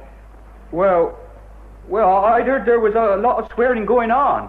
What do you mean by swearing? Well, swearing. You don't mean bad language. You mean the swearing of oaths. Yes, sir. Yes. All right, go on. You asked them straight out if they intended to make you take an oath. Is that what you mean? Yes, sir. So you went along with them towards Tolpuddle? Yes, sir. And when you reached Tolpuddle, where did you go? To George Lovelace's. And what happened then? We went inside. Did you see anybody when you went inside? Well, I saw George and his brother. What were they doing? Well, I didn't rightly see them, as you might say. I saw their backsides going along the passage. You say you saw these men from behind. How do you know who they were? Oh, I know them. They were George Lovelace and James Lovelace, 2 of the prisoners in the dock. Yes, sir. You've absolutely no doubt? No, sir. Know them all my life. Now, Leg, I want you to tell us what happened to you that evening in George Lovelace's cottage. I was took into a room, and then young Stanfield, he comes up to me and asks if I'm ready. Ready for what? Ah, that's it. I didn't know. Then what did you say? I says yes. And then he took me by the arm, he did, and led me along a passage till we was standing outside a door. And then I was took inside. And somebody seemed to be reading a piece from a book, though I don't know what it was all about. Who was in the room? Those 6. No one else? No, sir. But you'd swear to those 6? Yes, sir. Then what happened? George Lovelace, he put a little book into me hand. Yes. And said I was to kneel down. Yes. And said I was to repeat words after him. And I did. Do you remember any of the words you were told to repeat? Well, can't say as I do. I don't rightly know what they were all about. Do you remember whether there was anything about promising to keep what you were saying and doing a secret? Yes, sir. There was that. You spoke of having a little book put in your hand to hold. Can you tell us more about the book? At the end, George said I were to kiss it. This book, was it the Bible? Looked like it. Come, surely if it was a Bible, you'd know it was a Bible, wouldn't you? Yes, sir. Well, answer the question. Was it the Bible? Yes, sir. And after this ceremony, or whatever it was anything said among yourselves? Yes, sir. They said I was to pay a shilling. A shilling? That's a lot of money for you. A terrible lot. And a penny a week afterwards. And did they tell you why you had to pay it? To support other men when they were standing out of work. Was anything said about stopping work? Striking? Yes, sir. They said we were as brothers. And when we were to stop work, we shouldn't have to tell our masters ourselves, but that our masters would have a letter sent them. Thank you. You told the court, Legg, that one of the prisoners in the dock asked you to repeat certain sentences after him. Yes, sir. And you told the court that you don't remember what those sentences were. No, sir. Can you repeat here now anything at all of what you repeated then? No, sir. In fact, you can't remember one single word. No, sir. Now, Legg, I want you to look across at those men facing you in the dock. You told my learned friend that you've known them all your life. Yes, sir. You've grown up with them, played with them as boys, worked with them as men. Is that so? Yes, sir. Have you ever heard a single word against any of them? Can't say as I have. You can't say that you have. You'd like to be able to, but you can't. But in fact, they were your friends, your very good friends. Yes, sir. Yes. Yet you go to the house of one of them, the house of one of your oldest friends, and immediately you rush off and tell some story. Oh, vague, rambling, uncertain story, it's true, but with one object of getting your fellow workers into trouble. And what is your answer to that? I must say, I'm not surprised you can't find one. You understood that there was to be no swearing. You were tricked into taking what you believed to be an oath, and you considered that you had a duty that transcended friendship. Yes, sir. That'll do. You can stand down. Any further witnesses? No, my lord. That closes the case for prosecution. Gentlemen of the jury, the first point that it is my duty to make perfectly and absolutely clear in all your minds is that these 6 men who stand before you as prisoners in the dock stand there indicted under an Act of Parliament passed in the reign of His Majesty King George III in 1797, nearly half a century ago.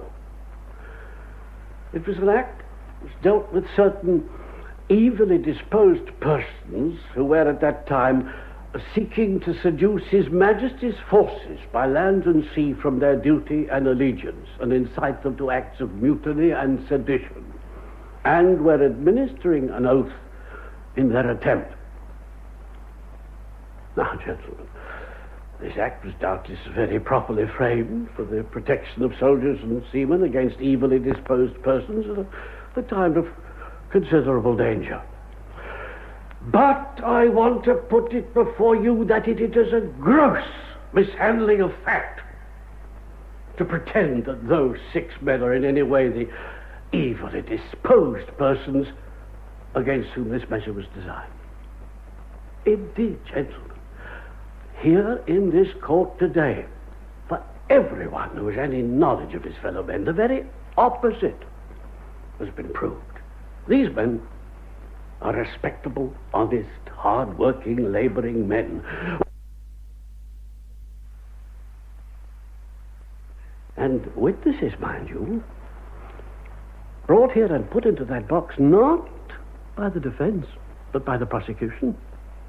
You've heard their employers, the farmers, for whom they worked, brought here to give information against them, who had to admit on oath that these men, the prisoners, were the best men they'd ever had on their farms. And apart from this alleged crime of forming a union, there was absolutely nothing against them. Try as they might, the prosecution have not been able to blacken the character of one of those men in one single detail. And when all's said, what have they done? They have formed among themselves what is no more or less than an agricultural friendly society. A society to provide a fund out of their own wages for mutual succor in their hours of need. It is past my comprehension that the forming of such a society can by any stretch of imagination be deemed a mutinous or seditious act. I will go further. I will suggest, so far from being evilly disposed, they have acted as you.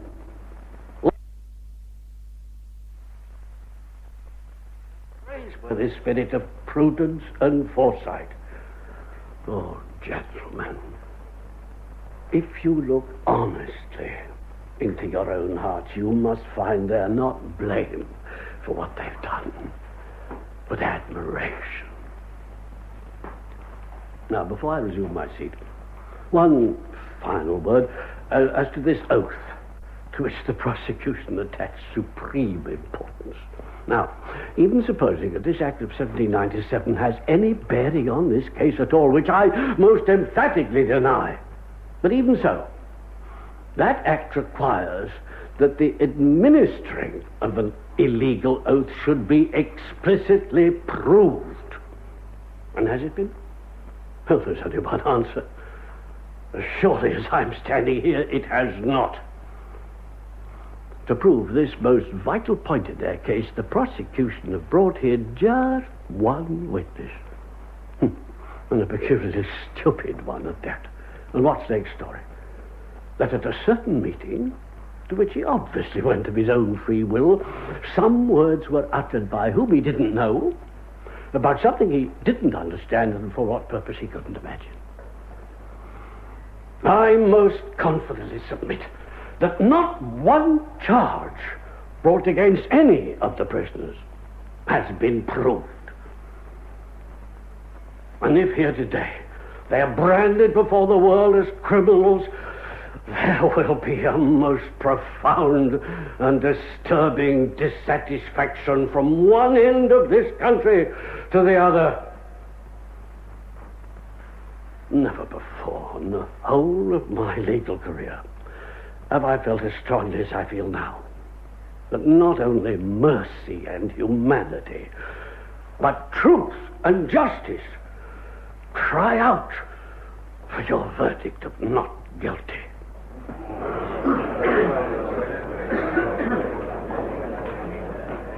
You have heard a good deal during this case of the Unlawful Oaths Act of 1797, the Act of Parliament under which the indictment against the prisoners has been framed.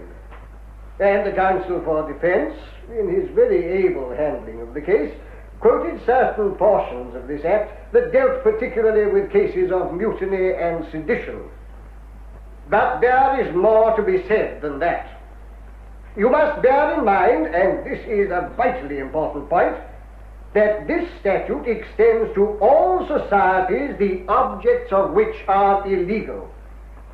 So that if you consider that you have had proper evidence that some person or persons administered an oath to bind to secrecy for an illegal purpose, there is no doubt or question but that such an oath comes within the Act, even though there may be no evidence to satisfy you that it is connected with a seditious purpose.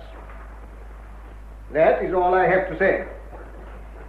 I need hardly remind you that the case and your verdict is of far-reaching import.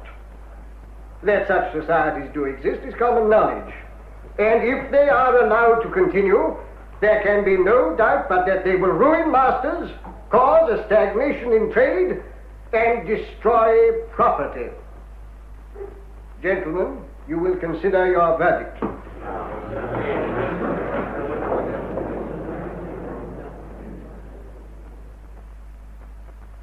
Prisoners at the bar, you have been found guilty.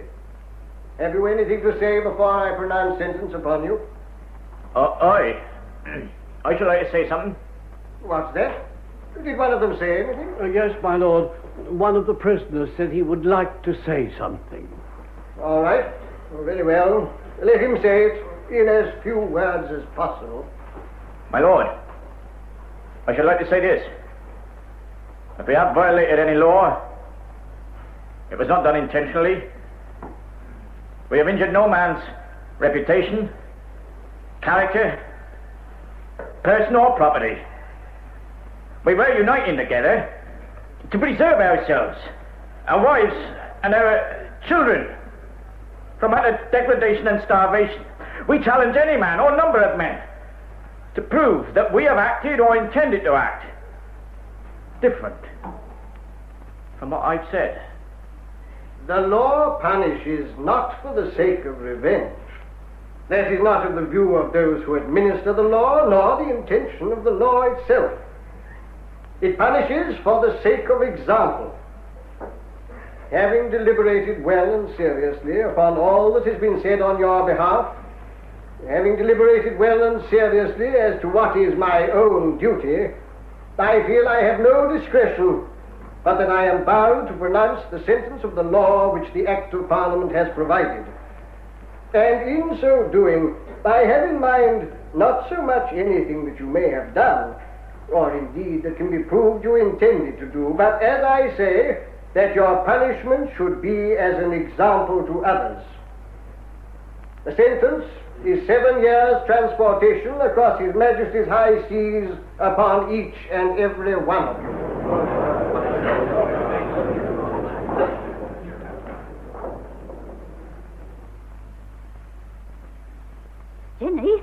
Jenny? Hello, Susan? But your mother back? No. I just gave Nellie and little Georgie their supper and put them to bed. Oh, the London coach be just gone through. And who do you think got down off it? One of those gentlemen what come down here afore and persuaded your father and told him there wasn't no harm in it. Be he coming here? Where else? Here he come.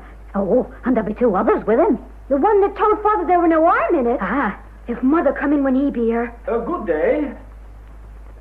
May we come in? Are you one of the family? I be a neighbour. This be Jenny, their eldest. How do you do? Is your mother in? Mother be in the fields working. What be you come for? Why, to see your mother. Are you sure it wasn't to see my father? He been here. Didn't you know? Jenny? Ah, Mrs. Lovelace. Yes? You remember me? Oh, yes. I remember you very well. I hope you will find it in your heart to forgive me. When you were here for, you only said things you thought was true. As far as I can see, they was true. 10 you I have to forgive. Well, that's very generous of you. I think I'd be more to blame for where he is now than anyone. Only maybe he'd done what he'd done without neither you nor me. Mrs. Lovelace, these are 2 gentlemen who want to do what they can to help you. Mr. Walkley and Mr. Owen. Mr. Robert Owen. This is a great honor. I'm proud to meet you. Very proud. Have you had any news of your husband? Well, they've took him. He's gone. He bent here. That's all I know. I've heard nothing except... Ginny, you best be going up to Nellie and little Georgie. But, Mother... It'll be easier for me with these gentlemen with you away. Yes, Mother. If you want. No. Nothing except he were ill. They must have treated him terrible hard. Not necessarily. I never knowed him to have a day's illness. He to be bad and me not by. When he were better, they took him to Portsmouth. I had a word about him from there, from the clerk of the prison that went with him to guard him. He were a good man. He came and told me. 'Twas when he was being took through Salisbury. And the clerk of the prison said to him, "Will I take off the irons from your legs through the town, lest the rattling of the chains cause people to turn and stare?" "You'll put 'em on again after we're out of the town?" asked my George. "I'll have to," says the clerk. "And let 'em stay," says my George. "The shame of these things isn't mine, but 'tis to those that caused them to be put upon me." Oh, that was fine. Aye, they'll not break his spirit, not my George's. And if he be keeping his spirit up, it's best I should. We was always as one. But I ain't had no word from him. Not from him himself. He be out of reach. It'd be queer standing here and saying he'd be out of reach. And there be his coat on the wall there. Who be that? Susan, see who it be. Is it George Lovelace, Olivia? Oh, thank you. It's a letter, Betsy. From George. Be it from George? Aye.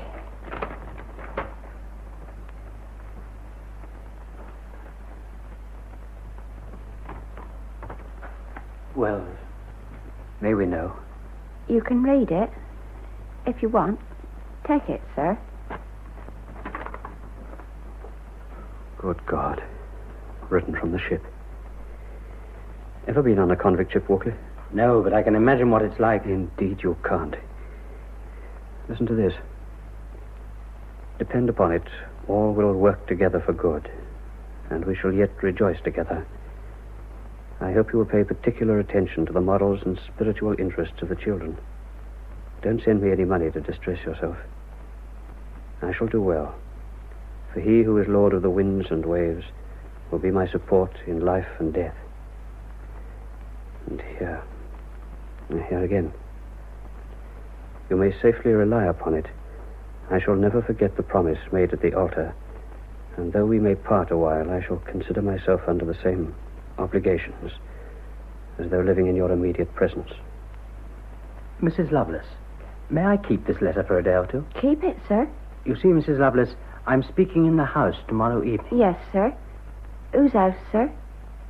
The House of Commons, Parliament. And if you would allow me to have this letter and perhaps read some of to have it read out, sir, for all to hear. It were to me, sir, his last words to I me. appreciate that. But you see, Mrs. Lovelace, the government and their supporters everywhere are doing everything they can to spread the impression that your husband and his friends were, well, a bad lot. Poachers, smugglers, rioters, thieves. Them, rioters. My George, a thief. And if I could have this in my hand when I was on my feet in the house, it would be a very great help to us and to him. If it'd be out to George, sir. I can? Of course, sir. Thank you. It were written on the ship. Yes. He be gone now. Yes. How long do it take to get to the side of the world? About 12 weeks or so. Susan, will you thank the gentleman and tell him would they go now? Gentlemen. Mrs. Lovelace, we have arranged that you and your children should be well looked after while your husband is away. As far as money is concerned, you understand? You're all very good to me, gentlemen, and kind, and I be grateful. But not now. It don't seem as though I could listen. Good night, Good Mom.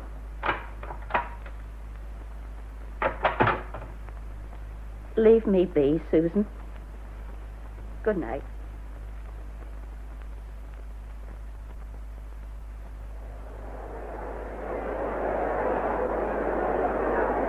I don't think I've ever seen a crowd like this in London before. Certainly not here in the Tottenham Court Road.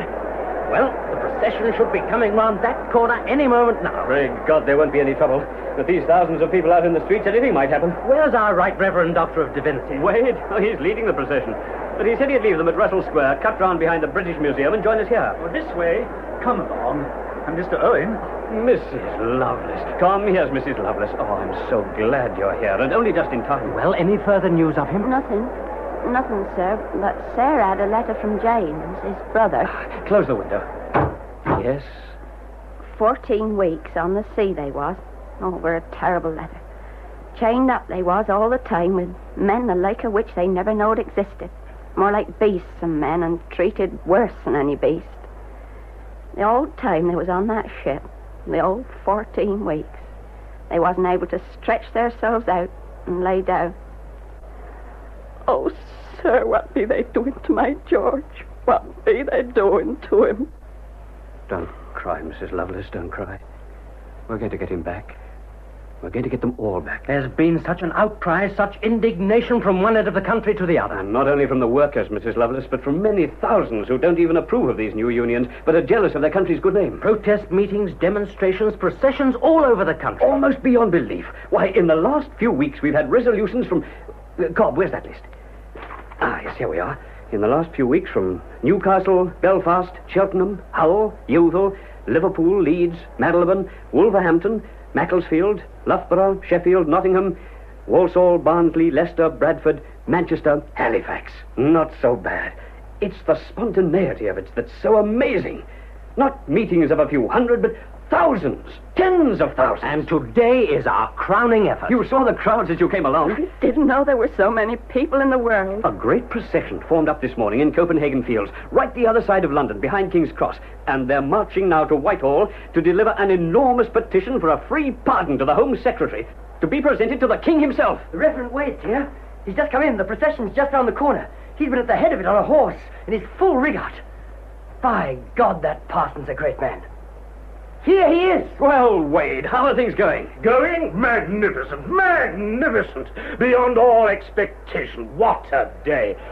Our people began to collect and form up as arranged in perfect order at 7 o'clock this morning. They're marching now, a few moments off, 100,000 strong. Owing, old friend, 250,000 have signed the petition. We've had to put it on a cart and have it pulled along.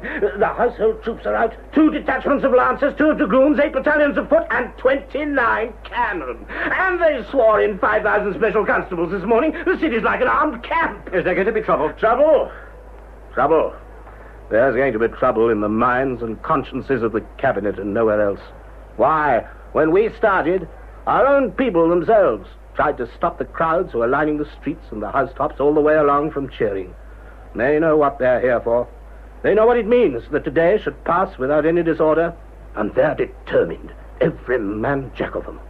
God, this is a day to lift one's spirits and give one hope in mankind. Oh, Wade, this is Mrs. George Lovelace. Mrs. Lovelace? Oh, but I'm proud to meet you. Proud. This is a great privilege. Harry, run downstairs and say that Mrs. Lovelace will appear at the window when the procession passes between Mr. Robert Owen and myself. Now, see that they know it's Mrs. Lovelace. Let everyone you can know. Spread it round. Yes, Mr. Wade. Listen.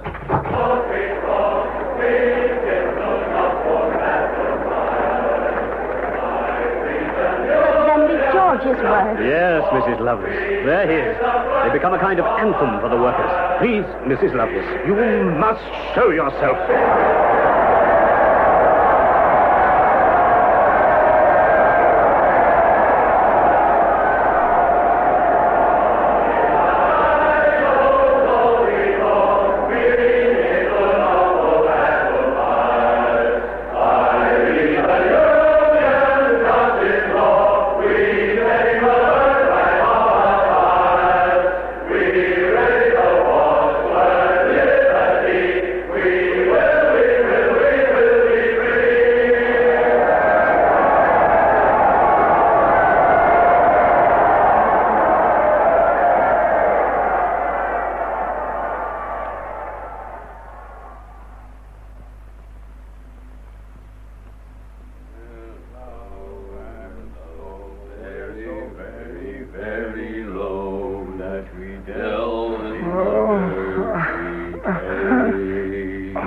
Is there nothing I can do for you, friend? Oh, I'm not like you. I'm not used to a hard life. I was brought up in comfort. I can't stand it. If I had the courage, I'd kill myself. If I had the strength, I'd kill that overseer. Then they'd hang me and I'd be out of it. Why don't you? Then you have, and we might get a better one. Yeah, you're right there. What do you get you a flogging for? Well, when they sent me out here to Van Diemen's Land, I made up my mind to work myself to the bone for them. Do everything to please him.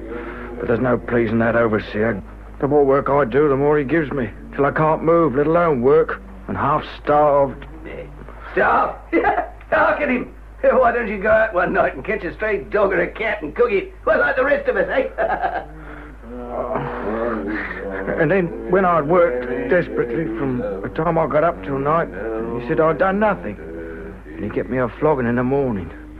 I'd seen that, so I ran away. Yeah, I got out into the bush.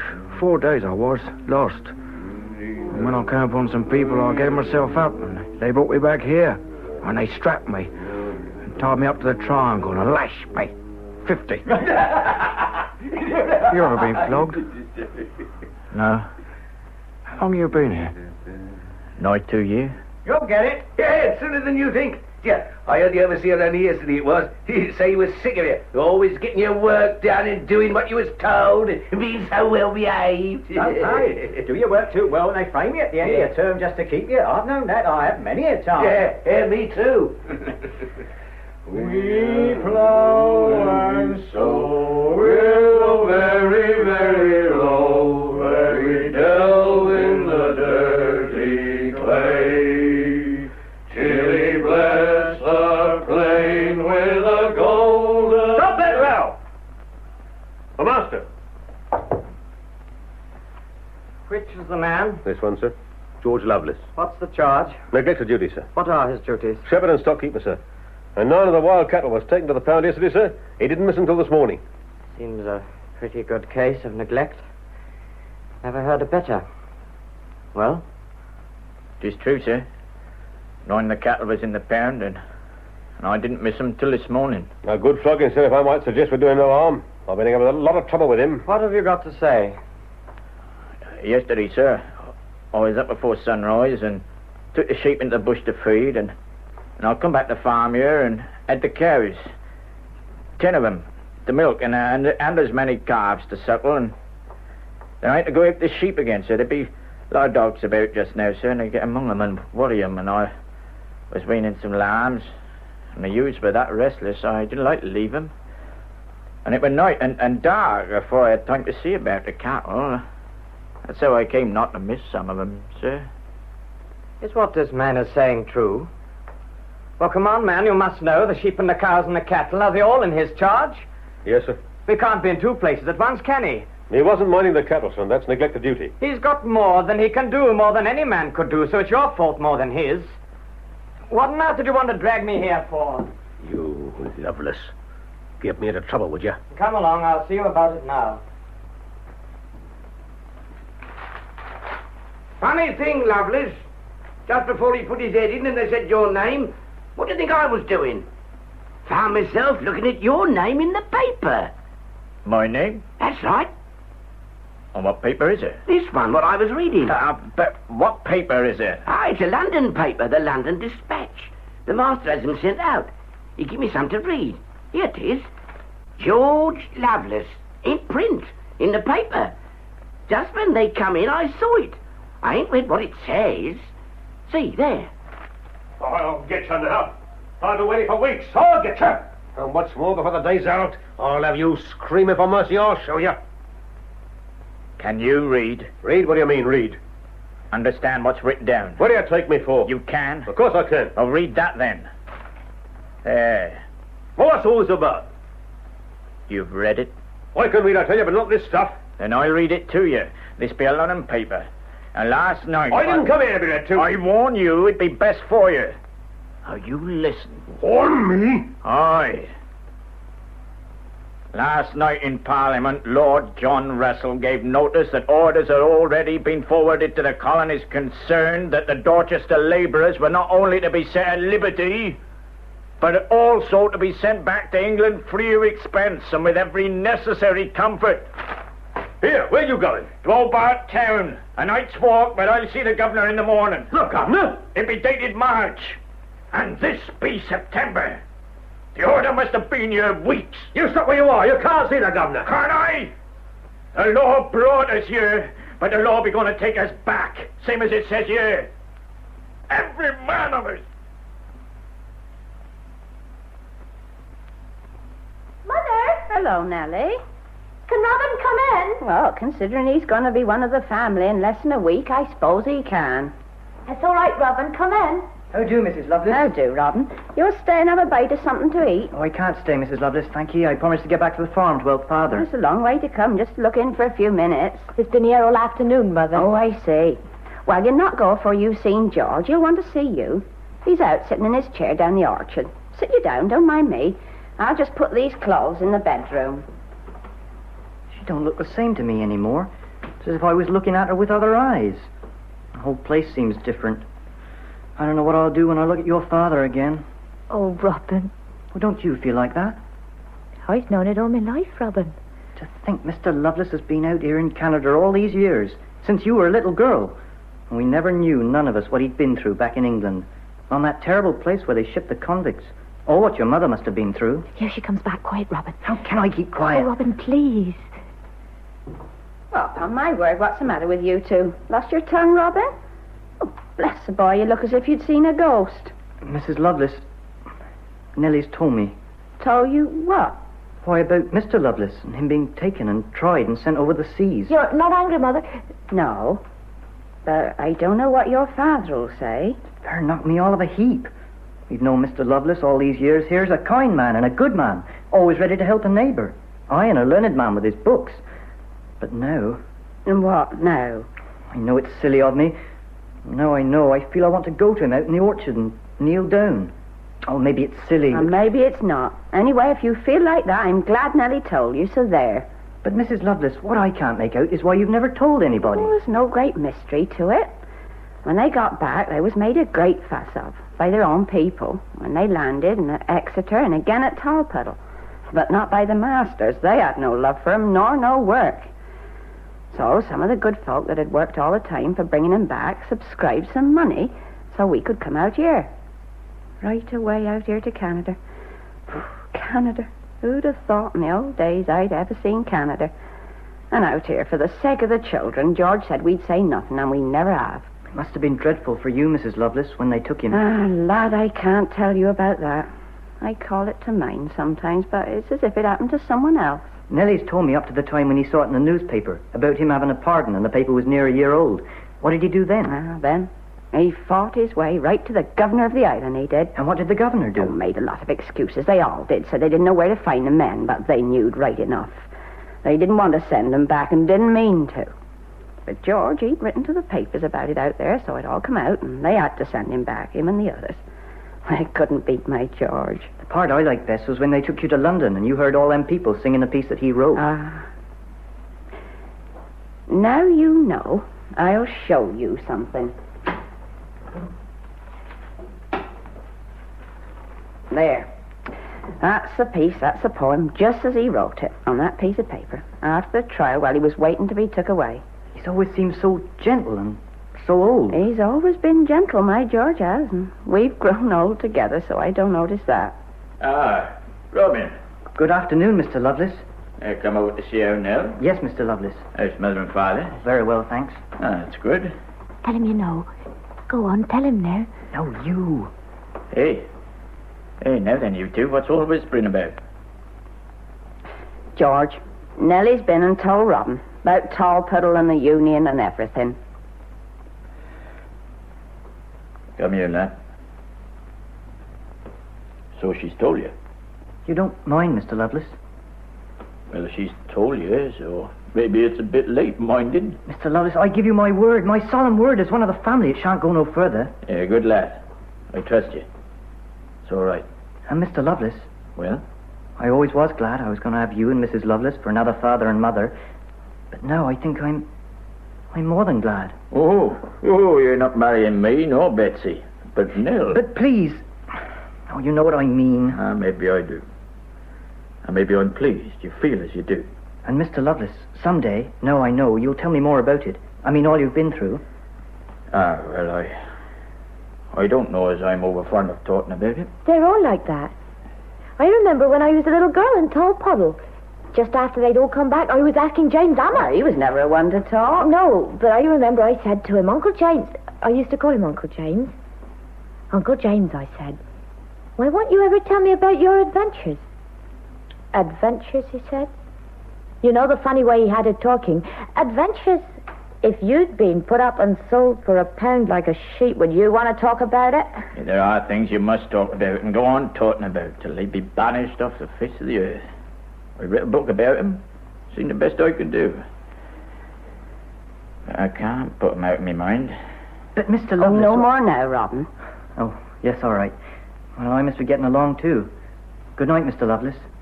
Good night to you, my lad. Good night, Mrs. Lovelace. Night, Robin. Will you walk a piece of the way, Nell? Do you want me, Mother? No, my dear, you go along with him. Don't take her too far, Robin. No, Mrs. Lovelace.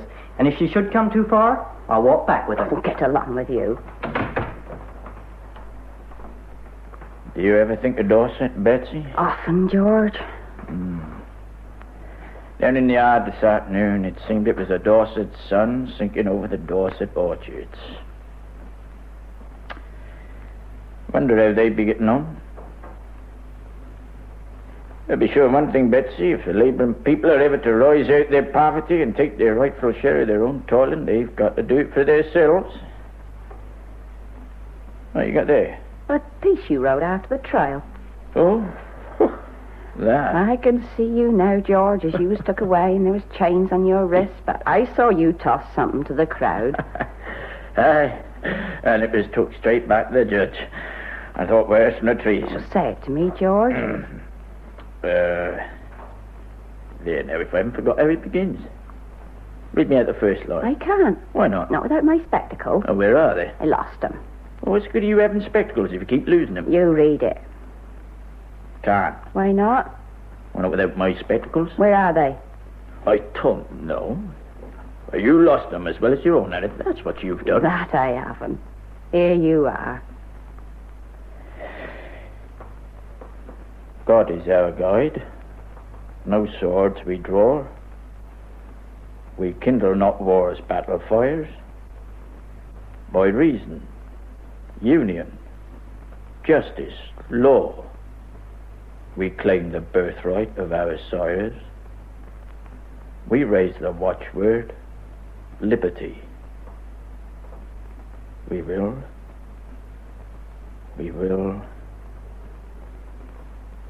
be free.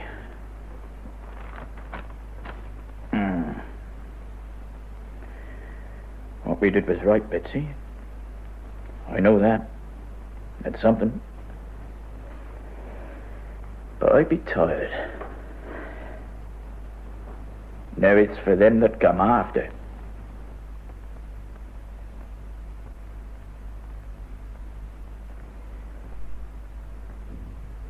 In 6 Men of Dorset, by Miles Malleson and H. Brooks, George Lovelace was played by Hayden Jones, Betsy by Avril Elgar, Counsel for the Defense by Miles Malleson, and the Reverend Dr. Wade by Willoughby Goddard. The other parts were played by Susan Bone, Heather Kidd, David Lott, and members of the BBC Drama Repertory Company. The play was produced by Charles LaFoe. And now at 8:30, Saturday Night Theatre. Your fancy for the world champion wobbler. 500 sovereigns prize. Paper, mister. If you've got Bell's news? 14 lives better, mister. Leastways if you're following the wobblers. The pedestrians? No, I'm no follower of foot racing, son. So, Bell's. Top. And some change. Didn't think blues red newspapers. They're not all stupid. And some can even count. What, mister? One more penny change. Well, seeing I'm no blue, we'll forget it. This time. Sir, you ain't wearing your jacket, mister, but you're a bobby, all right. Like him over there. Limbed him over an hour ago, I did. He's been there an hour. Still as a statue. Well, in that case, we better see if he's still alive. Can't have odd bodies cluttering up this platform now, can we? And that means you as well. Read all about it. 500-mile walking race. All about the wobblers. Get your 14 lives. Ladies and gentlemen, the year is 1879. We present for your edification and entertainment, Wobble to Death. Introducing Mr. Timothy Bateson as Detective Sergeant Cribb and Mr. William Edel as Police Constable Thackeray, ably assisted by Mr. Sidney Taffler as Solomon Heriot. Their interpretations based on the characters created by Mr. Peter Lovesey and dramatized for the acoustic wonder of stereophonic wireless by Mr. Geoffrey M. Matthews. Ladies and gentlemen, Wobble to Death. Cutting education classes again, Thackeray? Good Lord, Mr. Cribb. What are you doing down this way, Sarge? Manifesting myself, Thackeray, like Banquo's ghost. Who, Sarge? Shakespeare, Thackeray, but he does prove my point. It does, Sarge? Yes. But you still have not progressed with your education. And no, Thackeray, I was simply passing when I spotted you. Wondered what was holding your interest. It was her, Sarge. Her? Ain't she beautiful? Do I understand, Thackeray, that you are here to look at a locomotive? Just see her, Sarge. That finish. Those wheels. So the only thing that beats her is the Gladstone that runs on the London, Brighton and South Coast. The Gladstone, eh? In that case, Thackeray, I'd suggest a transfer to the Victoria district. Oh, yeah. You are off duty. Yes, Sarge, till 6. And it's beef bashing at Islington Green. Oh, that 6-day pedestrian race at the Agricultural Hall could give you a problem or two. Yes, I know it, Sarge. Wish we could stop it. Trying to walk 500 miles in 6 days, that's no sport. For sheer cruelty, even bare-knuckle fighting don't compare. The crowds don't think so, nor do the wobblers. They're professional. It's not the pros that bother me, Sarge. They're going for the 500 guinea prize. It's the rest, vagrant street scum, all swarming in for the 10 sovereign start money. They'll be working for it, Thackeray. Sarge, the state they're in most won't last out 1 day, let alone 6. Now, you mark my words, Sarge, for some of them, this race could be no more than a wobble to death. Right. Who'll take a sovereign on how many will end up in coffins? How many do you reckon could afford one? Here, cast your eyes on him, in the gold specs. Looks more like a plucked chicken than a proven pedestrian. Reckon he was left over from last week's poultry show. You see his number? 12. That'd make him, Mostyn-Smith. Dr. Francis W. Blimey. Francis Mostyn Smith. Double barrel for a half pint, eh? What with hyphens and guards officers, pet racing's getting proper respectable. Guards officers? Call yourself a reporter. There, Erskine Chadwick, Balliol College, Oxford, Captain 3rd Dragoons, and champion pedestrian of England. Why, if he's here, can't think why the rest bother. There's still 1 or 2 about who'll give him a run. You wouldn't be thinking of Charlie Darrell. So you have done some homework. Yes, I'm thinking of Charlie Darrell. He's come a long way in 2 years. Yes, so's O'Flaherty, the Dublin Stag. Have you seen the odds on him? Hey, come on. Looks like Sol Elliott's going to have a say.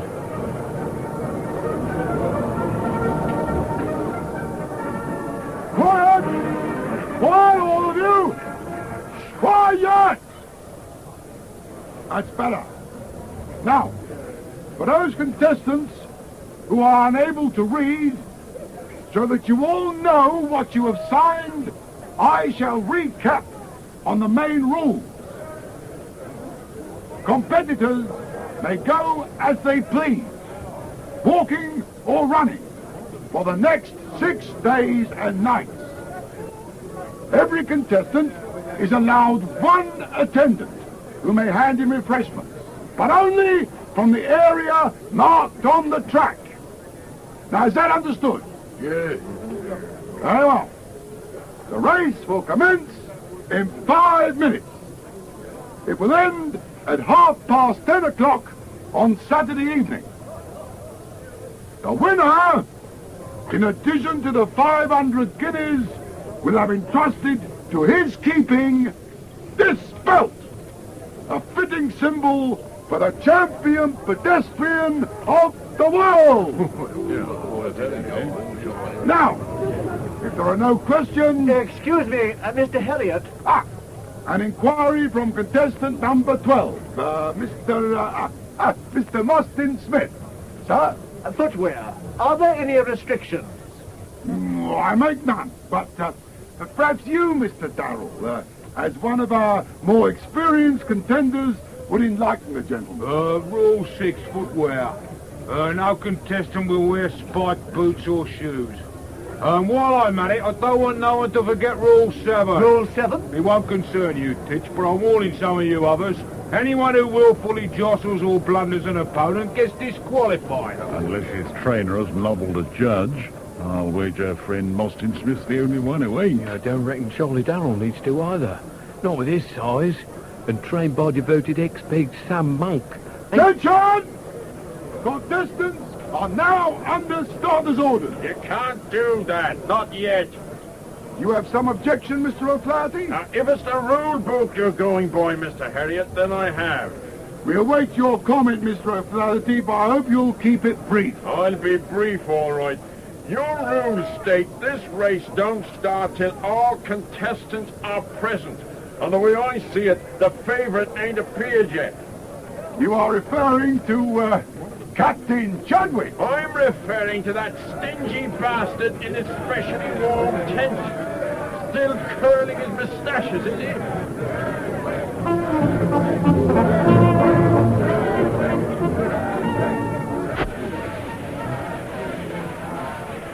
Time you was getting out there, Captain, sir. Oh, confound you, Harvey. Stop waving that damn glass around. I can't see a bloody thing. Well, how does it look? If I might suggest, sir, a touch more curl. If you permit me, sir. Well, that's it, sir. Lovely. Well, if you're quite certain, Harvey. Yes? Yes, I suppose it'll have to do. Now, what we have planned for dinner, eh? Fowl, sir. Boiled. With champagne, Harvey, and I may require some claret. And socks. I shall require a fresh pair at midnight and another at noon tomorrow. Very good, sir. And this time, Harvey, ensure they've been aired for at least 2 hours. Yes, sir. Well, I suppose I'd better get out there. You know, Harvey, there are times that I wonder why I ever agreed to mix with this rabble.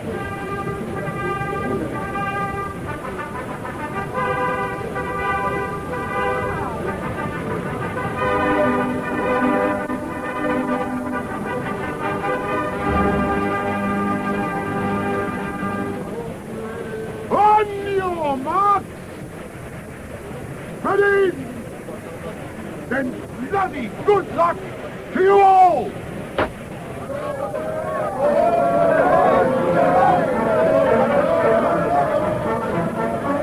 Blimey, watch Charlie Darrell.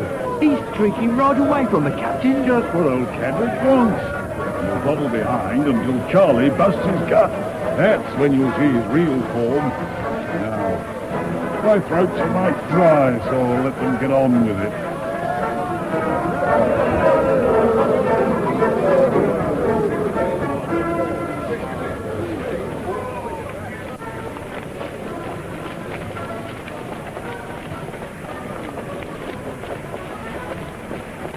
Slow your pace, double barrel, or you'll nail yourself. Hardly, O'Flaherty, seeing I do not have any of your disadvantages. Oh, that's telling you, Dublin. Save your breath, Chalky. What disadvantages, double barrel? I have no wish to be personal, O'Flaherty. However, since you inquire, you are overweight. Your complexion indicates more than a passing acquaintanceship with alcohol. And I would diagnose that your heart, even at this early stage, is beating faster than it should. My advice would be to retire, now, while you can. Better men than you have said that, double barrel. No, I won't be retiring. At least not until Saturday night. 6 days more, O'Flaherty. A great deal can happen in 6 days. Right, double barrel. You could end up wishing you'd stayed at the London Athletic Club with the rest of the amateurs. I may be new to wobbling, O'Flaherty, but rest assured I do know what I am talking about. Your bodily condition is slack. You don't haze me, double barrel. It's been tried before.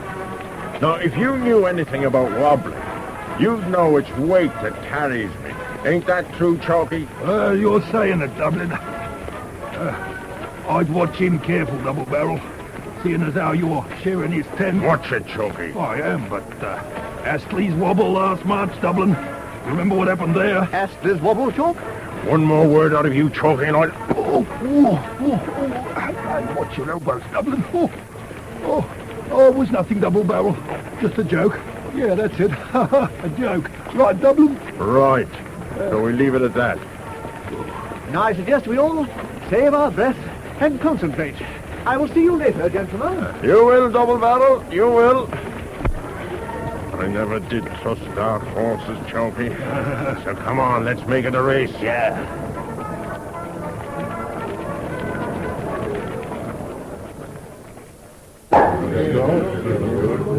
to the race, gentlemen, and to the next 6 days. As I was saying to my manager, Mr. Jacobson here, I said, Walter, for the press, nothing is too good. As promoter of this... No. Before you ask anything, to the success of the competitors and to your health. Your health. That is gracious of you, Mr. Elliot, but I'm a mite more interested in the health of the Peds, especially since Chadwick and Darrell appear to have been segregated. Segregated? Yeah. No. Darrell and Chadwick are simply using the inner track. Well, why not let them run with the others? Why? Answer me a question, gentlemen. Why do we have different classes of railway travel? Why do some tickets for the music hall cost a shilling and others a guinea? I'll tell you. Because first class is always reserved for the best. So, Chadwick shares the track with Darrell. The captain has never been beaten in long-distance walking. And Darrell, in the last 3 years, has proved himself the only pedestrian fit to challenge him. But surely, if Chadwick and Darrell use the inner track, they have an advantage. They must cover a shorter distance than the Peds outside. Obviously, you've not studied the rules. Here. Now, contestants on the inner track, otherwise Chadwick and Darrell, will complete 8 circuits to every mile. Those on the outer perimeter will complete 7. It's a fair race. Well, it depends how you look at it. Well, there are 2 Peds on the inner track, 14 on the outer, right? That is established. So when Chadwick or Darrell overtake, there's more than enough room to pass. But on the outer track, the Peds are bunched, close. Any Ped overtaking has to move right out to the edge. And in 6 days, that can add up to a mite of extra walking. The sleeping accommodations, they don't compare either. Chadwick and Darrell have provided their own tents. For the rest, well, all that's contained beds, gas jets, toilets, cupboards, just because some have to share. Some of them, Mr. Jacobson. The only 2 who ain't are Chadwick and Darrell. Well, I am not a hotelier. For some of them, warmth and a roof are all that's necessary. Now, drink up, gentlemen.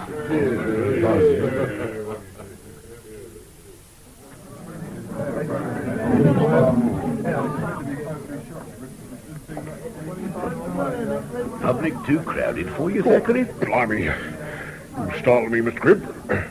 Something wrong with your arms, Thackeray? Arms? Why, no, Sergeant. Looks from here they're glued to your trouser seams.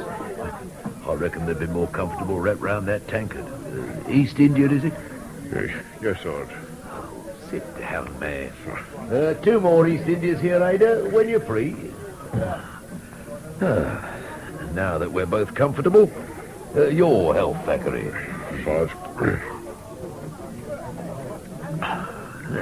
It's lucky for you I'm not the duty inspector. Well, gets awful dry beat bashing, Sarge, you know that. I haven't forgotten. But if I were you, I'd stagger my refreshment breaks. At least the unofficial ones. Point taken, Mr. Cribb. Oh, and speaking of staggering, Thackeray, what's the latest on the race? Well, they set off about 6 hours ago, Sarge. Last I heard, Charlie Darrell was well in the lead. Darrell? I thought Captain Chadwick was favoured. Yeah, he is. But the last time I looked in at the hall, Darrell was giving the captain a clean bear. Maybe, putting on a show for his wife, huh? His wife, Thackeray? Yes, Sarge. Cora Darrell. Oh, you should see her.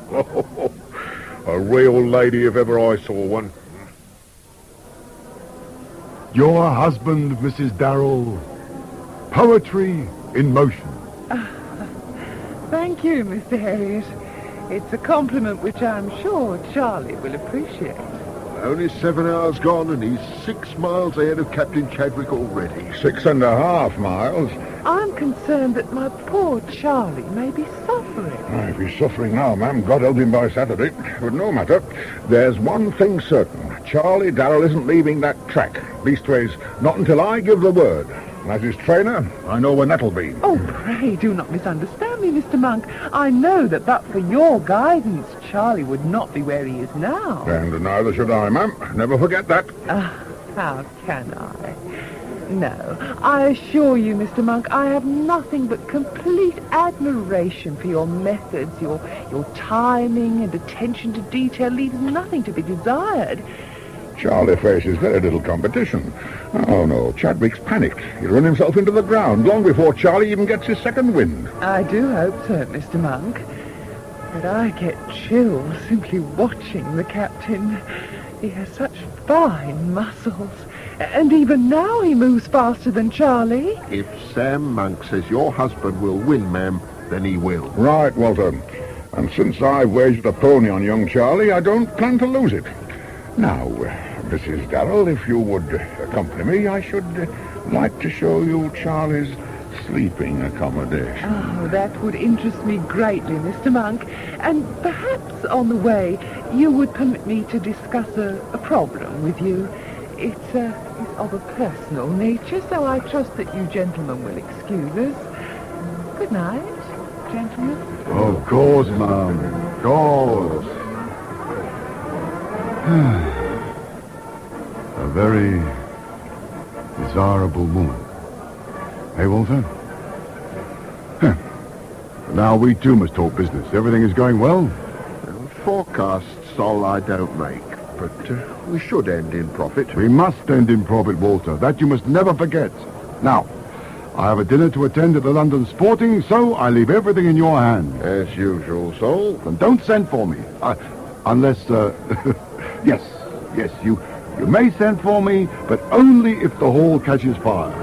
Enjoy your evening. I'll look after everything here. After all, your interests and mine are the same, at least for the next 5 days.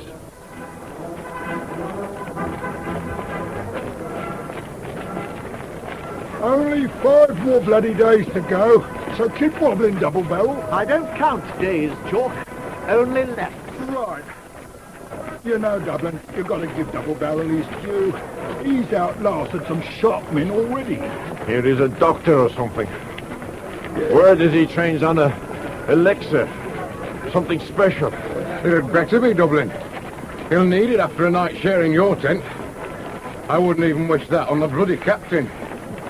Here, you're still having trouble with them banshees. Hold your ruddy tongue, Billy. So it was true, Dublin. Aye, as true as he's bouncing round this track. During Astley's wobble it was. That right, Dublin? I said hold your bloody tongue, Billy. Easy, Dublin, easy. Hey, anyone seen Cora Darrell on this round? No. Last I saw, she was with Sam Monk, heading for his rest tent. Well, what's there to see there? Bed. And Cora ain't the sort to pass one by. Not if there's a fancy man around. Seeing as I ain't ever been in that position. Then you must be one of the few, Billy boy. I reckon every other pet in London has. Hey, she must be speeding up. She's coming out. How about Charlie, then? Don't it bother him? Oh, he ain't like you and me, Billy boy. When he trains, it's no ale, no tobacco, no women. So if Cora needs amusing, she can't go to Charlie. But he don't stand in her way if she looks elsewhere. I don't reckon it myself. Hey, look at Double Barrel. Ooh. Double Barrel? Not at all, Williams. I have completed 360 circuits. 90 miles precisely on schedule. Now I intend to break for my customary refreshment. Relax for 30 minutes and then have some strong words with the so-called management. I will rejoin you later, gentlemen. Oh, Mr. Smith. I understand you are in charge of this so-called event, Jacobson. Yes, Mr. Smith, in Mr. Harriot's absence. The name Jacobson is Mostyn Smith, Dr. Mostyn Smith. Now, where is Harriot? At this hour, where else but in bed? Now, you have a problem? No, but I believe you do. Please explain, Doctor. For a start, the sleeping accommodations are completely unsatisfactory. There is no sanitation. Within a few hours, the stench will become totally intolerable. You must know, sir, that this is the Agricultural Hall. It was established by the Smithfield Association. As such, it's often used for agricultural shows. It is also used for many other events. I do not believe that when Patty gave her concert here that foul odours were part of her accompaniment. The last agricultural show ended over 2 weeks ago. Sufficient time, I would have thought, for you to have cleaned up the sleeping area. I'm certain Mr. Herriot will have an explanation. Oh, he'll explain all right. To the press. Unless the hut I share with Dublin, Mr. O'Flaherty, is scrubbed clean with disinfectant. Very well. I will see to it in the morning. No, Jacobson. You will see to it tonight and every night. That is understood? Good. You see, Mr. Jacobson, hygiene, care of the body is a matter of great importance to me. Mr. Jacobson, your kitchens, they've caught fire. Oh, thank God! In there! The flame is going all over the place! Out you get then, go on. And that goes for the rest of you. Come on, move. Now, let's not have any panic. You there, and you, there's a hose down the corridor. Roll it in the arm. Move your place now, come on. The fire brigade. Has anyone sent for the Just brigade? wait outside, so please, will you? In here, George. Come on, let's get some water.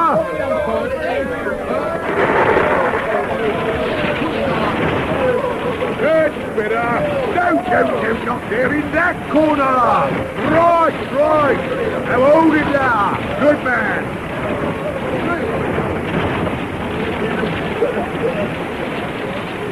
That's about it.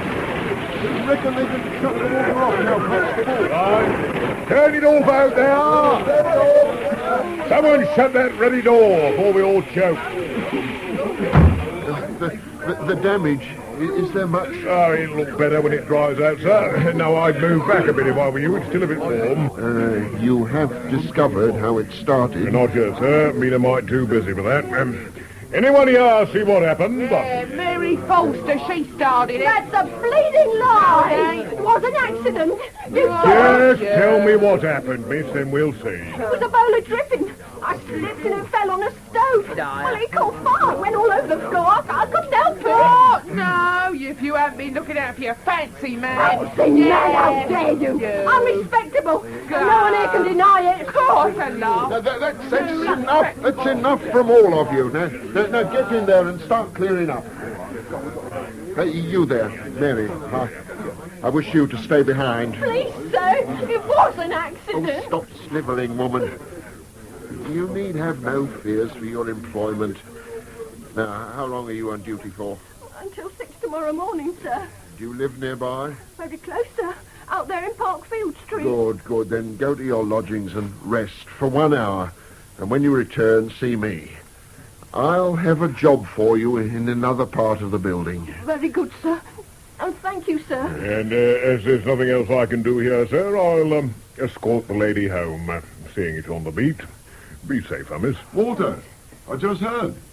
Oh, evening, Constable. Is it bad? No, sir. Small blaze. Accidental. Nothing a lick of paint won't cure. Your manager will explain. Oh, I'll bid you good night. Good night, Constable. Come along, miss. You know, Walter, gives me a great feeling of security to know that such men exist. Honest, loyal, without them... Yes, Sol, yes. But for the moment, the kitchens are unusable. Temporarily, Walter. And meals are already being prepared in the refreshment tent. Cold, but good enough for the beds. Now, Walter, go home. Change your clothes. They stink of smoke. And, you know I like nothing but Havana. Ugh. Cigar smoke, fog, gas fumes, cattle dung. I tell you, Harvey, my lungs are ruined. Here, knock some of this back. Make you feel better. Perhaps, Harvey. But tell me, how can a gentleman practice athletics in such sordid conditions? Just lie back, sir. Now, relax. You'll be as fit as a fiddle by the time I finish with you. Move to the shoulders, Harvey. Yes, there. Walking, I can give any man 5 miles and 100 on the open road, but this running in circles... Oh, you do it, sir. And as for that Charlie Darrell, he can't last much longer. No. His blisters will do for him, sir. Fair oblin he was the last hour. With his blisters, I'm not surprised. We must admit he's got guts. It puzzles me that his man, what's his name? Monk, sir. Yeah, the Monk. It puzzles me that Monk allows him to run with nothing on his feet. Running barefoot? You lost your head, Charlie. Well, I had to, didn't I? The boots was rubbing. See the blisters? I've got eyes. Right now. Lie back. See what we can do. Fine bloody mess they're in. You should have come in hours ago. Might even have seen Cora. Oh, so she'd come down. She said she would. Oh, no, but I told her to keep away. Keep away? Hey, sometimes, Charlie, I wonder about you. Ah, it's not that I don't want to see her, Sam, you know that. It's just, 6 weeks. It's a long time. Just looking at her makes me... It won't be much longer, Charlie, and just think. With the winnings from this mix, you won't be training for a while. You could have a couple of months off. Rent a cottage somewhere. Cornwall, by the sea. Over Christmas. That's where I fancy. Oh, here, what's that stuff you're slapping on? Calf's bladder. Best remedy I know. It'll be like running on velvet. There now. How does that for you? Oh, good as new. Honest, Sam, as a trainer, you don't half take some beating. It's not me you've to worry about, Charlie, lad. It's Chadwick, and don't you forget it. Oh, how can I, with him only a mile behind? There's 5 days still to go. You'll take 3 hours of shut-eye. When you wake up, you'll be as fit as old Nick himself. And what about you, Sam? Me? Well, let's say, Charlie, lad, that I'll be out looking after your interests. Now then, come on, lie back.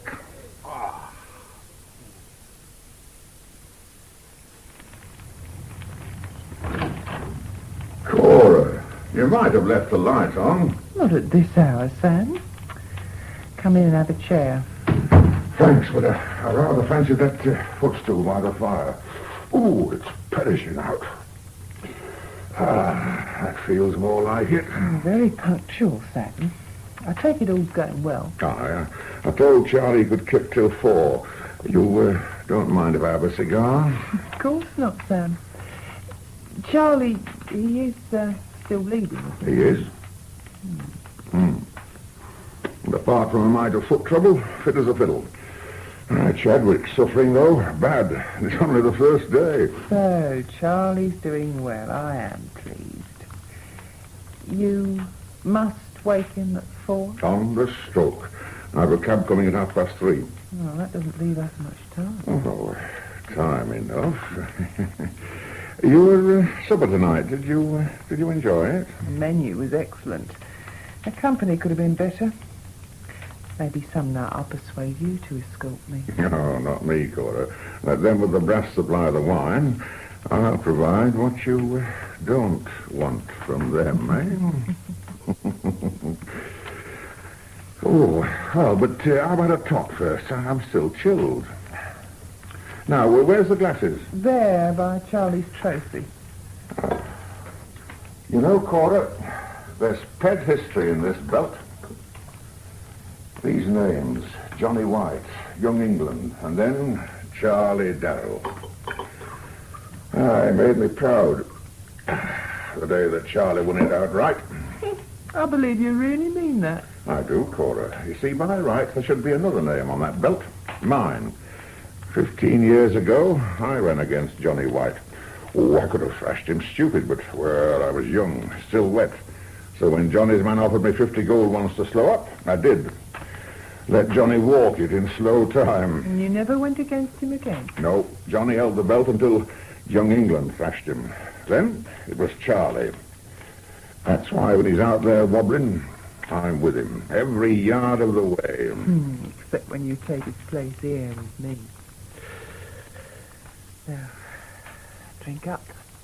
We're not going upstairs, then? Why waste time, Sam? Besides, Charlie's never approached me in front of the fire. So, Sam, here. Love me here.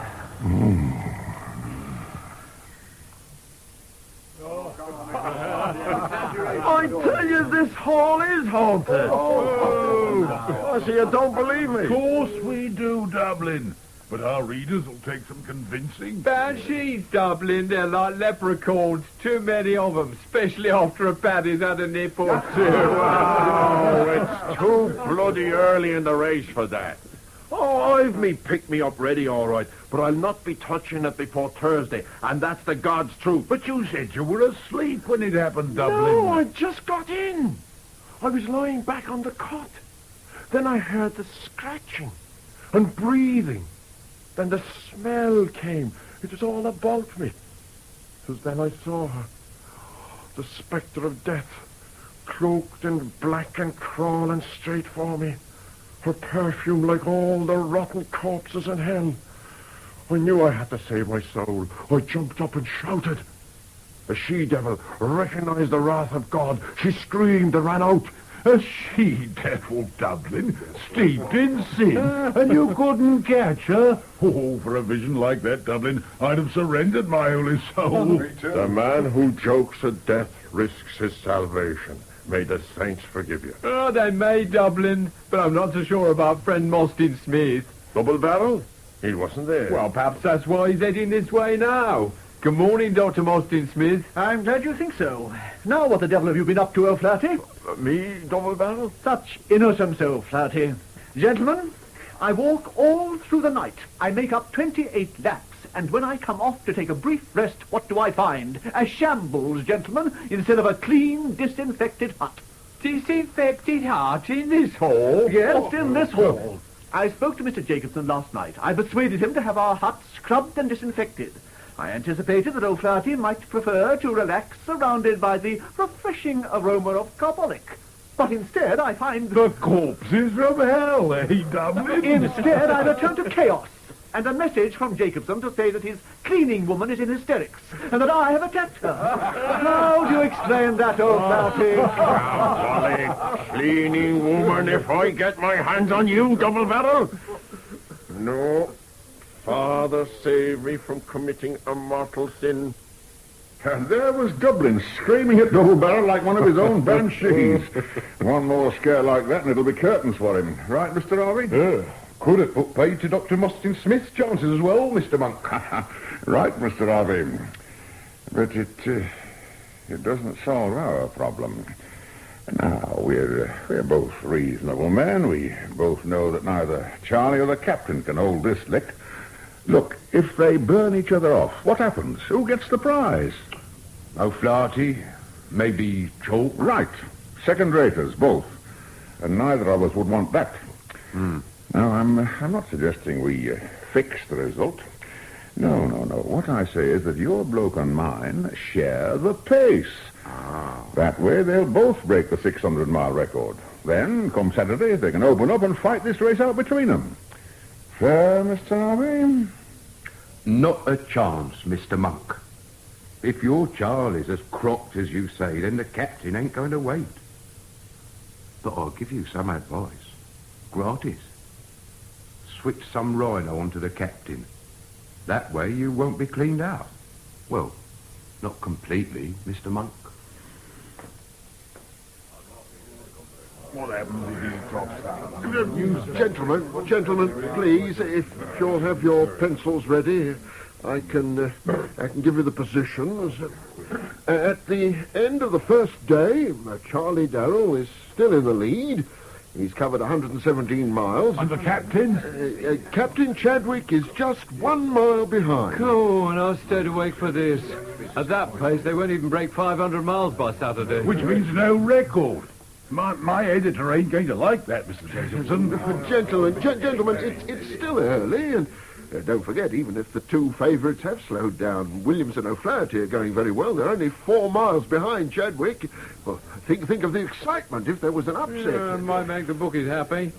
Now, the refreshment tent is open, so please avail yourselves. I'll talk with you later. Oh, well, excuse me going back to the lovely anyway. Well, Walter? You should have talked to them, Sol. They're worried. So am I, Walter. The takings. In 1 day. Only £260.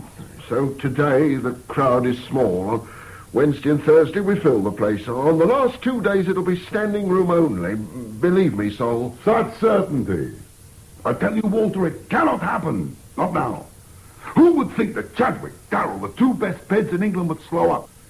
You advised me to promote this race, Walter. You agreed to manage it. So now you will do that. You will see. No. You will ensure that Darrell does not drop out. He must run, walk, crawl until Saturday. Do you understand, Walter? Until Saturday. I understand, Sol, but I will not be the scapegoat. You're right, Walter. You are right. I apologize. And since I selected Darrell and Chadwick, I will be responsible if anything goes wrong. But Walter, you see Sam Monk. See if he's playing some kind of game. We must know. Charlie? 4 o'clock, Charlie. Oh. Come on, rise and shine. Oh, what a face is Sam. Oh, it's freezing. Come on, lad, get washed. You look like you've been up all night. I told you, I had one or two things to look after. But you got some rest? I lay down for a bit. Now, what you need is a livener. You putting on another bladder? As soon as you get this down. Why, you better fill it up again, Sam. Oh, I wish I knew what you put in it. It works, doesn't it? Like a charm. Then drink it and don't ask questions. What's the plan for today, then? My guess is Chadwick will try and break you. So, it's who breaks first, that it? Come on, get your foot up. Now, hold that sock back. There. How does that feel? Oh, good as new. I thought you was going to have a word with Harvey. I did. The bastard wouldn't agree. Oh, I reckon I'll have to make him then. No, you forget, Chadwick. Find a place that suits you and stick to it. You ready? Sharp as they come, Sam.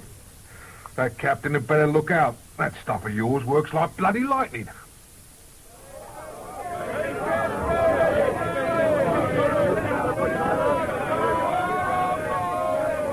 Young Charlie's made a fine start, Sam. Be back just 2 hours and 2 miles ahead of Chadwick already. I didn't think he could recover so much. Not after the distance he lost yesterday.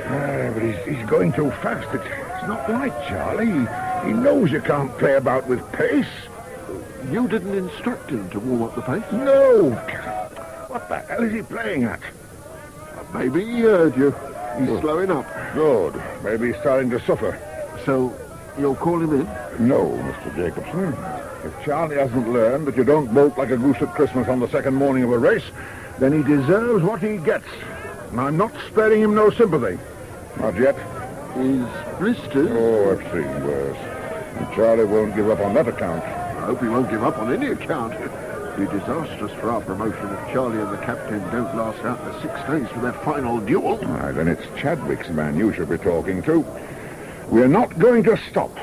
Not before Saturday. What the hell's he up to? He's staggering badly. Maybe, Sam, you should call him in. He's collapsed. Cramp. Oh, God. He was asking for it at that lick. He had to get cramp. Oh, the stupid bleeding guy. That's my diagnosis, Mr. Harriet. This man has a saline deficiency. He's totally exhausted. But not to run for 12 hours. Wait. He is a sportsman. Such men recover quickly. Is there not so, Doctor? 12 hours, Mr. Harriet, or I'll not hold myself responsible. His pulse is dangerously fast. Mr. Monk, what do you say? Maybe another opinion? Oh, I don't know. Charlie looks bad. Easy, lad, easy. Oh, dear. Mr. Harriet, I'd require a stretcher. He must be moved immediately. Oh, stay there, Doc. I'll get one. Mr. Monk, your man, I just You heard. can't see him now, Double Barrel. Mr. Monk, I have a degree in medicine. Maybe I can assist. Oh, all right. That is, if the other doc doesn't mind. Do you, Doc? No. I should be in your debt, Doctor. Thank you. Mr. Harriet, will you stay within call? I may have need for urgent medical supplies.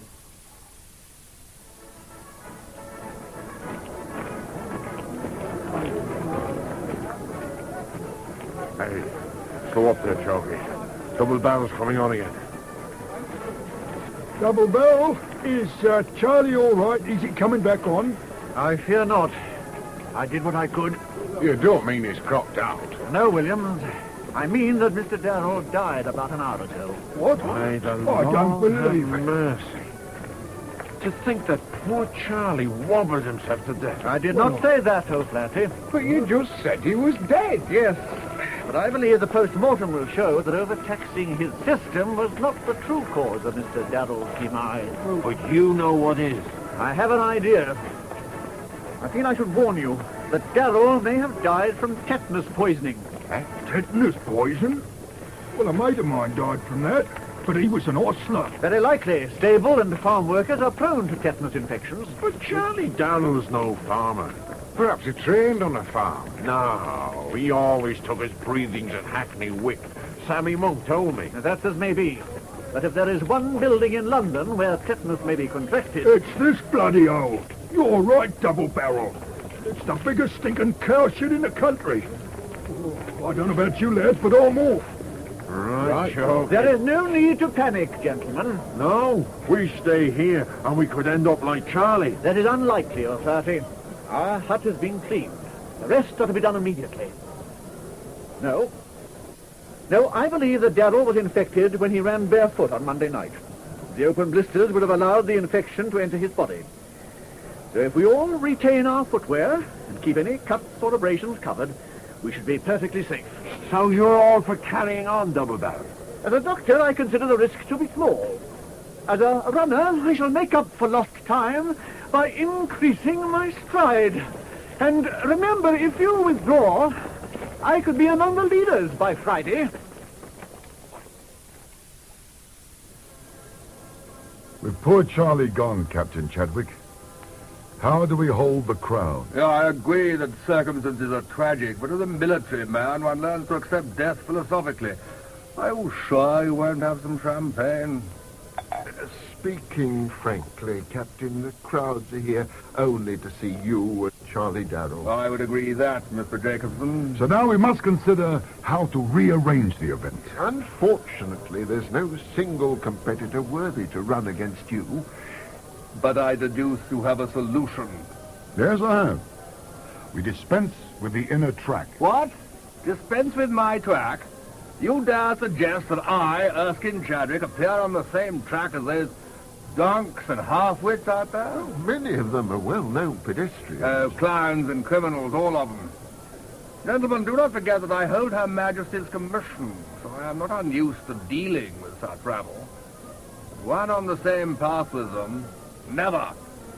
So you, intend to retire? Very well, Captain. I shall inform the press. I did not say that, Mr. Harriet. But if there is no acceptable rival, what else? The closest contestant is William. I shall permit him to share the inner track. You may inform him. I doubt he will accept. No? There is talk that Darrell died from tetanus contracted on the inner path. The ground could still be contaminated. Answer me, Harriet. If I were to move to the outer track, the benefit to you would be great. Naturally, I shall expect compensation for my sacrifice. You agree, Captain, and I'll give you 50. To recognize a sporting gesture. Double it, Harriet, and I could be even more sporting. 100. Very well, Captain. It is agreed. Provided, of course, that this floor is disinfected immediately. I will see it's done. Excuse me, Mr. Jacobson, sir. What is it, Mary? There's two gentlemen, sir, to see Mr. Harriet. They said it was important. No more pressmen, Walter. Go and tell them. They're from the police, sir. Police? Oh, very well. Show them into my office. You wish to see us, gentlemen?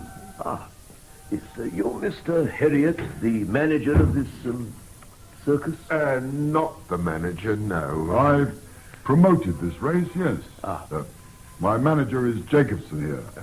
Mr. Cribb, sir. Sergeant Cribb, Detective Branch. I believe you've met Constable Thackeray? Last night, sir, after the fire.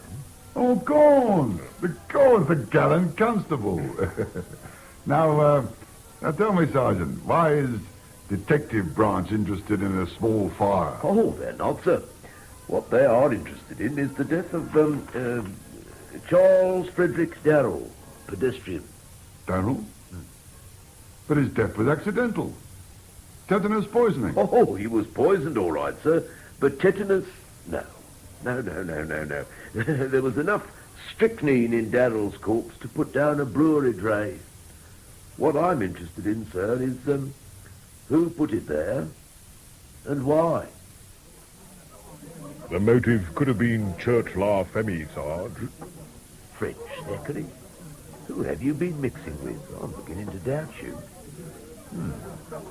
Cherchez la femme.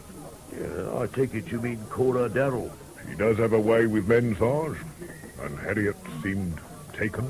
So did Jacobson. And both indicated that Sam Monk might be, involved.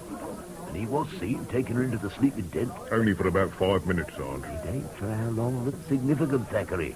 What is how many people seem to have noticed. Pass over that copy of the Star. Right. Now, here. See? The report says that Darrell was in poor shape. No rest for 24 hours. Blistered feet. We know that Monk calls him off around 1 o'clock this morning. He then sleeps for 3 hours. When he gets back on the track, it's at a pace that scares the devil out of Chadwick. Indicate something, Thackeray? Well, Sarge, most of those peds, well, we know they take stimulants. Don't stop, Thackeray. The way Darrell moved off suggests he could have been fed with something. Let us suppose he was, Thackeray. What? His symptoms, Sarge. Cramps, spasms, could be strychnine. My thinking precisely. Now, Darrell had his first spasm when? Jacobson puts it about 6:30, Sarge. Which makes it about 2 hours after Darrell returned to the track. If it was strychnine, the spasm should have come later. Exercise, Sarge. That could speed up the effect. The doc could tell you. Brilliant, Thackeray. You just earned yourself another pint. Oh, I'll get them, Sarge. Later, Thackeray. Right now, you will consult our expert, Dr. Mostyn Smith. But he's on the track, Sarge. So, Thackeray, you're the beat basher. And since the doctor's lost enough time already, I suggest you develop your thirst. Get out there after him. And where'll you be, Sarge? Me, Thackeray? I shall be in the refreshment tent, having a word with Sam Monk. No more Sam. Oh, come on. Fill it up again. Come on, Sam. Bed, that's what you need. Oh, Charlie's gone, and you deny me a drink.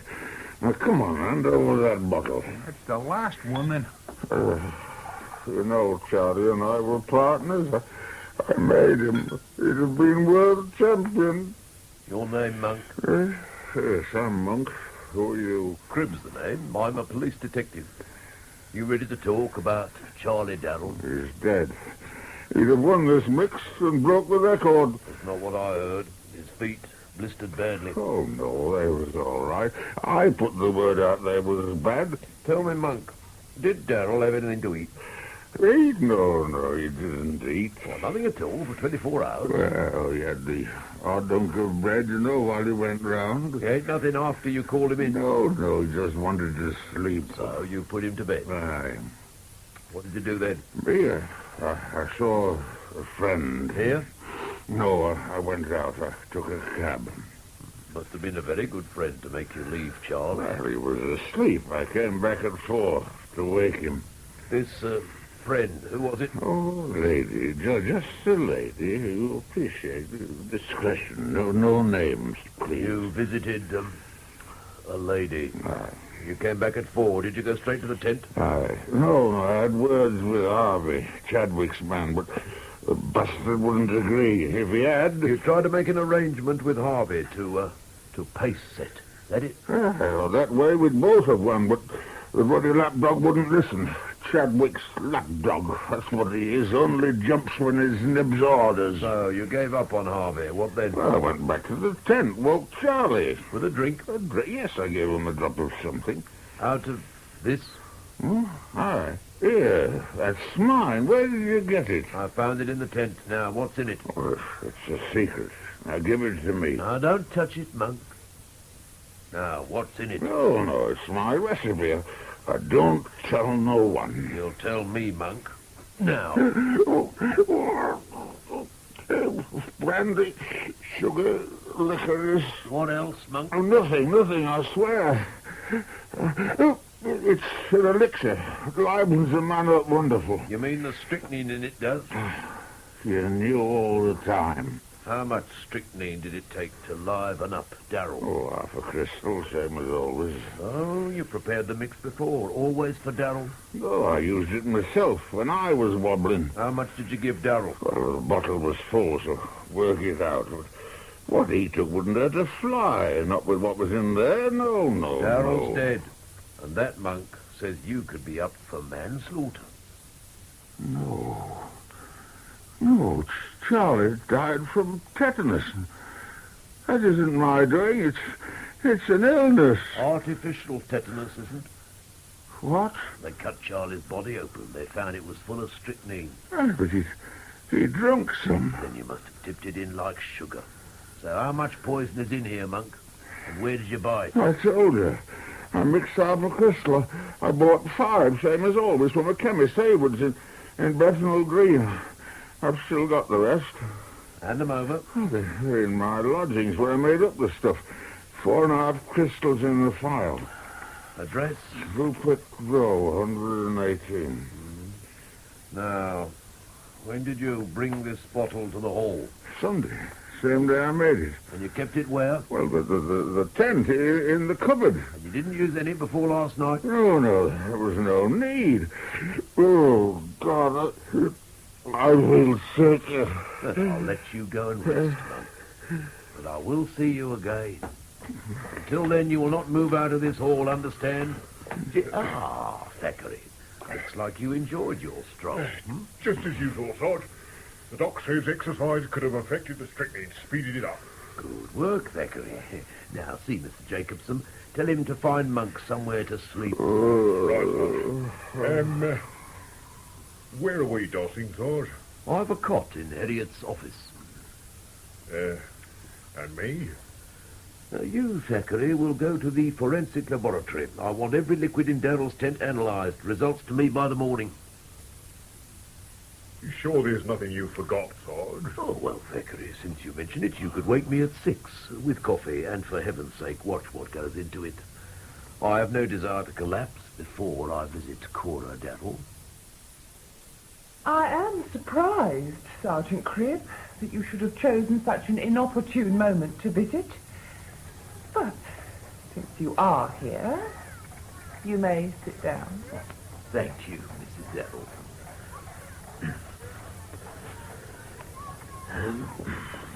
May I proffer my condolences? They are accepted. But you may tell Sam Monk. Sam Monk, ma'am. Well, surely it is he who asked you to intervene. But you could have saved yourself a journey. I have consulted a lawyer, and Mrs. Darrell, Monk didn't want me to. No, Sergeant, our mind is made up. We intend to sue Monk for negligence. The loss of a husband is tragedy enough, but there is our future to consider. If Monk had taken care of Charlie, we would have been richer by £1,000. Mrs. Darrell, ma'am... Do you deny Sam Monk was negligent? You cannot. Not after he let Charlie run barefoot round that disgusting track. Ma'am, that is what I'm trying to tell you. So, you agree, Mr. Cribb? Good. Then I shall sue Sam Monk and call you as a witness. Ma'am, I am trying to tell you. Your husband did not die from tetanus. Not tetanus? Well, then how? Strychnine, ma'am. Your husband was poisoned. Poisoned? Then Monk is still responsible. It was his tonic. I knew it was dangerous. Well, you do know that Sam Monk is a drinking man. It's obvious. He was intoxicated. He gave Charlie too much of the elixir. Negligence. Yes, I shall sue Monk for criminal negligence, and he can defend. So, you learned nothing from Cora, Sarge? Nothing we didn't know already. How's the race going? Nothing much happened, Sarge. Harriet's moved Chadwick to the outer track. Has he? And he's still running? I'd have thought he'd The have word abandoned is it. that the captain was persuaded. Mind you, Williams is giving him a good run. He's only 6 miles behind. Is he? Oh, that must be bothering some of our betting fraternity. How are the rest doing? Well, when the second day bell went, Chadwick had run 202 miles. Williams and O'Flaherty were neck and neck, 196 miles each. The rest were all well behind. I'd hope Mostyn Smith would have caught up a bit. After the time he lost yesterday, Sarge, no, he's over 30 miles behind Chadwick, being lapped all the time. I know the feeling. The Bunsen and Beaker Brigade, they tell you anything?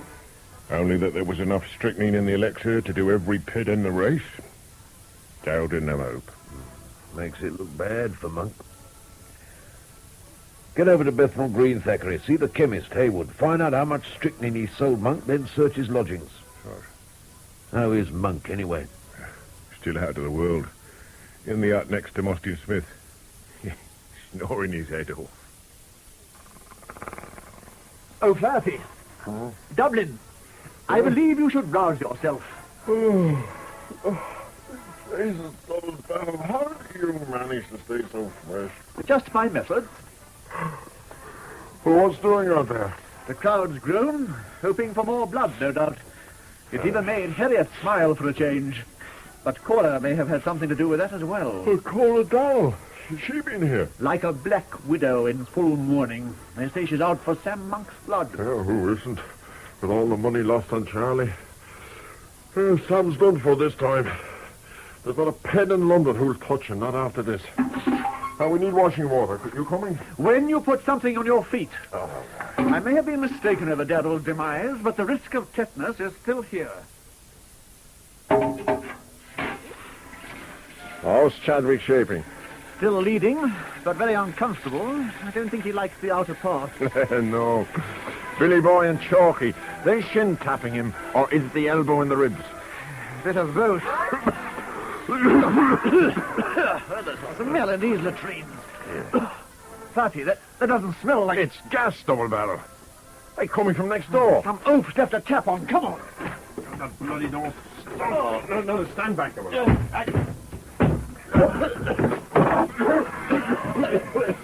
There's someone in here. Oh. Now, I'll get him out. You turn the gas off. Right.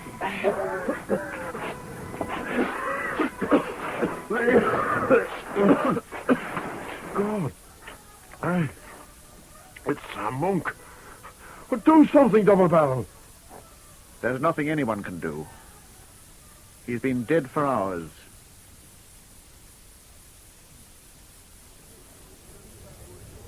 This is to show how sorry I am. I did not mean him to die. Signed by Monk. Where did you find this, Mr. Jacobson? There, on the table. There by the bed. Wouldn't take gas long to fill this place. Especially with that ventilator closed. Screwed down tight. Do you know if Monk could write? Well, you have a note.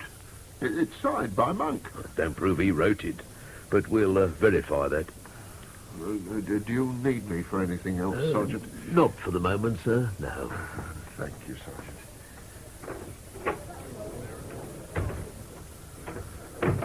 Well, any sign of a pencil, Thackeray? Nothing, Sarge. Maybe he wrote the note before he came in here. Perhaps, but don't forget he was staggering drunk. Took Jacobson all his time to get him on the cot. And you don't find that significant? We know that Monk was dead drunk, yet he produced a note from somewhere, climbed on the cot, and screwed down that ventilator. From there he moved right across to the opposite side of the room, turned on the mantle and the gas ring, and then lay down again. Can you really see it happen, Thackeray? He did have 5 hours to sober up, Sarge. Granted. But why should Monk want to kill himself? Conscience, Sarge, over Darrell's death. Why? Monk swore that his elixir contained a minute quantity of strychnine. Therefore it could not be responsible for Darrell's death.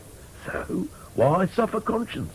He also told us when and where he bought the poison. Have you checked that? The chemist confirmed Monk was a regular. And told him why he needed the strychnine. He said it was for the pets. True again. 7 purchases in 4 years. 5 crystals each time, all quite openly. He always signed the poison book. Which proves he could write, but it don't tell us whether he wrote this. It's his scribble, Sarge. No doubt of it. Now, his lodgings, Thackeray? 4.5 crystals in a file. In the cupboard. Where he said they'd be. Yet this elixir contained a monstrous dose of strychnine. More than the total purchased by him in 4 years. Which says Darrell's death was no accident. And does away with Monk's motive for suicide. Not if Monk killed him deliberately, Sarge. No, Thackeray, no. The note reads, I did not mean him to die. Hardly the words of a premeditated murderer. And then there's one more fact. Why did Monk write the note before he came in here? We don't know he did, Sarge. He must have. He had no pencil in his pockets. You found none here? So, Thackeray, where did he write that note? And when? May I have your attention, please? Thank you, gentlemen. I have called you here to make an announcement of some importance. You will have heard that Mr. Samuel Monk, the attendant of the late Mr. Darrell, was himself found dead from the effects of gas. A note suggests that he took his own life. These 2 tragedies have shocked and saddened me. So some of you have even expressed the view that the race should be stopped as a mark of respect. Now, I'm not insensitive, gentlemen. But to stop it, do we not overlook our obligations to the living? To the remaining 9 who even now are more than halfway along the long road to victory. Captain Chadwick and Mr. O'Flaherty are battling gallantly with only 4 miles between them. 381 and 377 miles walked by those 2 men in 4 days.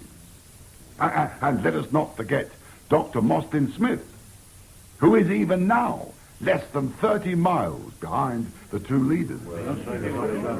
How could we tell those gallant sportsmen that their efforts were to be terminated? Would Charlie Darrell or Sam Monk have wished it? Gentlemen, I believe not. That is why I now state that this race will go on as planned. Now, if you gentlemen would follow me, I have black armbands available. As you see, when you return to the track, all contestants are now wearing them as a mark of respect. Competitors will wear black armbands as a mark of respect. That makes me sick. Gives the reporters something, Thackeray? They got enough with Chadwick, Sarge. You should see the poor blighter. Shins and ribs bruised, balked every time he tries to pass. O'Flaherty making more ground every hour. You should stop it, Sarge. If I hadn't bungled so badly, I might have done, Thackeray. Now, I've got to keep our suspects firm under one roof. Don't take it so hard, Sarge. It'd be different if you were a medic. Agreed, Thackeray. But I shouldn't need no beardless mortuary attendant to point out Monk had been coshed. His head, Sergeant Cribb, a heavy blow, obviously inflicted before death. Well, seen the party that bashed Monk pulled his hair knee over the wound, Sarge. Anyone would have missed it. Tell that to Inspector Jowett, Thackeray. But it does leave us with 2 murders and a brace of suspects. You still including Cora Darrell, Sarge? Naturally, Thackeray. Why else are we going to see her? Murdered, Sergeant Cribb? Sam Monk was murdered? And I said such terrible things about him. Sam Monk was in no way negligent. The strychnine came from elsewhere. I see. Yet my husband is dead. Murdered. Someone must have had a reason. Your husband was well fancied. With him out of the race, Captain Chadwick is bound to win. So, ma'am, anyone who bet heavy on the captain would have a motive. And you are investigating all these people? We are trying, ma'am. Number of bookmakers are being questioned, the competitors, the sportsmen. Which is why you may be able to assist us, ma'am. Since I do not mix with that class of person, Sergeant, I hardly see how I can No, be you then. misunderstand me, Mrs. Darrell. It is just that you and your husband had a wide acquaintanceship in the sporting fraternity. We have a number of friends, yes. But some are closer than others. By that I mean some do visit your home. Naturally, Sergeant. Friends of us both were always welcome. Naturally. You would classify Mr. Heriot or Sam Monk in that category? They were both good friends, yes. I see. Now, last Monday, you had a visitor that evening. Last Monday? No. You're very positive, ma'am. Yes, Sergeant. You see, on Monday evening, I was out. I had dinner with friends. Perhaps you would be so kind as to give us their names and address. A mere formality, ma'am. Very well. I dined with a Mr. and Mrs. Darby. They reside at Holly House, Trap Lane, in Highbury. At what time did you return home, ma'am? Oh, I believe it was about midnight. No, a little before. Anyway, it was before my maid came home. She is expected to be in her room by 12. You're certain of that time, ma'am? Yes. Why? Your maid has told us that she was in her room well before 12, ma'am. You have spoken to my maid. Sergeant, I find this intolerable. Perhaps, ma'am, but facts must be checked. No, I have no wish to put the next question, so as to save you embarrassment, I shall answer it myself. My information is that you received a visitor and that he arrived in the early hours of Tuesday morning. You are insulting, Sergeant. A man here after midnight? Did you deny a man came? The question is impertinent. I think you had better leave and take your constable with you. Very well, ma'am. Thackeray. Should you change your mind, the police office at the hall will locate me. At least for the next 2 days.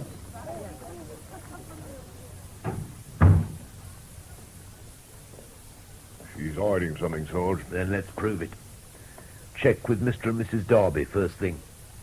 Then alert every footloose copper in London. I want details of every sale of strychnine in the last 6 months. Names, dates, quantities, and Thackeray. I must have the information by Saturday. Out of my way, Chalk.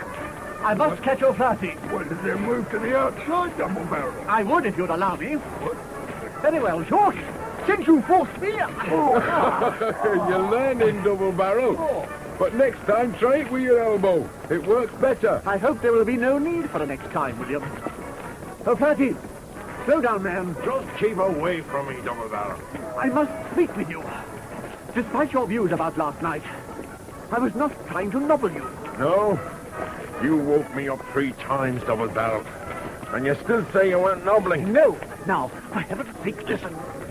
Darrow is dead. Monk is dead. Logically, you have to be next. Me? All right. Now, why should someone be after me? Because whoever killed Darrow and Monk wishes Chadwick to win. Then I'm safe. He's 4 miles ahead. No, you are 4 miles behind. With 2 days more to go. Precisely. And Chadwick's in poor shape. He's slowing, which makes you an obstacle. One which our killer must remove. The only thing I'll be removing is you, Double Barrel. But before I throw you off this track, I tell you, if I'm next, it'll be a mercy. I'll be free from you. So just leave me a few minutes' peace before I get slaughtered.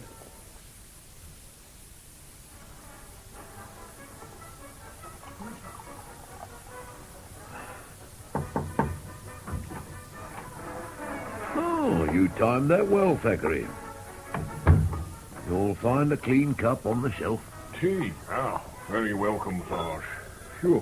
One morning, eh? Well, let's hear your report. Poison books in all districts are being checked on. The locals didn't like the idea, but I used your name. Caused them to jump, did it? No, Sarge. Not until I said you were acting for Inspector Jowett. What else, Thackeray? I went up to Highbury, saw Mr. and Mrs. Darby. I trust that results merited the effort. They didn't see Cora Darrell on Monday night, Sarge. They were at the Lyceum watching Irving play about a moneylender in Venice. Didn't sound like much. Obviously, the quality of your mercy is not strained, Thackeray. But at least we've resolved one problem. We have, Sarge? Oh, yes. Remember when I grilled Monk? He said he'd been with a lady. You reckon it was Cora Darrell? He could have got to Finsbury and back easily.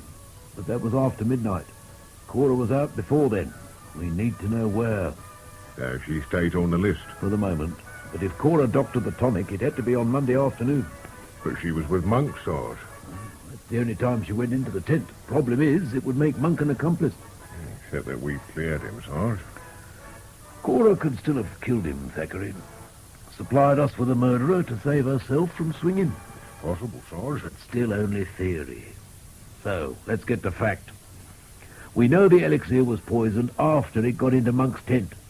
So when was the poison added? Well, best time would have been during the night. Yes, but only during the times Darrell was out on the track and Monk was away. And that covers a lot of people. So what now, Sarge? We'll just have to dig, Thackeray. Ask some more questions. Starting with our rather curious Dr. Mostyn Smith. Question, Sergeant Cribb. Why? Because you puzzle me, Doctor. I can't think why. Then, sir, I'll tell you. You're a misfit. And that might make me a murderer? Oh, dear me, no, sir. Are you? You are the detective, Mr. Cribb. Oh, yes, sir. And I ask questions, put together facts, place things in their proper perspective, and you don't fit. Not here. An educated man, a doctor who suddenly enters a pedestrian race, starts contesting professionals. Makes me curious. Then allow me to complete the puzzle, Sergeant. My reasons are here. This box contains some 50 health foods, formulations concocted by me. My participation in this contest is by nature of an experiment. To prove what, sir? That my food will nourish the system, banish fatigue, recharge losses resulting from strenuous exercise. My rather odd appearance in this contest has been much commented on in the press. I have gained valuable publicity. Which you will later use to advertise your products. Naturally, and to sell them. But to succeed, you must complete the race. It is essential. I take it I will be permitted to continue. Oh, you will. But I'll take a look at these elixirs. Don't worry, sir. They'll be here when you require them. Now, I'd get back on the track if I were you. You have some 25 minutes to make up. So the doctor couldn't help, Sarge? Only enough to pencil him off our lists. Which leaves us with no one, Sarge. So we go through them all again. Persistence, Thackeray. Have you got Monk's suicide note handy? Right. Good. Just read it to me, will you? This is to show how sorry I am. I did not mean him to die. I did not mean him to die. That's it, Thackeray. That's what's been bothering me. What, Sarge? When was the only moment when he would have felt remorse? Before he knew that Charlie Darrell had died from strychnine. Do you recall Mostyn Smith's original diagnosis? Tetanus. Exactly. And how is that disease contracted? Through an open wound. And Darrell was running barefoot. Monk could have stopped him, but he didn't. And Darrell died. Well, Thackeray? So that's when he wrote it, Sarge, just after. Yeah, I believe so. That's the only time he would have felt any guilt. Right after Darrell's death. So he did plan to kill himself? No, but that's when he wrote it. But if it wasn't a suicide note, Sarge, why and who to? Well, that, Thackeray, I would have thought was obvious.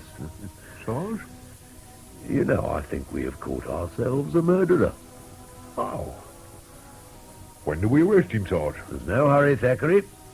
I've a supper engagement tonight and one or two things to attend to in the morning before I return. You, Thackeray, must be here through the night. Be on the alert. I shall see you at midday. Good morning, Thackeray. Morning, Sarge. Well, how's the race going? Oh, Captain Chadwick's making the pace. Looks as fresh as a 2-year-old. Is he? How about the others? Oh, none of them have a chance, Sarge. Not the way he's moving. Still time for a turn-up? Sergeant Cribb! Mr. Harriet! Sergeant, come quickly, I'm ruined. Ruined? Yes. Ruined, finished. To think he could have done this. Now, calm down, Mr. Harriet. Calm down. Who did what? The safe, it's empty. £1,000. Gone. Oh, to think that Jacobson would do this. Jacobson? Why Jacobson? Only he had a key. And the staff, they say that he left a half an hour ago carrying a bag. Well, in that case, he may need to stop off at his lodgings. And with only half an hour's start, yes, we'll try and catch him there. You, Thackeray. Sorry. Nip out and find a cab. What's Jacobson's address, Mr. Harriet?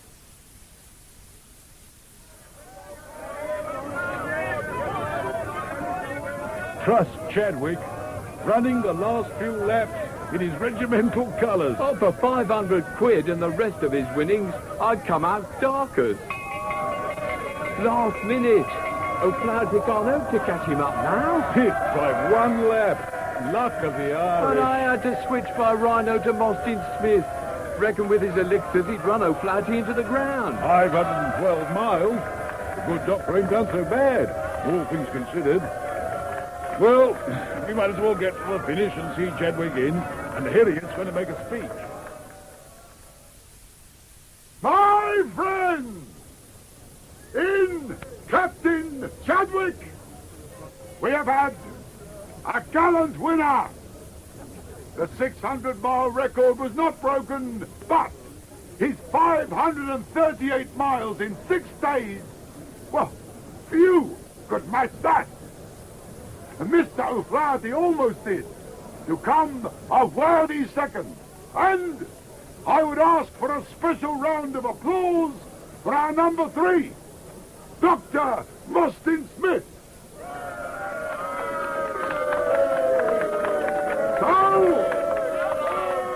So, as our gallant contestants leave this hall, I hope, despite certain unfortunate events, that this race will be remembered by all as a notable sporting occasion.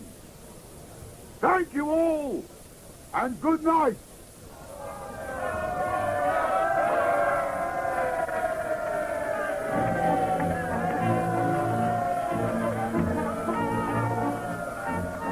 Constable, how grateful I am. Without you and the sergeant, your speed of action, there would have been no prizes. They would have lynched me. But now, all I wish is to sleep. May have to wait, sir. Sergeant Cribb would like to see you. He's in your office. Well, surely I can make the charge against Jacobson tomorrow. I think the sergeant would prefer it now, sir. Especially in view of the Darrell business. Well, Sergeant Cribb, the Darrell business is your concern. Mine is how you've caught up with Jacobson. Well, if you can spare the time, sir.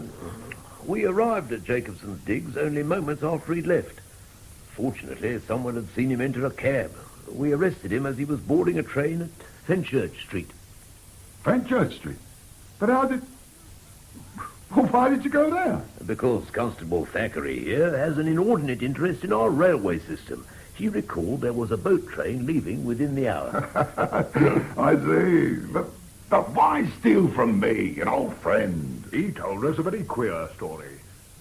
We'd like to hear yours. Well, you've had mine. The ingrate robbed my safe, placed me in jeopardy. So you... No.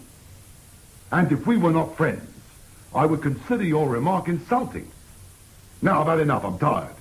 So please go. If we go now, sir, you come with us to the police station at Islington. I see. Very well. What do you wish to know? About blackmail. You were involved in blackmail. Well, you know, Jacobson is unbalanced, Sergeant. That's why I tried to help him. He needed employment, so I gave him work here. But he became quarrelsome, nervous. The fire, the murders. Finally, he said he couldn't take any more stress, that he wished to quit. How could I allow that? There was too much involved. So I told him justly that either he would honor our contract or forfeit his salary. But that was when he started to threaten me. He indicated that you would have to arrest someone for the Darrell murder, but you would hold the first suspect. He knew I'd been out on the night that Darrell was murdered. He threatened to tell you that I'd been with Mrs. Darrell. I had to pay his price. Which was? The money in the safe. Well, you know the rest. So you paid Jacobson all you had to protect Mrs. Darrell's reputation. Very loyal. She was a friend. I see. Right, Thackeray. Sergeant. This way, please, ma'am. Cora! What are you doing here? Please be seated, Mrs. Darrell. Now, you were able to listen to our words, ma'am? I heard everything. And you can confirm Mr. Heriot's story? Oh, yes, Sergeant. I can confirm it is a pack of lies. Cora! What I told you last night was the truth. That you dined with Heriot on Monday night? Yes. That is not true, Cora. Sergeant, I was at my club, the London Sporting. You can check. I did, this morning. The steward, the head waiter, neither recall seeing you for at least a fortnight. Full of stories, aren't you, Heriot? Still, you had a good reason. And that name you used to sign the poison register, it wasn't very inspired. Poison register? No. Now, don't deny it, Heriot. These are reports on every sale of strychnine in London during the last month. It's impossible. You want me to bring in the dispenser who served you? Thackeray? No. No. No. I'll tell you the truth. Darrell got what he deserved. He was a villain. A bully. You killed Darrell because of his wife. Me? No. But why? Why, Mrs. Darrell? Because Heriot was in love with you. Do you remember your first meeting with him? Well, yes, it was when Charlie was training at Hackney, but I didn't mean it. Oh, God. You flashed your eyes at him, but he held off. Something you weren't used to. And that was where you made your mistake, Mrs. Darrell. You see, whatever Heriot is, he's no philanderer. Nothing would have made him seduce another man's wife. But a widow, oh, that was different. Stop it, it's horrible. Yes, Mrs. Darrell, it is. Horrible. So last Monday night, while Charlie was struggling on blistered feet, and you were thinking of oysters, Saul Heriot was contemplating marriage. As far as he was concerned, you were already a widow. But I had no idea. He'd already purchased the strychnine. But you didn't know that, did you? No, Sergeant, I'll swear it. I only learned what she was like. About her morals from Jacobson. By then it was too late. You really believe she'd marry you? Yes. Believe me, Mr. Cribb. Last Monday night was the first time we'd been alone. But I was in love. So you poisoned Darrell's elixir after that dinner? Yes. I assumed he wouldn't need it until the last, when he was totally exhausted. Instead, he took it on the second morning. Almost ruining your whole promotion? Yes. Then you and the constable arrived. So you had to provide us with a murderer? But the race had to continue. The only way was to kill Sam Monk. How did you force him into writing that suicide note? No force was needed, Constable. Monk felt responsible for Charlie's death. He thought it was tetanus. He wanted to explain to tell Cora what he felt. He came to me for help. And you dictated a perfect suicide note. And then you killed him. I did it for you, Cora. But even that went wrong. Monk was not as drunk as I thought. He saw me turn on the gas. I had to stun him. But for that, the sergeant wouldn't have suspected murder. Then Jacobson accused you of an affair with Cora? Yes. I was willing to sacrifice anything to stop you learning about that. I offered to buy Jacobson off. I gave him the takings. Then reported it as a theft. Well, the peds had to be paid. How could I have announced at the prize giving that the money was gone? It's happened too often in such promotions. I would have been lynched. So I gave Jacobson time to get away. Then I came to you. Now, if there's nothing else, Sergeant... Take Mr. Herriot to the station, Thackeray. I reckon he can do with a rest. I hope, Constable, you will ensure it is a long one. Now, what happens to me, Sergeant? Are you going to escort me home? Escort you, Mrs. Darrell? No, ma'am. But I'm sure you'll find a cab. Or maybe one of the peds is still hanging about. Good to be going home, Sarge. It still puzzles me how you got Jacobson to spill. Oh, Jacobson never said a word, Thackeray. He didn't. Then what led you to Harriet? Deduction and elimination, Thackeray. Commencing with the motive for Charlie Darrell's murder. I'd have wagered it was for profit. Yes, Thackeray. But who would it benefit? Not Chadwick. He was confident of winning. Until Darrell raced ahead, Sarge. Chadwick could have decided to do him then. Oh, no. First, he would have had to obtain poison. And second, he was too well known. He might have been spotted going to Darrell's hut. Harvey was a possibility, but I discounted him after Monk died. Don't see why, Sarge. They didn't get on. Harvey could not have persuaded Monk to write anything, let alone his own suicide note. And Jacobson? Well, Jacobson was up to his eyes in debt. No bookie would give him credit, no wages. So no profit in him killing Darrell. Which left the Peds, Cora Darrell, and Harriet. Well, the Peds didn't count. Second rate as all of them. As for Cora... I eliminated her, Sarge. She needed her husband alive. Excellent, Thackeray. Why? Well, she was a born liar, Sarge, but her fury when she heard Darrell was dead, that was genuine. Darrell was just coming into big money, getting recognized by society, reflected glory, Sarge. She lived for it. She lied about that supper. She must have known we'd check with Mr. and Mrs. Darby. She was afraid of scandal. A lonely wife, taking lovers.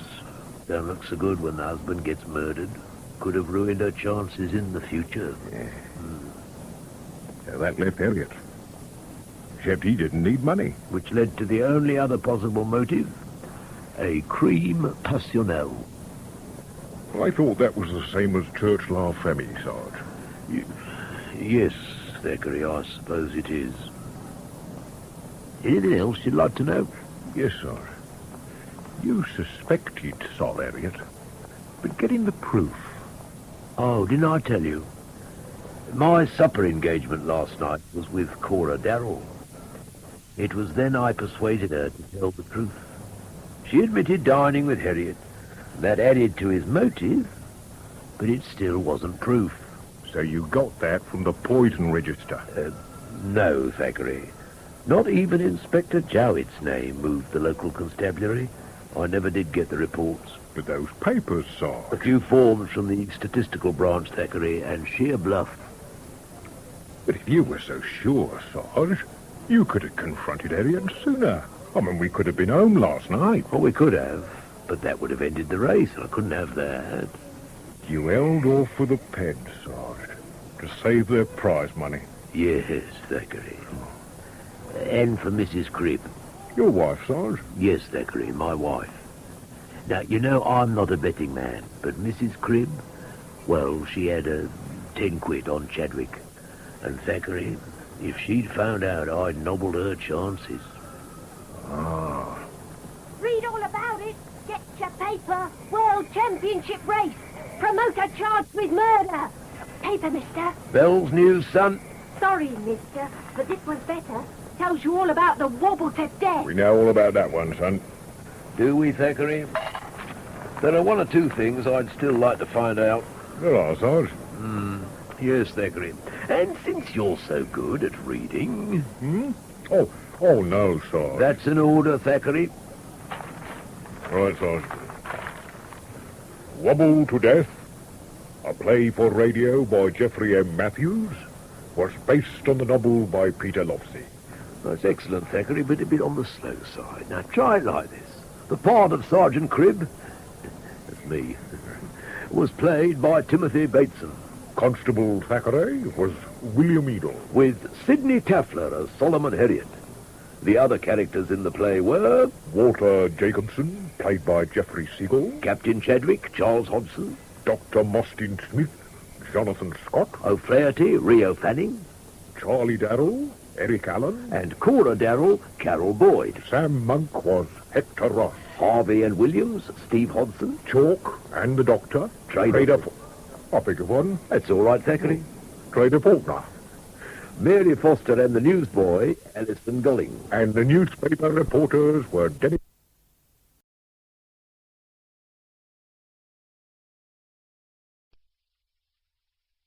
My name is George Nathaniel Curzon. I am a most superior person. My cheek is pink, my hair is sleek. I dine at Blenheim once a week. Why can't they let me forget that facetious, that appalling doggerel? George Curzon is the only man I know who could make an impassioned speech in his pajamas without looking ridiculous. Weekend at Montacute by Michael Robson.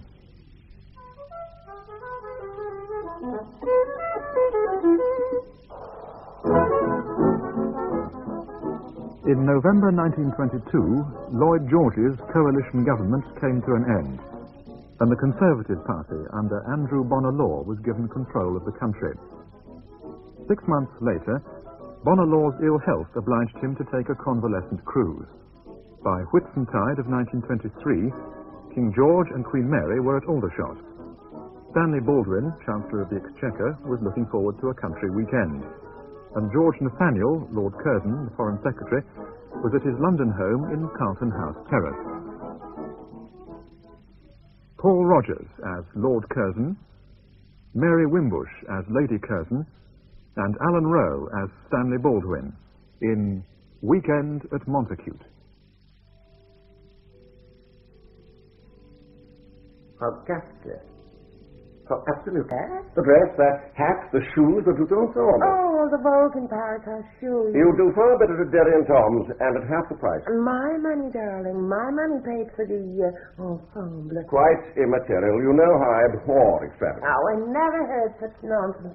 Is these curtains from you, aren't they? Were they absolutely necessary? I had them run up in Fulham and insisted on a discount for cash down. Saved £7.14 and 6. And what did you do with the old curtains? I sent them to Montacute. They do very well in the study. I didn't very pleased with yourself, George. Is it in time? I'm pleased to have you back again. I miss you, Grace.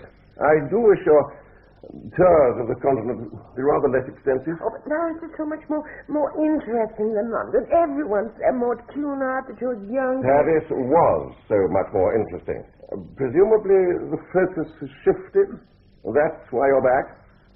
George, what are your chances? What can you be talking about? Oh, don't be evasive. Not at a time like this. Why did you come back? Merely to hold my hand? George, stop it and tell me what you know.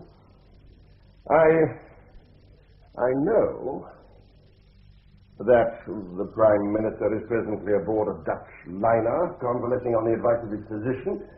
In his absence, I've been presiding over the cabinet meeting. You can be so disingenuous. I've had 30 years' experience, rather more. The Prime Minister is dying. He's what? Bonar Law is dying, George. They give the poor man 6 months. Are you trying to tell me you didn't know? What have you learned? Rudyard Kipling met the Prime Minister at Aix-les-Bains. He was intending to entertain him, but he realized immediately that Bonnelow was in no condition for socializing. Now, I have this at first hand. The Prime Minister looked so ill that Kipling telephoned Beaverbrook, and Beaverbrook arranged for Tommy Hodder to sail for France at once.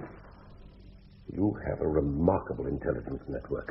Someone else to safeguard your interest. Bonnelow is a great man, a fine man. I will not have his indispositions made a subject of society gossip. Oh, play the dissembler in Parliament by all means, but not with me. Of course, there have been rumors. Rumors? The lower house has been frantic with gossip for weeks now. Eventually a moment was reached when I could not sensibly ignore them any longer. I sent a note to the Prime Minister not a fortnight ago requesting a meeting with him at Downing Street. George? What is the urgency? The rumors of your imminent resignation are flying thick and fast. I felt it was time to squash them. Rumors? Where are they coming from? From both sides of the house, Bonner.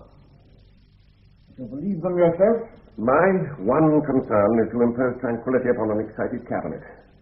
I think a statement should be made. They need to have something to gossip about in the silly season. You aren't prepared to take it seriously. Well, there has to be something more than cabinet discipline at stake. You've always been a realist. What precisely is worrying you? Are you... Look, if conjecture such as you mentioned had any foundation in truth, where would it leave you? Prime Minister, 3 times recently I've publicly repudiated canard such as this. If I'm to go on repudiating it, I should like to do so with your full knowledge and approval. Yes, do sit down, George. Take a glass of Madeira. Is this a propitiation? It's an offer of a glass of Madeira. Winston gave me a dozen bottles recently, and I rarely touch the stuff. Winston sees himself as the next foreign secretary. You've come with a perfect hamper full of rumors, haven't you? Oh, thank you. I can enjoy this. You are drinking? Yeah, later, perhaps. Winston is only one of several who claim to have their ears to the ground. I really don't believe we can dismiss it all with a glass of Malmsey. Yeah, let me ask you this. Now, if the chair were left vacant quite suddenly, what would your attitude be? For you to retire now would be a national calamity. I mean it, Bonner. Yes, I respect your sincerity. Mr. Graham, would you stand? I should like to know. I should be interested in your blueprint for the future. Is it necessary for me at this stage in my career to trot out yet another curriculum Viking? George. George, you're a senior and valued servant of the state. The contribution to post-war diplomacy is incalculable.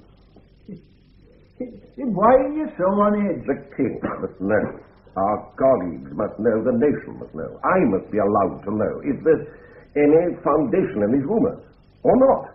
Either way, we can no longer appear to be whistling in the dark. It would be, forgive me, but it would be irresponsible to affect that no such gossip is current. I can always trust you to draw the line where on my toes must rest. I hope I have your trust, as you have my loyalty. Was your loyalty ever in doubt? You haven't answered my question. Nor you mine. Very well, then. If, in the unlikely and tragic event that you were obliged to stand down, I should hope and believe that when the time came for you to recommend to the king your successor in office, your choice would be me. Yes, but would you be willing to serve once more under another leader and give to him the diligence and devotion you've given me? Such claims as I might have to the office of Prime Minister, I could not and would not surrender. Nor should I consent to serve under any of my present colleagues. As to this, I'm quite clear, quite resolved. I'm your senior colleague, Bonner. I'm the only member of the cabinet who has served continuously since 1915. Is it true, then? You are intending to resign? The rumors are no more than that. Oh, as you know, I haven't held up to the mark for a month or so.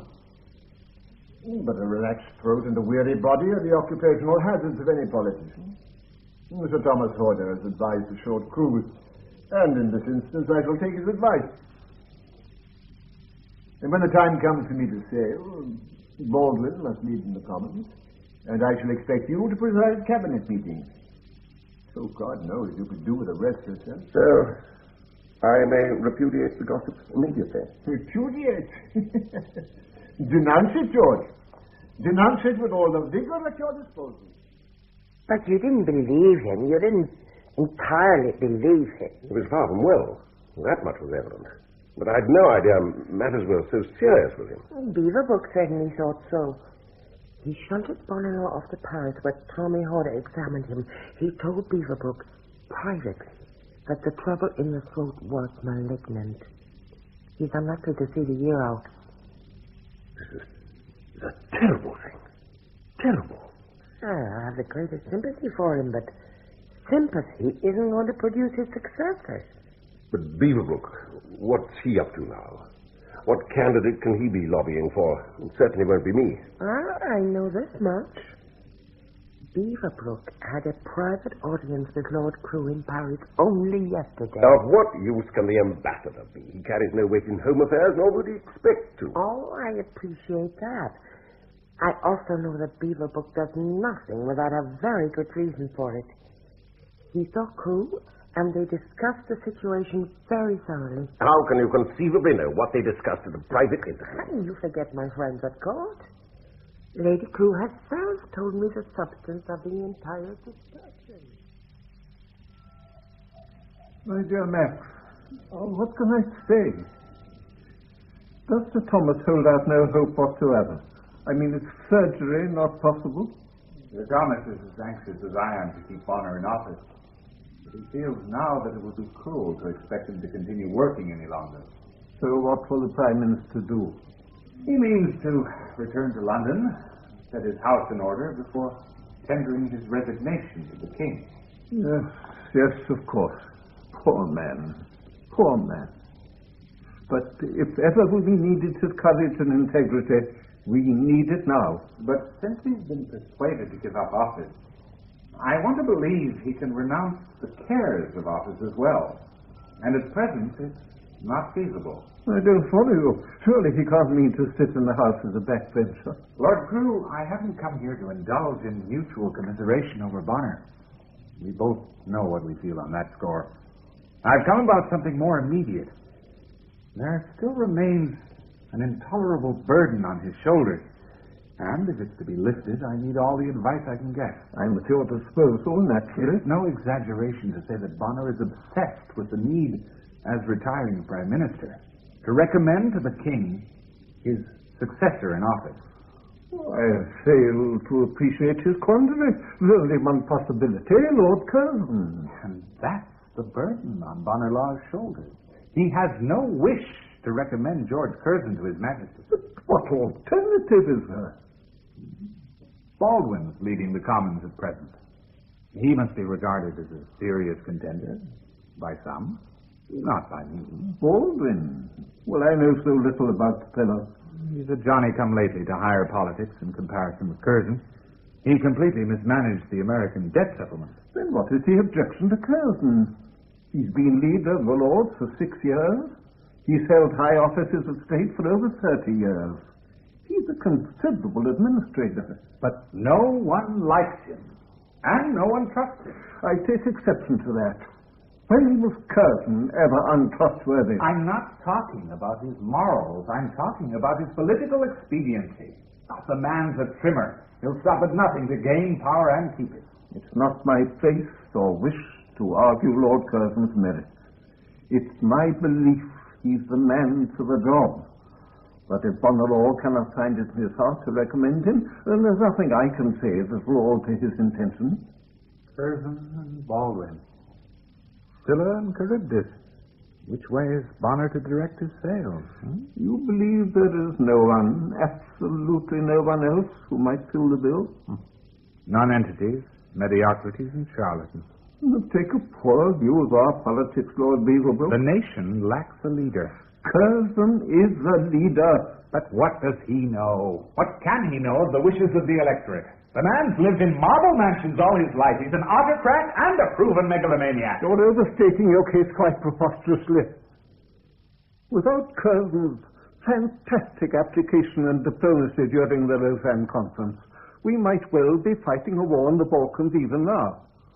It does not credit your grasp of history to belittle his many achievements. Crew, at this moment, it doesn't matter a tinker's damn what you and I may think of Curzon or Baldwin. Bonner Law doesn't want either of them to succeed him. So, how is he to advise King George? He needs help. As to that, recent history has shown that the retiring Prime Minister is under no specific obligation to name his successor. When Gladstone retired, Queen Victoria chose my own father-in-law to follow him in office, even though Mr. Gladstone, had he been consulted, would most certainly have chosen someone else. And more recently, Herbert Asquith was named as Prime Minister by King Edward, without reference to Campbell Bannerman. No. Is that so? Is that so? You've reassured me enormously. So long as Bonner knows there are precedents, he'll accept the situation more readily. And the responsibility will rest with the king. When will he choose?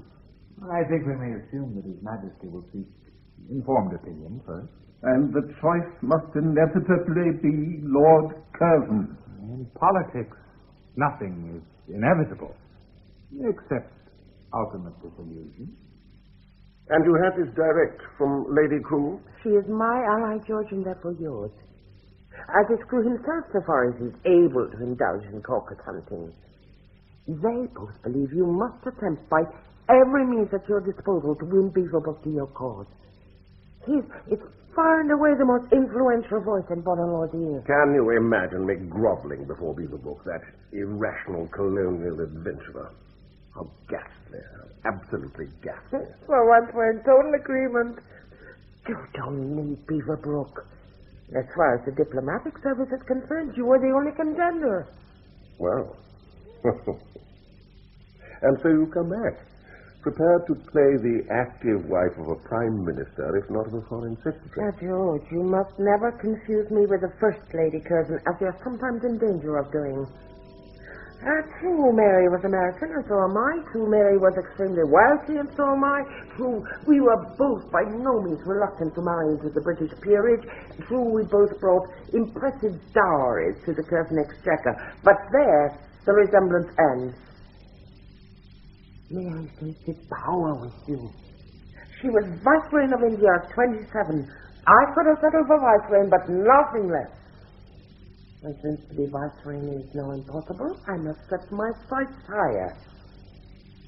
Within the next few days, I think it more than likely that you will become Prime Minister of Great Britain. You will be, in effect, the most influential man in the world. And believe me, George, I shall be at your side every step of the way. You've never shrunk from the blatant truth, have you? Your ambition is as naked as mine. Your determination as unyielding. How very vice-regal you can be. Did you know that? Come here, Gracie. Give your poor old husband a kiss. I've missed you. I've missed you.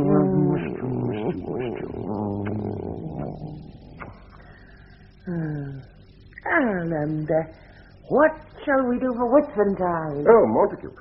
I thought Montacute. I have already made the arrangement. Well, I suppose Somerset in May should be quite relaxing. Loveliest time of the year by far. I'm inclined to agree. But couldn't it be dangerous? Well, Somerset isn't renowned for breeding political assassins. Careers can be assassinated as well as lives. London will be the battleground, not Somerset. But what's going to happen?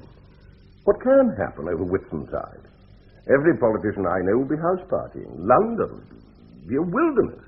Even the tradesmen have a day off on Monday. I can hardly imagine either Beaverbrook or Baldwin will attempt to lobby in an empty citadel. No, I'm not so sure London will be entirely without activity this weekend. I hear, for example, that John Davidson is out and about and building a case for Baldwin. Davidson, that smug little backbench pipsqueak. Be careful. I know you despise Davidson, and he knows it too, and that could make him a formidable enemy. Davidson can no more dislodge me from the path to premiership than a mouse can kick an elephant over the Hindu Kush. If anything's to be done, Mr. Baldwin, it must be done this weekend. The King will expect constructive advice within a very few days, and we must be on hand to prepare that advice. What time is the Prime Minister expecting you? At 6. I'll have my man run you round there. No, I'd rather you didn't. It would be more politic if I were to take a cab. I have the highest regard for Bonner-Law. I wouldn't want him to think his party was splitting into factions the moment he laid down office. He knows politics. He knows perfectly well that vultures gather whenever there's a prospect of carrion. We can't allow the party to be seen to be leaderless. I appreciate your concern, Davidson. Nevertheless, I shall take a cab to Onslow Gardens. Very well, as you wish. But promise me one thing. Promise me two things. Tell me what they are. One, that you'll use your best endeavors to discover whom the Prime Minister intends to name as his successor, whether it's embarrassing or not. Two, that you'll join me at the Argentine Club immediately after your meeting with him. Whatever he says, whatever he intends, we have 3 days in which to find an acceptable leader. In any event, Sir Ronald Waterhouse is at Onslow Gardens at the moment, attempting to take some of the strain from Bonner-Law. I should pay close attention to what he has to say. He has the Prime Minister's confidence more than ever during this time of crisis. Mr. Baldwin, come in. Here, let me help you. Glad you arrived so promptly. Prime Minister is waiting to see you. How is he, Sir Ronald? He is under the weather, as you can imagine, but full of courage. He'll be pleased to see you, I know. Yes, we've heard nothing but rumors at the house. It's been unpleasant and, unsettling. And I think you should hear the news from Mr. Bonner-Law himself. I see. He's in the study? I'll take you in directly. But, Mr. Baldwin, if you can spare the time, I should be grateful for a few minutes after your interview. You too? Suddenly I appear to be in demand. Has Lord Curzon seen the Prime Minister yet? Lord Curzon has not been invited. Is he expected? I think it improbable. Come, let me take you in. Before we go to Montacute, before we do anything, I must talk to you about money. Grace, you're living beyond my means. I lie awake at night worrying myself half to death. Have you any idea what running this house in Hackwood alone cost last year? No, my dear, I haven't, but I'm perfectly certain you'll enlighten me. I have it to hand. I have the exact figure to hand. I spent a wretched weekend casting the accounts, and Grace, they terrify me. £20,389, 15 shillings and threepence. I simply cannot sustain this level of spending. I shall be destitute by summer if we carry on like this. George, has it ever occurred to you that one reason why you see so little of me is that when I am with you, you insist on talking of nothing but money and the state of your health? Because money and the state of my health go hand in glove. Flowers, Grace. Look what you spent on flowers alone. Stevens' bill for the floral arrangements for 3 small luncheon parties was £75. We could buy an interest in Kew Gardens for that kind of money.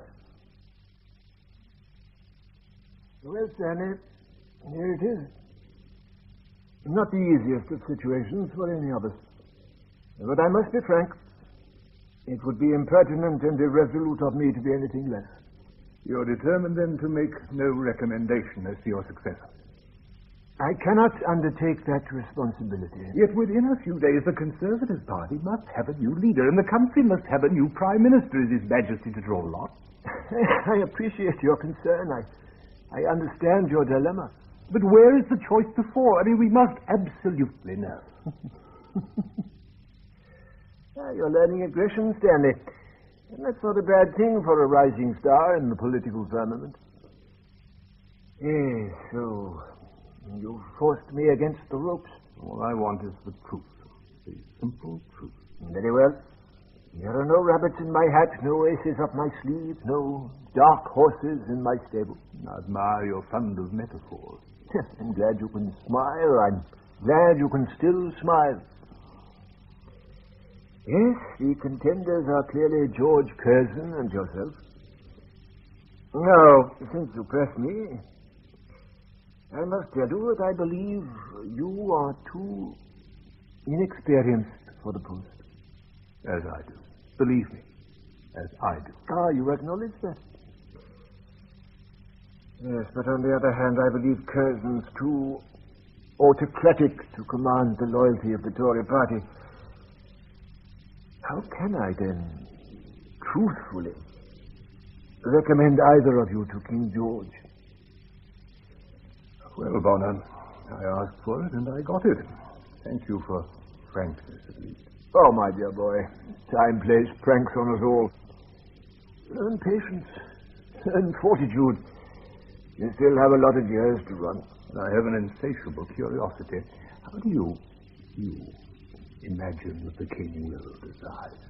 Well, we cannot evade the fact of George Curzon's intellectual supremacy, nor his unparalleled grasp of international affairs, nor his legendary, I must say, his fantastic industry. He is a most superior person. And it wouldn't come amiss if his lifetime's dedication to the country and to the empire were recognized. Yes, provided the recognition doesn't come from me. Oh, I'll concede that George is a great man. He has us all in awe. But... Yes, but... Set aside, if you will, your prejudices for one moment. You have a duty to the party which must outweigh all other considerations. Now, I believe the king will appoint Lord Curzon. Would you be prepared to serve under him? You may rely on me to act correctly. Lavery, sir. Who? Sir John Lavery. How dare he come here after that travesty? I was half expecting him. I want to talk to him alone. I want to talk finance with him alone. Would you please go upstairs and superintend the packing? My man's sure to include all manner of unlikely clothing unless you're there. All right. Just so long as you promise to convey to Sir John in no uncertain terms my unqualified displeasure with that picture. And that is the reason for our meeting this evening. That he can cool his heels in the library for 5 minutes. It may give him time to arrive at a more reasonable attitude to his work. I understand from outside sources that my portrait of Lady Curzon does not meet with your approval. In my evidently jejune folly, I had imagined that a prerequisite of the portrait would be that the artist produce a creditable likeness of the subject. There is the portrait, Sir John. Does it in any particular resemble my wife? Resemble? It is Lady Curzon. Strange, then, that the entire household staff and a wide circle of friends should fail to share your discrimination. A portrait such as this was never meant to be the apotheosis of some motion picture heroine in which accuracy is subordinated to glamour and reality to fantasy. It displeases me, sir. It has mortally offended my wife. It cannot be allowed to hang in the staterooms at Chesterton along with more recognizable portraits of the Curzons and their wives. Yet you were willing enough to allow it to appear on display at both the Glasgow and Liverpool art galleries, were you not? Bearing its full description and ownership. Or can it be possible that the likeness was altered in transit? The flippancy is the last reaction I should have expected. And your dissatisfaction is not what I had anticipated when I accepted the commission. The portrait has been in your possession for some time now, Lord Curzon, and I must remind you that you owe me £1,200 for it. The discussion of that fee is the purpose of this interview. Are you intending to revoke an already completed commission? If you do, I shall see you answer for it in a court of law. I have no intention of paying the full fee for a portrait of my wife that I shall never display. I see. How much am I expected to lose as a result of your displeasure? I should find it seemly in you to make some offer yourself. But I am not a seemly man in matters of this nature. I have a living to earn, And it isn't done by taking involuntary cuts in my sleep. Sir John, I'm leaving for Somerset directly. I want this matter settled at once. Then tell me what you have in mind. A 50% reduction, since the portrait is of no earthly use to me. £600? That's an affront that I'm not prepared to tolerate. Very well, then. A third. Reduce it by a third, and let's have done. With extreme reluctance. And only because if I stay here a moment longer, I may offer physical injury to you, I shall accept a fee of £800, on condition that you reveal this to no one. No one! And now, good evening to you, sir. Have the portrait sent to my studio next week. Sir John. Yes? I shall want the frame back. I beg your pardon. The frame is mine. I had it made for that specific painting, and it was costly. I shall want it back. Damn your impertinence, cousin! Is the fish to your liking, Mr. Baldwin? The fish may be a paragon of its kind, Davidson, but to me at the moment everything tastes of oiled spring. It's a mistake, however, to invite me to the club this evening. Nonsense. A good dinner and a few glasses of wine will send you to rights quickly enough. You're on edge, that's all. This is no mere edginess. I'm frankly appalled at the prospect before the party. And the dish. It has no leader. And do try a little sauce with your fish. They prepare it particularly well here. Of course, we have a leader in you. I must make myself irrevocably clear. I am unready for the total responsibility of this kingdom and the empire. I'm inexperienced in the overall framing of national and international policy. Within cabinet, within commons, our party is divided, and I am not the person to act as coalescing force. Not yet. I don't see the man so reluctant for ultimate office. Curzon must be straining in the slips now for the very prize you have no wish to compete for. The Curzon's no stranger to power, to authority, to dominion. He has no reservation about governing the entire world tomorrow morning, with a position open to him. Oh, to you it's amusing, no doubt. Can you believe I'm protesting in order to be further reassured? Well, I'll have some more wine now, waiter, if you please. Sir.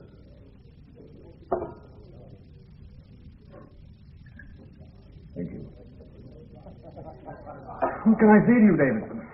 What message can I give to you and to Ronald Waterhouse and the rest of your cabal, bent so assiduously on propelling me onto that terrifying eminence, that peak of loneliness on which I have no present desire to dwell? Well, tell them this, and tell them I mean it with all my heart and soul. I would rather take a single ticket to Siberia than become Prime Minister of Great Britain.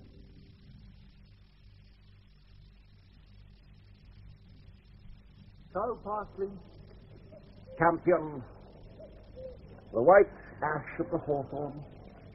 Cuckoos and greenspanches. Why do we stay away from Montacute so long? Oh, look at that little thing. Oh, yes.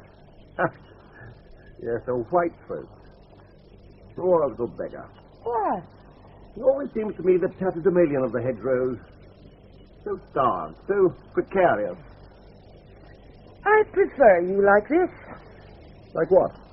Oh, you know, knowledgeable squire. At times like this, on mornings like this, I truly pity he who was not born an Englishman. You are so unbelievably pompous. Because I love the country. My country. Ah, thank God you can still occasionally surprise me. Have you seen the wood? Have you looked into the wood? The mist of bluebells. I was never really aware till now how much of a naturalist you are. The colonel of a regiment should know the name of every soldier he commands. His faith, his dialect, his hometown, his domestic situation, his military abilities, his private longings. Even so should we, as landowners, respect and know the earth we occupy. Otherwise, we're simply parvenu, and should be whipped at the cartwheel. Why are you so demoralizingly clever? Clever? I'm not clever at all. Merely knowledgeable. If I were clever, I should be writing a poem about this past and these birds.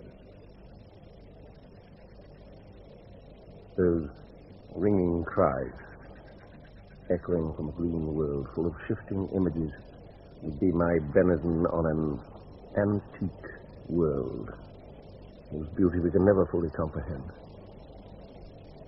Only be grateful for. Only be grateful for. What in heaven's name is that noise? Yeah, it must have been a stag. He's heard our approach. He's frightened. Let's go back. Let's not disturb him. He must be terrified. I wonder if Rutledge knows we have strayed deer on these things. He never mentioned them to me. Perhaps he keeps them for the pot. Rutledge has no killer's instinct. Unlike the rest of your acquaintances. What do you want about now? I was thinking of Davidson and Colonel Waterhouse. Morning, Sir Ronald. Good to see you, Davidson. Come, sit you down. Sit you down. Yes. Thank you. How did I beg your pardon, my dear fellow. No, I was going to ask how your meeting with Baldwin went last evening. Chap's an enigma. He absolutely wishes not to be Prime Minister. He's going to have greatness thrust upon him, isn't he? I'm perfectly certain he won't accept any form of dragooning. I tried to persuade him to come round here this morning and have another word with Bonalaw, but he's gone back to the country. Curzon's at Montacute. Extraordinary, isn't it? The contenders, far from scrapping it out in the ring, refuse even to come near the stadium. Curzon, because he acknowledges no competition at all, and Baldwin, because he has no interest in the trophy. I think it would be extremely dangerous if the king should learn of the full extent of Baldwin's reluctance. It might just tip the scales in favor of Curzon. Now, look, Sir Ronald, however little we care for Curzon, we cannot deliberately hoodwink His Majesty. His private secretary, Lord Stamfordham, has specifically asked me to set down my views, as I suppose a well-informed backbencher. In the circumstances, how can I possibly tell him that Baldwin is willing and eager to succeed Bonalaw when I know it's the last thing he wants to do? But have you thought of the consequences if you fail to push for Baldwin? Where's the Prime Minister now? He's in the study, preparing his letter of resignation to the king. Do you think he might be able to draw up any generalized advice on a number of candidates? Oh, my dear Davidson, the one letter is taxing him sufficiently. We can't add to his anxieties. Well, then I shall have to prepare a memorandum of my own. It can go to Lord Stamfordham along with Bonner's letter of resignation. Is King George in London today? At Aldershot. Stamfordham's with him and waiting to hear from us. Then I'd better begin at once. You're absolutely clear, aren't you, as to what you're going to say? The unquestionable facts. The resignation of the Prime Minister makes it necessary for the Crown to exercise its prerogative in the choice of Mr. Bonalaw's successor. There appear to be only two possible alternatives, Mr. Stanley Baldwin and Lord Curzon.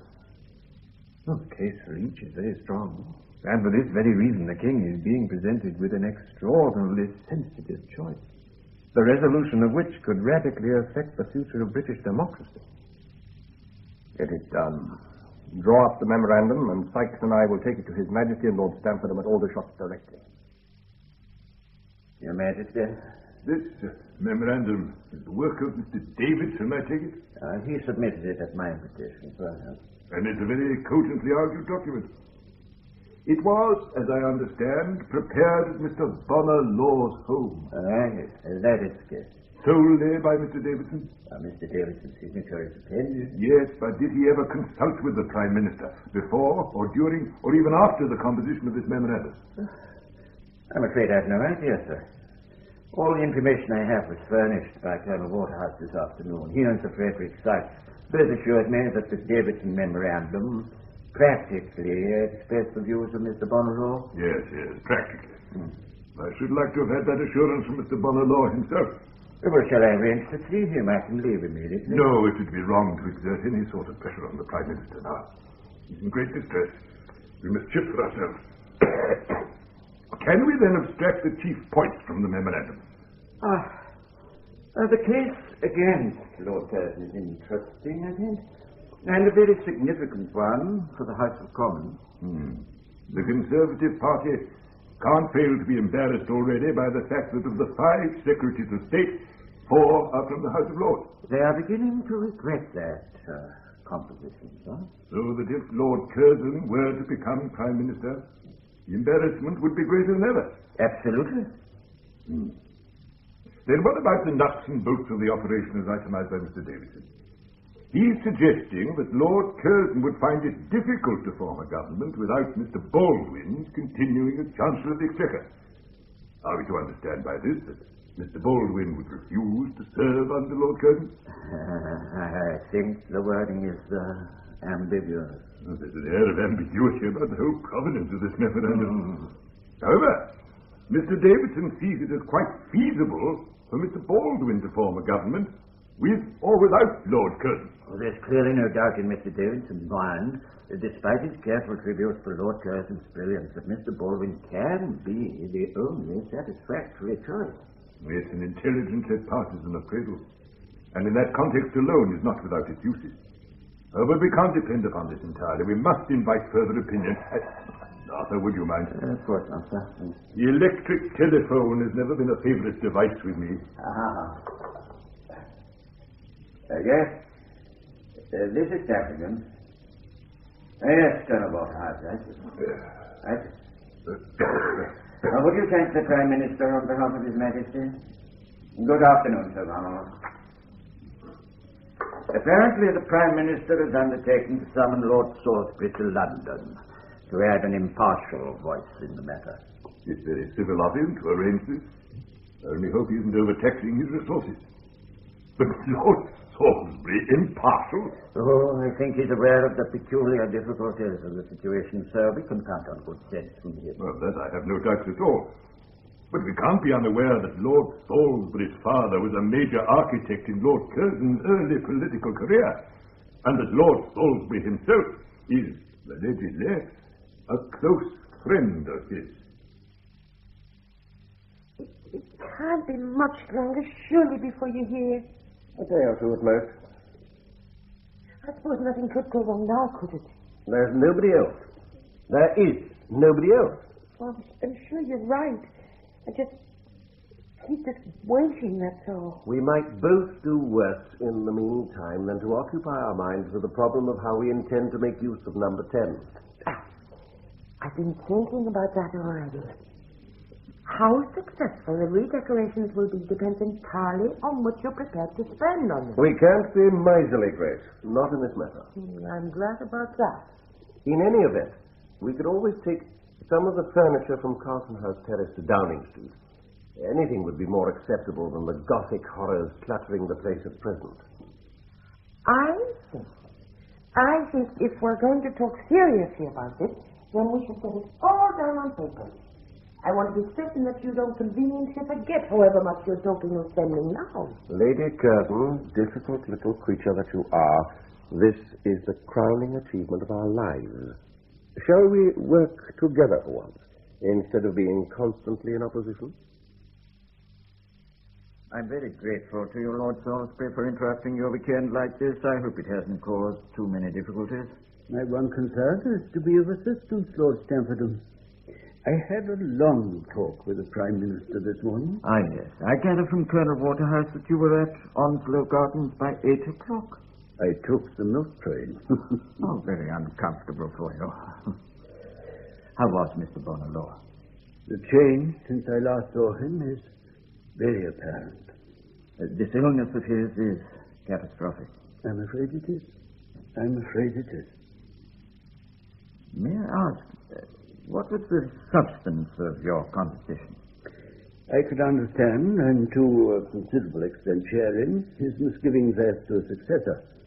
But I pointed out to him that I could see no way in which Lord Curzon could be rejected in favour of Mr. Baldwin. You did? One needs an enormous backlog of experience on which to rely when one becomes Prime Minister. And that experience Mr. Baldwin simply does not possess. And what was Mr. Bonalaw's reply to that? We discussed the matter at length, despite his evident discomfort. Ultimately, he gave me the impression that in this very grave and complex situation he would, on the whole, be disinclined to pass over Lord Curzon. He gave you the impression. Now, forgive me, but for His Majesty's sake, I need something more reliable than that impression. Did he tell you, in those many words, on what you've just rehearsed to me? I'm in a quandary, Stamford. In all honesty, I must report that Bonalaw felt about to realize that Curzon was the final choice, be he a pis-aller or not. Equally, I must say that the Prime Minister was in some distress, and his opinions were necessarily those of a very sick man. I should hesitate to have those opinions passed on to the King as Bonalaw's unclouded last word in the matter. I greatly appreciate your candor, thank you. Now, how do you feel about it all? George Curzon is a very great man. Of course, he has faults, many of them. But who in high places hasn't? Yet I'm also bound to add that George has bellowed over the years, and his work, both in cabinet and abroad, over the past 6 years in particular, has commanded a very wide respect. Indeed it has. He's less authoritarian now. He's better able to rally the recalcitrant to his side. For my part, he's the only acceptable Prime Minister in the present situation, and I most strongly recommend that the King should send for him. George! Oh, George, do hurry up! Just a moment. Now, George, now! There's a letter for you. Oh, Miss Monday. Where is it? Here. Oh, I've been dying to open it for 5 minutes. Postmark London. Typewritten. One earth can this be from? Open it and find out or I'll box your ears. Well, it's from Bonalaw. My dear George, I'm sorry to say that I find it necessary to resign. I understand that it is not customary for the King to ask the Prime Minister to recommend his successor in circumstances like the present, and I presume that he will not do so. But if, as I hope, he accepts my resignation at once, he will have to take immediate steps about my successor. It's extraordinary. What did I tell you? Beaverbrook's behind this. You must go back to London at once and talk to Bonalaw. I shall do nothing so intemperate. Intemperate? To fight for what's rightfully yours. Grace, had Bonner wished to see me, he would have said so in the letter. But he quite evidently wants to be left alone. How can he let you down like this? He's behaving according to his lights. He has no intention of being involved in a wrangle over the succession. But he could perfectly well have put in a word for me to the King. Is that too much to expect? I'm utterly bewildered. So what happens now? The King will be taking advice. But the King must surely know that you're the only candidate. I'm perfectly certain that His Majesty will not forget my record of public service. But he can't be swayed by personal preference in an issue of this nature. Nor can he entrust an inexperienced politician like Baldwin with the full weight of office. But the King has always been aware of the public temper. Eton, Balliol, and All Souls cut less ice now than they did at the start of your career. Asquith and King George between them have already curbed the power of the Lords. It seems to me, it very much seems to me, that the King has the makings of another constitutional crisis here. I don't begin to follow you. Oh, yes, you do, George. You're much too clever not to. I'm talking about privilege, and lack of privilege. I'm talking about inherited control, and I'm talking about elected control. Sooner or later, one of these has finally to yield to the other. It could be next week. The King's choice of a new Prime Minister could radically affect the balance of power as between upper and lower house. You do realize what you're implying, don't you? I do. And it begins to frighten me. Because I think it will come to this. That if aren't summoned to the palace next week, no member of the House of Lords will ever again serve as Prime Minister of this country. The King is in an intolerable position.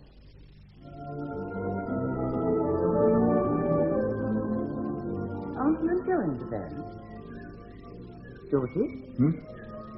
I'm sorry, Yes, the band's excellent, quite excellent. And I shall see our thanks are conveyed to them all.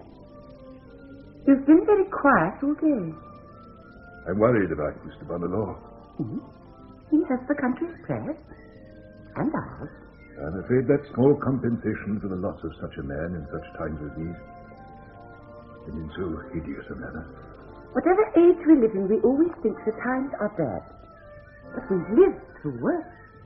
We've lived through a world war. Perhaps you don't see what I mean, May.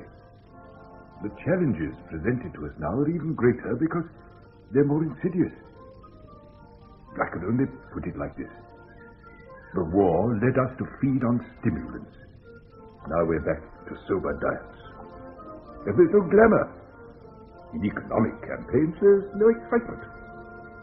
The very meaning of patriotism is on shifting ground. The people are listening for a definitive voice to give them a sense of unity again. And unity is now in hazard because of the illness of the Prime Minister. Have you made up your mind yet about his successor? I'm afraid I haven't entirely. That's what's concerning me.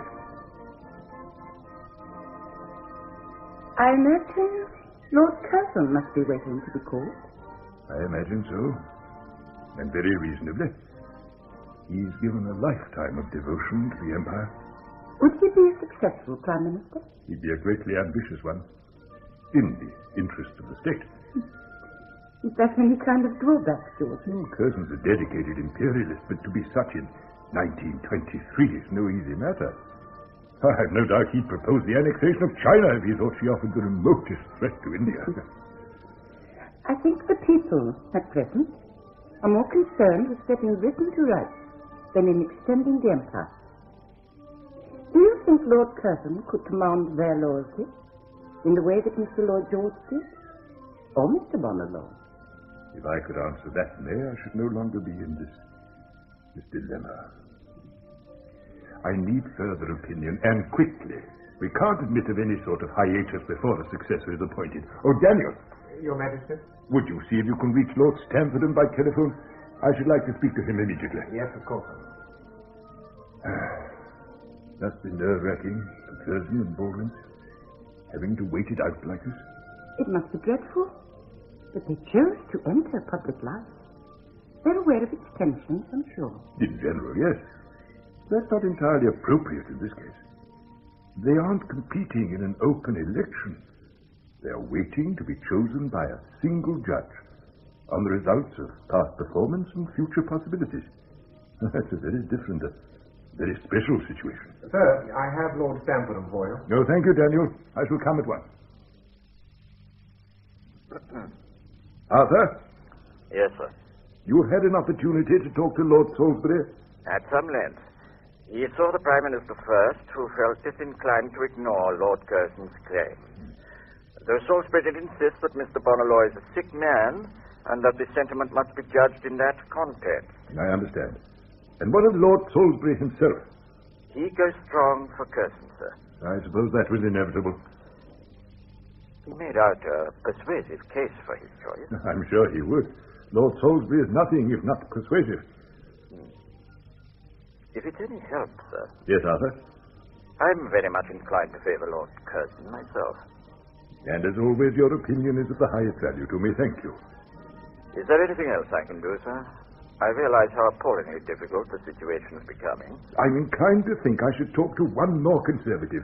Someone with considerable experience of practical government and someone beyond the pale of the present lobbying. Lord Balfour? I think he's our man, don't you? Would you ask him to call on you tomorrow without delay, if his health permits? Otherwise, dear old boy, I'm going to have to ask you to call on him yourself. I'll be in touch with him directly, sir. Thank you. As I see it now, the choice must be made within 48 hours. Lord Balfour must be our last point of reference.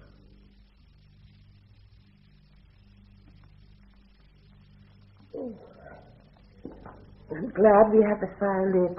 It's warm enough by day, but evenings are still damp. Oh, George, do stop prowling around and sit down. I wish I could settle. I wish I could enjoy anything at the moment. But you can't be worried, can't you? Not seriously. There's no logical reason why I should be worried, but I can't help it. I've waited so long for this moment. I think I've been waiting for it ever since Oxford. You're the only one who is worrying. No one else is. But no one else in British history has ever pulled it off. The Grand Slam, Viceroy of India, and Prime Minister of Great Britain. It's what I've worked for all my life. A crowning achievement.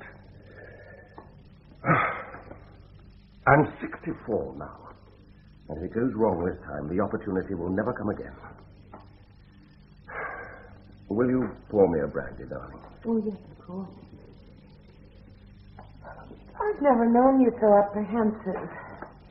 In the past, you've accepted every new honor, every new responsibility as your right. George, there is no one else. Your place is secure. Thank you. Oh. No, I suppose you're right. My only concern is this, that since Bonner has refused to name a successor, the king will have to search around for advice. Is there anyone you know who won't come down on your side? Beaverbrook. And Rothermere, to begin with. But the king would never consult with newspaper men. Not in a matter as important as this. Well, then who? Arthur Balfour, perhaps? My God, I hope not. Oh, why do you say that? Arthur may be unpremeditated, but you've known him all your professional lives. He would never advise that the Tory party be controlled by a tyrant like Baldwin. Balfour has always been, and still is, the most unreliable figure on the English political scene. Oh, George, really? You're prejudiced and you know it. Of course I'm prejudiced, and of course I know it. I've had a quarter of a century's experience of his methods, and I detest them. Nevertheless, he has an adequate still. He has immense personal charm, and he's used it quite unscrupulously all his life. Of course he has a following. He has this extraordinary magnetism. But as a servant of the state, he's the most spectacular failure I know. You're jealous, aren't you? That he made Prime Minister sooner than you might. But don't you see, whether you admire him or not, he's of your breed. Whatever differences there may have been between you, Arthur will never betray his caste. He's peerage now just as you are, and he has all the passion of the newly converted. If only you knew him as I do. Grace, when I was appointed Viceroy of India at the age of 39, the youngest man ever to assume that responsibility, the world was totally at my feet. And so long as Salisbury remained Prime Minister, I was given virtually a free hand in India. The moment Balfour succeeded Salisbury, the pinpricks and the naggings began. When my first term of office ended and I returned to England, Balfour made it very clear to me that he did not wish me to become Viceroy a second time. He became closely involved in my struggle with Kitchener, and mine was not the side he took. Thereafter, during my second term of office, he lost no opportunity to clash with my policies, to interfere with my appointments, and to widen the rift between the army and myself. You must clearly understand, George, that your prolonged quarrel with Kitchener over this irritating situation of the military member is becoming a matter of scandal and concern within the cabinet. Should I need to remind you that it was entirely on your insistence that Kitchener was appointed Commander-in-Chief of the Army in India, against the wishes and advice of your friends and colleagues? Very well, you got him. You knew his reputation, you knew of his extraordinary influence at the highest levels in England, but you got him. And now you must come to an accommodation with it, before this bickering of yours threatens the entire administrative morale of the Indian Empire. Kitchener appears to believe that his authority in India is as great as mine, if not greater. Would you, as Prime Minister, allow yourself to be bullied into an untenable situation by the Commander-in-Chief of the Army in Great Britain? Arthur, I must make this quite clear to you. Unless you concur with me that the military arm is subservient to the civil arm, we are heading on a direct course for anarchy. He is Kitchener of Khartoum. And you are Curzon of Chesterton. Don't you understand the implications of those titles? Kitchener's successes in Egypt and the Sudan have made him well-nigh unassailable in the affections of the British people. He's a myth, a legend. And you, George, are a civilian administrator. Don't, I beg you, provoke a final head-on conflict, because Kitchener de facto carries all the guns. For which you provide him with all the ammunition. As Prime Minister, my responsibility is both to Britain and the Empire. India is part of that responsibility. How can I possibly stand by and watch with amusement the growing disaffection of the army in India? Then I may take it that in a final show of strength, you support Kitchener. You may take it, George, but I want tranquility in India, not turbulence. Then allow me to observe that your dedication to the quiet life, your passion for laissez-faire, your preoccupation with compromise will threaten the very foundations of civil rule in India. And if Kitchener is allowed any further concessions, I shall have no hesitation in offering my resignation to King Edward. That must remain a matter for your own political conscience. And you're aware what happened, Grace. I was obliged, on principle, to tender my resignation. And the King, clearly acting on Balfour's advice, accepted it.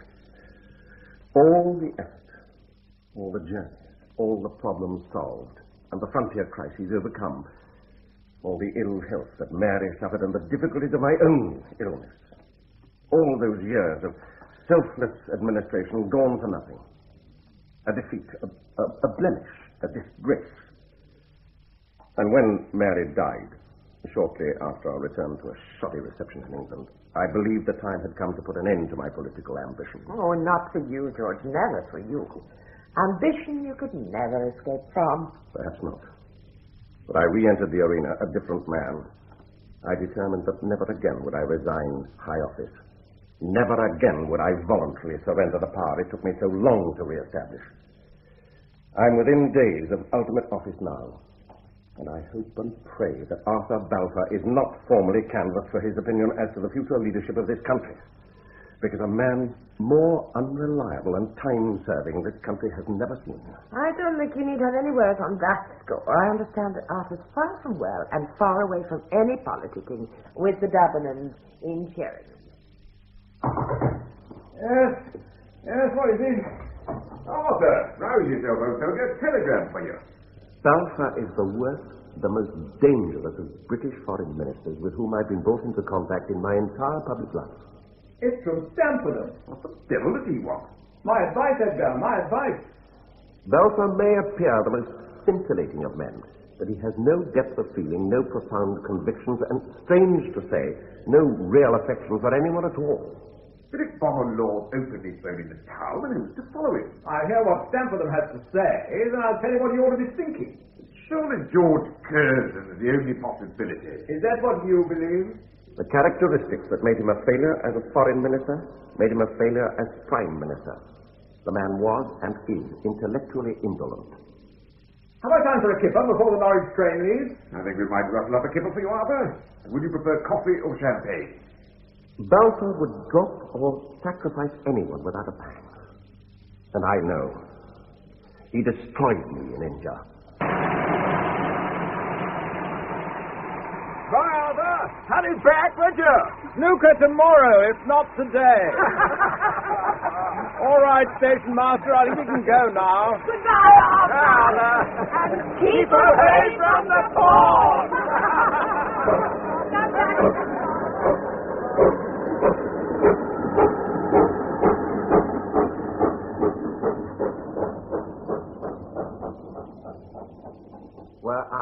Were any one of his intimates to die suddenly, Arthur Balfour would dine out that night with undisguised complacency, and in the intervals of conversation or bridge, he'd be heard to murmur, "Poor old George."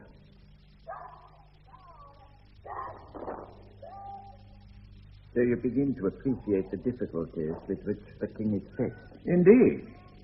And for that very reason, I think we must therefore confine ourselves to consideration of the problems that a Prime Minister, who is also a member of the House of Lords, would encounter. very aware, of course, of the high proportion of peers already holding cabinet appointments. Yes, that's the first of the problems. And the second naturally follows from it. Can you begin to imagine the resentment that the House of Commons would feel if a peer were also to be made Prime Minister? In effect, the Commons would be entirely controlled by the Lords. And this in 1923 is a ludicrous proposition. These considerations have naturally been reviewed, but I'm grateful for your estimation of the Commons' likely temper in that event. Thirdly, and I think most important of all, would be the situation vis-à-vis the Labour Party. Labour presently holds the majority of opposition seats in the Commons, but it's scarcely represented in the Lords at all. It would therefore be unable to challenge or to question a Prime Minister who sat in the Lords. And that, Stamford, would be the final affront to a supposedly democratic system of government. Yes. Yes. And of the two gentlemen in question, have you any observations to make as to their capabilities for Prime Ministership? I should prefer to deal solely with the constitutional situation, which I've done already.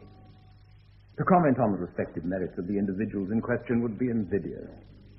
On the one hand, my knowledge of Lord Curzon is based on an intimate and lifelong friendship, and a recognition of his quite exceptional qualifications. On the other hand, my knowledge of Mr. Baldwin is slight, and so far his public career has been more or less uneventful, with no signs of special gifts or outstanding ability. It comes to this, then. You feel that Lord Curzon is the more capable candidate, but that his nomination would grossly affront the Commons. Lord Stamford, I believe I've said enough already. The unpleasant dotting of I's and crossing of T's I must regretfully leave to you. In this affair, I can only act as an advisor, not as a sponsor.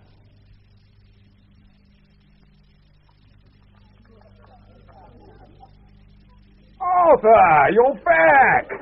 What's the gossip from London?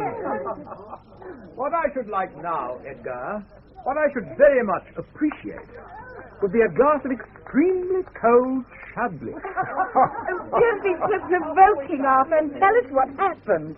Will dear George be chosen? No, my pet, dear George will not. It's Stamford, Your Majesty. Lord Balfour did call on me. I'm afraid the quandary is deeper than ever. George? I do believe there's a policeman bicycling up the path. Policeman? Good God, you're right. But what can he be wanting so late in the evening? This is something I must attend to myself. The Constable. Good evening. Evening, my lord. I got a telegram for you, I have. Postmistress just wrote to my house not 10 minutes ago. Telegram? Lord, from London. Thank you. Would you wait a moment? It may be necessary for me to reply. Yes, sir. Would it be possible for me to see you tomorrow? Stamford. Pardon me, Lord? Constable, there is a reply. That is indeed a reply, an immediate reply. Have you pencil and paper about you? Notebook, huh? Somewhere. Yes, sir. Yes. Yes. Are you ready? Yes, sir. What is the reply to be? The addressee, the person to whom I'm replying, is Lord Stamford at Buckingham Palace. Buckingham Palace? I know, sir. And the message? I will be at Carlton House Terrace at 1:20. Signed, Curzon. I will be at Carlton House Terrace at 1:20. Signature, Curzon. Splendid accuracy, Constable. I thank you. And will you ensure it goes off immediately? Oh, I'll rouse him, my lord. I'll rouse him. A florin should cover the cost. No. Look here, there's £50. And I hope you'll drink my health when your duties are completed. What is it, George? What's happened? The summons to London. It's come at last.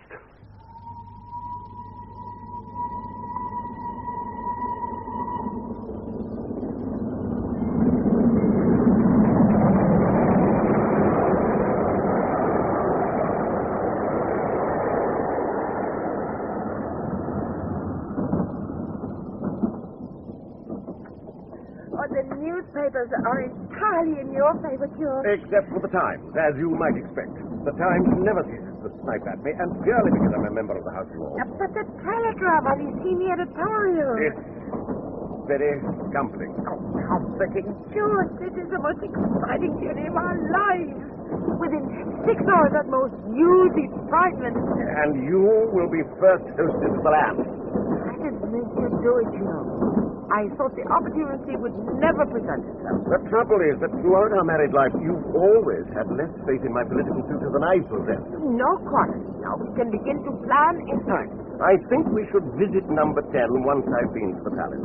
The press will expect it, and I should like you to have a good look round. Oh, yes, of course. It would be marvelous. Absolutely marvelous.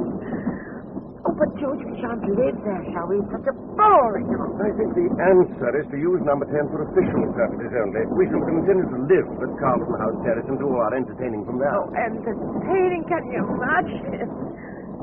But the food of office will be very expensive. Have you thought of that? I've thought of little else this weekend. But I've no intention of letting my term of office go down in history as a niggardly one. If necessary, I shall sell Montacute and taxi. So long as we have Chesterton and Carlton House Terrace, we can manage perfectly successfully. Well, I think there's room for discussion there, but the most immediate question is this. When shall we hold the celebratory dinner, and whom shall we invite? Even more entertaining, Gracie. Whom shall we not invite?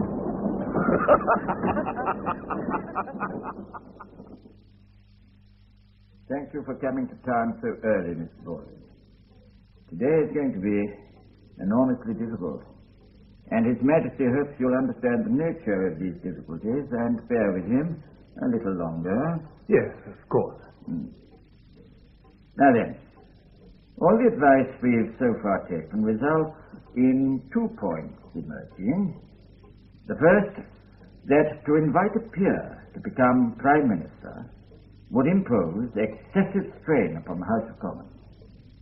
Second, that Lord Curzon's experience and talents most properly fit him to the post. I can't argue with either of those propositions, nor would I wish to. However, I should like us to think hypothetically for a moment or two, and I stress this is hypothesis only. If it's your need to indulge in hypothesis, then it's my pleasure to hear you out. Thank you. So now, suppose the situation arose in which you were entrusted to carry on the government. Would you be prepared to retain Lord Curzon as Foreign Minister? I would welcome the notion, believe me. But I've been given to understand by Mr. Bonalaw's private secretary that in the event of Lord Curzon's not being offered the premiership, he would feel unable to serve under anyone else. But suppose Lord Curzon were persuaded to remain in office as Foreign Minister, what then? I should be delighted to work with him. His experience would be invaluable. Hypothetically speaking, of course. Thank you. But I must reaffirm what I've maintained from the start. I have no ambition to become Prime Minister of this country. If Lord Curzon is offered the post, I shall gladly continue as Chancellor of the Exchequer. Lord Stamfordham, this is the work I love. This is the work I feel competent to deal with.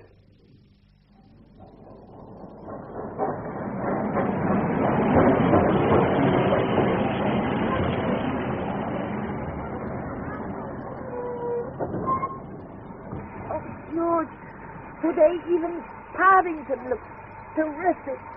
The express has gained half a minute on the overall journey. A good omen, I fancy. George, you have a reception committee on your hands. The press is quick off the mark today.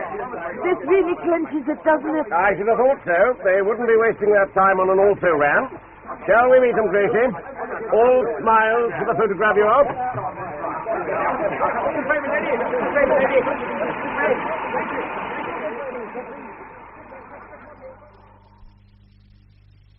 Come in, Lord Stamfordham. You've met my wife, haven't you? Good afternoon, Lady Curzon. Lord Stamfordham, how good to see you again. You're very kind. You won't object if Grace remains with us. I'd like her to hear the news along with me. Well, of course, that's entirely up to you, Lord Curzon. Well, then do sit down, please. Thank you so much. I imagine you've had a busy weekend of it. I've known quieter times, certainly. Oh, the news is good, isn't it? His Majesty has been faced with a situation of, well, I think I may say a situation of almost unparalleled difficulty. Let me say first that the King was most offended at not being informed of Mr. Bonnerlaw's hasty return to England, nor of his intention to resign, nor of his resignation itself. I fully sympathize with His Majesty. Shortly before the Prime Minister left for his cruise, he categorically denied that he would resign. I was not made aware of it myself, officially, until yesterday morning when I received his letter at Montacute. The King had no idea whatsoever that anything was amiss, until he read about it in the newspapers at Aldershot. What further exacerbated the situation was Mr. Bonnerlaw's refusal to give any advice as to his successor, despite a request from His Majesty. The upshot of all this is that I've been in London since yesterday morning seeing Lord Salisbury and other politicians. Amongst them Lord Balfour, perhaps? Lord Salisbury and other politicians. In any event, the King fully recognizes your preeminent claims, immeasurably superior, were his words, to those of any other candidate. These claims are such as to entitle you to expect the succession for which His Majesty regards you as in every way qualified. I'm deeply grateful for His Majesty's kindness. And we both are, Lord Chancellor. Nevertheless, I beg your pardon. Nevertheless, the largest section of opposition to the present government is the Labour opposition, and as that party is not represented in the House of Lords, it seems judicious to His Majesty that the future leader of the government must be in the House of Commons, where he may answer the Labour leader with full authority. What are you trying to tell me?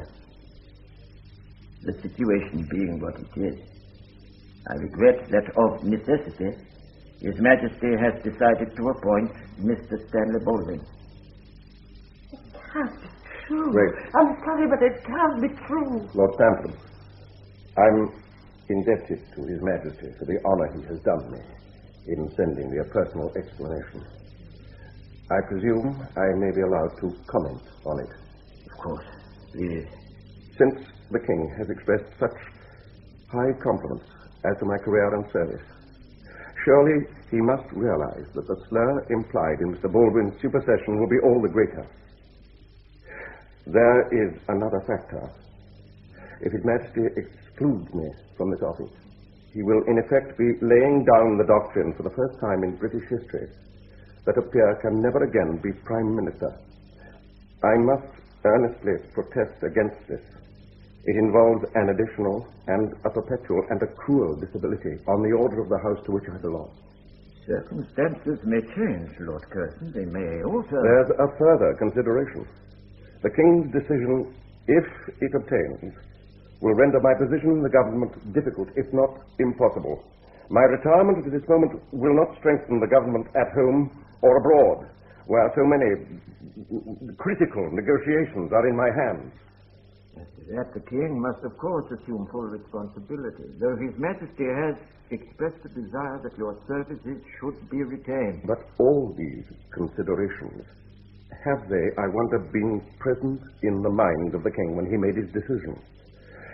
May I respectfully ask you to bring them to his attention before he finally acts?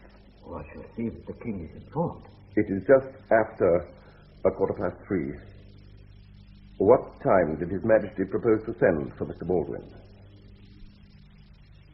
In the course of the afternoon, I imagine, before he returned to Aldershot this evening. So, my views may still carry weight. Your views will never go disregarded. Good afternoon, Lady Curzon. Lord Curzon.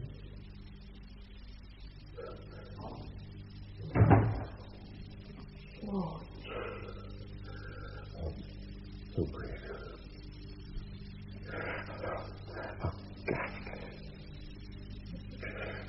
How absolutely ghastly.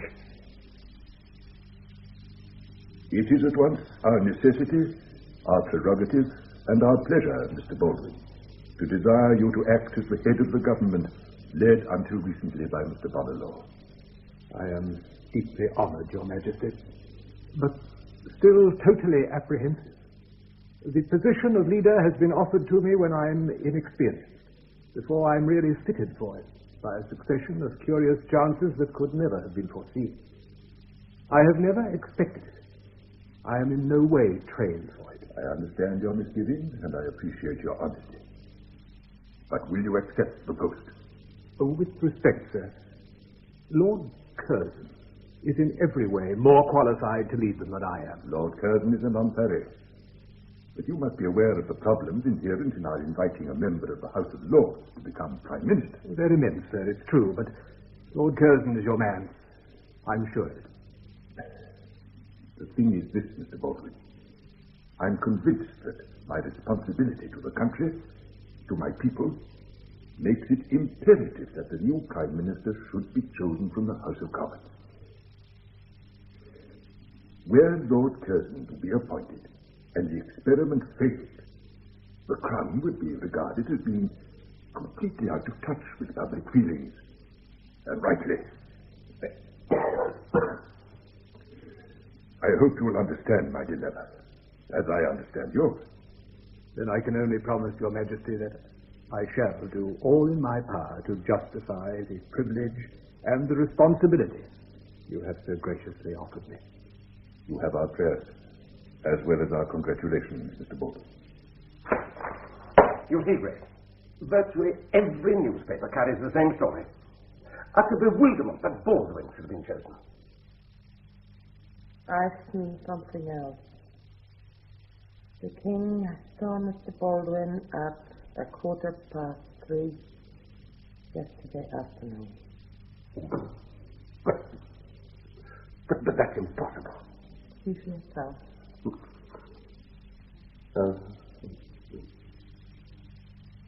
And it was at 3:15 p.m.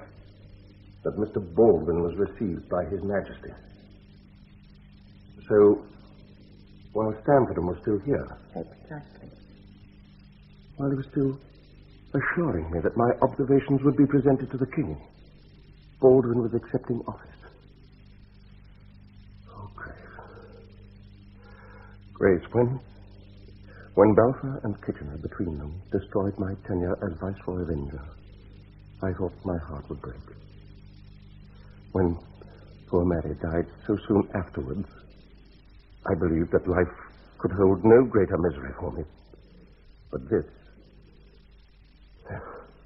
this surpasses them all. Georgie! Georgie! Are you there? Yes, I'm just taking the air. You must try to stop worrying.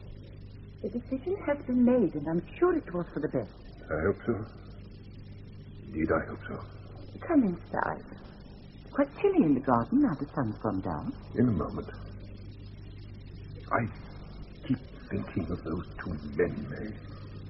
What they must be feeling now. Mr. Baldwin, worried and bewildered. Lord Curzon, utterly wretched. I've already said this once, darling. But I'll say it again because I'm not going to let you have any more sleepless nights. Mr. Baldwin and Lord Curzon chose to be statesmen. They knew the risks involved. They knew all about the frustrations and miseries of high office. They've known all along that this country must have a Prime Minister, and that we can only have one Prime Minister at a time. But they chose to lead this life of theirs. Oh, what is it that dear old dog Briss says in Much Ado? Can you remember? Yes, I've got it. God's a good man. When two men ride a horse, one must ride behind. I'd forgotten. How right he was. Well then, you were the one who had to decide who should sit in front, not them. You had no choice in the matter of being king. They had every choice in the matter of being politicians. Yours is the loneliest and hardest task, Georgie. Dear May, you're a great comfort to me. Did you know that? What keeps occurring to me is the irony of the situation. I've had to pass over a great man in favor of a reluctant, if capable man. And what the loss could be to the nation, I can only begin to imagine. There's a letter from Stanley Baldwin. Oh, what can that man possibly have to say to you? He wants me to take luncheon with him tomorrow. Oh, you'll refuse, of course. No, you will, won't you? I'm intrigued to know what he has to say. Well, it's quite obvious what he'll have to say. And it's equally obvious what you'll have to reply. Well, there's nothing to be lost by meeting him. Oh, there's everything that your self-respect. You made it clear to Bonner that you could not accept office under a prime minister other than himself. That prime minister has been appointed, and he could only wish to see you to beg you to continue as foreign minister under him. The problem is that so many negotiations are in progress under my direction that it would be dangerous to discontinue my control now. You see what I mean? Already you're preparing to act as a subordinate again. No use our wasting time, George. His Majesty wishes you to continue as foreign minister. And it's my wish also. We need your experience and diplomacy more than ever before. I have every desire to stand down. I feel my work is done. But it's scarcely started in international affairs at any rate. We both know you should have become prime minister. We both know why I was chosen instead. I realize it's an absurd and cruel situation for you. I can only appeal to you as a conservative and as a patriot. If you should choose to resign, I shall perfectly understand. But I hope it won't come to that. I hope for you. The king requests you. The nation wants you. The empire needs you. George! In the study. Hello, darling. You're looking very bright about the eyes. What have you been up to? I'm just been down to Thomas Cook's. We can have a stateroom on the next suitable cruiser that's sailing for Buenos Aires. But when would that be? 10 days' time. But why so soon? Your Argentine affairs have waited for months. Couldn't they wait a few months more? That was to keep us here now. I shall be back in Lausanne in 10 days' time. I don't believe it. You'd better see what I've written to Baldwin. Baldwin? He has you dancing to his tune already. That's very far from the case. He's dancing to mine. George, let me see.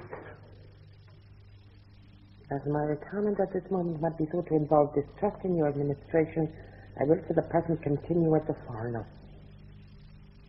And you're going to stand this? I have no real option. Now, you must see it, surely. You can turn him down flat and let him sort out Lausanne himself. It's not as straightforward as that. It's totally straightforward. You swore that if anyone else became prime minister, you'd never work under him. Yet only 2 days after your ultimate humiliation, you're sitting up at Baldwin's table on your hind legs begging for a bowl. That's unjust and untrue. It's entirely true. You've gone back on your word and everyone will know it. You're a trimmer, George. You'd rather hang on as a messenger boy than surrender office completely. I'm not thinking of Baldwin, I'm thinking of the country. You're thinking of yourself. You need to feel you're at the center of things. You like to believe you're running the empire. But all you're doing is to play the elderly nursemaid to an ironmaster's son. That's enough, Grace. It's more than enough. I could live with you in victory. I could stand by you in honorable defeat. But this cap in hand appeasement is more than I can take. I shall go to Hackwood tomorrow. You can reach me there if you can find any reason to. Have you no conception of the meaning of duty? In your vocabulary, duty is a very elastic word. The only duty you recognize is your own presence in the hierarchy of power. How you know doesn't matter so long as you're in there somewhere. You won't miss me, George. Not really. There'll be plenty to occupy you while I'm away. There always is. Grace! You better finish that letter, if it's to reach Baldwin in good time.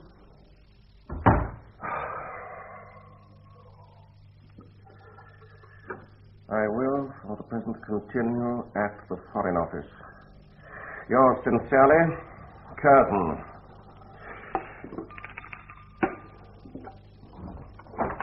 Oh, Anderson. My lord? I'd like this letter to go to number 10. Downing Street, you understand? My lord. There's no need to send it through post. You can take it yourself. Directly, sir. On the instant. Oh, Anderson, don't take a cab. They're ruinously expensive. It's just as fast to walk from here. Very good, my lord. Thank you, Anderson. My name is George Nathaniel Curzon. I am a most superior person. My cheek is pink, my hair is sleek. I dine at Blenheim once a week.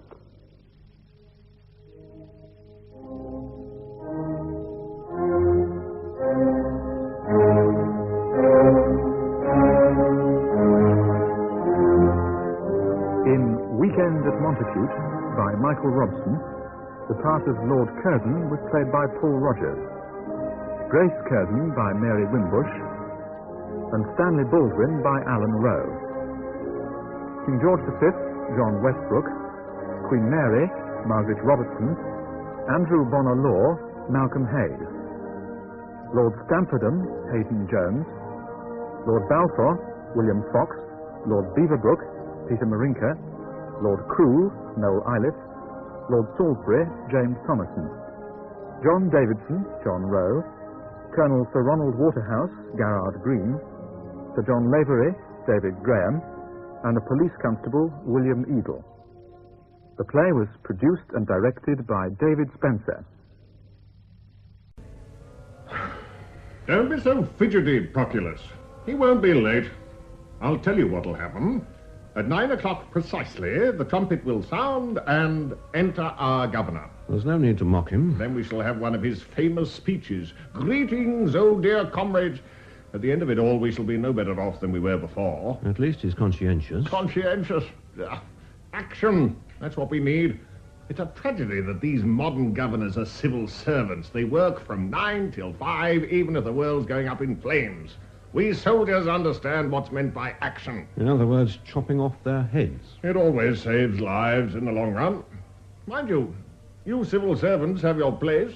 You keep the people so busy trying to understand your tax systems that they haven't time for anything else. Well, they seem to have time today. And all last night, too. I don't know how they keep it up.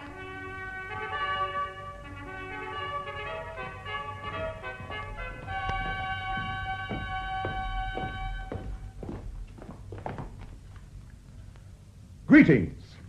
Especially I welcome to this council chamber those of you who reside in this great city. I know well of the good work you do. Also, I welcome those of you who came with me from Caesarea. I hope your new quarters are comfortable. Yes, sir. Good. And now to business. It is, as you know, the custom of the governor to come at this season to the city. He comes as representative of Caesar, to show the people the power and majesty of Rome. This is a time of discord and discontent.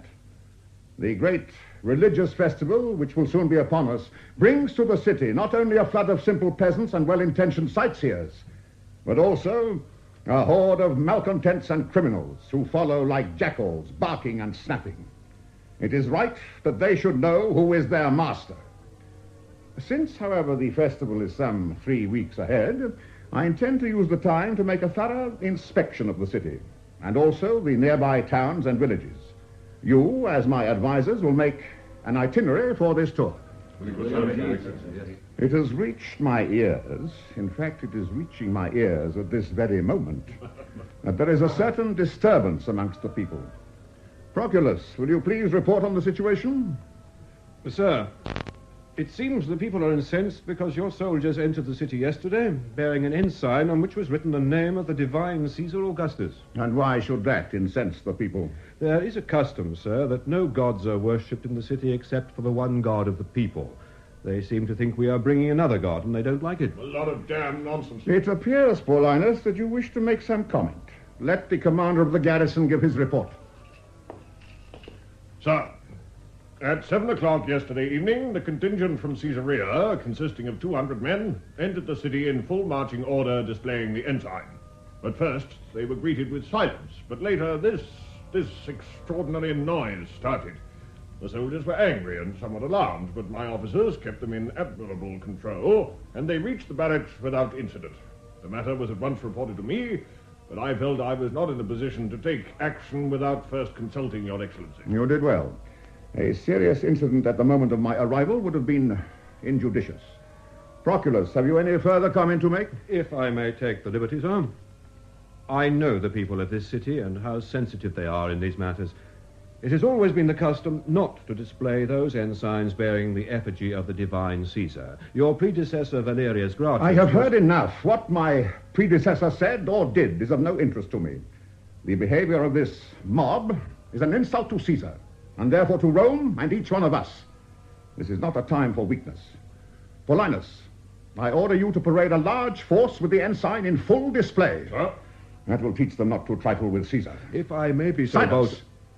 Paulinus, what is the state of the troops? Sir, we have 4 cohorts stationed at the barracks, as well as 1,000 auxiliaries and cavalry. Good. I suggest you parade 1 cohort with the ensign, keeping 2 others in reserve in case of trouble. No aggressive action should be taken unless essential, and then the absolute minimum. Sir, but what shall I do about the deputation?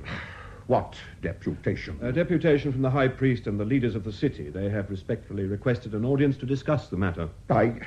No, I will not see them. These people come crawling to me to discuss. Note that, to discuss, not to apologize. If I could advise you in this matter, they say it is against their laws. In that case, they must change their laws, or I will do it for them.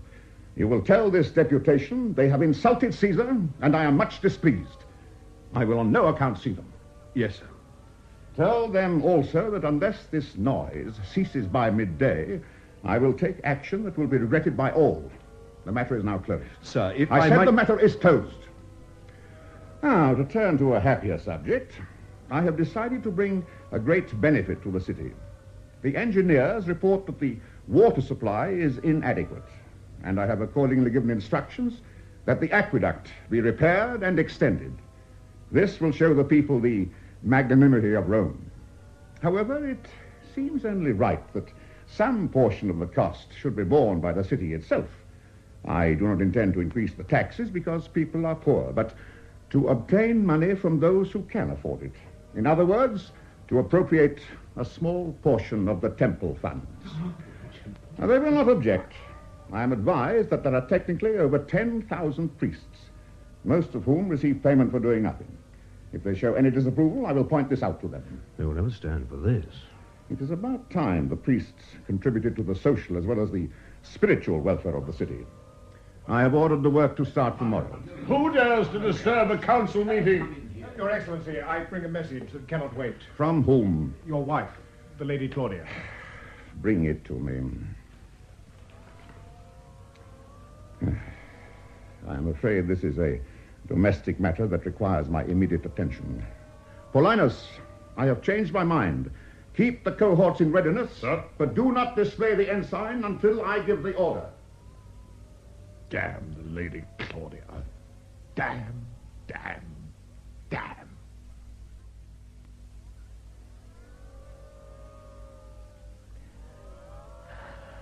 Patience, madam. His Highness the Governor will soon be here.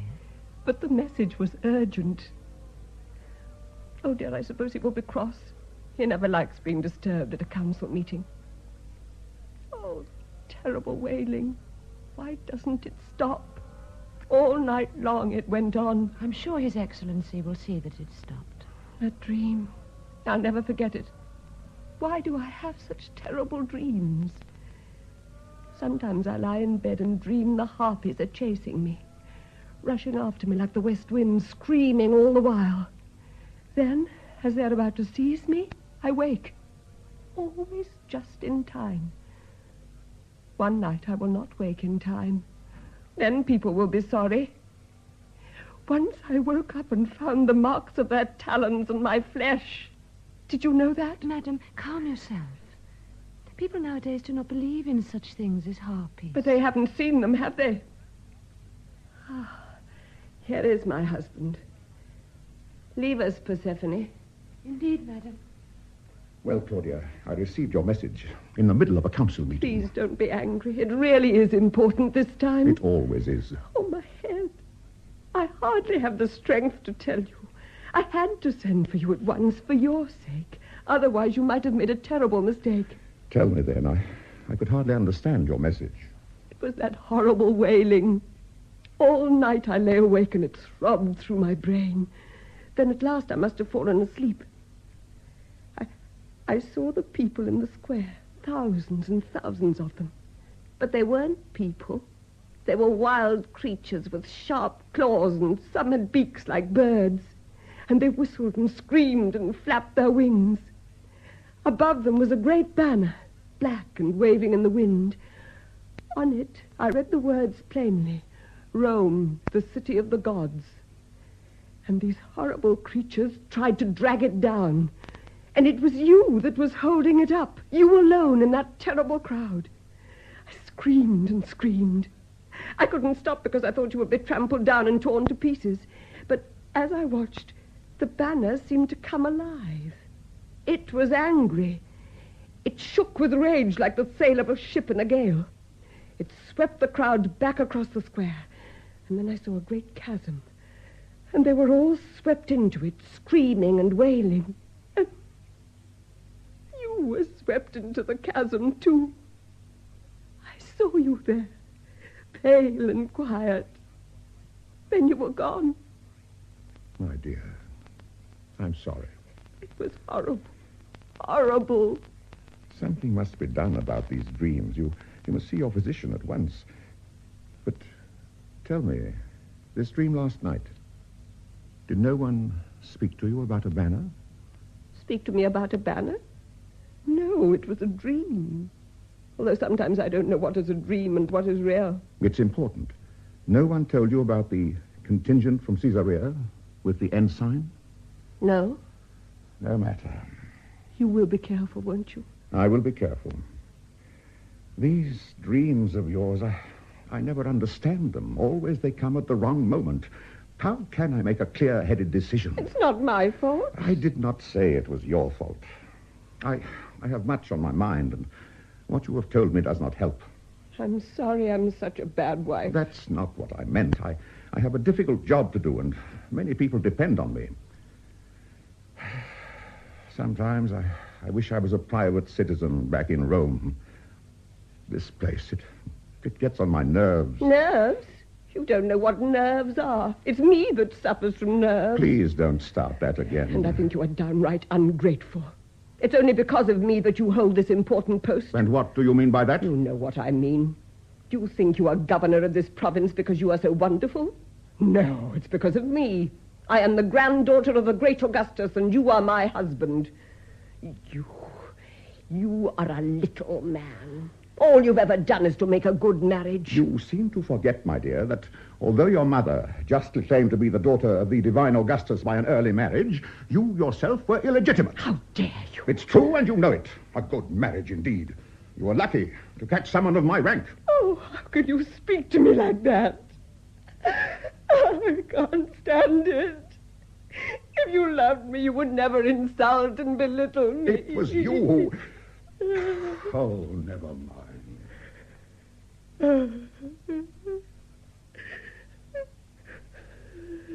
Madam? Is there any... Go away. Even a slave comes to mock me in my distress. Madam, I do not mock you. I know. I am only a slave, but I would do anything to comfort you. You comfort me? What do you know of unhappiness? Madam, my life has not been without bitterness. Not without bitterness, you say? What do you mean by that? I was not born a slave, madam. Once I had a home and family. Oh? And what happened to them? My father and my 2 brothers were killed. My mother and my sister and I were sold into slavery. What has become of them, I do not know. I think my hair could do with a little attention. Yes, madam. Yes. I have known bitterness. I used to say to myself over and over again what the poets have said before me, not to be born is best. But it is not so. Life is always worth living, even if there's nothing to live for. Please pay attention to what you are doing. I'm sorry, madam. There. You look wonderful now. Shall I bring you some fruit and wine? Then perhaps you could have a little sleep. I don't think I could eat anything.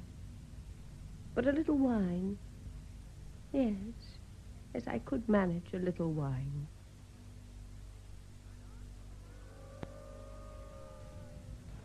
We've missed our chance. A few knocks and one or two of the riffraff put to the sword, and it could all have been over and done with hours ago. Paulinus, I agree that action should be taken, but not the action you describe. The deputation is still waiting. If only the governor would see them, the whole thing could be smoothed over with no loss of dignity to either side. They're not fools. In fact, one of the deputation is an excellent man, as honest as the day is long. I wouldn't trust the other, Zambri. He's a sharp lawyer. In a storm, the sapling is stronger than the oak. Oh, I wish the governor would come. All this waiting makes me irritable. I suppose he's been closeted with his precious Claudia all day. Not so loud. If we fail to show the governor respect, how can you expect other people to? Women. The cause of half the trouble in the world. If you once start treating them as human beings, they have you tied up in knots in no time. No, there's only one place for women. And that's bed. The rest of the time, they should be locked up. Paulinus, the philosopher. Here he comes. The time has come for action. The people have had their sport, and now the game is over. Soon they will see the invincible might of Rome. Paulinus. Sir? Station your men at the edge of the crowd. Have them concealed as far as possible, and let them hide their weapons. Impress on them the need for strict discipline. On no account will there be a massacre. In fact, I will hold the army responsible for any deaths that occur. Action at last. I do not ask for comments. See that it is done. Sir?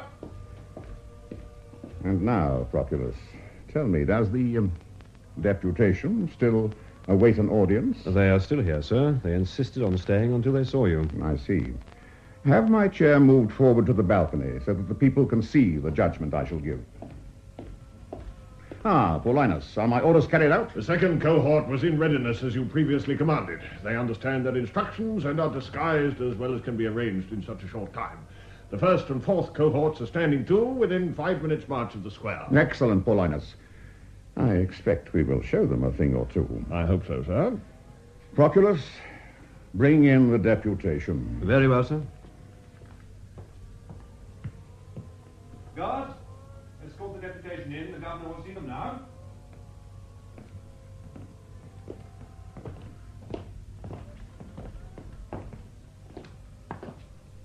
My officers inform me that you wish an audience. The representative of the great Caesar is always willing to hear what his vassal people have to say. Let him who is the spokesman step forward. Your Excellency. Your name? Joseph, Your Excellency, a representative of the people. Very well. Now say what you have to say quickly. Your Excellency, we thank you for receiving our deputation. We speak on behalf of the High Priest, the Sanhedrin, and the people of this city. They have instructed us, your humble servants, to say as follows. Proceed. Our nation has certain laws, and we believe these were given to his servants by the one true God. The first of these laws says, I am the Lord thy God. Thou shalt have none other gods but me.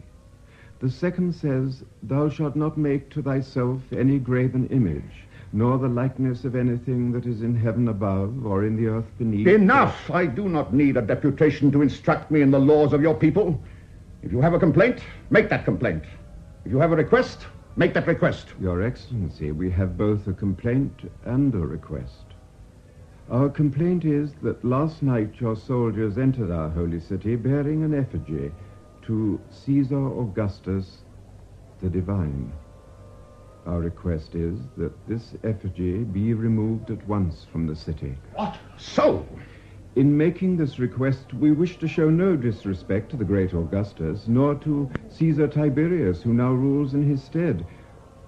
We believe that only one is divine, and that is the one true God. To call the greatest of mortal men divine is an insult to God. So, an insult to your God. Hear me, people of this great city. I have listened with patience to your spokesman. He has made complaint that the armies of great Caesar dared to carry the ensign with his effigy upon it inside the walls of this city. Let me tell you something of the ensigns borne by the legions of Rome. Many centuries ago, when Rome was a small town set on the 7 hills by the river Tiber, she sent her soldiers forth bearing such ensigns. Soon her neighbors had reason to fear them. As the years passed, the invincible armies of Rome crossed the mountains to the north and carried their ensigns through the length and breadth of Gaul. They spread fear amongst the barbarians of the German forests and crossed the sea to the misty land of Britain, where the wild tribes also were compelled to fall down and worship them. To the east, these ensigns have been carried through the immortal country of Greece. To the west, to the Pillars of Hercules and the rocky coast of the wild ocean. As you well know, the ensigns have crossed the sea to the south, where they destroyed the great city of Carthage and spread terror amongst the kings and princes. Egypt has fallen down and worshipped them, and even the black men of the forests shrink in fear under their shadow. I will tell you of these ensigns which you so despise. They mean war, and they mean peace. In all the countries of the earth, the people and their gods have submitted to the invincibility of Rome, save in this country alone, this little land, which at Caesar's command could be blotted out in a week and forgotten forever. In the name of Caesar, therefore, I adjure you to go to your homes. There pray to what God you will, for Caesar is forgiving to those that trust him. To those that disobey him, it is death. We cannot worship Caesar and his ensign. It is against the law. We would rather die. Paulinus, it is your choice. Die, then. Sir, look. There are 10,000 of them out there, kneeling and pleading their cause. If one dies of this deputation, all will die. I beg of you, before it is too late. All right, Paulinus. Put up your sword. Now go. It shall be done as you request. Caesar ordains it. Your Honor, our master the high priest will welcome this decision. I wish to be alone.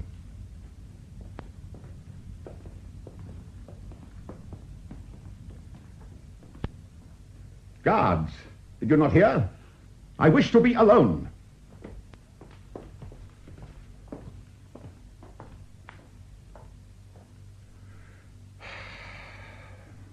This is the end of me. The news will fly to Rome as quick as the wind, and the judgment will come back even quicker. Disgrace and banishment.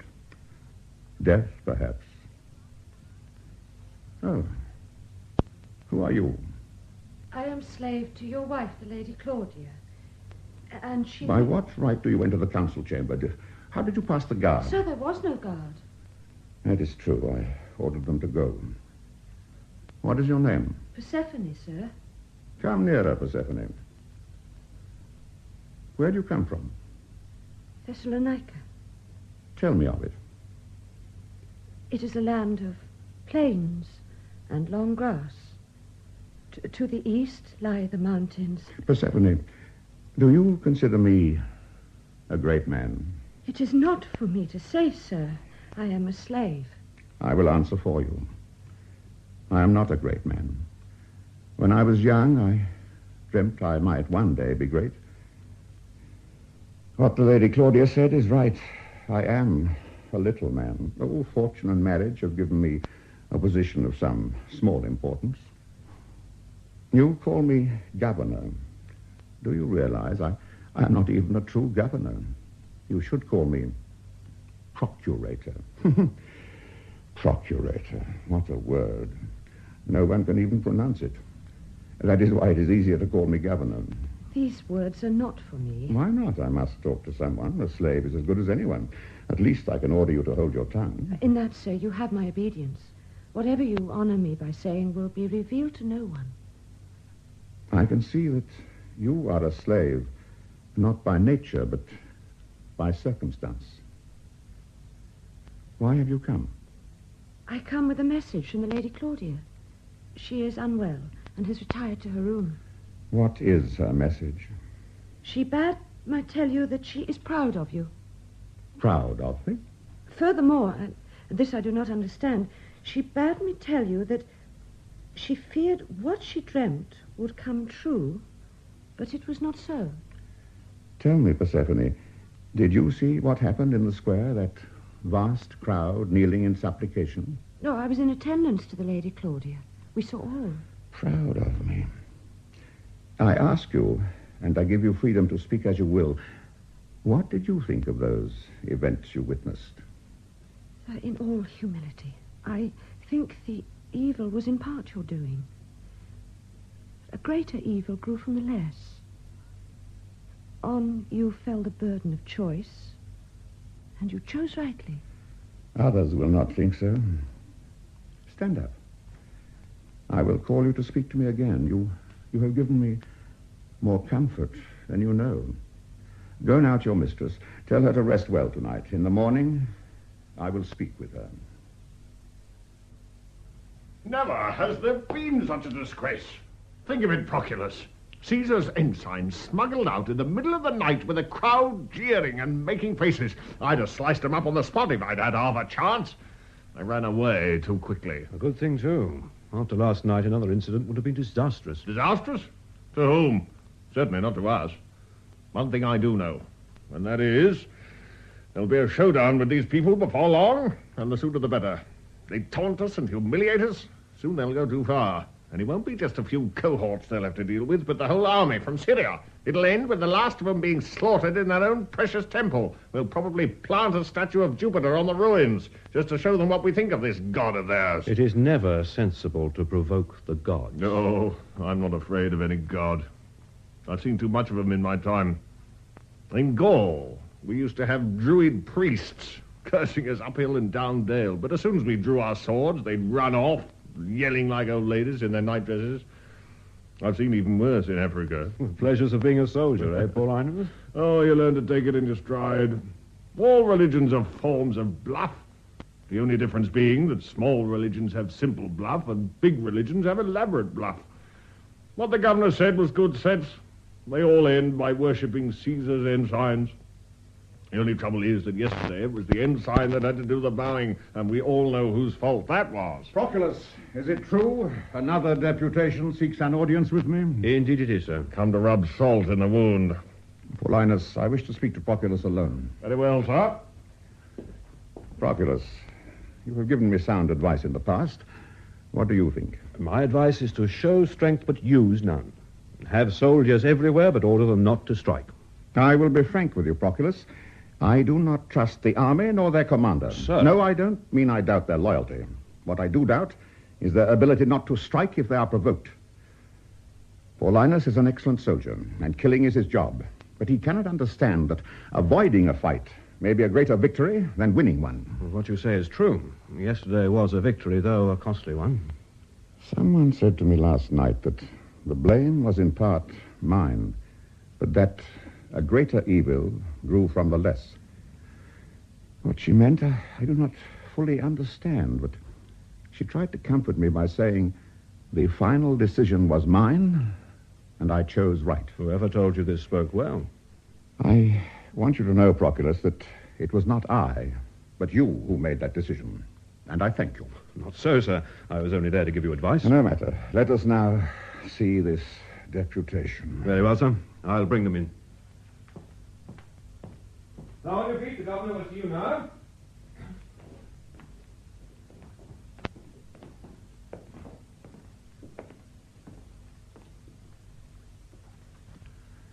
You gave your name as Zambri. Yes, Your Excellency. Proceed, then. Our master, the high priest, sends his compliments and bids us thank you for your statesmanship and good sense. Your action last night was greatly appreciated and will do much to heal the rift between our two great nations. Can there be a rift between a lion and a flea? Proceed to the business. Your Honor, we are cognizant of your constant endeavor to bring prosperity to our city, and especially I refer to your wish to repair the water system. However, disturbing rumors have reached the ears of my master, the high priest, namely, that some of the temporal money is to be purloined to pay for this work. I need hardly remind your worship that this is holy money, given for the beautifying of the temple and providing those few small necessities of life demanded by the priests who serve with such devotion. Enough. Your speech is like a muddy pool, but the meaning shows through the murk. Know that a small part of the payment for the aqueduct will be borne by the temple authorities, who will themselves receive enormous benefit from the work. It is against our law. We cannot change the law. Then I will change it for you. Our God is a jealous God and will not permit... Permit? Who talks of permission? It is I, the governor of this province, who orders what is done and what is not done. The aqueduct will be rebuilt. Already the work has started. If you do not wish to make use of the water it brings, that is your concern. You may choose between dying of thirst or rotting away unwashed in your own filth. Paulinus, remove these men from my sight. Sir? I will not tolerate such insolence.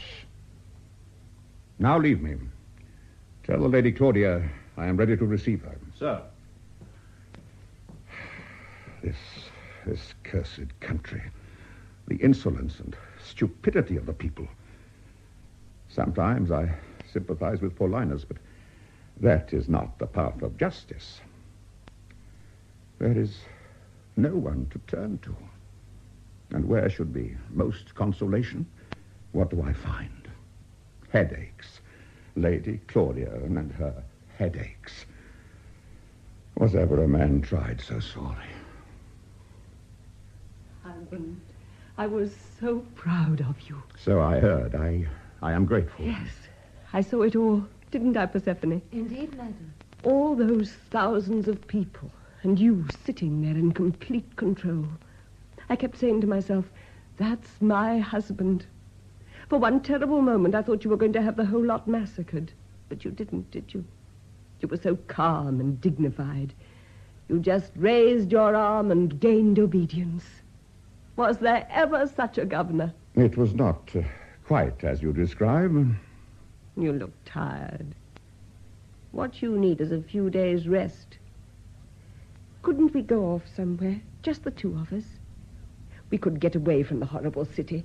Sometimes I think I would like to sit for hours by some oasis in the middle of the desert. We could sit together and watch the sun going down with the light rippling over the sand. From what I've seen of the desert, it is unbearably hot by day and alarmingly cold at night. There's not much beautiful about the sand. It gets in your eyes and down your tunic. And if you try to eat anything, half of that is sand, too. Well, what about spending the day in my quarters? Tell old Proculus you don't want to be disturbed. After all, even a governor has a right to his own private life. I'm sorry, there is so much to be done. Just this once? No. It's always the same, isn't it? You don't really care a fig for what I want. Any excuse to get away from me. Remember, we are not alone. Oh, Persephone. She's only a slave. Even slaves have ears. What you say is unjust. I have to put my duty before anything else. I owe that to the Emperor. We have our good times together. We used to. It doesn't seem the same now. I suppose I'm getting old and unattractive. It's different for you. You have the pick of any girl who catches your fancy. You know that's not true. I set great store by marital faithfulness. It has always been the foundation of Rome, and it is most regrettable that morals today are not what they were.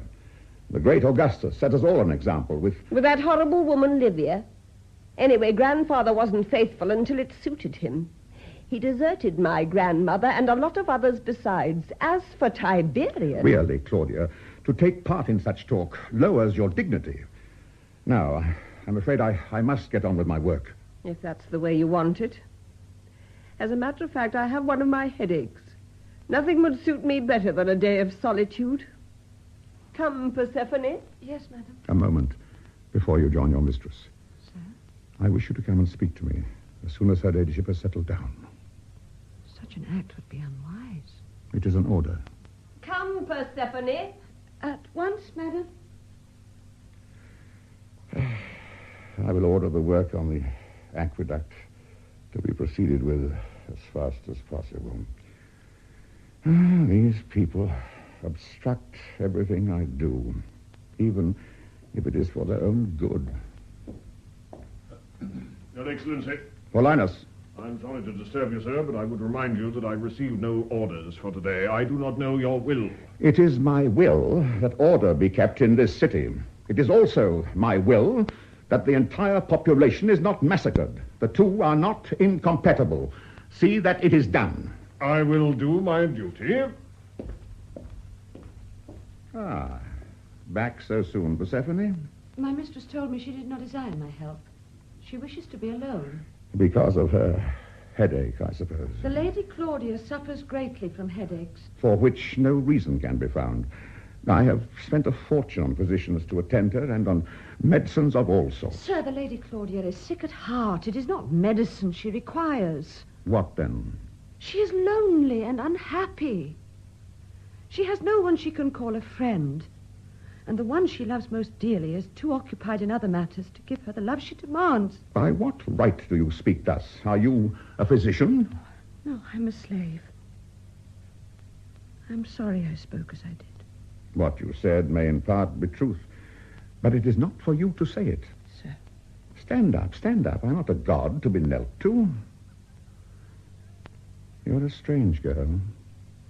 Come, sit down here and tell me. Tell me, as you promised, of your country. You said, did you not, that it is flat? But there is indeed a great plain which stretches to Farsala in the south. But also there are many rocks. No man knows how they came, because they're not as rocks built by nature, but stand upright, like the statues of giants, worn away by time and the wind. You speak as a poet. I speak as I remember from my childhood. To the east, on the edge of the sea, lie the three great mountains, Ossa, Pelion, and Olympus.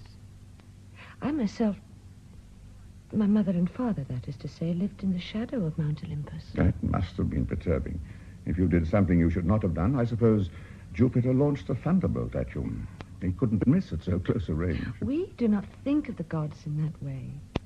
Oh, I spoke lightly. Indeed, it is true the old gods are but a story. I care little for them and offer sacrifice only when my duties demand. My god is Rome. But can a city be a god? And the gods are immortal. A city crumbles to dust and the people are forgotten. You misunderstand me. Rome may die, but even that I doubt. What will live is the power and justice Rome has brought to the world. Civilizations vanish, but Rome will live on through other civilizations, because the whole world recognizes that we stand for peace and freedom. Freedom? Do the people of this city enjoy your freedom? Under our rule, they have more freedom than they have ever known. Freedom to live wisely and peacefully. Well, I've been here but a short time, but from what I have heard and seen, these people have a destiny of their own. Then you do not know them as I do. They are ignorant and superstitious. They feed on each other as wolves feed on their own kind when they are wounded. They are cunning, experts in half-lies, twisters of words. They are dangerous. Enough of this. Tell me more of your country. Beyond the mountains, you said, lies the sea. The sea. In this land, the sea is nothing, flat and colorless. On the coast of Thessalonica, the sea is as it has been since the days of the swift-footed Achilles. The wine-dark sea, Homer called it. The wine-dark sea. I have, of course, heard that expression, since I am not ignorant of Homer. Can the sea be wine-dark? It is as it feels. To me, the sea is as it looks. Blue in the sunshine, green when the light is less. When the sky is heavy with cloud, it is a dull grey. In a storm, it is flecked with white. You, sir, are not Homer. I am not Homer. I like you, Persephone, although a governor should not speak thus to a slave. Do not misunderstand me.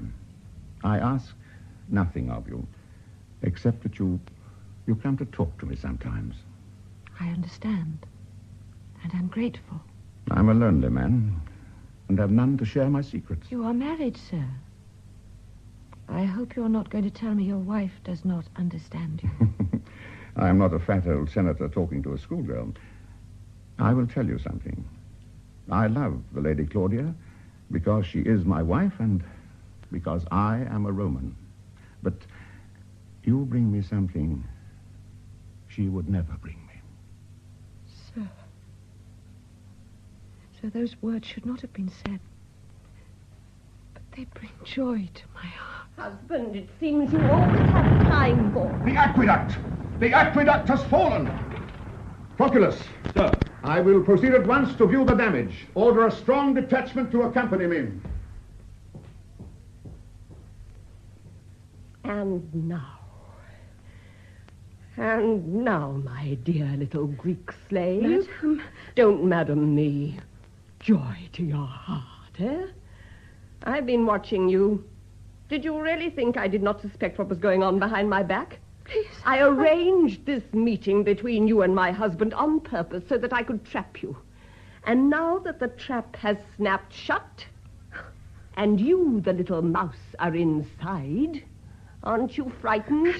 Madam, Silence. Did you think to beguile my husband? Did you expect to be the wife of the governor of this province and to live in a palace while I, the granddaughter of an emperor, crept shamefaced back to Rome? If he had slept with the girl, I would not have minded so much. But to share with her something he could not share with me, that is more than I can bear. Please, madam. Your wife does not understand you, you said. Well, I understand him, and I understand you only too well. What is more, it will not be long before you understand what is going to become of you. You want to be a whore, do you? Well, that is what you will be. You will have as much love as you want, with more and to spare. Snakes belong in the jungle, and I will send you where you deserve to be sent, where money will buy you for what you are worth. Go, before a scarred face lowers your price. You heard me. Go. Tell me, Proculus, was it as we suspected? It was. Unfortunately, no serious damage has been done. A handful of workmen killed and a few days' delay, nothing more. There you are wrong. Great damage has been done. Damage which will not be repaired in a few days. The people are superstitious and will look upon it as a sign. Whoever planned the accident was crafty. With your permission, sir. Among the crowd who watched us as we carried out the inspection was a little clique from the Sanhedrin, led by that jackal Zambri. I went straight up to him and looked him in the eyes. Well, Zambri, I said, this is an unfortunate affair. The Lord our God is a jealous God, he said, with that horrible leer that makes me want to stick my sword in his gizzard. And the whole pack went trotting up the hill at a brisk pace. At least it is well to know one's enemies. Better to punish them than to know them. What, Paulinus? Would you have me crucify a leader of the Sanhedrin because he smiles at the wrong moment? We have no proof. One day we will, and then you can do your work. For now, we must publish it far and wide that the damage to the aqueduct was the work of wicked men. Oh, the people will not believe it, but it's the best we can do. All right, you may go. Sir? Ah, my dear, I hope sleep has refreshed you. I'm glad to hear the damage was not as great as was at first feared. The noise went through my head like thunder. The damage was bad enough. I have ordered a... Is anything the matter? You look quite ill. No. I thought I might go to the market today. There are several purchases I wish to make. Perhaps you I see you have a new attendant. A new attendant? Oh, yes. As I was about to say, perhaps you could arrange an escort for me. Of course. It will be arranged. Where is your other attendant? Oh, that Greek girl. Persephone, you mean. I'm afraid I had to get rid of her. She was quite unsuitable for the job. You know, those slave traders are most unscrupulous. She was sold to me as a lady's companion, but she was the wrong type altogether. I couldn't bear to have her near me a day longer. Where is she now? I packed her off to Caesarea last night. She will be on board ship for the slave market at Alexandria in a day or two. It's really too bad. She cost a lot of money. You should consult me before taking such action. Consult you? Oh, I see. It's the money you're worried about. I don't think we shall lose very much on her. She should fetch a good price. She's young and quite good-looking. Just the sort of girl a middle-aged man would dote over. I suggested one of the Eastern harems, or if they cannot get a suitable price, to advertise her as a high-class prostitute. After all, she's still got the flash of youth about her. Not that she'll keep that very long. You will remember about the escort to the market, won't you? Come, girl, you must help your mistress to prepare. Have comfort, sir. These things are soon forgotten. But to receive a letter from the Emperor himself, and couched in such terms, we are gravely displeased at what we hear. What has he heard? And from whom? There are always people eager to cause trouble. But if the truth be told, under your rule, this province has never been so peaceful. Is a wasp's nest ever peaceful? Come, look at it. Is it not beautiful? The houses have the whiteness of purity, and beyond the hills are green. Above all stands the temple, the home of peace and beauty. Yet we know, you and I, the wasps are tending their grubs and sharpening their stings. All wasps' nests must be destroyed in the end. To look at the city makes me sad, not angry. One day it'll be rubble and sand. Sadness and anger. At the moment, it is anger I feel for what the city has done to me. How dare the Emperor? No, I must not say that. He has the right to banish me or command my death. That I would accept. But to treat me like a schoolboy, to order the governor of Syria to watch over me, that is an insult I cannot bear. There's no choice. Vitellius has 3 legions at his disposal. Then we'll need little excuse to use them. Then we must not give him an excuse. Before long, no doubt, other more important matters will occupy the mind of Tiberius Caesar, and this will be forgotten. Until then, there must be no trouble. You are right. Summon Paulinus and my counselors. I will speak to them plainly. The wasp's nest must be enclosed, so that no murmur reaches the outside world. At once, sir. This is a time for strength and caution. Yet I feel I have little strength and even less caution. In fact, I have nothing. I found comfort for a brief moment, or thought I did. It vanished, because I was afraid to hold on to it. Where are you now, Persephone? Probably you are already destroyed. And why should it matter? One slave girl who caught the fancy of an aging governor. A sordid little story. Yet to me, it was for a moment more important than all the power and might of Rome.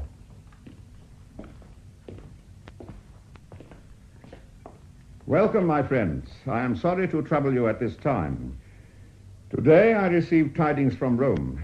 The details are, of course, secret, but the essence is that the emperor is worried by the rather frequent disturbances in this province. His eye rests upon us. It is necessary, therefore, that strict order is kept, and I call upon your help in this matter. Paulinus. Sir? Do you anticipate any trouble? Oh, no more than usual. That is not an answer. There's always trouble these days. We watch and try to be at the right place at the right time. Are there any special troublemakers? The rebel Bar Abbas is under lock and key and will be disposed of in the traditional style. That should be done soon. We also have 2 common bandits condemned to death, so we might make a trio of it. Anything else? All the usual itinerant preachers and soapbox auditors. One we were specially warned about, but he seems harmless enough. I've ordered Longinus to keep an eye on him. Where does this man come from? I forget. His entry into the city was not auspicious. He actually arrived on a donkey, presumably because he couldn't afford any better transport. There was a certain modified enthusiasm amongst the country folk, but the townspeople don't seem very interested. I am. This is just the sort of person who could cause trouble. Where is he now? In the city, still. There was a bit of a disturbance in the temple. He started kicking out all those swindlers who sell pigeons and things, told them the temple wasn't a marketplace. And how did the temple authorities react? They weren't very pleased. They've set a watch on him, too. So with two lots of people watching him, there's not much he can do, even if he wants to. Nonetheless, I feel uneasy. Is he a rebel, do you think? With permission, sir? Yes, Proculus. My department are also keeping an eye on him. That makes three. There won't be standing room soon. He appears to be a man of high intelligence and courage. The lawyers and scribes are repeatedly questioning him in an attempt to belittle him, and usually they get bloody noses for their pains. Figuratively speaking, I mean. There was one quite interesting incident which occurred, and this may answer your question. One of the lawyers asked him if it was right that the people should pay taxes to Rome. A crafty question. Quite. If he said yes, the people wouldn't think much of him. If he said no, the matter would have been reported to you, and you would presumably have taken action. He actually got out of it in a most clever way. How? He asked for a coin. Someone produced a silver piece, and the man asked the lawyer whose inscription was on it. Caesar's, said the lawyer. Then pay Caesar what is due to Caesar, and pay God what is due to God. A wise answer. But the fact that this man is wise does not make him less of a danger. Probably the reverse. Continue to watch him, Paulinus. Sir? Anything else to report? Not in the city, sir. There is, however, a little trouble brewing in Samaria. I thought the Samaritans were too doltish to cause trouble. So they are, but apparently they found themselves a leader of some sort. He's staging a public meeting at Mount Gerizim. What it's all about, we don't know. I don't suppose the Samaritans do either. This needs watching, too. We have our spies, and a cavalry regiment is stationed nearby. Good. You are doing your work well, Paulinus. Keep alert at all times. I would like to be informed personally of anything suspicious. Zambri, what is the meaning of this? Is this a time to disturb the governor? Your Excellency, I apologize. The matter is of such seriousness that my master, the high priest, felt you should be notified without delay. Has the temple fallen down? Is the city struck with plague? What can be so urgent? Tell me briefly, and we can all return to our beds. To put it briefly, Your Excellency, we have discovered that a revolution has been planned and immediate action is needed to thwart it. This is indeed news worth getting up to here. The leader is a self-styled prophet from Galilee. We've been watching him closely, but have been unable to arrest him because of the people who might well have rioted if it had been done in public. Fortunately, one of his followers gave him away, and the temple police seized him in a garden outside the city. He is at present undergoing trial in the house of my master. I know of this man. I have been told he is harmless. If he is under arrest, what is the hurry? Could it not wait until morning? Your Excellency, he is far from harmless. He has been inciting the people with inflammatory speeches, saying he is a king who has come to lead them to victory. His followers, mostly armed peasants, were prepared to strike. At his arrest, they attacked our party and injured one severely, but thought better of it and took to their heels. Were they allowed to escape? Well, it was dark, and the orders were to capture only the leader, this man called Jesus. And what does your master wish? That he be condemned to death and crucified tomorrow. Well, you have your own laws. Deal with him yourself. Sir, as you well know, we can only say a man is worthy of death. Only you can pass the sentence. Before I came away, I heard the evidence. There is no doubt he's guilty. He admitted as much himself. The matter is a formality. Zambri, the justice of Rome is never a matter of formality. I am prepared to put this man on trial at an early date and pass sentence according to the evidence. The evidence is conclusive. He claims to be king of the Jews. We have no king but Caesar. Do my ears deceive me? The direction of the wind has changed, and the ship veers off course. I will put my cards on the table. We and you have had our differences. Yet we fear a revolution as much as you. As my master said, it is expedient that one man should die for the people. Expedience, formality. No wonder you wish to speak to me alone. My master considers the matter of the greatest importance. The affair must be completed tomorrow before the Sabbath.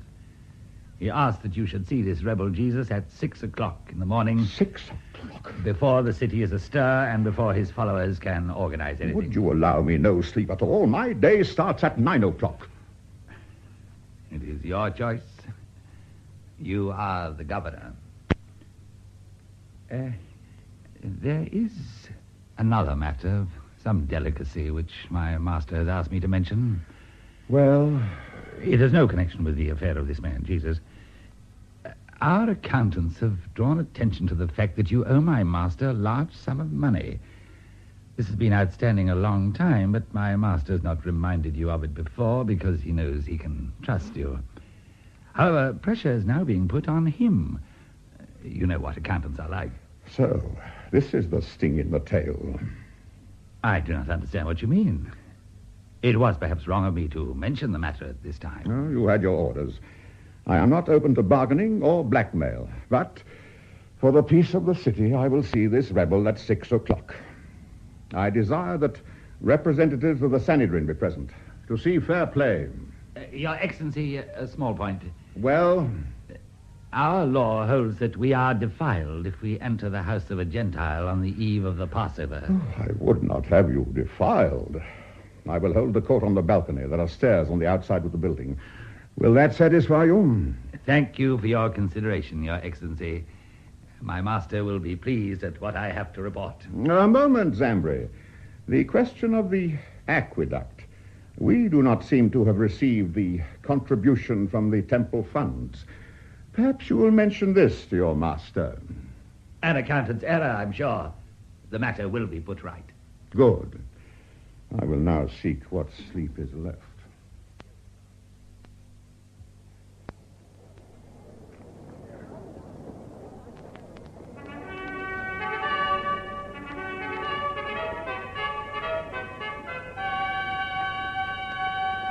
Zambri. Your Excellency. There seems to be a good-sized crowd in spite of your precautions. That surprises me. The city is in a state of excitement. They seem well organized. I do not understand, Your Excellency. No matter. Bring in the prisoner.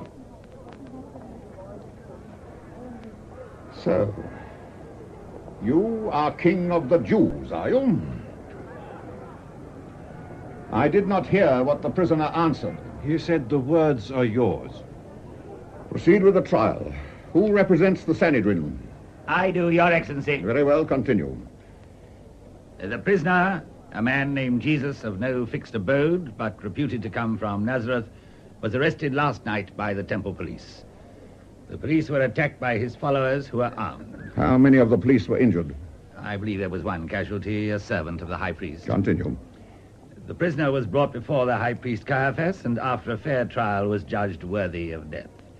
This decision was ratified by an emergency meeting of the Sanhedrin an hour ago. And was the decision unanimous? For all practical purposes. There were a few abstainers. I see. Joseph, did you abstain? Yes, Your Excellency. Why? Some of the witnesses contradicted each other. You see, Your Excellency, what a fair trial the prisoner had. Some spoke on his behalf. Have you anything to say? What are the charges? There are 3 charges. First, this man claimed in front of witnesses that he would destroy the temple and rebuild it in 3 days. If you wish to hear the witnesses... How long did the temple take to build? It is 46 years since King Herod placed the first stone. The work is not yet complete. And do you really believe the prisoner can perform this feat? Of course not, Your Excellency. Then you would say these are the words of a madman. Putting it like that, yes. Do we crucify a man for being mad? The charge is dismissed. Proceed. The second charge is more serious. This man has claimed, again in front of witnesses, to be the Son of God. He has admitted to this blasphemy, which is punishable with death. Is that true? Are you the Son of God? Since the prisoner does not answer, we must accept your statement. There is no need to call witnesses. Thank you, Your Excellency. This man has committed blasphemy and must die! Silence!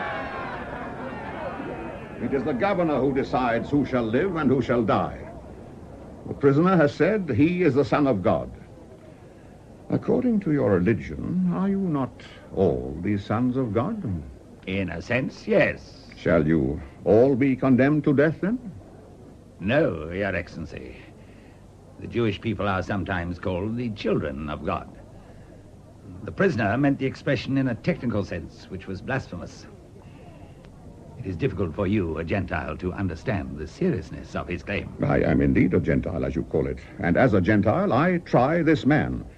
If I cannot understand the charge, how can I, a Gentile, condemn him to death? Joseph, explain, if you can, the nature of this charge. The prisoner claims to be the Son of God, the Messiah, the Savior of our people, whom we believe will come on earth. And tell me, Joseph, when this Messiah, of whom you speak, does come, will he be justly condemned by the Sanhedrin for speaking the truth of himself? That I cannot answer, sir. The point is, Your Excellency, that this is a false claim. And how do you prove the claim is false? It does not need proof. Look at him. I deal in legal affairs. I can only give judgment on matters about which I can make a decision. The second charge is dismissed. Could I speak to Your Excellency in private? Why, Zambri? This is a public trial. Have you anything to say which the people should not hear? Continue, then. Proceed with the charge, Zambri. Your Excellency has failed to understand the seriousness of the first two charges, each of which renders the prisoner worthy of death under our law. The third charge you will understand. This man, Jesus, has wandered through the countryside, subverting the people. Most of this sedition has taken place in Galilee, but now rebellion is in our midst. He claims, and we have many witnesses who will testify to this, that he is King of the Jews, and it is his avowed aim to destroy the power of Rome and make this country a monarchy, with himself as ruler, of course. This is more serious. Have you nothing to say in your defense? You see how many charges they are bringing against you. How do you suppose he intends to do this? He has a band of brigands to support him, 12 of whom are notorious. One of these men, more highly principled than the rest, gave away his secret, and it was because of the public spiritedness of this man that we were able to carry out the arrest. What is this man's name? Judas. I would see him. Bring him before me. I'm afraid he's not available. Not available? Surely he is a key witness. I believe he has met with an accident. Proceed, then. As a preliminary to the rebellion, this king has directed the people not to pay taxes to Rome. I have heard to the contrary. Proculus, what was the expression he used? Give to Caesar what is due to Caesar, and to God what is due to God. Well, Zambrin? I know of the incident you refer to. It was well staged. The prisoner is clever and is able to modify his speech when he knows the authorities are listening. We have many witnesses here who will speak the truth of this matter. The essence of the charge is that he claims to be King of the Jews. There is no gainsaying this. Unless he is king by the authority of Rome, then he must oppose Rome. Therefore, he is a revolutionary and worthy of death. The evidence is conflicting and the prisoner is silent. I will speak with him alone and renew the trial later this morning. Tell your friends to be quiet. They will not influence me. The will of the people cannot be silenced. The man is innocent, Proculus. I am sure of it. He is blameless, which is not quite the same thing. He may be responsible for a revolution without intending it. My position in this matter is difficult, but I am loath to see him crucified unjustly. May I make a suggestion, sir? I gather he comes from Galilee. This is under the jurisdiction of Herod. Should we not send him to Herod and let him decide? Excellent idea. He'll get short shrift. He stood up in public and called Herod a fox. An apt description. Tell Paulinus to conduct the prisoner to Herod. When he returns, I will see him alone.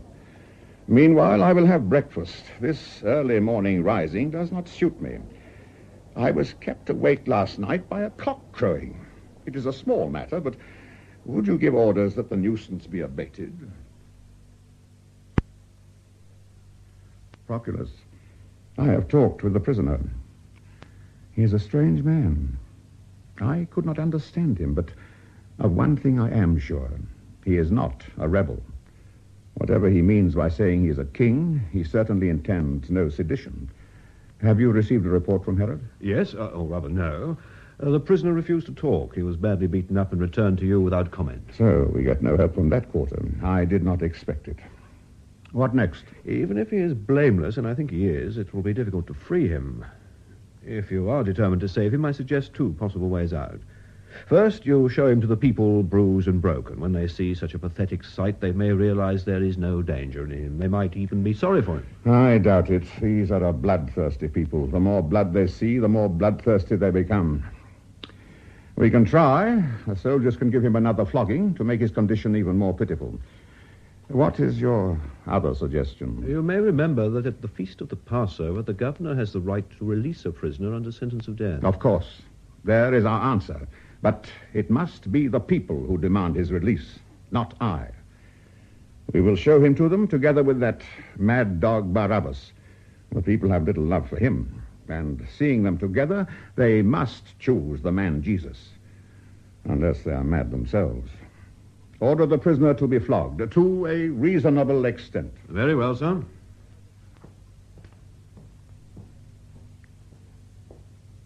My lord. What do you want, Claudia? I am busy. The trial is about to commence. On no account let the prisoner die. He is a just and good man. Justice must take its course, one way or the other. I appeal to you. I know my words have little influence on you, and that is my fault. In the past I have been interfering and hysterical and have annoyed you with my wild dreams. Often I have done you injustice. Forget all this. Do not forgive me, but this once listen to me and believe me. I suffered much in a dream last night because of this man. Another dream? I know what you think, and I do not blame you. It is not only the dream. All I say is that if you order this man to be murdered, you will be committing the greatest crime of all time. If you seek immortality, you will find it as a criminal yourself. It is strange. You are not hysterical, are you, Claudia? Tell me, what reason can you give that he should be saved? First, my dream, but I will not speak of that. Second, I have seen this man before. 3 days ago, I was in the marketplace and paused to hear him speak. My lord, he is not a rebel. He spoke of love, love of God, and love of man. As I listened, I too felt that love. Yes, I, Claudia, who you will say has never loved anyone except herself, felt love for the first time in her life. Do not think it was a pleasant experience. It was like gazing at a light so dazzling that it burnt the eyes, yet I was compelled to go on looking. I will never be at peace again, never go back to my old ways. My evil will haunt me more than it has done in the past. In particular, I think of the crime I committed 3 weeks ago. I have asked for it to be put right. You know what I mean. Yes, Claudia. I know what you mean. I am strangely touched by what you say. I, too, believe this man innocent and wish to save him. Yet, for reasons I cannot tell you, I am as a soldier going into battle without sword or spear. I will do what I can. That is all I ask.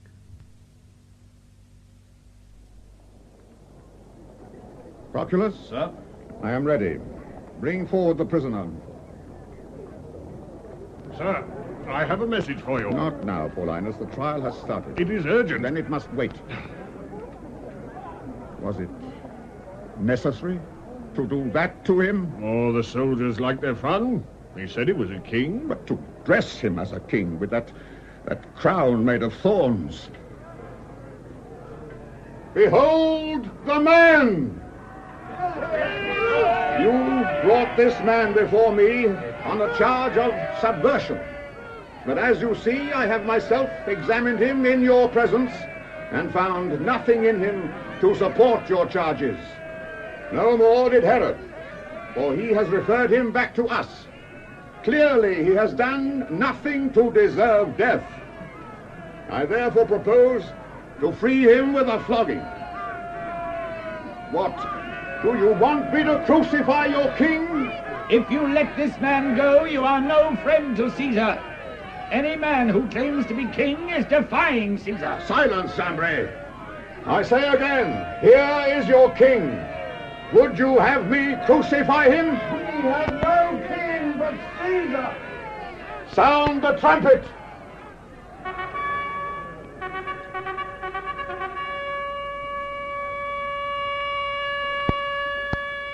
People of Judea, this is the time of the feast of the Passover, a time of mercy. It is my privilege as governor to release one prisoner who is condemned to death. I have here two men, Jesus of Nazareth, whom you call your king, and Barabbas, who is condemned for murder and insurrection. Choose which you will. Barabbas! Give us Barabbas! I give you your last chance. Oh, no. Crucify him! Crucify him! The crowd is out of control. Shall I call the soldiers? Order a soldier to fetch me a bowl of water. At once, sir. It is still not too late. Husband, I implore you. Kindly leave this to me. The bowl of water, sir. Thank you. Place it here beside me. Witness, my hands are clean of the blood of this innocent man. Our hands will never be clean. See to it. Yes, sir. And Paulinus. Sir. Write over the cross in Latin, Greek, and Hebrew, Jesus of Nazareth, the King of the Jews. Would it not be better to write, he claims he is King of the Jews? Do as I say, Paulinus.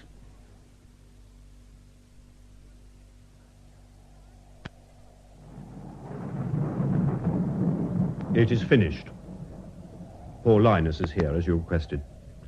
There are also others. I ordered them to wait because I knew you were tired. Thank you, Proculus. Tell Paulinus to come in. Do you wish to stay, my dear? I wish to stay. It is all over? What a storm. Yes, it's all over. Tell me of it. We did the three at the same time. Longinus here was the centurion in charge. Well, Longinus? The affair was carried out with little incident. There was a fair crowd. They mostly dispersed when the storm blew up. One of the bandits swore and cursed to start with. The man Jesus was first to die. Did he die well? No one dies well on a cross, my lady. It's an ugly business. He died, I suppose, as well as anyone could. You are sure he is dead? Yes, sir. The affair looked as if it would be long drawn out, and the representative of the high priest was impatient. Accordingly, I ordered the soldiers to break the prisoner's legs. This we did to the two bandits. The other was already dead. To make sure, they thrust a spear in his side. Tell me, Longinus, did he say anything? Not much. I couldn't understand the words for the most part. I was told he was quoting from a Jewish book of Psalms. Also, he spoke to the bandit who made such a fuss, and... Nothing else? He said he was thirsty, and I ordered a soldier to give him some sour wine. We soaked a sponge and put it on the tip of a spear. Near the end, he looked up and spoke in a loud voice. He said... Yes, Longinus? My God, why have you forsaken me? That was shortly before he died. It was 3:00. Even he could feel forsaken. Perhaps that is the one consolation left to us. Longinus, you look ill at ease. Was there nothing else? Perhaps I can answer that question. It was reported to me, sir, that the soldiers did not behave well. They quarreled over the prisoner's belongings. I reprimanded Longinus for this. No one likes a crucifixion, but it is a military parade and should be treated as such. Who else waits to see me, Proculus? Both Joseph and Zambri are here. They came separately. Can they not leave me in peace even now? I will see them together. Bring them in. So. Will you two come this way?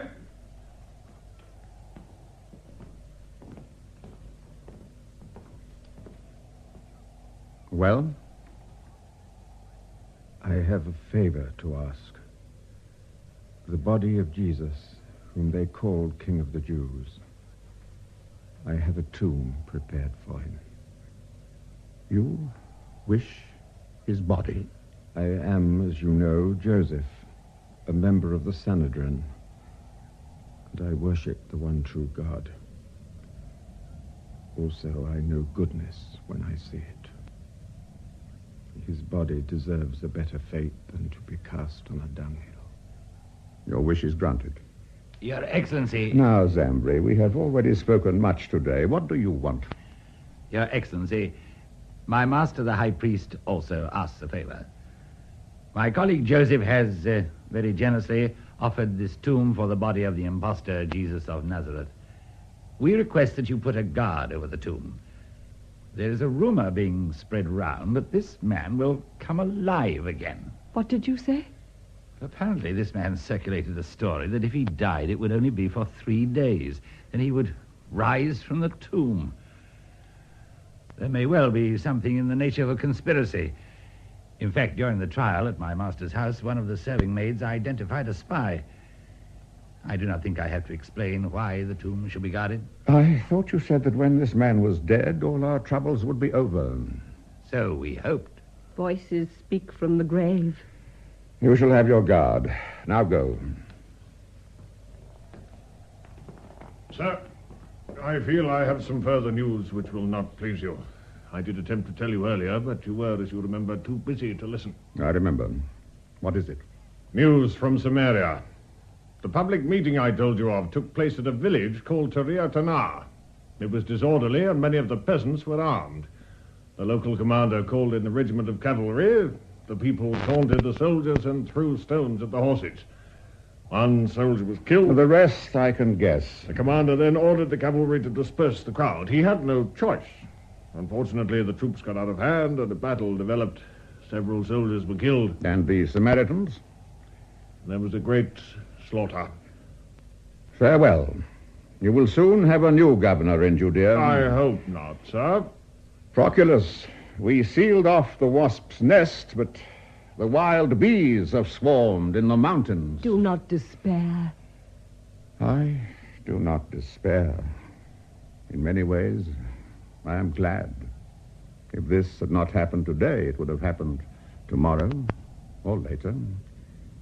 One thing I do regret. If I had known sooner, if only I had listened to Paulinus this morning, then the death of the man Jesus would not have been necessary.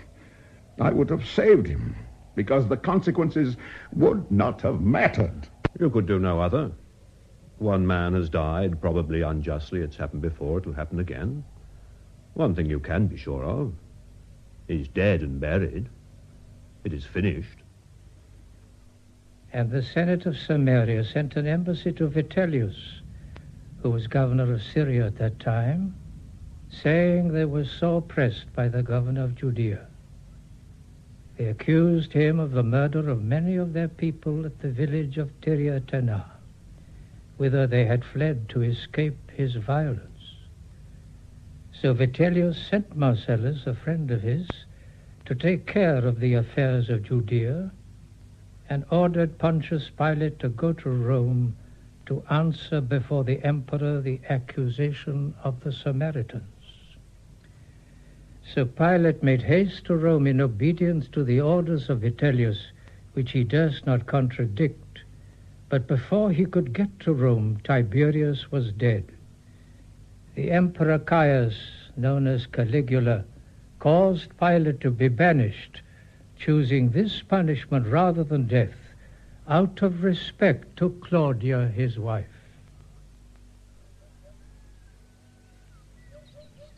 Your Excellency. Who mocks me? Why? It is Proculus. Yes, Your Excellency. Do not call me that. I have not been Your Excellency for a long time. Proculus. You are a ghost from the past, but a nice ghost. It's good to see you again. I was told you lived in this town. I'm travelling west to Narbo Martius, and I felt I could not pass so near without paying you a visit. I would never have forgiven you had you not done so. You must be tired and thirsty. We will have some wine. Persephone, I make my own wine, you know. People think I'm mad. They say it is a task for slaves and women. But I enjoy it. It is a good wine, too. You must judge. Persephone, our very best wine for Proculus. Do you remember him? I do, my lord. It is a long time ago, but I remember him.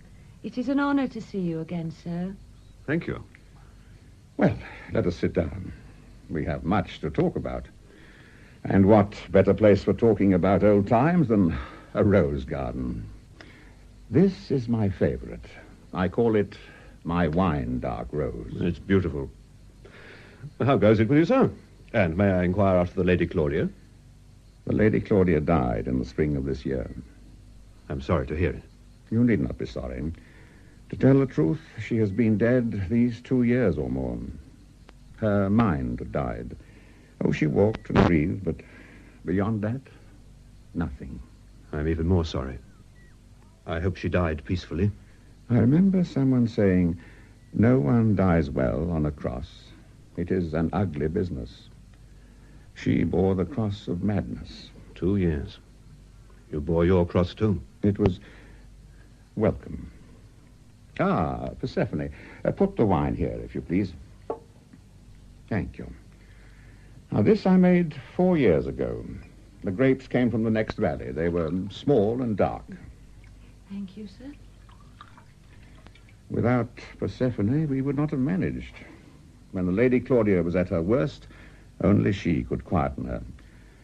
When a woman is mad, there is much to be done, and some of these things only another woman can do. Oh, your wine. Thank you. How's this girl, Persephone, been long with you? Oh, yes. She was in my wife's service in Judea. She left, but the Lady Claudia wanted her back again. In fact, it was one of her great longings to find her, because an injustice had been done. It was not easy to trace her, but after 2 years she was found and rescued. Rescued? Tell me of Judea. Is it the same? I can well remember standing with you on the balcony of the palace at Jerusalem. We looked down on the city, and you were sad because one day it would be sand and rubble. Has your prophecy come true? I remember the incident. No, it has not yet come true. Judea always writhes under the sword. It looks as if the sword will soon fall. Tell me of it. Well, this is in confidence. As you know, our Emperor Caius, whom we fondly call Caligula, is at times, one might say, unorthodox. At present, he believes he's a god, and Jupiter is his brother. This being so, he considers it logical that the Jews should worship him, and he has ordered his bust to be placed in the temple at Jerusalem for that purpose. Worse than bringing the ensigns. Much worse. Perhaps the people look back at your mild rule with nostalgia. I doubt it. When they received the news from the lips of Petronius, who is now governor of Syria, they said they'd rather die than have Caligula's effigy in their temple.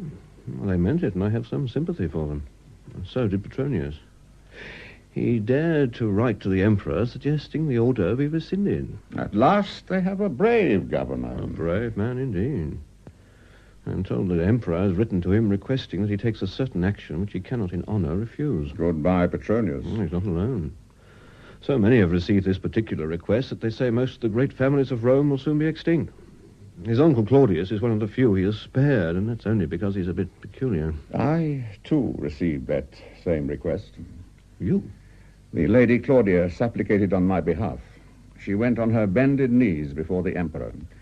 He granted her request, but she had to pay for it. She saved my life, a life which I did not want saved. Out of gratitude for what she had done, I could not then throw it away. So, here I am, planting roses and making wine. And what could be better? If this wine had never been made, it would have been a sad loss to the world. You were always a good friend. Tell me of the others. What of poor Linus? He was transferred to another legion at his own request because he wanted real fighting. He died in battle on the German frontier, as he would have wished. He was a good man and happy. He knew what he wanted and was not troubled by dreams. Herod the Fox, the hounds routed him out of his burrow at last. He was banished to Spain. It was his own wife, Herodias, who whistled up the dogs, yet I hear she's sharing his retirement. Let me see. The high priest Caiaphas was disgraced, and the jackal Zambri with him. Joseph... Well, that's a long story. Excuse me, sir. The workmen are here about the building of the veranda. I could not answer all their questions. I will see them. It'll not take long, Proculus. Persephone will give you another glass of wine. Sir? Excellent. Persephone, tell me, how goes it with your master? It goes well, sir. From what I hear, things have been difficult. They have. My master greatly loved the Lady Claudia, and he suffered with her. Her mind was clouded, and her happy moments became less and less. She was really mad, then? At the end, yes. Before that, I do not know. Always she had been haunted with dreams, and these became unbearable. I have sat with her at night and myself been terrified, because I could feel the evil flooding round us. I have heard her wake up screaming, "We have murdered God." Strange. Yet at times she used to be calm. She would sit smiling quietly, and in her eyes was peace such as the world could not give. And your master? He has trod a long, dark path. But he is a brave man, and I believe the light now shines for him. But what does he do with himself? Now that the Lady Claudia is dead, how does he spend his time? For the most part, happily. Oh, sometimes the dark clouds settle on him. He reads a lot, or rather I read to him because he prefers that. He also writes. Writes? Yes, he's written a book about his governorship of Judea. Oh, he was a good governor in spite of what many people say. He was there for 10 years, a record which speaks for itself, but I doubt if many people will be interested in a book about Judea. I did not write this book for others, but for myself. When I die, it will die with me, because it will be of no importance. I wrote it to find out the truth. And did you find the truth?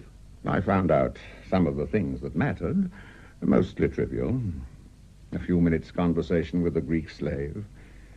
A longer conversation with a man who, like many others, died unjustly. You remember, Proculus? Oh, I remember. You spoke to him alone. You never told me. I mocked him and asked if he really thought he was the king of the Jews. I remember he just smiled and said, "Is that your idea, or have others suggested it to you?" I was angry. Angry with him and with the whole sordid affair. He looked so pathetic, almost like a clown, the way the soldiers had dressed him up. And I could not help being cruel. "What, do you think I'm a Jew?" I said. "And you, are you a king?" He smiled again, and this made me even more angry. "King is your word," he said. "My kingdom does not belong to this world. My task is to bear witness to the truth." I left him. As I went out, I turned and said, "What is truth?" It is a question that has echoed in my brain ever since. You did your best to save him. Yes. After I left him, I was no longer angry. I suddenly felt, what does it matter? What does it matter if I lose my position, if I die, if people scorn me? For a moment, I was free. For the first and last time. Make all men your enemies, but not the gods. Yes, I fear to make men my enemies. My anger came back, and I hated this man, Jesus, because he was sorry for me. I remember boasting to him, "Surely you know that I have authority to release you, and I have authority to crucify you. But I knew, and he knew, that I had no real authority. He tried to comfort me by saying the deeper guilt lay with those who had handed him over to me. It was all a long time ago, but I have not forgotten one word of that conversation. What else could you have done? You did your best. At the time, it appeared a trivial affair. I tell you, Proculus, to me it has proved far from trivial. And to others, too. What do you mean? I mean, Zambri was wrong. He said that when that man was dead, it would be the last we'd hear of him or his followers. It wasn't the end. It was the beginning. Strange things happened. You remember Joseph? I was going to tell you about him. He and another called Nicodemus were dismissed from the Sanhedrin and then hounded out of the city because they were accused of following the Christos, whatever that may mean. It was like the first whisper of a gale. Longinus, the centurion, also faced death for the same reason. It is strange. I don't understand it, but what I say is the truth. Perhaps I have attained immortality, in spite of myself. If this man is remembered, I, too, will be remembered for my part in the story. They will say, he suffered under Pontius Pilate, was crucified, dead, and buried.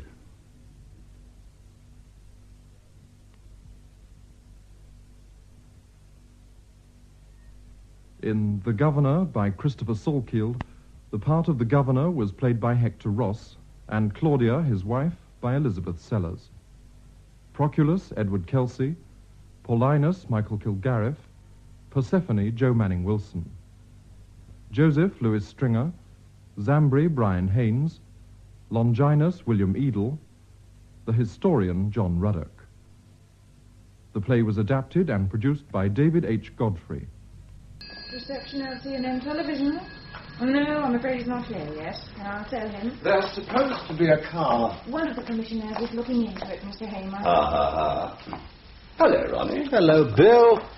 That slob Hamer program run-through must be over. Well, Ron, you old scoundrel, where are you off to? I'm afraid there's no trace of your car, Mr. Hamer. Oh, but I can see a quite substantial one. There, just pulling up. Can I give you a lift, Ronnie? Wasn't there when I looked right. Jolly kind of you, Bill. You could drop me off somewhere central if you would. I'm actually going to Little Venice. Not to the Reichenbergers' party, by any chance. Yes, how extraordinary. Girls, photographs. Excuse me, please. You run the Appleyard? That's right, I am. Me before Hamer. Can I have your autograph, please? Certainly, of course. Appleyard House before Hamer. Excuse me, are you Bill Hamer? Yes. Bloody big car to give the slob. Can I have yours too, Mr. Hamer? George? There you are. Thank you very much. Not at all. Thank you for asking. What age are they? 12, 20? Come on, Ron. Don't see why I should use my own car driver when the firm will cough up. No, indeed. It's a minicab for Ron. Good night, Mr. Hamer. Good night, Mr. Appleyard. I'll be back in a couple of hours. Well, open the bloody door, Perkins. Just going to, Mr. Hamer. Not so young as... Shut up. In you go, Ronnie. I envy you chaps who get shot at the thing while the evening's still young. Genius's show goes out at peak time. Junius doesn't, conceited twit. I don't think I've seen you at a Reichenberger party, have I? No, this is my first time. You're coming up in the world, my lad. Coming a celebrity. I won't have this self-infatuated talking machine on my program, call as he may. Are you working on another book? Coming out in the spring. You certainly don't let up, do you, Ron? What's this one about? The dental profession. I won't be buying it. Scared stiff of the My buggers. dentist gives you tranquilizers. Makes his work less tiring. Look, just try to keep your mouth shut, will you, old chap? I had enough of your fatuous comments on the way down. You shall do well with it. And you'll knock it if you can. What next? How old are you, Ronnie? 36. Who have you got on the show tonight, Bill? Oh, not such a very interesting lot, I'm afraid. In certain fields, you might say we're getting near the bottom of the barrel. Our last week's lot... Oh, didn't see it, I'm afraid. Got hung up in the studio. No, that's all right. Well deserved. Pity. Poor Ron. Pity you missed it, old son. One of the best. What were you talking about? Marijuana, wasn't it? Yes, I seem to remember... No, marijuana was the week before. This was a party. Bloody apartheid. Let him go on 1 minute, no more. We all of us must take our share of the guilt, you know, Ron. We can't not do What sort of people turn up at the Reichenbergers? Antonio Reichenberger has this incredible faculty for spotting people. Uncanny. The up-and-coming material. What's the bird situation? Oh, yes. Yes, go on, you mealy-mouthed adulterer. I imagine somebody like you might well find something to interest him at Antonio's.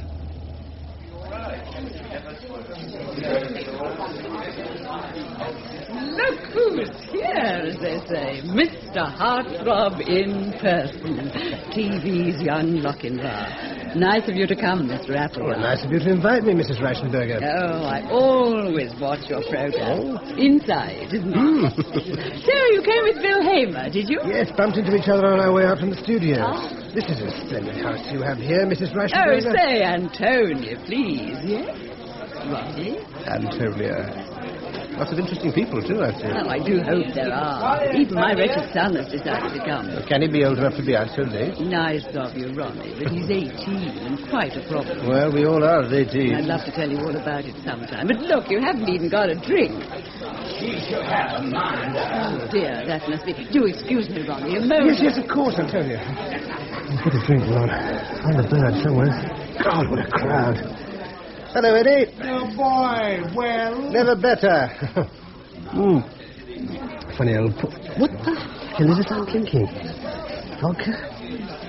Hamer with Molly. Business, not bad. My God, she's ugly. Ah, Moll. Beautiful. Oh, liar.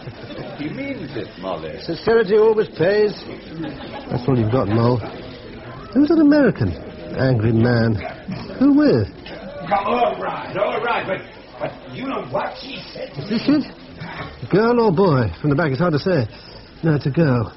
A she the Yankees crossed with. Now get round to the front. God, what a girl. That face, hair same colour, sallow. Lion's mane colour. What a girl. No tits, tallish. Right, Bianca's had it. I've had enough. Up to here. Good night, Simon. Simon? Girl? Yank gone. She looks, Hello. Will you get me a drink? What? Oh, yes, what would you like? Scotch and water. No ice. Well, come on, then. Over to the bar. How are you? I'm Ronnie Appleyard. I'm called Simon. Hello, Ron. I say inside is upset the thing. Good. Scotch and water, no ice. Yeah, no, I'm busy, old thing. I'll see you next time. Scotch, Simon. What, Simon? No, Simon what? Simon Quick. Well, Simon's a boy's name. Never mind, I'm called Simon. You don't look well, are you ill? I'm all right. I'm always all right. You were rowing with that chap who left. Anything needing to be done about that? No. I told him I didn't want to do something he wanted me to do, and he got mad at me. People always get mad at me. Is he your husband? No, I haven't got a husband. Oh, I don't need one at your age, do you? What are you, 21? No, 26. I don't know whether I need one, a husband. People are always telling me I do. People? What people? Oh, people, you know. Have you got a wife? No. And what was it the American wanted you to do and you wouldn't? Go away with him to Sardinia. Not sex. Just go and stay there. Oh, you're well out of Sardinia, I'd say. You work? Yes, I do work. I'm a writer and broadcaster. Is that getting talked on the radio? Well, in my case, it's television. I run a show called... Television? Do you know Bill Hamer? Slightly, yes. Oh, I think he's super. Oh, a charm. Over there. Get her away. That's away with her, cut bastard. Simon, what about skipping out of here, going and having dinner somewhere? I'd rather go to bed. You mean you're tired? Oh, some food will perk you up. I don't feel tired. I mean sex. Oh, fine. Nothing I'd like better. We'll grab a taxi and go to my flat. I can't wait. I want it now. Well, you can't have it now, for God's sake. Of course I can. There are plenty of rooms in this house. I'll ask Antonia. She's an old friend of my mother's. Simon! Oh, God. She's there. Potty? Drunk? What do I do? Oh, Antonia seems speechless. Simon gone zombie again. Better face it. Excuse me. How dare you? I don't get it. What have I done? You couldn't even do it yourself. You had to ask her.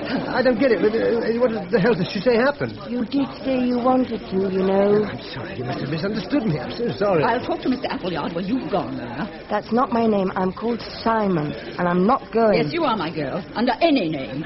My husband will put you in a taxi and send you home. What happened to George? George left. He got mad at me. I won't go. I'll fight and scrap. Nonsense. Do you want me to upset your mother about this? No. Please don't do that, Antonia. Behave yourself, then. Adrian, darling, would you put Mona in a taxi and send her home? One would think the girl's a child, not a grown woman. Come along now, Mona. Say goodnight to your friends. Good night. Sorry. Assemble, Ron, fast. Antonia, I feel quite dreadful, and I'd apologise like a shot, and most humbly, if I didn't feel absolutely certain I'd done not the least thing that requires an apology. May I ask what, in fact, she did say? That you and she wanted to go to bed together, and could you have a room upstairs for half an hour? Oh, I see. Oh, dear. Well, untrue. I thought she looked upset, and I tried to cheer her up. Next time, I keep my charity to myself. I should, if I were you. Surely you can see she's unbalanced. You mean... Oh, she's been out of hand for years. Her mother can't control her. This kind of behaviour is nothing out of the way at all, I assure you. Oh, that's very sad. I am sorry, Antonia. I think I'll be getting along. Do, Mr. Appleyard. Good night. Thank you for having me. And I won't be invited again until the year 2000. Now get out.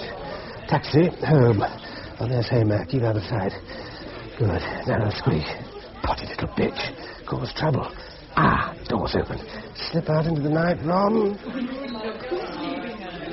I'll crucify you, Moll, somehow.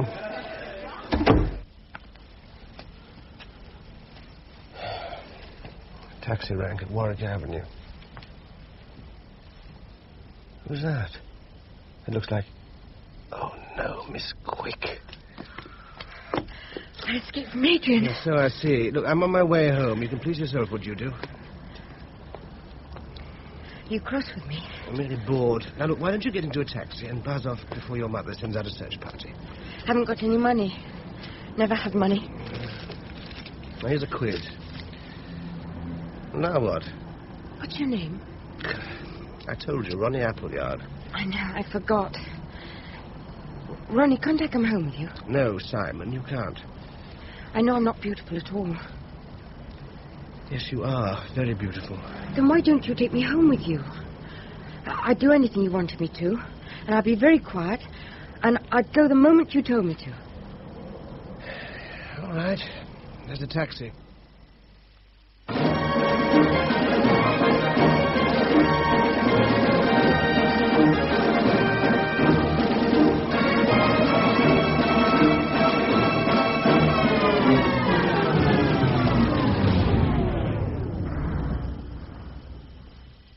What was I doing wrong?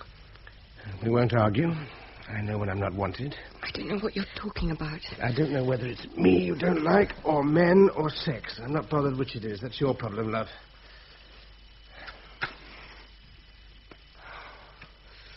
Now, join me. Get out of my bed, put your clothes on, and go home. If you say so. Couldn't I stay the night? What for? I want to go to the bathroom, please. Be my guest, only don't be too long. I'll put my clothes on there. Yes, do that. Where the hell does she come from? Belong. Some certain sort of people. I can't think what. Let me stay. Just the night. I'll be up in the morning. You don't want to go home, is that it? That's part of it. Now, where is home, Simon? Eaton Square. Huh? Mummy has this penthouse. God. Now I know where you come from, belong to, the rich bastards. And I almost let you walk out of my life. When you're ready, I'll walk you there. I'm ready. Well, I will be in a moment. Aren't you going to put some makeup on? I don't use makeup, Ronnie. I'm all the wrong colours. Mummy had a Paris man in and a New York man onto me, but they all just made me look terrible. I told you, they just made me look terrible. The Paris man made me look like a Red Indian. And the New York man made me look like an Arab. Nasty Red Indian and nasty... Mummy thought of trying... Who is Mummy? Mummy's called Lady Baldock now. Before that, she was called Mrs. Aristophanou, and before that, she must have been called Mrs. Quick. But I don't remember her being called that. I can hardly even remember Daddy. He was an American. Stavros was a Greek, and Chummy's English, of course. He's called Lord Baldock. He's very horrible to me all the time, Chummy is. You'll hate him. Quick. Steer and hog millionaire. Aristotle shipping millionaire. Baldock, just a title. She, Juliet something. Louisiana. I should have put this together earlier. Baldock, of course. Wasn't there something in the papers just the other day, last week? Mummy gave a big party for this Brazilian sculptor. That's right. Sounded awfully grand. What did I do wrong in bed? Well, you're a virgin, aren't you? If you're going to get all aggressive, there've been 44. I always keep count. Crikey. Is that counting me? No. But that's not so many. Works out about 4 a year since I started. Now, what made you ask me? Thought you looked nice. Why that ludicrous business of asking Mrs. Reichenberger for a bed? What the hell did you expect her to say? Good evening, Whittaker. What? Good evening, Miss Quick. That's the porterman. Oh. I don't know, Ronnie. Wanted you. Here we are. So you're not just... Can I see you again, Ronnie? Well, if you really want to. Of course I really want to.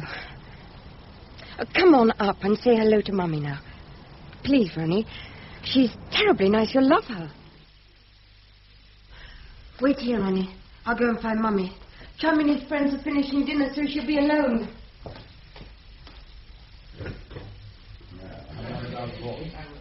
Chummy's friends finished dinner. That's Chummy Baldock. And that's Red Sands, the football poor millionaire. Hey, that's the American at the Reichenbergers. Dinner jacket must have flown here. Looks as if he wants to hit me. Chummy leads him off. Looks flabbergasted, Chummy. Perhaps the American's mad. Small red-haired chap. Butler? Must be. A nasty little beast, methinks. Now, there we go, into some inner sanctum. Now, how did that Yank get here in time to have dinner? Perhaps he is mad. Ah, here's Juliet. Ready for it? Mr. Appleyard, how nice of you to bring my problem child home. I had a most curious and slightly disturbing telephone call about her earlier this evening. Still, let's not bother about it now. Mr. Appleyard, it's a pleasure to have you here. I watch you so often on television when I'm in London that I feel I know you. Oh, well, thank you. How nice. I'm afraid I have a lot of dreadfully dull people here tonight whom it would just bore you to death to meet. But I refuse to turn down the chance of talking with you for a little while, now that it's come up so unexpectedly. What would you like to drink, Mr. Appleyard? Mona, find Bert Smith and tell him to bring a bottle of the Lafroig and some Malvern water to the small parlour. I want them immediately. See that he understands that. Yes, Mummy. Then tell Chummy to slip away and join us. And he's to make sure George doesn't come along, too. Yes, Mummy. All right. Not George. We'll go to the small parlour. I meant what I said just now about being grateful to you for rescuing my little Mona. You know, I think you might be good for her, if only you can manage to put up with all her... She has this completely disastrous taste in people. I think I can see why you're so concerned about Mona, because there's obviously such marvellous basic material there. Do please sit down, Mr. Appleyard. Oh. I do hope any little difficulties tonight won't discourage you from seeing some more of her. She does very much need what maybe you can give her. May I say this? I'd say some of the trouble is that she has her work cut out keeping up with you. Keeping up with me? In what way? Well, you must know. You know, just the whole... Well, Mr. Appleyard, I must say you're not in the least the way you seem on television. Oh, television. Curious half-world of fakes and hangers-on and committee men. Bert Smith, put the things on the silver table. Chummy, this is Ronnie Appleyard. My stepfather, Lord Baldock, Ronnie. Aha, I've heard that name, haven't I? Aren't you going to sit down, Mona? Funny, Chummy, go on. What you blow? Blow? Yes, blow, like trumpet man. Oh, you mean which jazz instrument do I play? I don't. Your service, Chummy. Thank you, Bert Smith. Now go away. You don't? Ronnie Appleyard? I thought only jazz musicians had names like that. Sorry. Wait. These directors of education, heads of art schools, are all called Stan and Reg and Al. Perhaps you're one of them. No, I'm not one of them. Then what do you do? What about something for me? You know perfectly well, and you know I know you know, chummy, so no answer. I want a whiskey. Why can't I have a whiskey? Simon, you know it keeps you awake. Oh, chummy, don't be so stuffy. Let the child have a whiskey if she wants one. I was asking what you did for a living.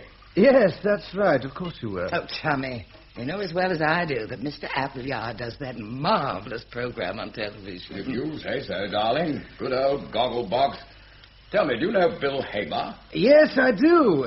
Not well, but... I apologize, but I can't stand it anymore. Who the hell are you? Or what the hell are you doing here? George, dear boy, go to bed. This guy was hanging around Simona at the party. Those Jewish people came. Oh, I say, how frightfully rude of me. George, you haven't met Mr. Appleyard. Mr. Appleyard, this is Mr. Parrott. How do you do?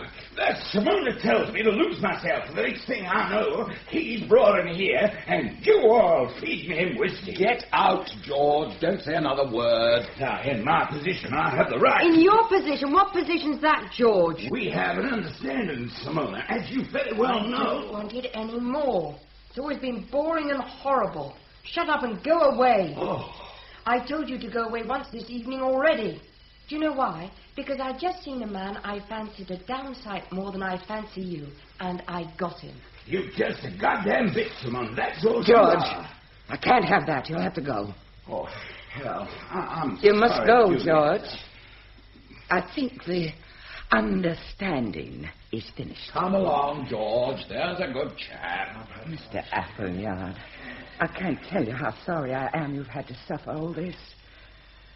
I'm afraid you had to find out rather a lot about us rather fast. My dear Lady Baldock, I've been listening avidly to every word, but I assure you my memory is a total mess. Oh, how very nice of you. You know, Mr. Appleyard, I'm sure we shall be seeing more of you this summer.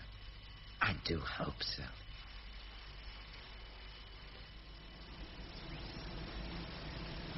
Don't like the sea. Water everywhere. Bloody light reflects too strongly. Now, that must be the island. Malakos. Oh, Mr. Appleyard, could they spare you for a few days to cheer us all up on our fuddy-duddy little primitive Greek island? Could they hell? Now, there it is. Arrive at 12:30. Now 12:40. Arrive at 1:20? They're not bad for these parts. What time do we get to Malakos? What? Which bastard. Don't you speak English? I am English. I don't know when we get to Malakos. I suggest you try the purser's office. Oh, and by the way... Yes? Come back and tell me when you found out, will you? There's no need to be damned rude. Isn't there? Rich bastard and wife. Guests of Baldock, for sure. No other quality than being rich. Can do as they bloody well like all the hours there are. Splendid state. You two wrong one day. Miss Quick behaving badly. Not a word before she left for the fuddy-duddy island with dear Mummy. Have to deal with her. What's happened to that poor dog Smith? Not on his back, Tubby. Some drink shop, most likely. It's Mr. Appleyard, isn't it, sir? Afternoon, Bergsmith. Is it your cases, sir? The taxi's over there, sir. Have you seen anything of Lord and Lady Upshot, sir? No, not a thing. I say, Tubby, there he is. Bergsmith, don't drive off, you damn fool.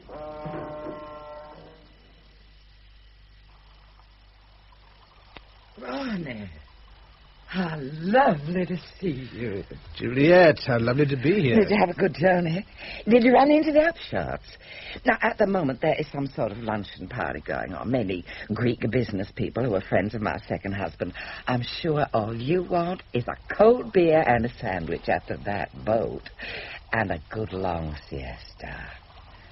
Why don't you go and find Mona and get her to look after you? If you take the second archway and keep on round to the right, you'll find her. The child simply can't wait to see you. Ah! Biddy and Tubby, how marvelous you're here. Bless you. Wonderful. All right, Ron. What does Juliet want? Answer, that I keep Simon called Mona off the streets. And God knows she couldn't be on them until a successor to the Yank parrot is found. A rich bastard, not a Ron. Little do they know that what Ron has, he doesn't give up. One puzzle still. What does Juliet think I'm doing here?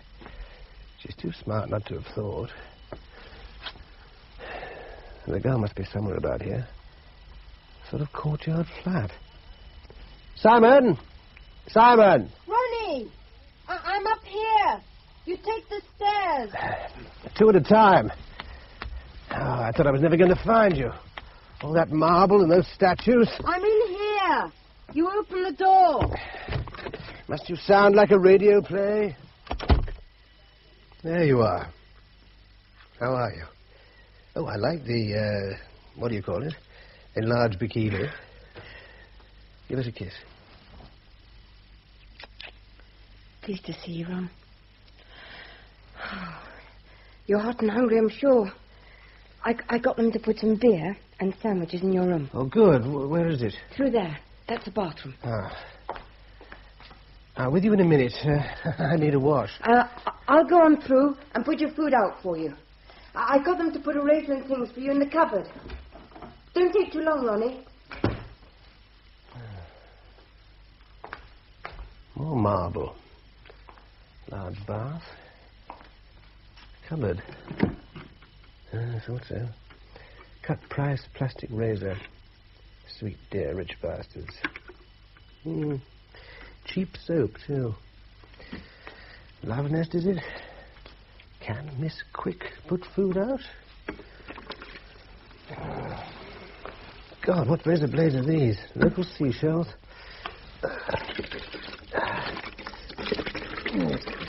What's it all made of?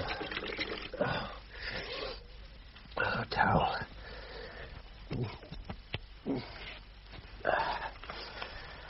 Now.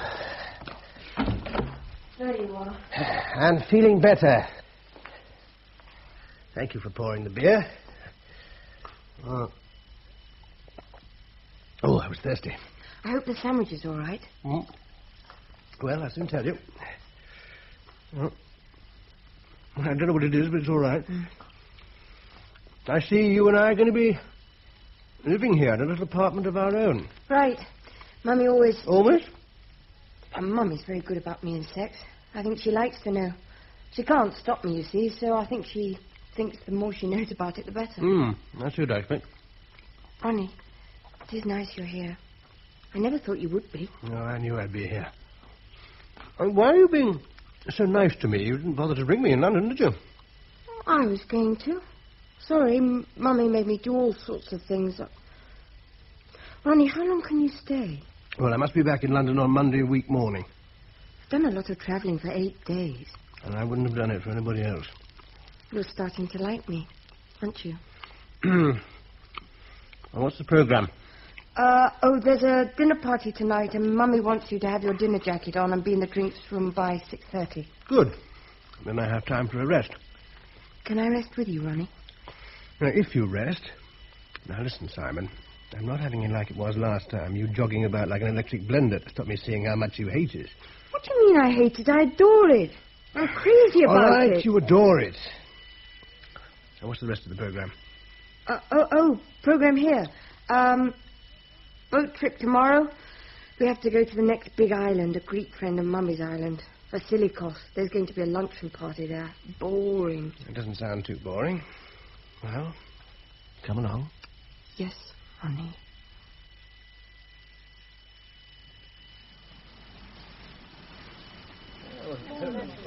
See. Boring. Whose island? Vasilikos, was it? She'll be there soon. Simon doing a Garbo act on me, is she? Chummy sneering at the sea. Bergsmith, bring the bottle over. Don't forget the ice. You should wonder how people survive. Something Saxton. He'll certainly put it away. God bless his belly. And the rest of his elementary tract. Not such a bad old rich bastard, though. Nor is she, Lady Saxton. You know the skates, do you, Tommy? What's that? Smudger and Clarissa. I was saying how marvellous they are. Oh, marvellous. Down to that last $500,000. Were you? Oh, yes, jolly well right. Didn't I meet them in Nassau in the winter? Lived in Northamptonshire, they said. Oh, now you interest me. Mansfield. No first name as yet. American, youngish, fat, nasty, rich. Next in line? Yeah, I thought they were great. Real great. Hello! Here's a sight to gladden the eye, I must say. Miss Quigg, out on her own. Hello, Simon. No, Ronnie. No, Mansfield. Oh, get lost. Are you having a drink? Perhaps Smith is getting me one. I'm going to take you down to the cabin. Got lots of things to do. I can't let her get away without. Chummy notices. Did an aunt leave Mansfield his money? Must he always shout? What you gonna do, Mona? Lots of things to do. Just you tell us a few of them. I could tell you a few of them, Mansfield. Keep an eye on you. Oh, Chummy has a wet eye on me. Coming over. Hello, Chummy. Hello, Ron.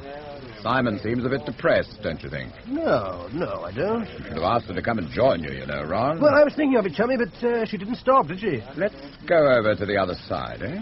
I can't see why. The sea will look the same. We haven't had time for a proper chat yet, Ron. I think we should have one. If you say so, Chummy. Doc, Smith.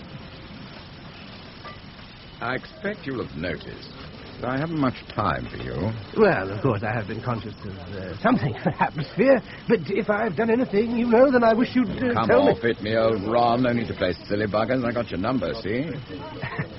Honestly, I've got no idea what you're talking about. Okay. Stay with it then. Stay with it as long as you're quite certain in your own mind that I've got your number.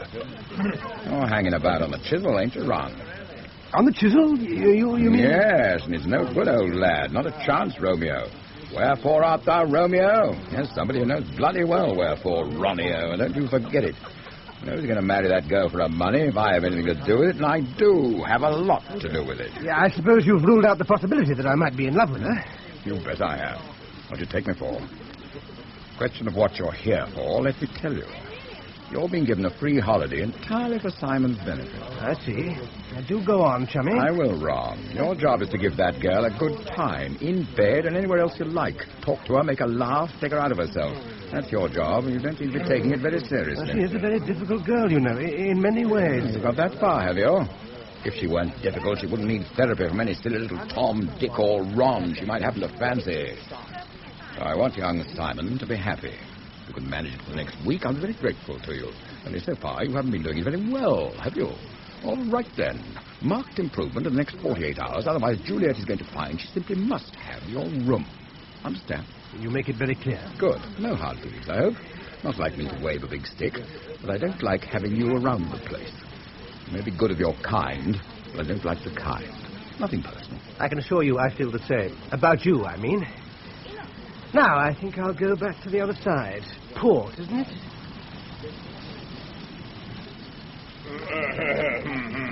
They say, Appleyard.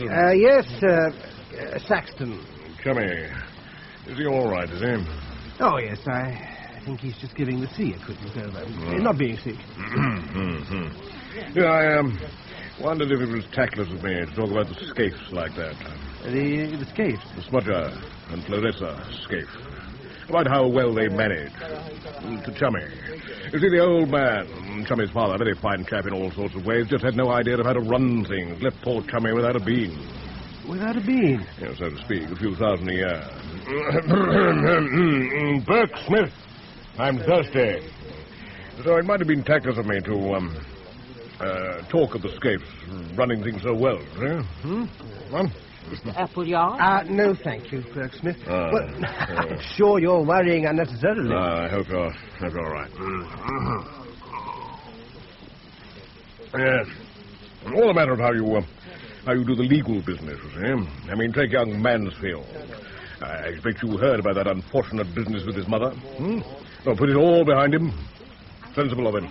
Still, I mean, what else could he do? Mansfield and his mother must discover. I don't recall about the mother. Oh, I'll tell you sometime. Oh, hello. There's the island, eh? Damned awful-looking place, eh? Bound to be a frightful bore of a party. You think so? Well, what else? I mean, the chap's so ghastly rich. Well, he's not the only one, is he? Will it be a big luncheon party? No, not big.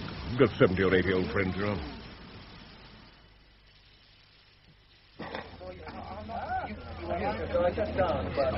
God, look at it. A little open-air party beneath an awning with whacking great air conditioners to blow us all to hell. Look at that trumpet round the swimming pool.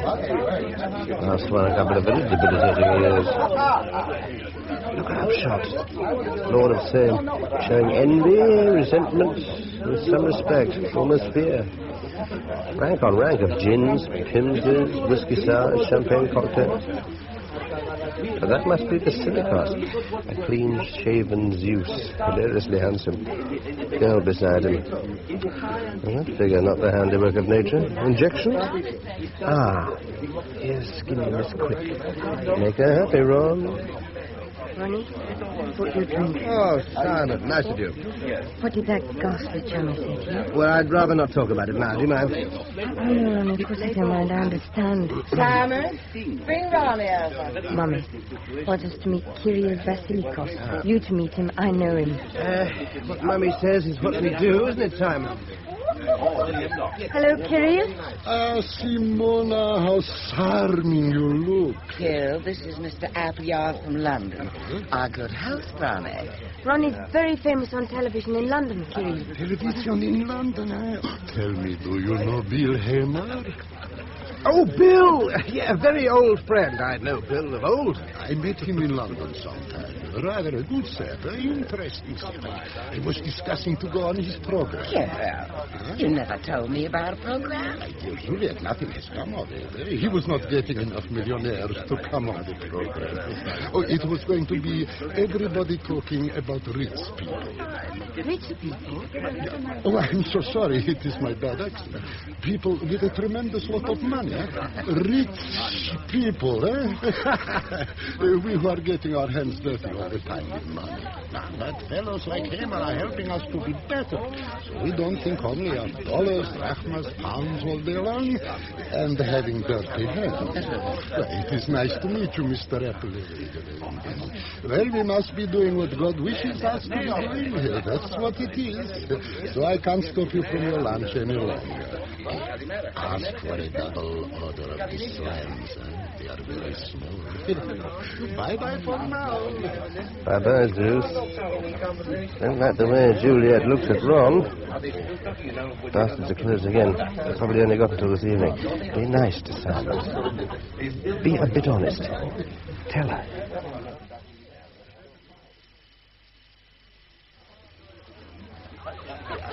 When we're leaving, you know, Mona. In about half an hour, when Mummy's finished her nap. Don't be sorry. See you on the yacht. That was Lord Upshot. Yes, I know, Simon. He always wants to know the time. Now, where were we? Yes, am I going back to London? I wish I could come with you. Oh, why don't you? It'd be marvellous if you did. I can't. I've got to stay. Why? You must tell the truth, Simon. Mummy wouldn't like it. Well, what would she do if you just said you were going? She wouldn't prevent me, but she'd be terribly upset. So she's terribly upset. But you just tell her kindly. You are 26, Simon, 26. Mummy, you don't understand. When Mummy's upset, it's just awful. She's so sensitive, and she's had 2 husbands die, and she's so brave. You don't know what it's like when she really gets upset. I can guess, Simon. She's used to her way. It's not fair. She's had so much to put up with. She gets so terribly worked out. She wants her own way, Simon. God knows why, but she does. But Stavros, her second husband, wanted his own way in absolutely everything. He tried to send me away to school, but Mummy stopped it. You don't know the things she's had to go Look, through. Simon, don't you think your trouble is simply that you're scared stiff of your mother? No. Balls, Ronnie. You're so completely off. Everybody keeps saying we're just like sisters. You wouldn't know. I do know, Simon, I do know. And your mother isn't your sister, and she never can be. Well, all my girlfriends keep on saying that they wish they could get on with their mothers like I do with Mummy. And you believe them, Simon? No, you're afraid of her, Simon. Everything you do shows it. Not true. I hate you. I love Mummy, and I respect her. Proved your point, Ron. No good. Have to go. Oh, here comes Chummy. Happy sneer. Not doing very well, are we? Oh, get lost, Chummy. And by the way, I'll be going back to London well before Juliet wants my room. Hi. Off in the morning, huh? Yes, Mansfield. The boat leaves about midday. London you go to, isn't it? So what's in London right now you have to catch? Just name me one thing. Well, one thing is my job. Oh, yeah. Well, what do you got to say about that view, huh? This neck is great, huh? Sure, Mansfield. Pain in the arse, Mansfield. All that ocean. All that, huh? Oh, what? Oof. Ah, Miss Quick and Mummy and Chummy. No upshots. Only Sir Saxton. Cecil Saxton. Hi, Simon, Juliet. Hi, student. Student. Nothing under the sun in American can't be called. You look good enough to eat, Simon. Finger licking good. Thanks. Mummy bought me the dress. Oh, God, the girls are somewhere. Come sit down here, Ronnie. Have you got a drink? Thanks. Ouzo. And I'll sit here, if you don't mind. Ouzo. You know what that is. The dregs. From the dregs. They're dregs, you know, the Greeks. Evening, Ron. Evening, Sir Cecil. Oh, you got my first name, have you? Good. Do you know what they are, Juliet? Loud customer, then. His father was a great friend of Juliet's. Wanted to marry her, I've heard. Turks, he is sober, Armenians, and father Bulgarians was a and gentleman. Arabs. American. Now, what's so great about the Greeks? Damn silly name, that. Was in the army. I expect you heard about that unfortunate business in West Germany. Oh, no, not actually. Tommy, do come and sit down. Just stretching my legs, you know. Please don't slump like that, Mona. No, Mummy, sorry. Slump, she's asleep. Ronnie, you were giving us such a fascinating account of youth problems at dinner. Frightening, too. Do you realize, student, that 32% of young people under 25 are going to get into some trouble with the authorities? That was England he was talking about. The situation is roughly the same in all the developed countries. Tell me, what is it that makes all these children rebel and revolt? A refusal to grow up? That's what's wrong with my problem child here. Isn't it, darling? You just hate the idea of growing up. I suppose so, Mummy. It's a whole sickness. And what she needs is discipline. Somebody who will run her whole life and see that she does exactly as she's told. Excuse me, Juliet. Must find... Don't you agree with me, student? Oh, sure, Juliet, sure. I'm afraid I don't. What do you mean? Do you think I don't understand my own child? Of course not. But I think she needs continuing kindness and sympathy and affection. You mean we all treat Mona brutally the whole time? Certainly not brutally. Look, I'm not happy about the way we're all sitting here and discussing Simon as if she were a piece of furniture or something. Mona, look at me. Not in it now, Ron. Do you object to our talking about you? No, Mummy. There, Mr. Appleyard. I suggest you apologize. If I had said anything to upset you... I'll bring you here and feed you and take you about in return for your services as Mona's companion. And you repay me by telling me my duty in public.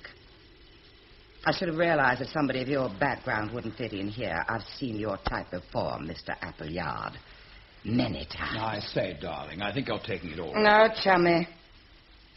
Mr. Appleyard, you'll need a little less television technique and a little more common decency the next time you come pushing and shoving your way into civilized society. Well, that's what it is it? Now, you look here, Appleyard. All right, student.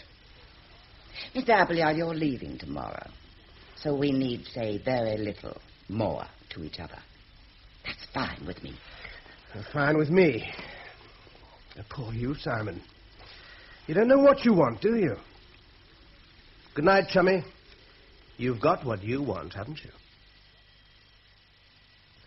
Why did you say that I don't know what I want? I don't know, Simon. Except that it seems so much the thing to say at that point of this evening. I do know what I want. A nice man all to myself. Well, you've got one. Me. A nice one, I hope. Oh, yes. A marvelous one.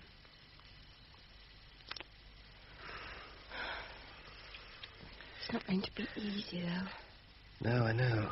Not easy. There's Mummy, you see. There's Mummy. I know.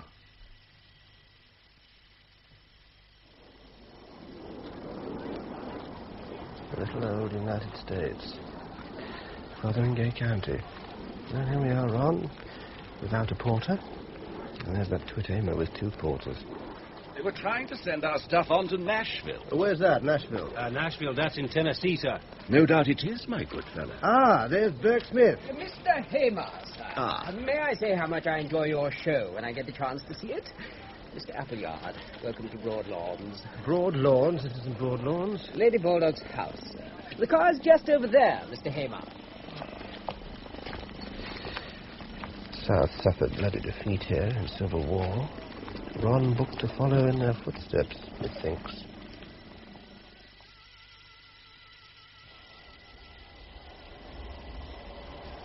The last time we were in the back of a car together, my old son, was when we were on our way to that thrash at the Reichenbergers. How long ago was that? 3 months, Bill. Must have travelled 10,000 miles since. All from Miss Quick. Broad Lawns. I wonder what's there for me. Vast bloody country. Look at it. Nothing between here and the Gulf of Mexico, by the look of it. It's only a 5-minute drive, sir. Nice to know. Ron, how soon can I get away from here? I don't know. I'm off on Sunday morning. Juliet, do you really think you can get Mr. Hamer to come? I'll do my best, Juliet. Because if he can't make it, I'll have to change my plan. Which won't include room for you. I do hope you understand, Ronnie. I'd like to ask you, Mr. Hamer, if you'll forgive the intrusion, what are the main technical problems confronting one responsible for presiding over a television program such as yours? Do you mean preparing the show or after it's on the air? Coming bastard, Hamer. Mr. Hamer, really? Utter up Although I in imagine charge they're of your quite drinking separate. destiny for the next few days. To explain would take quite a bit of time, Bergsmith, so we'll have to have a proper chat You've sometime. invited Hamer I shall yourself. look forward to that. What's she up to? Look, Ron, what has this woman invited me along for? I told you all I know about it. She wants you to set up your Rich Bastards program all over again and put it on with this Greek chap in it, so that he'll know it was our Juliet who fixed it up. Has to bring me from New York for that. The whole kerfuffle is just to impress Lassie Whatnot. Get one up on him. Get herself invited to 3-star parties, you know? I suspect there's more in it from that, old son, with her money and the rest of it. But the thing is, Bill, she's horribly rich by your or my standards. But she's not really uncontrollably rich, like Vasilikos. So... Could be, I suppose. One last question, old Rad. What's in this for you? What's in what? From her, I don't know. For me, you guess. The daughter, Simona, isn't it? Right in one. Serious? Yes. Marriage, if I can. Blimey. You'll have your work cut out there, I should imagine. Washy, hiking head. Bloody wildcat. I know. Some of these upper-class bints will bounce you to the ceiling. Well, bloody good luck to you. Watch out for Mum. Like a hawk.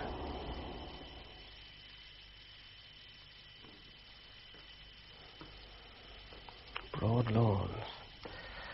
More Grecian pillars. Pictures. Early Americans signing things. Earlier ones shooting arrows at things.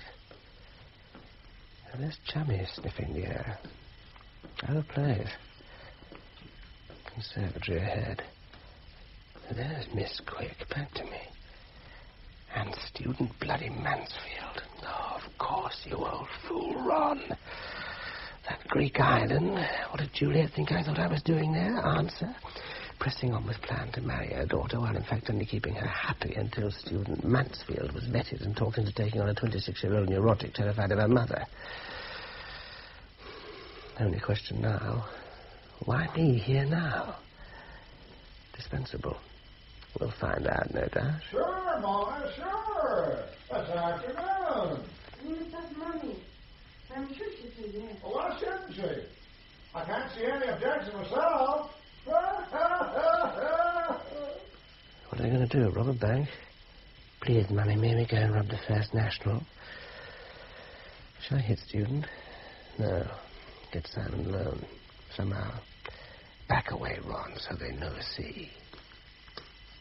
Oh, I think this is real funny. God! No, George Parrott. What's funny? The irony of fate, Appleyard. You're just exactly where I was that time we met before. Realizing that you have just set eyes on the guy who's destined to be your successor gives you a kind of funny feeling, don't it? Yes, it does, George. Look, I want to talk to you, not here, in private. Sure.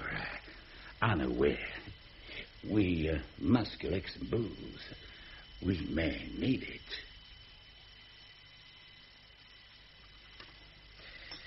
How did you manage to get a tray of 9 glasses of Juliet's best scotch up here, George Parrott? Never mind. I used a handgun.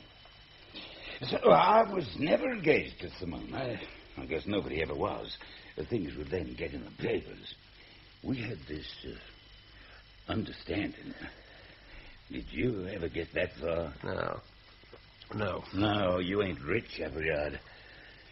I presume it's Simona's money you're after. Well, to begin with, it was. But then I started getting fond of her. Yeah, well, before you get too fond of her, I got news for you. Simona don't own a dime. Maybe she did way back from her daddy. But Juliet has it all now, like in trust. Crikey Moses. If you lose all control over her, that would never do. Oh. Have another glass, Happy. Oh. Yeah, you got a point there. There's no question about that. Well, I can't see you achieving your ambitions in a coon's age, but here's luck. Not because I give a damn for you, but because I like anything that might cause my old friend Stoughton even minor inconvenience. You know him well, do you? Yeah, we almost grew up together. He's from around here. Spent some years with me curing his accent. A cotton-picking bastard. Somebody called Cecil Saxton told me... Say, ain't he the most marvelous old guy talking that way, and him the son of a railroad engineer in, is it Leeds? He cured his accent, too, and good. I tried to get him to talk the way he used, and do you know he'd forgotten? He couldn't do it anymore. He was goddamn furious. Excuse me, I interrupted you. Well, Saxton mentioned student and some unfortunate businesses, his mother, and something about West Germany. Oh, long stories, Happy. But I'll tell you this. Student's ma signed everything over to him. Death duties, if you get it. So when they were putting their pens back in their pockets, Student says, does this mean this house and all is mine now, Ma? And she says, damn right it is, son. And he says, right, Ma, out. Well, that was the unfortunate business about his mother. Cripes. And West Germany? West Germany, 1955. He was Lieutenant Mansfield then, U.S. Army. Supplemented his pay along with the sergeant, holding up Germans, putting up a roadblock. And when the crowd comes along in a decent car, they stop him and remove his valuables and his car. Sell the car on the black market, divide the money. In the end, the Army gets to hear about it, and it gets mad. So Student stops being an officer anymore and gets put in the stockade. That was the unfortunate business in West Germany. Good God. And Juliet can consider him as a husband for Simon? I suppose she does know about him. Yeah, of course she does. Everybody does. He's rich, Happy. That means he belongs to a very, very tight circle. A kind of mutual defense system. So you can get away with damn near anything, long as you stay rich. You're eligible on the marriage market, whatever you've done. And even if you can't perform. Even if you can't perform? Common knowledge, Happy. And what better husband for a girl who don't like it than a guy who can't do it? Well, I'll be damned. George, what I can't see is why I'm here. Any ideas? Are you in a position to do Juliet any kind of a favor? Well, I'm not. Only the job I came with. Hamer. Fat fornicator. Tell me, you upset or frustrate her in any way recently? Well, I did have a bit of a disagreement with her when I was in... public? Yes, it was about... It wouldn't matter a goddamn in hell what it was about. You're here to pay for that little error of judgment, happy old man. Public humiliation. You here to see Simona and Stoughton, the happy couple, with you not one of it. Yes, that has the right sort of ring. And you, same as me. No. I've expiated my crimes. Not that they were ever as great as yours. I've got to hand it to you for disagreeing with my Lady Baldock. Now I'm back to being an old friend of the family, because I'm rich, like I told you. It's a small circle. Real small. Now, look, George, I've got to see Simon alone. How? Student will never be less than a yard from her. Juliet's throwing a small party this evening. That's where you got the tray of drinks from. Sure, from under the nose of that great-headed lush of a butler. Now, Juliet will be busy getting all that black hair coiled. Well, I'll see to it that the student is out of the way.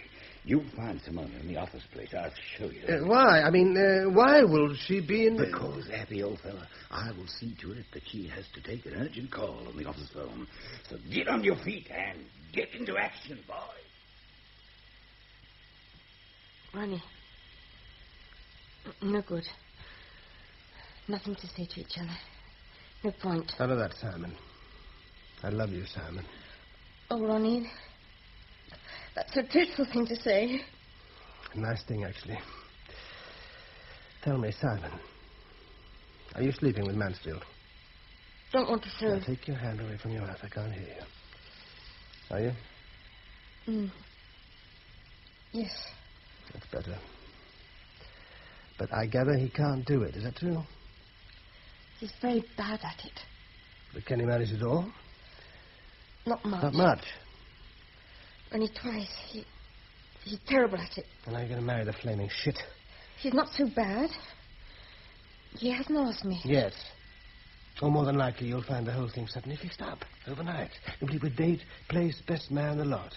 You see, this time I think she means business. What's she talking about? Mummy. She hasn't meant business before, certainly. Not with George Parrott, for instance, who's neither stupid nor illiterate nor insensitive. Obviously, he'd be no good at all. Now, students. Now, there's a real strong candidate for you. A loud-mouthed, bigoted fool with the sensitivity of a camel, and that's being unkind to camels. He can't help his voice. And I don't understand all this meaning business and candidate thing. Simon, the whole situation is very simple, but unusual, too. It's the simple things that are unusual. Now, listen. But first, you must understand. I came here only to see you. For no other reason, Simon. Because I love you. Don't say that, Ronnie. True, Simon. I didn't believe it was true until I saw you again downstairs. With Student. Now, listen, Simon. A simple but unusual situation as I see it. In one way, your mother would like you never to get married at all so that she could keep you by her side and go on bullying you. And also because she knows you want to get married. So men appear and sleep with you, and that's fine because she knows you don't enjoy it. But this can't go on indefinitely. For one thing, an unmarried daughter over 25 is getting to be a worse and worse advertisement for her. So instead of preventing you from marrying, she'll make you get married to an absolute bastard instead. That is to say, not only a very unpleasant man, but a crook, and a known crook. She wants me to marry him because he's the son of the man she was in love with when she was a girl before she married Daddy. Yes. That's the absolute clincher. Her official reason. All her friends would understand that. Mummy, lovely. Oh, stop it. Try to behave like a grown woman. I'll try, Ronnie. Well done, Simon. Now, what she really feels about you, whatever the hell it really is, I don't know. But the only way for you yourself, to treat her is as if she hates you. Hates you. Does she hate me, Ronnie? Why does she? Well, there's plenty of things to choose from. You're Mr. Quick's daughter, for one thing, not General Mansfield's. Your first stepfather, what was his name? We called him Stavros. Stavros. Well, he took notice of you, not only of her. Same with Chummy. Chummy's horrible. He hates me. Yes, he's horrible, all right, but he doesn't hate you. In his way, his own horrible way, he cares for you. It's me he hates. Now, going on about your mother, she hates you also because you're not only better looking than she is, you're the same physical type, only your colouring is so much better and extraordinary. People compare the two of you, don't you see? And they can't help seeing that you're better.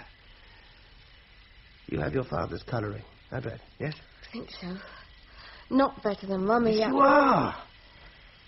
Then I'm sure you've been told the opposite since before you can remember. Oh, she should have had a homosexual son. Now, Simon, you must leave her. When I go back on Sunday to London, you must come with me. I'll look after you. Couldn't couldn't. Yes, you could. Now, you must meet me at the airport at 10:15 on Sunday morning. Sneak out, right? With just your passport. Can't do it. You must.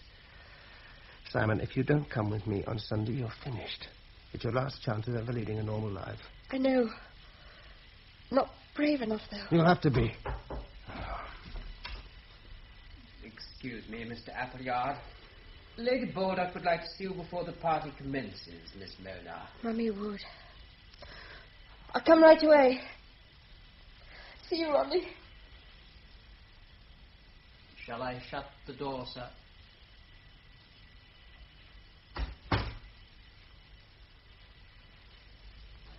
No place like home, I always say. Always. Southern Colonel drinking Southern Comfort. Mansfield, like a knife in. Hamer and old Basilicos. How these bastards travel. Mr. Appleyard, how are you, my dear sir? Well, Mr. Basilicos, how are you, Bill? Enjoying meeting old friends, Ron. I guess they're rich, you fat lecher. Now, where's Juliet and Chummy?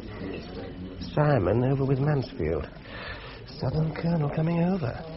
Smile. You're from London, I've been informed. I am indeed. You all got trouble there. Real bad trouble. Oh, have we? You all got all these colored people coming in all the time, letting them mix with you and work and live alongside you all in 50 years' time. Yes, I'm sure. Here's our host and hostess. Hello, everybody. That's me. What's happened to my champagne? Why is there always this delay? I want it now. You hear? I want it now. And one day you'll get it. Now, George Parrott come in. Cuthbert signed. Danger? Mummy Mansfield coming over. I do, Colonel. You telling our friend here the dangers of integration, I heard? I was trying. I don't think you quite saw my point. Oh, I see the point. Who doesn't? Our Mr. Appleyard is a nigger lover. Do you see that nigger over there? That's Hoskins, the nigger butler. He wouldn't thank you for your liking him. No, sir. Do you know Appleyard something? We solved the nigger problem down here by realizing there is no problem. Except keeping them down. They're inferior. They always will be inferior. And we in the South have the honest-to-God common sense to realize it. What do you say to that? The only way to keep the nigger in his place is by fear. The only argument he understands is the last. Bulls! Pardon me? You heard Mansfield. Bulls! What you're saying is bulls, ancient bulls. Rubbish, nonsense, tosh, junk. And also extremely offensive, barbaric, inhumane, foolish, ignorant, outmoded, and in the circumstances unforgivably rude. I'll handle this, student.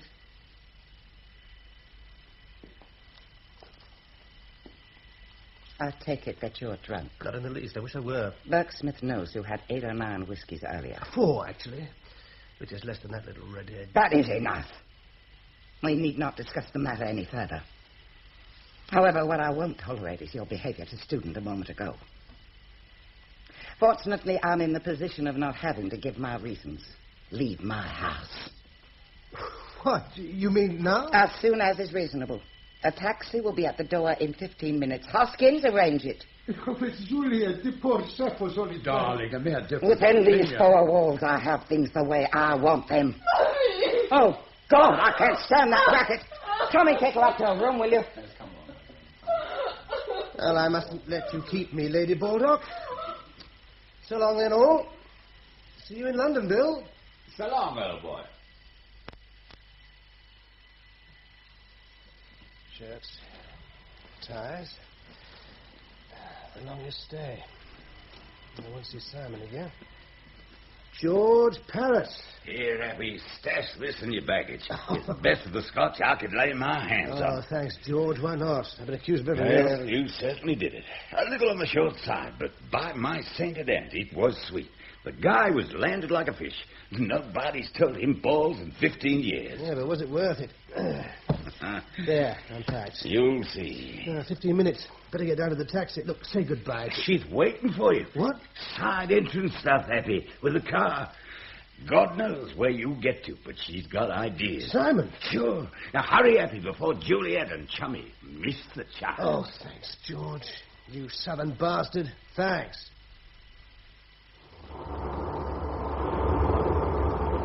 George's car.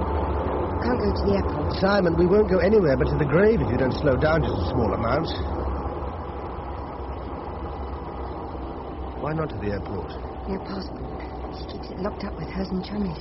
Where are we going then? A place called Old Boulder State Park, just across the line in Tennessee. She won't even have heard of it. You mean a tent for the night? I've been there before. They're little log cabins. It's a gorgeous place. There's a place to shop, always open. Beautiful, Simon. Darling Ronnie. You cried when she sent me away? What made me cry was that she did it to hurt me. She kept looking at me. She does hate me. I told you. But you've finished with her now. I liked it here, Ronnie. For the open air, it's not bad. I love you, Simon. Do you know, nothing I've said or done since yesterday evening has made me feel as shit. That doesn't happen often to me. You are funny. I meant to tell you ages ago that I loved you. But I couldn't say anything, because you hadn't. And the man has to say it first. I've never loved anybody before. You have, though. Lots, I expect, haven't you? Well, yes, in a way. Different from this, though. What I can't understand is why you never married any of them. They weren't rich enough. Ronnie. At first, I fell for you. Then I was after you for your money. Then I started worrying about you. Then I fell in love with you. I'd help you spend £1 million very cheerfully indeed. But it doesn't matter. I'll take you in what you stand up in. Or lie down. So that car's pulled up. Oh, Ronnie. Oh, Simon. Well, if it isn't Chummy. With some friends he's made in the police force. Oh, is this the man, Lord Baldock? Yes, that's him. Well, Chummy, what is it? Simon, I want you to know this for your own good. Ron, let me introduce Captain Monaghan and Sergeant Eden. Come to take you home, Simon. I won't come. I think you will. If you don't, Appleyard will be arrested. Perhaps you'd care to explain the position, Captain. Certainly, sir. Mr. Appleyard is liable to arrest under suspicion of having removed Miss Quake from her recognized parental household, an offense under a statute of Fotheringay County. In addition, he has committed a federal offense under the Mann Act, prohibiting the conveyance of a female over a state border for an immoral purpose. We have you hog-tied real nice, Mr. Appleyard. This is like something out of... Do you expect these charges to stand up in court? We reckon as how they will. Lady and Lord Baldock are mighty respected figures all over Fotheringay County, and anybody who does them a wrong ain't gonna be liked very well. I see. Now, this Mann Act thing, it was an anti-prostitution measure. Miss Quick is no prostitute, is she, Tommy? No, it wouldn't stand up in court, Ron. The other thing well might, though. So think what it would do to your reputation, Ron, me old pal. Simon, who did you tell and why? I told a friend of Mummy's in case she got really upset. I'm sorry, Ronnie. So am I, Simon. But there's nothing I can do. They know, Simon. If I'm taken to court on any of these charges, it's the end of my career. It's only an old job. How rich you are, Simon. How really tremendously rich. Only an old job. Take her away, Chummy. I'm sure you'll forget the charges if you get her back. And don't bother to say anything at all, Chummy, old chum, because whatever it is, I shall hate you for the rest of my life. Goodbye, Simon. Go back to Mummy. Sorry. Love you. Frightened. Awful.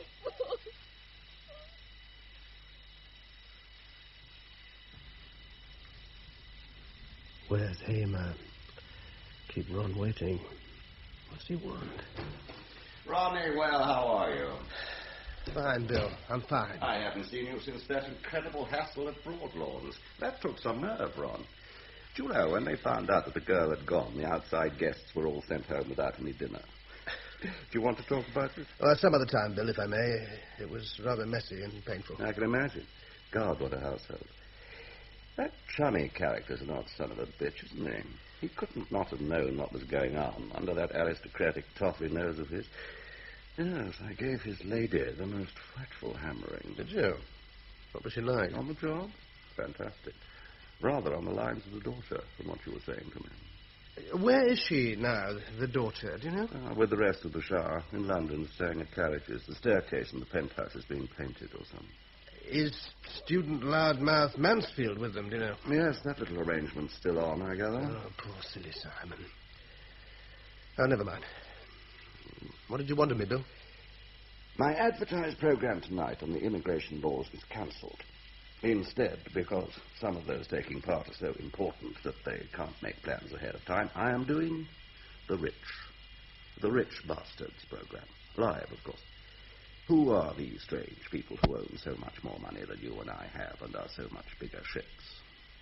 Taking part will be Kirill Vasilikos, Lady Baldock, Thomas of the Financial Observer, and a last-minute surprise, Ronnie Appleyard. Well, you know the fee as well as I do. What you saying? That's nice of you, Bill, and I appreciate it, but won't our Juliet refuse to go on as soon as she sees me? She doesn't care for me much, as you know. That had occurred to me. But, Ron, she's so crazy to be on the box and in my program that she'd appear with Hitler or anybody. Also, she probably thinks in her innocence that she could obliterate you with no trouble at all if she had to. Fair enough. But why me? I mean, I'm obviously going to do a king-sized hatchet job on it, aren't I? And that can't do you any good, can it? Or can it? Let's just say for now that's how I want it. I'll tell you all about it after the show. Nothing startling, actually, but I don't want you bringing it out in the heat of the moment on the air. Should be good television, Ronnie. You'll do it. Yes, I'll do it, Bill. Good. See you for Level and Cues at 9:45.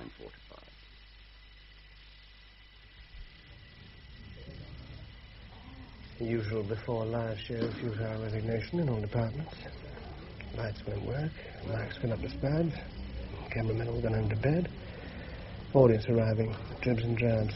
Here's Hamer, Juliet, Vasilikos, financial chap. She sees me. Oh, Ron, nice and on time. Hello, Ronnie. Fancy seeing you. What, here? My natural home, Juliet. I mean that nobody gave me any idea that you were going to be on the show tonight. I didn't know myself until the last minute.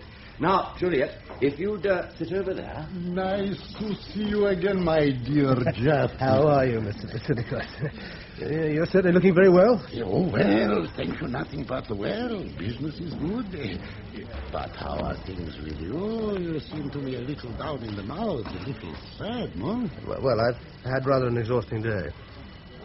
Cheer up, it will pass.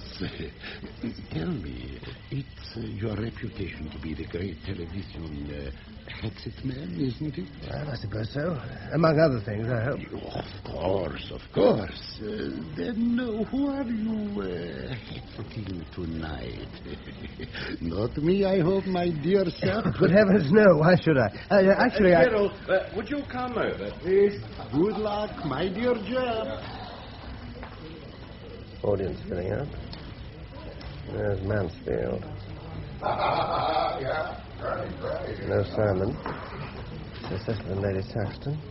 The upshot. Could you all sort of chat about nothing for a moment so we can check the voice levels? Yes. Is your daughter going to be in the audience tonight, Juliet? No, I'm afraid not. She's felt too tired.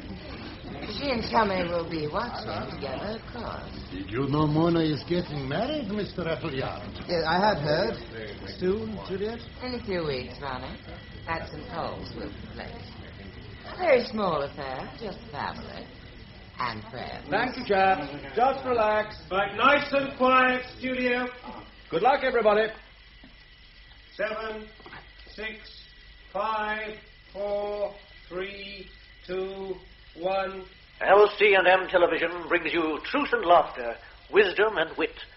The Bill Hamer Program.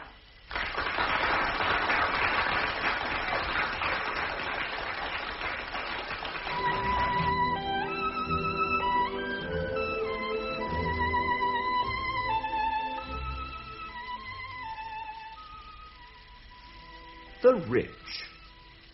Our civilization, rightly or wrongly, has grown up on and around the making of money. And where there's money, you presumably have rich people. I think they're a fascinating crowd, the rich, and I suggest we go on talking about And what about you, Ronnie? You're not rich yourself. None of us in this profession are ever going to get rich, are we? But you've run into the rich, right? Yes, I have. Well, I understand you know Lady Baldock and you've met Mr. Vasilikos. What's the word from you about this peculiar breed of human being? Well, Bill, I'd say the first thing that strikes me is that the rich are human beings like ourselves, and that's something we must all keep trying to remember in the face of all the evidence. Well, could you clarify that, Ronnie? With pleasure. Some rich people have got the strength of character it takes to be rich and remain a human being. I'm not talking about them. I'm talking about the rich who are not properly human. Different to us. Different and worse. Not because they're worse by nature, but because of their opportunities. Opportunities for power without responsibility. Mr. Appleyard, I think you are going to attack me. Juliet, the sap was just putting his view about the rich, that's all. People aren't all the time having you in mind. Would you like to carry on, Ronnie? Thanks. I was saying that the rich have more opportunities than most of us for behaving badly. The exercise of power is very enjoyable to a lot of people. Be more specific. What have you got in mind? Telling people to go to hell whenever you feel like it? Or do you mean something deeper and more sinister? Well, there is a lot of telling people to go to hell, but there's more to it than that. Something deeper. You won't, for instance, have people smoke in your drawing room, but you yourself light a cigar or cigarette in that room when you have people there. So if somebody else lights up, you tell them to put it out. And if they dare say, but what about you, you're smoking, you order them out of the house. Well, why shouldn't you? If you went on like that at the non-rich level, you'd soon find yourself without any friends. But if you're rich, you can afford to abandon reason and justice and good manners whenever you feel like it. And if you're that sort of rich, you don't feel at home with people who aren't rich. You're afraid they may be after your money. And you're certainly afraid of them if, being non-rich, they have some other claim to fame than the possession Bill, of money. Why are you letting him go on like that? I won't sit here and listen to my best friends being insulted. Fair enough. Everybody gets his chance to be heard in this program. Incidentally, one thing you said just now puzzles me rather. What I said? What do you mean? As I understood him, Ronnie was describing the worst kind of rich person, selfish, unreasonable, domineering, and so on. Do you mean to say that all your best friends are like that? It's hard to believe, isn't it? Perhaps not. Gerald, are you going to stand for this? These two men are insulting me and insulting you too, remember? Nobody is being insulted, Juliet. Ronnie is telling us some things about the rich people that I'm seeing in an awful lot of the people I know. He's very wise. But you'll be so damn reasonable. Can't you see that that's what they want you to be? I don't think reasonableness ever hurt anybody. Mr. Appleyard, you're complaining about these horrible rich people you've met who've been good enough to invite you to their houses and give you their food and drink. Yeah. Don't you feel a little bit ashamed of abusing their hospitality? That's nonsense, I'm afraid. If somebody buys me an expensive bottle of drink and tells me while I'm drinking it that I stink, that rather cancels out the drink. A little while ago, I invited you to my home. Not only that... I'm sorry. Let's try to keep personalities out of this. Now, we have an audience in the studio. Let's see what some of them think. I'm sure we can find some fruitful disagreements here. I say... would you introduce yourself, sir? Certainly. Saxon. Cecil Saxon. Sir Cecil Saxon, isn't it? Yes, that's it. Yes. And what do you think, Sir Cecil, of the things Mr. Appleyard has been saying? Chap's gone into a tea. Some of the rich aren't too bad. I mean, take old Tubby Oxshop over there. I mean, quite all right, as long as he keeps off the port. Half the people my wife and I know, the rich are like Appleyard's dress. But take Juliet Baldock herself. Finest example of the lot. Chucking her weight about all over the shop the moment she gets the chance. Pardon me. Sending people away without their dinner if she feels like it. Inviting them for the weekend. Keeping all the booze under lock and key. Using her butler to spy on our friends. Kicking anybody out on the spot if they dare say boo to her or her chosen few.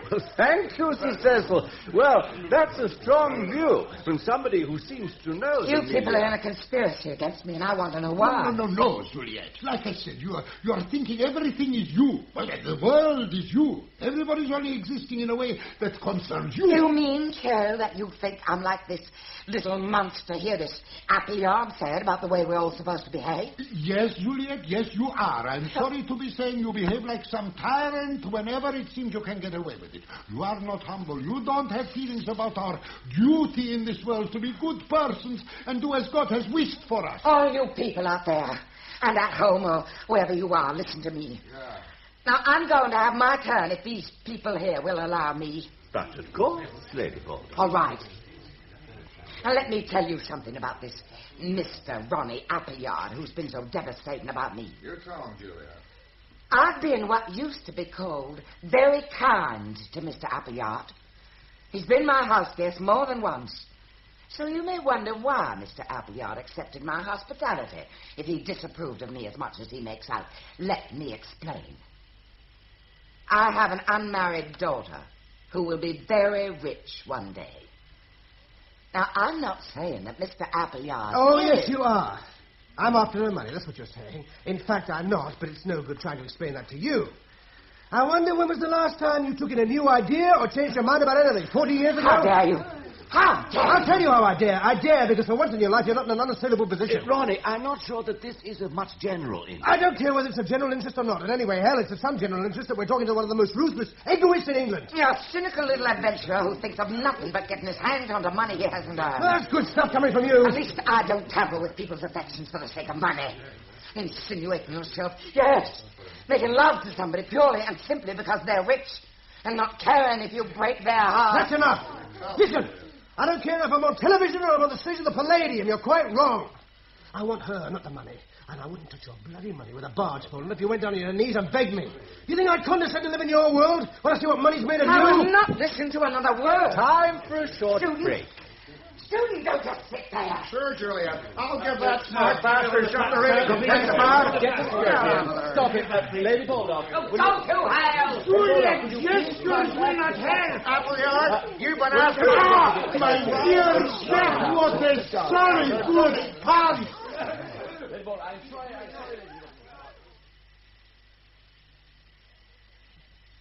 Come in, Ronnie. I thought that punch you threw was going to go right through Mansfield's fat gut. Yes, he'll probably sue me. Cheer up, Ron, old boy. I've got some booze here. It was fun. That'll put the ratings up. Here, drink it down. Oh, thanks. I took the bottle with me when I left Broadlawns. Cheers. Cheers. Oh. Well, what made you do it? You knew what would happen, roughly, yes? Indeed I did, old boy.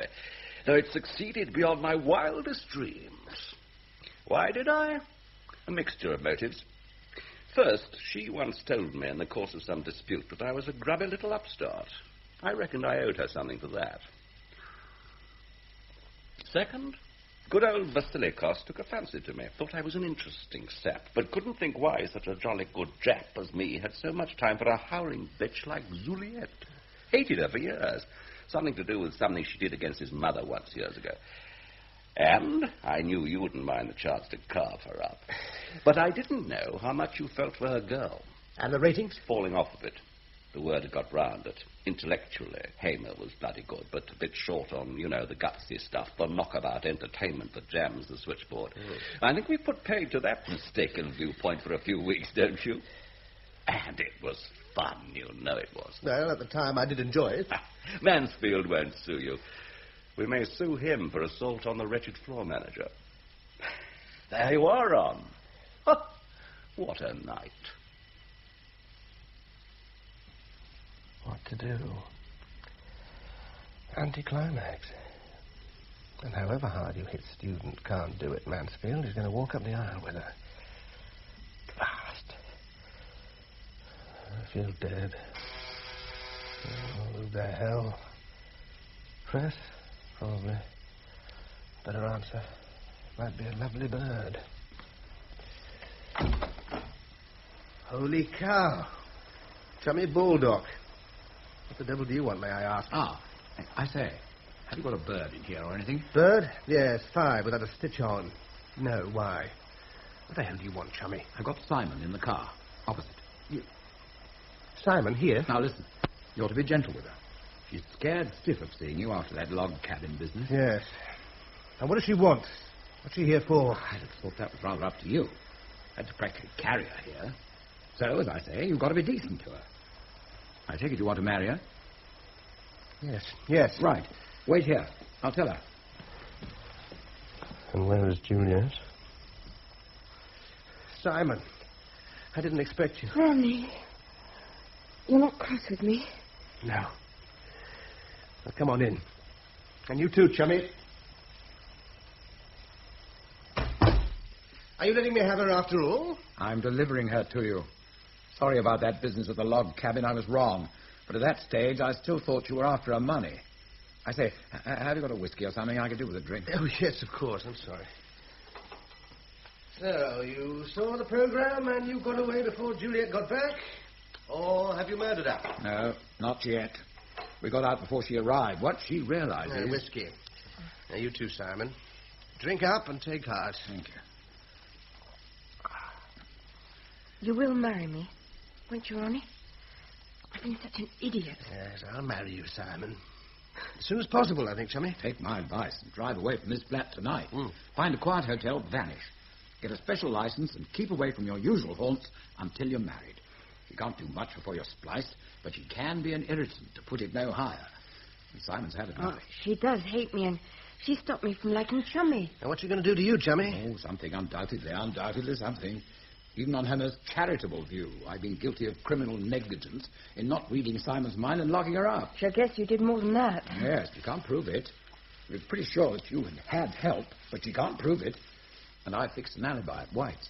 She'll still give you hell, Chummy. Yes, I've been getting fed up, really fed up. And now that Simon's settled, there's a pink woolen dinner jacket she wants me to wear. I might kick off with that, eh? You know, when you're doing exactly what she wants you to do, she's the most affectionate, loving person in the world. Well, that's rather like saying how marvellous the tiger looked when he jumped onto the antelope and sank his teeth in. Not worth it. Now I must be off. Chummy, why have you done this? Brought Simon here, said go and marry. This evening, was it? I assumed you realised. Yes, that bit about your not taking her money, even if she begged you to. That did it. Telling her to stuff her money in front of how many million people means you never see a bean of it until... Did you know that at the time you said it? No. It took me a minute or two. I was in a bit of a state. I thought you were, not like your old self at all. Of course, if you'd told me a few minutes back that I could keep Simon, now you'd say goodbye to her money, I should have looked a proper Charlie. Didn't think you would, though. Must be off. Get going as soon as you can, Simon. Good luck, Appleyard. I'll see myself out. Good luck with the dinner jacket, chummy. So long. I'm sorry for what I said about your job. Because, well, without it, I was such a fool, Ronnie. This whole thing is very odd. I was a shit when I met you. I still am in lots of ways.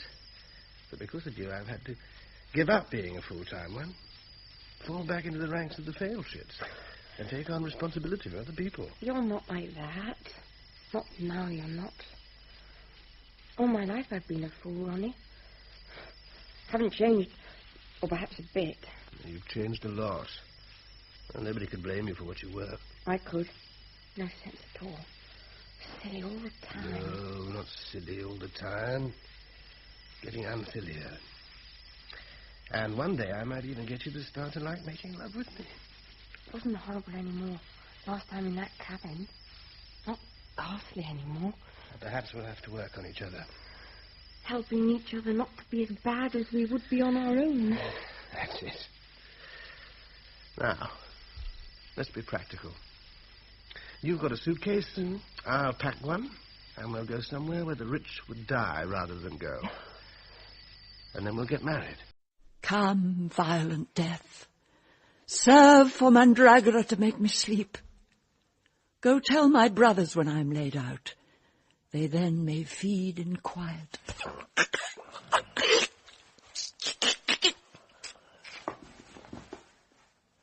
Where's the waiting woman? Fetch her. Oh, you are damned perpetually for this. My turn is next. Is not so ordered? Yes, and I'm glad you are so well prepared for it. You are deceived, sir. I am not prepared for it. I will not die. Come, dispatch her. I will not die. I must not. Delays. Throttle her. If you kill me now, I am damned. I am quick with child. Why, then your credit's saved.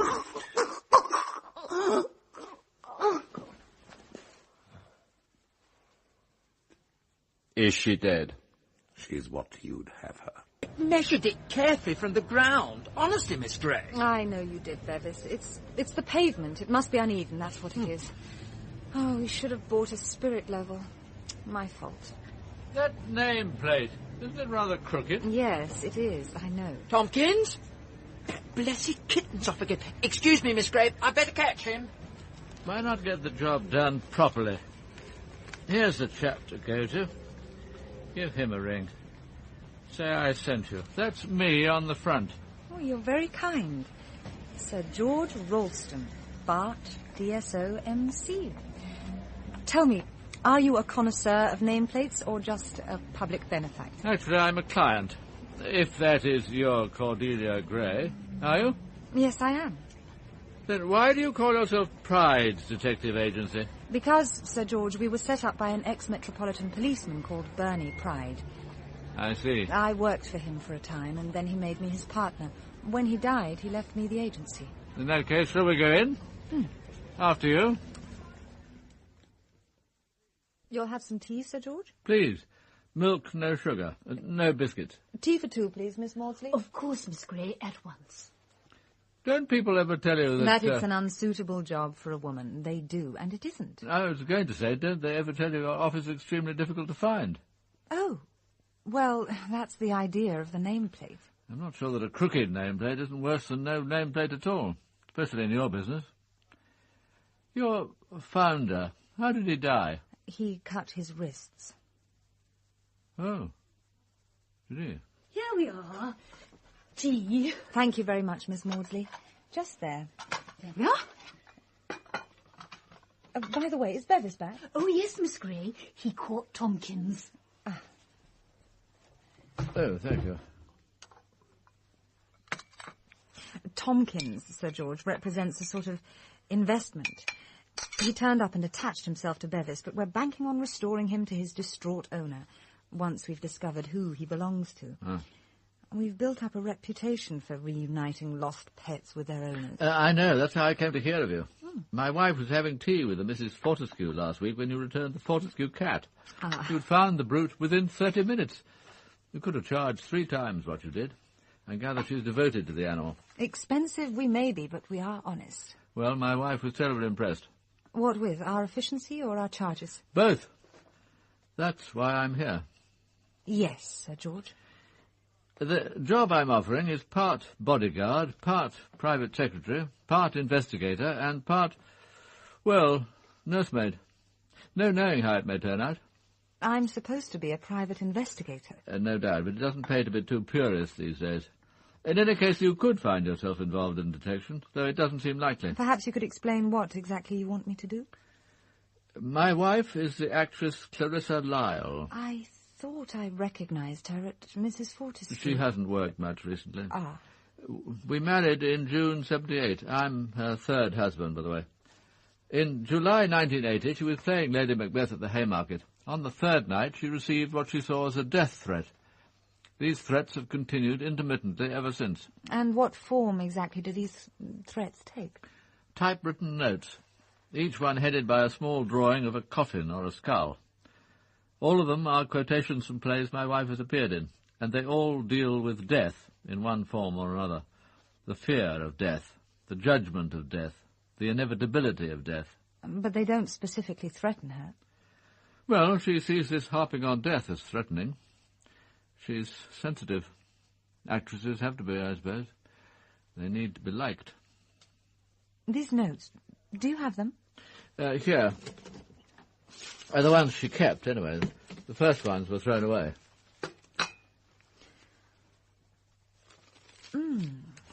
Aye, but to die, and go we know not where, to lie in cold obstruction and to rot. Measure for measure, isn't it? Not exactly a personal threat, though. Perhaps not, but not very friendly. You know not how to live, nor how to die, but I have an object that shall startle you and make you know whither you are going. I don't know that one. Webster, do you think? Possibly. How do they arrive? By post, most of them. A few were delivered by hand, at the theatre or our London flat. The first half-dozen or so were destroyed. These 23 are all we have now. The first one of all, the one that came when your wife was playing Lady Macbeth. What happened? She can't remember now what it said. She threw it away, thought it was an isolated bit of malice. Then a second came, and a third, and a fourth. My wife started breaking down on stage, had to be prompted. Oh. On the Saturday of the third week, her understudy had to go on.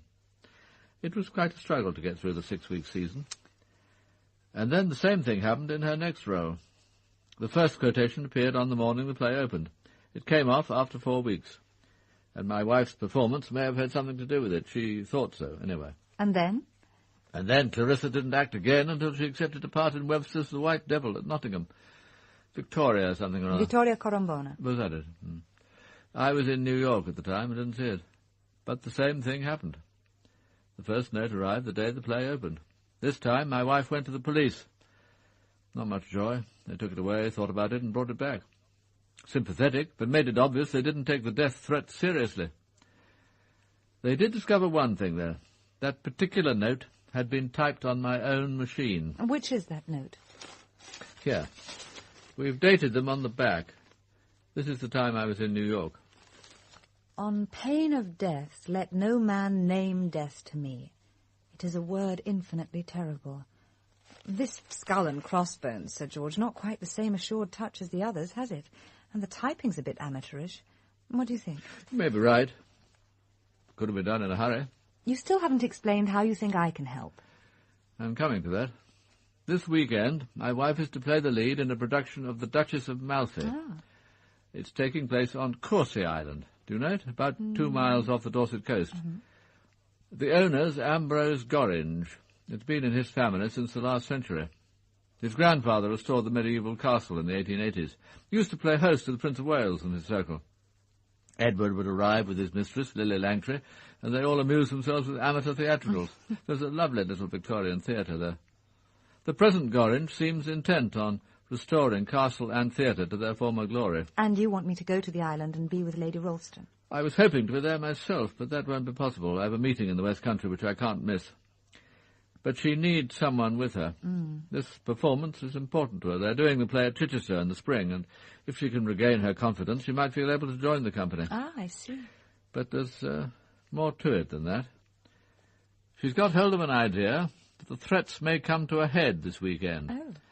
In fact, that someone might try to kill her on Courcy Island. What makes her think that? Nothing she can explain, but it's what she feels. She asked me to get you. And what precisely am I being employed to do, Sir George? Protect her from nuisance, take any calls, open any letters, be on call at night, and bring a fresh mind to bear on these messages. Find out, if you can, who's responsible. You'll take the job? Yes, I'll take it. A little different from finding lost cats.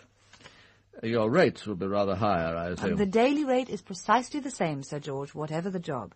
The final bill depends on the time taken, and any expenses, of course.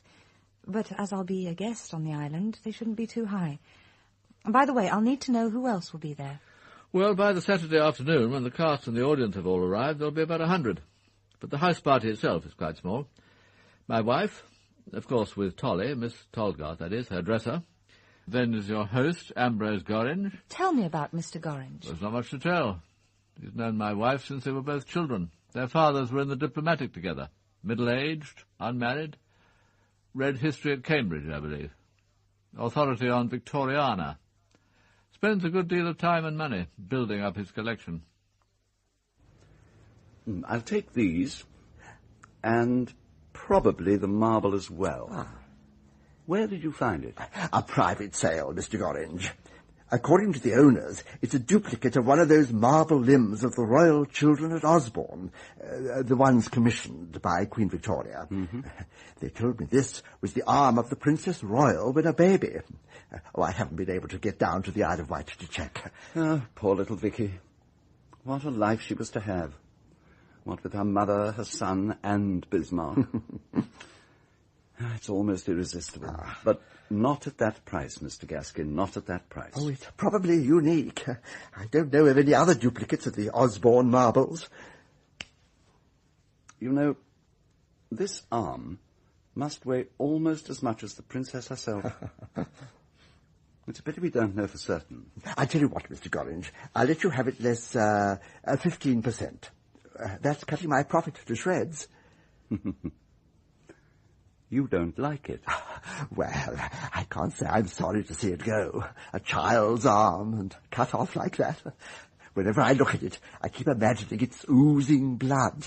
All right, I'll have it. Ah.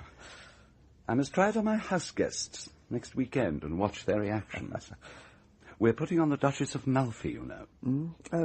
Really?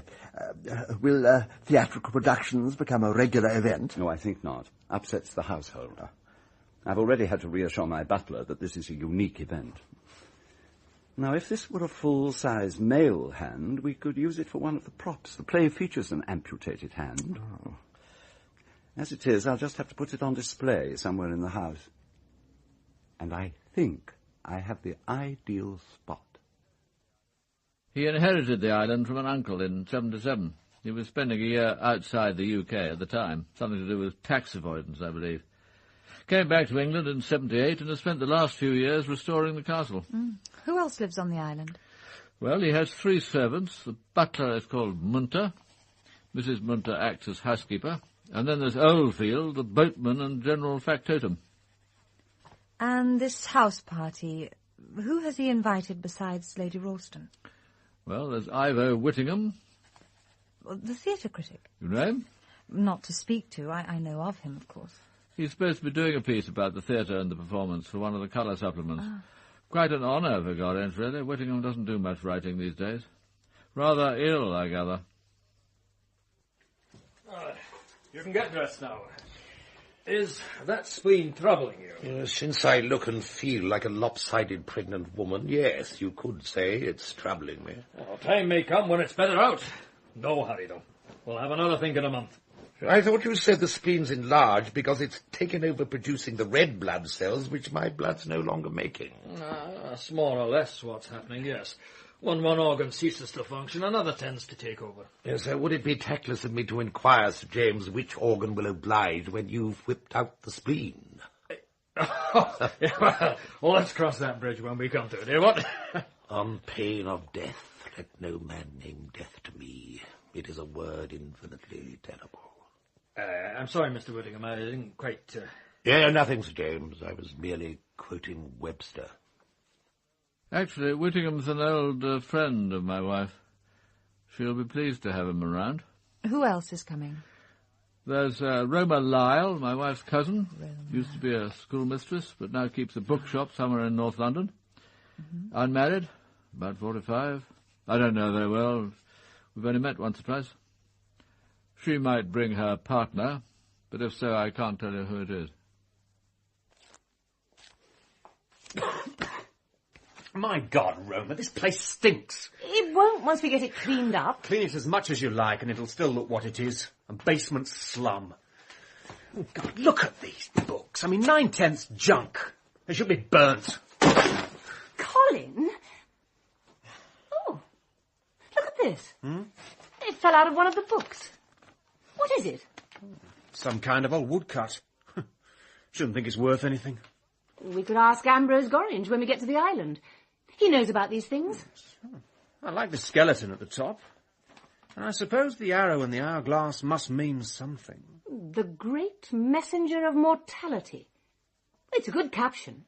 Fair lady, lay your costly robe aside. No longer may you glory in your pride. Take leave of all your carnal vain delight. I've come to summon you away. Tonight. Spooky. It puts me in mind of Clarissa. Clarissa? Why? I don't know. I don't know why. Give it to me. I'll ask Ambrose Gorringe about it. It was a mistake buying this junk. We should have stuck to the new stuff. And God knows why I let you talk me into buying all that left-wing garbage upstairs. No one wants it. There are enough cosy left-wing haunts already in this neighbourhood, and it's putting off the other customers. I must have been mad. Look, Colin, you didn't take on this place simply to please me. You loathed teaching just as much as I did. And I wouldn't have resigned if you hadn't made the first move. You mean it's all my fault? All? What all? It was a mistake. Well, you chuck it. Stella will be delighted. My God, she must be praying for us to go broke. It's a wonder she doesn't lurk outside counting the customers. That's not quite fair. She's my wife. She's a right to be worried. I mean, half the money I put in here was hers. And that, my dear Colin, was the cleverest move she ever made. She made sure that you had enough money to make the business possible, but not enough to make it a success.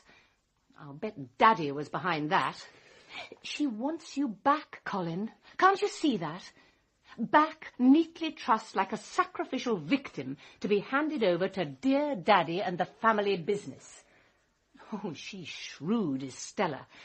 A sharp little mind to go with those sharp red nails. Oh, do shut up, Roma. We've been through all this 20 times. Oh, darling, I'm sorry. Don't let's quarrel.